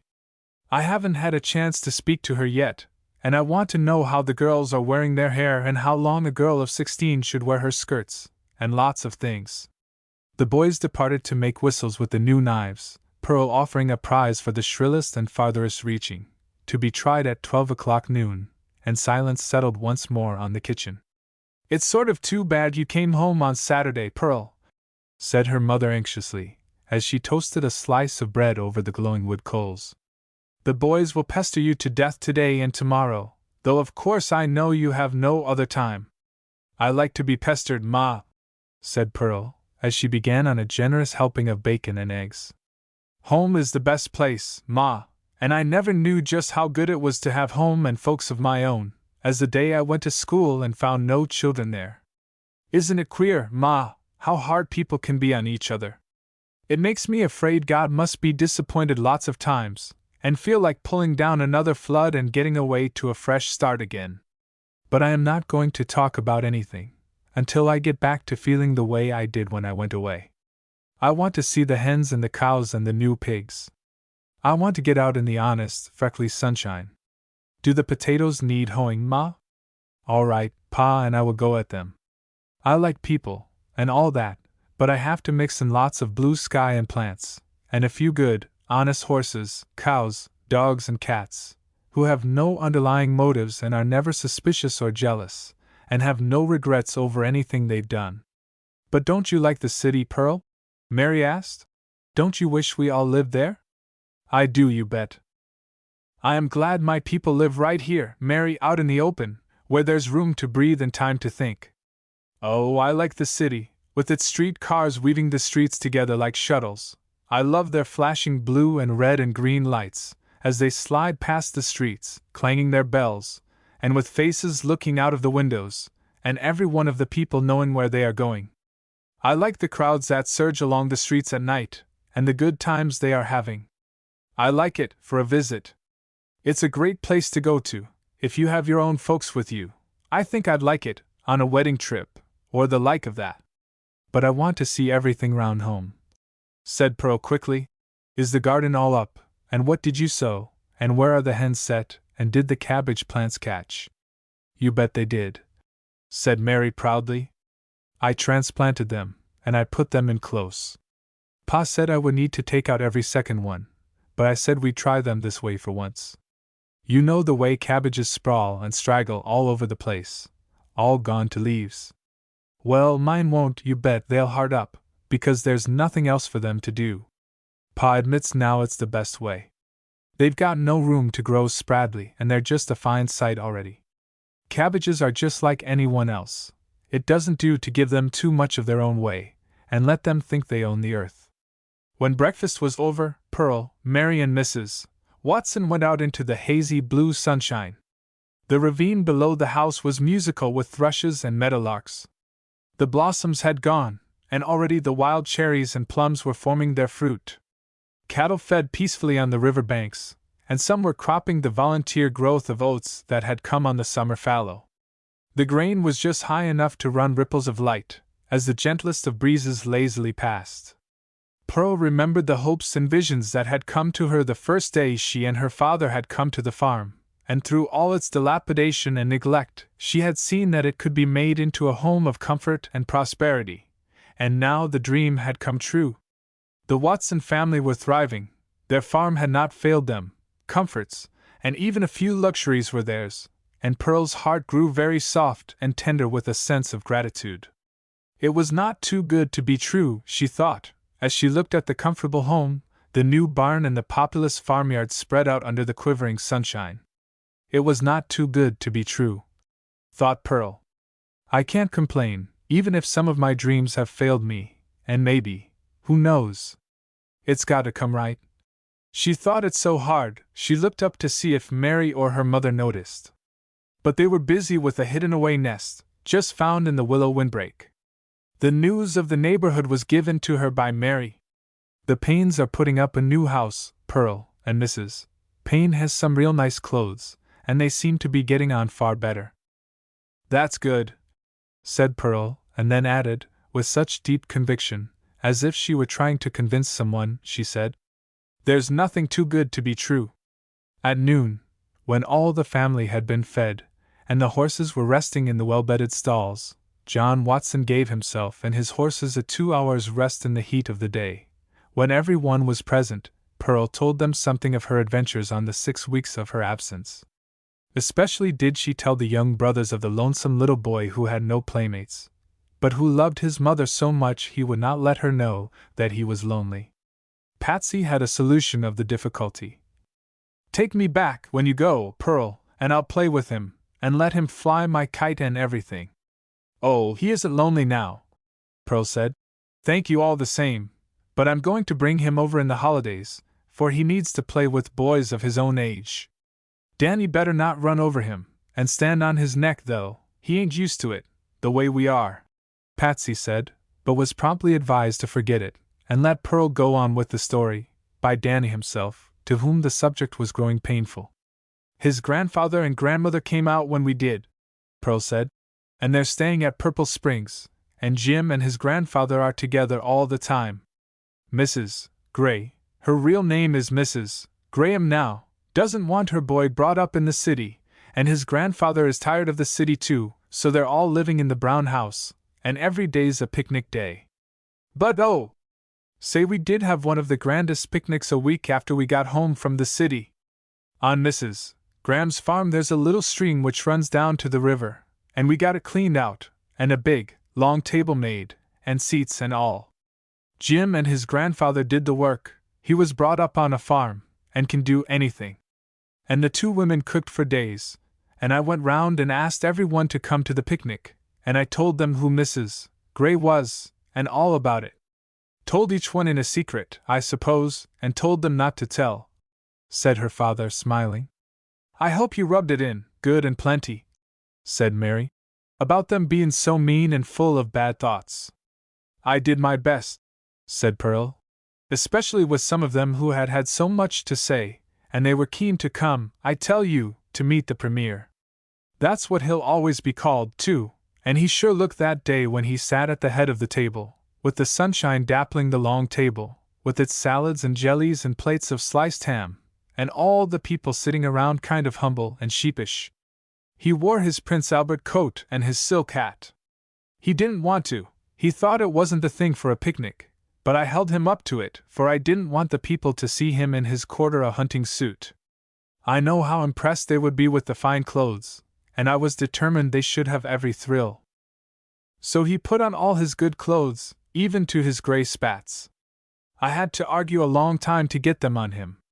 He said they looked foppish, but I just got the button hook and put them on him while he was arguing, and asked him who thought of this picnic anyway. And he just laughed and said he guessed he had to pass under the rod. And after all the people had been introduced, and the men were standing back, pretty hot and uncomfortable in their white shirts, he got up and asked every one to have a seat at the table, for he wanted to say a few words before we began to eat. You could have heard a leaf fall, it was so still, and then he told them all about his son, and how he didn't understand him, and never made a chum of him, and how he was so taken up with politics he forgot to be a father to his own boy. And he told about his son's marriage, and the whole story, right up to the time I went to see him in the city. It's not easy telling this, he said, but I put my daughter-in-law in wrong in this neighborhood, and I am going to make it right if I can. She is a noble, brave woman, he said, and I am proud of her. I lost the election, he continued, but I am glad of it, for in losing it, I found a daughter and a grandson, and then he put his hand on my shoulder and said, and here's the deepest conspirator in the country, who managed the whole thing. This is the girl who made fun of me, and lambasted me, but who brought my daughter-in-law and me together, and when she runs for the legislature, I promise I will get out and campaign for her. Everyone laughed then, and the people crowded up around him, and Annie, and you never saw so many people laughing and crying at the one time in your life. We had a big boiler of coffee on the little tin stove in the trees, and I grabbed off the white pitchers, and the biggest girls from the school helped serve, and we got the people all started in to eat, for it doesn't do to let people's feelings go too far. When they had quieted down a little, and were nearly through eating, the minister, who was at the other end of the table, got up and said he had an idea he wanted to pass on. I'm ashamed, he said, and I know he was, of the way this community has treated Mrs. Gray and Jimmy. He didn't seem able to call her anything else either. On behalf of the district of Purple Springs, I apologize. We'll show our apology in something better than words, too, I hope, he said, kind of swallowing his Adam's apple. We denied her child the right to play with our children, through our stupid and cruel thoughtlessness. Now let us apologize by doing something for all the children of this neighborhood. This is a beautiful spot, a natural park.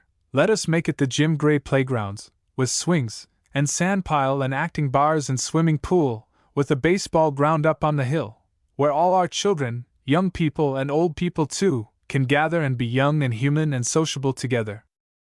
The people broke out into cheers and cries of "We'll do it," it seemed to relieve them. And let us hold our church service here on Sundays too, when the weather is fine. Our religion has been too stuffy, too moldy, too damp, too narrow. It needs the sunshine and the clear air of heaven to sweeten it and revive it. I feel it today, that God is in the sunshine more than in the narrow limits we have tried to set upon Him. We sometimes deplore the tendency of our young people to go to the city, he continued, but I don't know as I blame them. We've been living dull, drab lives for sure. Let us liven things up a bit, and give our people something to look forward to during the week, and something pleasant to remember. It's the utter dreariness of life that kills people, not hard work. And then, said Pearl, I could see the people wanted to sing or cry, or dance, or something, to work off their emotions, so I signaled to Bessie Cowan, who is one of our best singers, to start a hymn that the children sing every morning. They knew it well, and the people had learned it from them. I never heard anything like it. It flashed up through the highest branches of the trees, into the blue air. I am sure God heard it, and was pleased. God is in His temple, let the earth keep silent. Little Jim knew it too, and his voice was sweeter than all the rest. It seemed easy for everyone to talk or sing or laugh, or do whatever they wanted to do. It was wonderful to see people come out of their hard brown husks and be natural and neighborly. Sure, and it was more like a revival meetin' than a picnic, Pearlie, said her father, laughing. It was that, Pa, she answered, and like a term in a reform school for some of them. There had been a big quarrel among them about a road scraper, and the next day every one was offering to wait, instead of grabbing at it the way they had been, and the women who had fallen out over a sleeve pattern and fought rings round, and called each other everything they could name, made it up right there. Before they parted, they agreed to have the services there on Sunday, that's tomorrow, and the ex-premier is going to speak after the service on how to build a community. All the women are baking, and everybody will bring their visitors, instead of staying home from church the way they've been doing, and the children can play in the sandpile, and sail their boats on the little creek. And it looks as if Purple Springs has experienced a change of heart. Don't you think there's a danger of leading them to think in too light of the Lord's Day, Pearlie, picnicking that way? Asked her mother anxiously. And maybe making them lose their religion? Oh, I'm not worried about that neighborhood losing its religion, Ma, said Pearl.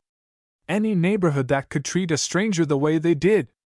But I do believe the sunshine and blue sky, the flowers and birds, and the getting together, along with the words of the sermon and the hymns they'll sing, will make them a lot more human. I never can think it would hurt God's feelings a bit to see children playing, and neighbors happy together on His day. They want us all to come, if you don't think it's too far to drive with the whole family, and I've been training the children all week to sing. It looks like a good time. We'll go, cried Danny and Patsy, with one voice, and with brotherly unity prevailing, for once. Chapter 25. There is nothing too good to be true. Oh, don't touch it, it hurts, Danny wailed, when Pearl examined his grimy little foot, from which a trickle of blood was showing through the murk of prairie soil. Just let me wash it, dear, said Pearl soothingly. We cannot tell how badly you are hurt until we get the dirt off. It may not be so bad at all. This was the afternoon of the same day. Danny's tears came in torrents. It is bad, he sobbed. It's the worst sliver there's ever been in this family, or maybe in these parts. Well, now, maybe it is. I wouldn't wonder if we'll have to send for the doctor, said Pearl. And that will be one on Patsy. He never had a doctor in his life, and maybe never will. Just let me see how serious it is, and I'll promise you if I can't pull it out with my fingers, the doctor will be phoned for at once, and told to hurry. With this promise to sustain him, Danny bravely submitted to a thoroughly good washing of the afflicted member, and even the cleansing of the other, for Pearl explained to him that feet came in pairs, and had to be treated alike in matters of washing. But the sliver refused to move, though Pearl appeared to try to pull it out. Send for the doctor, Pearl, Danny gasped. I'm getting weaker every minute, and everything is going from me, and now it's getting dark. Can't some of yez light a lamp?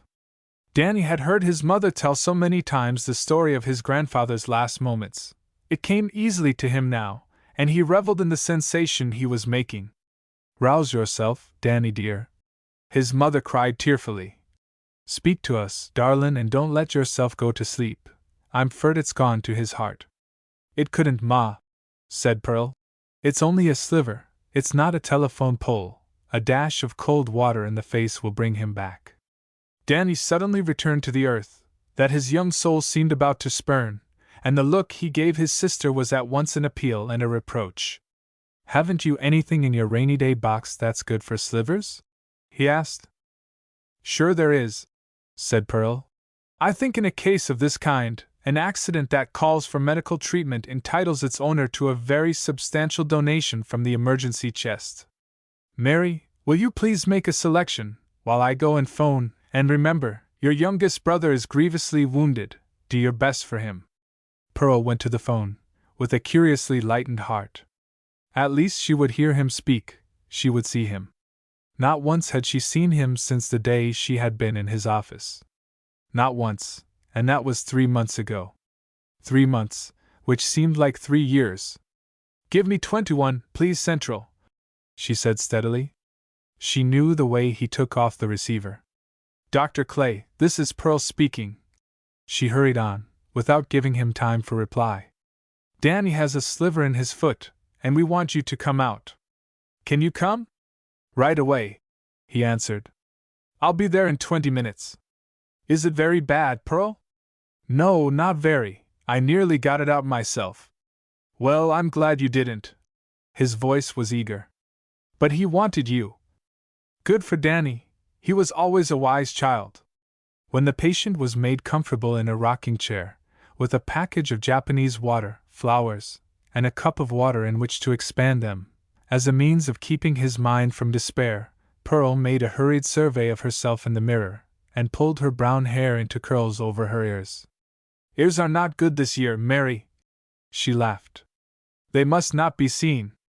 A roar of pain from Danny brought her flying back to him. Stay with me, Pearl, he shouted. I'm a sick man, and tell the kids to keep quiet. It jars me. I can't stand it. It makes me all go cold. Pearl sat down beside him, making a rather unsuccessful effort to be becomingly solemn.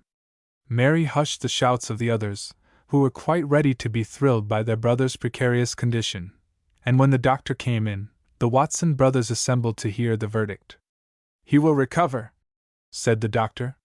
Not only recover, but regain the full use of the injured member. But it's a bad sliver just the same, and some boys would cry if they had it. Danny set his lips tightly together, as one who was determined to endure to the end. Very tenderly the doctor took him on his knee, and examined the little foot. I'll have a basin of water, Pearl, please, he said. It has been washed, Danny cried, with indignation. Pearl washed both of them. Sure enough, the doctor said.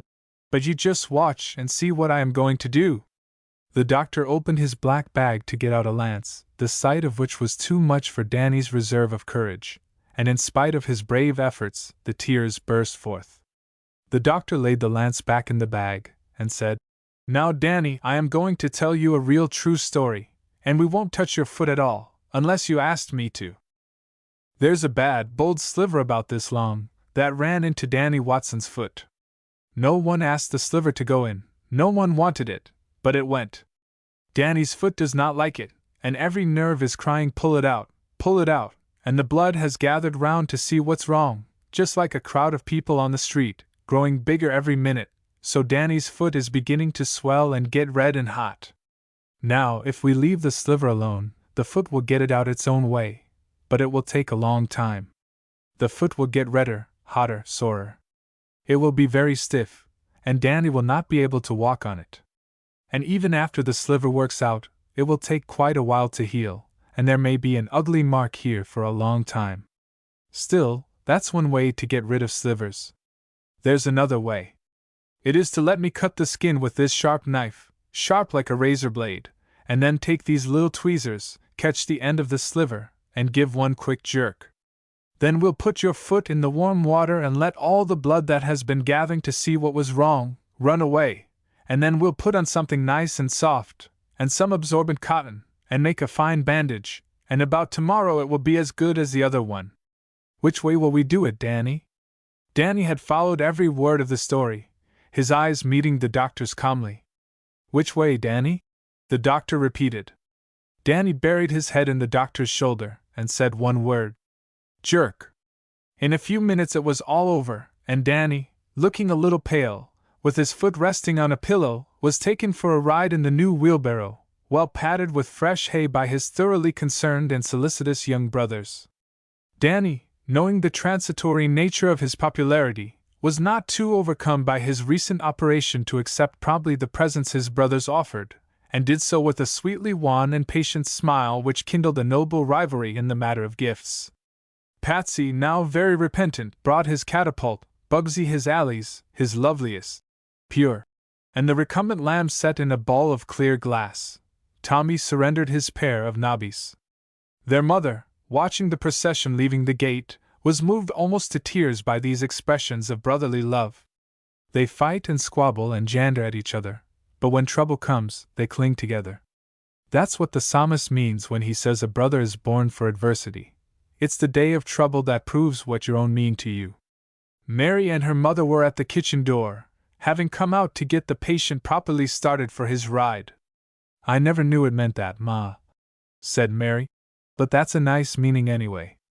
She looked into the living room, where Pearl and the doctor sat without speaking, and just as her mother was about to go to join them, she said, "I believe there's cream for a churnin', Ma. It will be too sour before Monday. If you come out and stay with me, I'll do it, but I hate to work alone." As she flung the cream from end to end of the barrel churn, while her mother sat beside her mending the boys' shirts for the Sabbath, Mary said to herself, "A sister is born for adversity too, you bet." Meanwhile, the doctor and Pearl, left alone, had broken the silence which fell upon them at first. "Come out for a ride, Pearl," he said at last. "Saturday is the teacher's happy day, and I haven't seen you for months, not to speak to you, and I want to hear all about what you've been doing. You haven't told me yet that you are glad I was elected. But I wrote you a note, didn't I?" "Oh, yes, indeed you did," he agreed.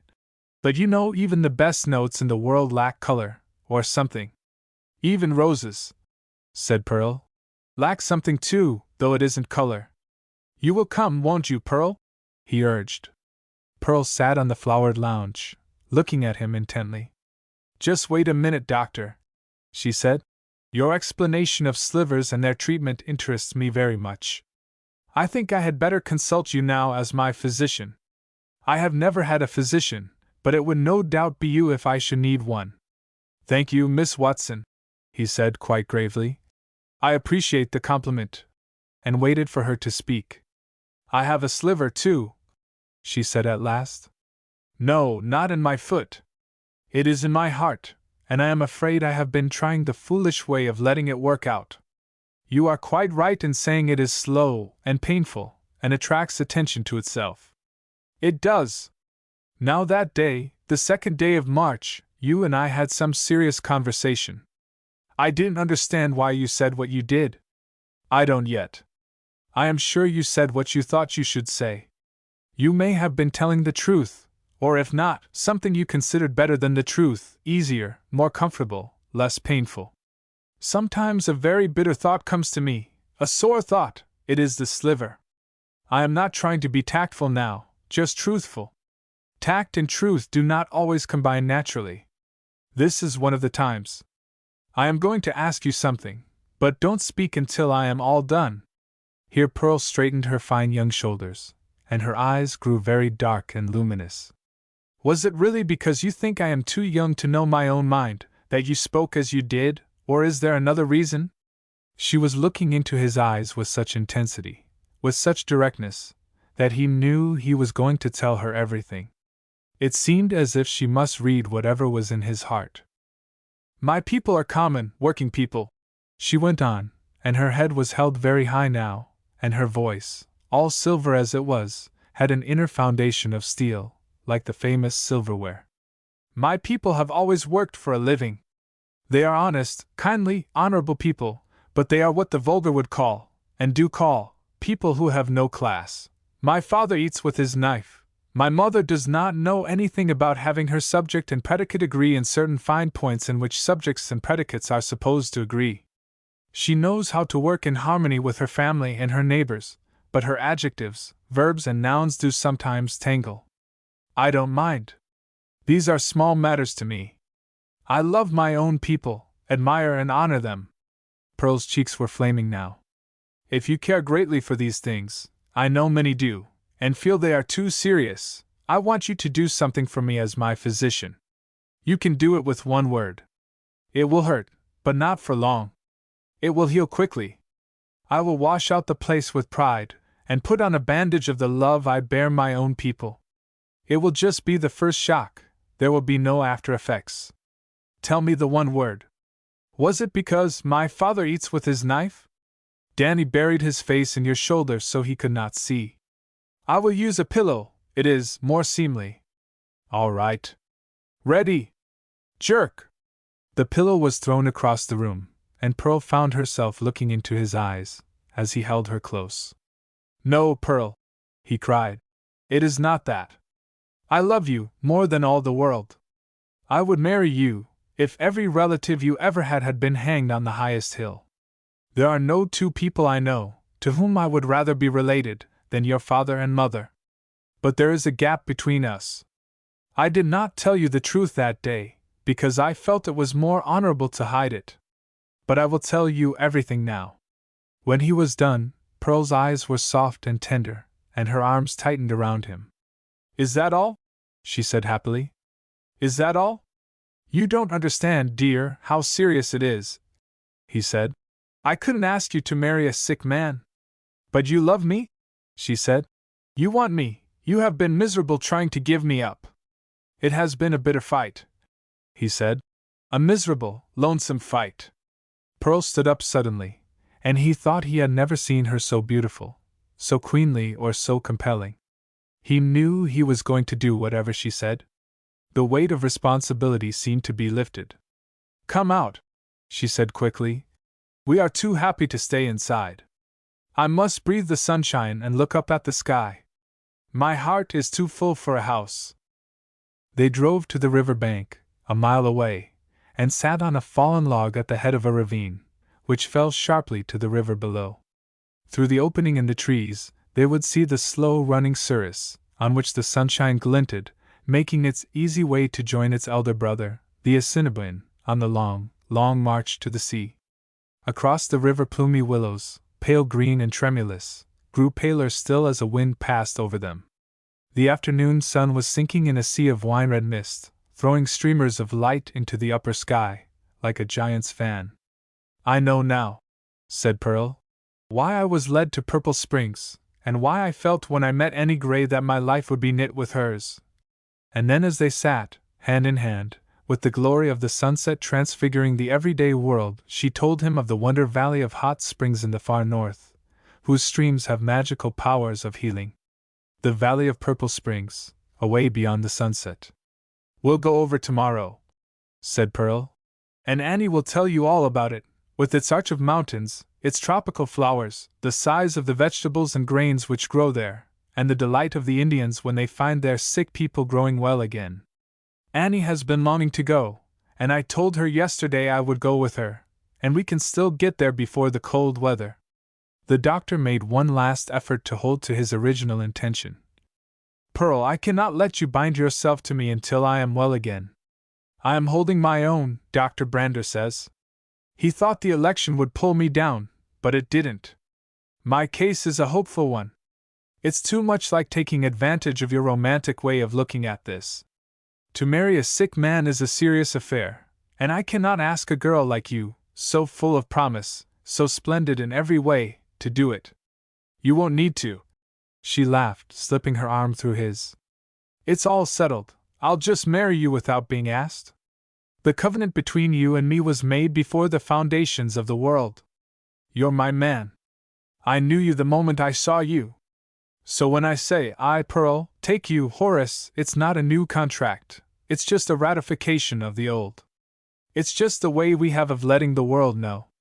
You see, dear, you just can't help it, it's settled. But are you sure, Pearl? You are so young in years, I mean, Are you sure you will not be sorry?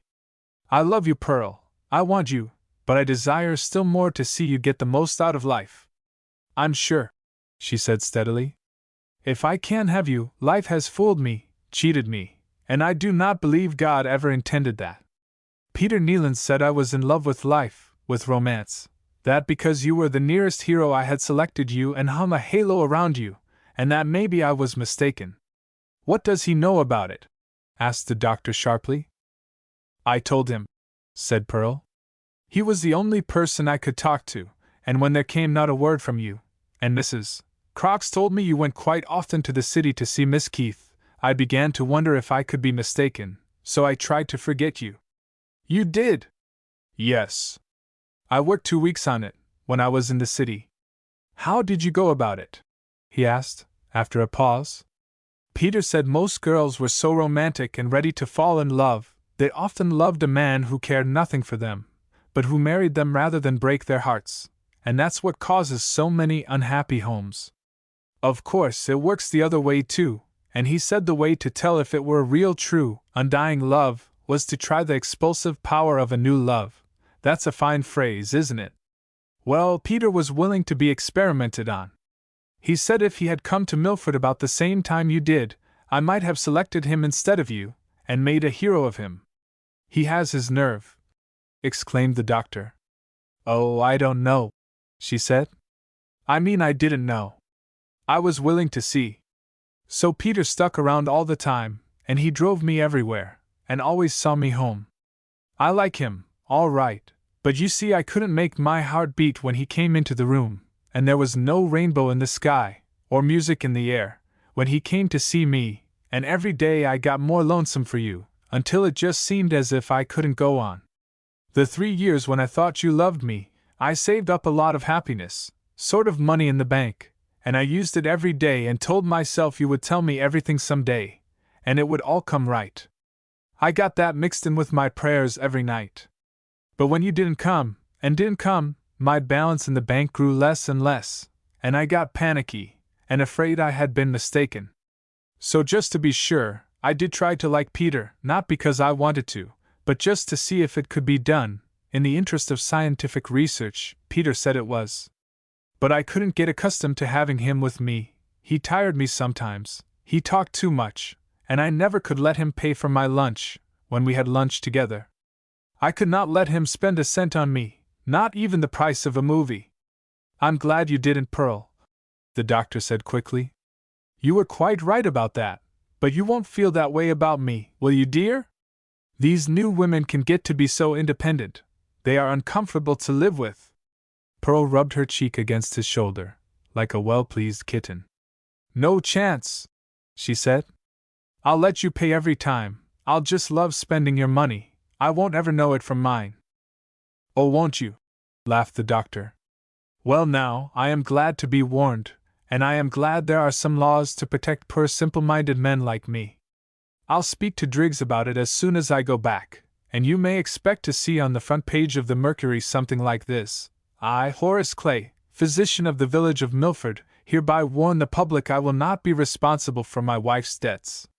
At that, they laughed so much that the woodpecker in the tree above them stopped drumming, to listen, and when he found out how matters stood, he turned the whole story into telegraphic code and sent it up and down the valley, and a brown squirrel looked at them through a tangle of cranberry leaves, and when he got the drift of their conversation, he raced to the top of the highest tree and cheated the news to all the other squirrels in the woods, and old Silver Spot, the crow, scenting a piece of gossip, came circling over the trees and made a landing on a stump quite near them, and with his head on one side, listened for a few minutes, and then, with an insufferable smirk, rose cautiously and, circling high over the trees, made a rapid flight up the river, without uttering a sound. The doctor watched him as he disappeared around the bend. Do you know where he's off to, Pearl? He said. He's going to tell Mrs. Crocks. She understands crow, of course. It's left over from her last reincarnation. This will save an announcement. All afternoon, a black cloud, thick and thunderous, had huddled over the hills to the north, but before the sun went down, there came across its shoulder a shining ribbon of rainbow.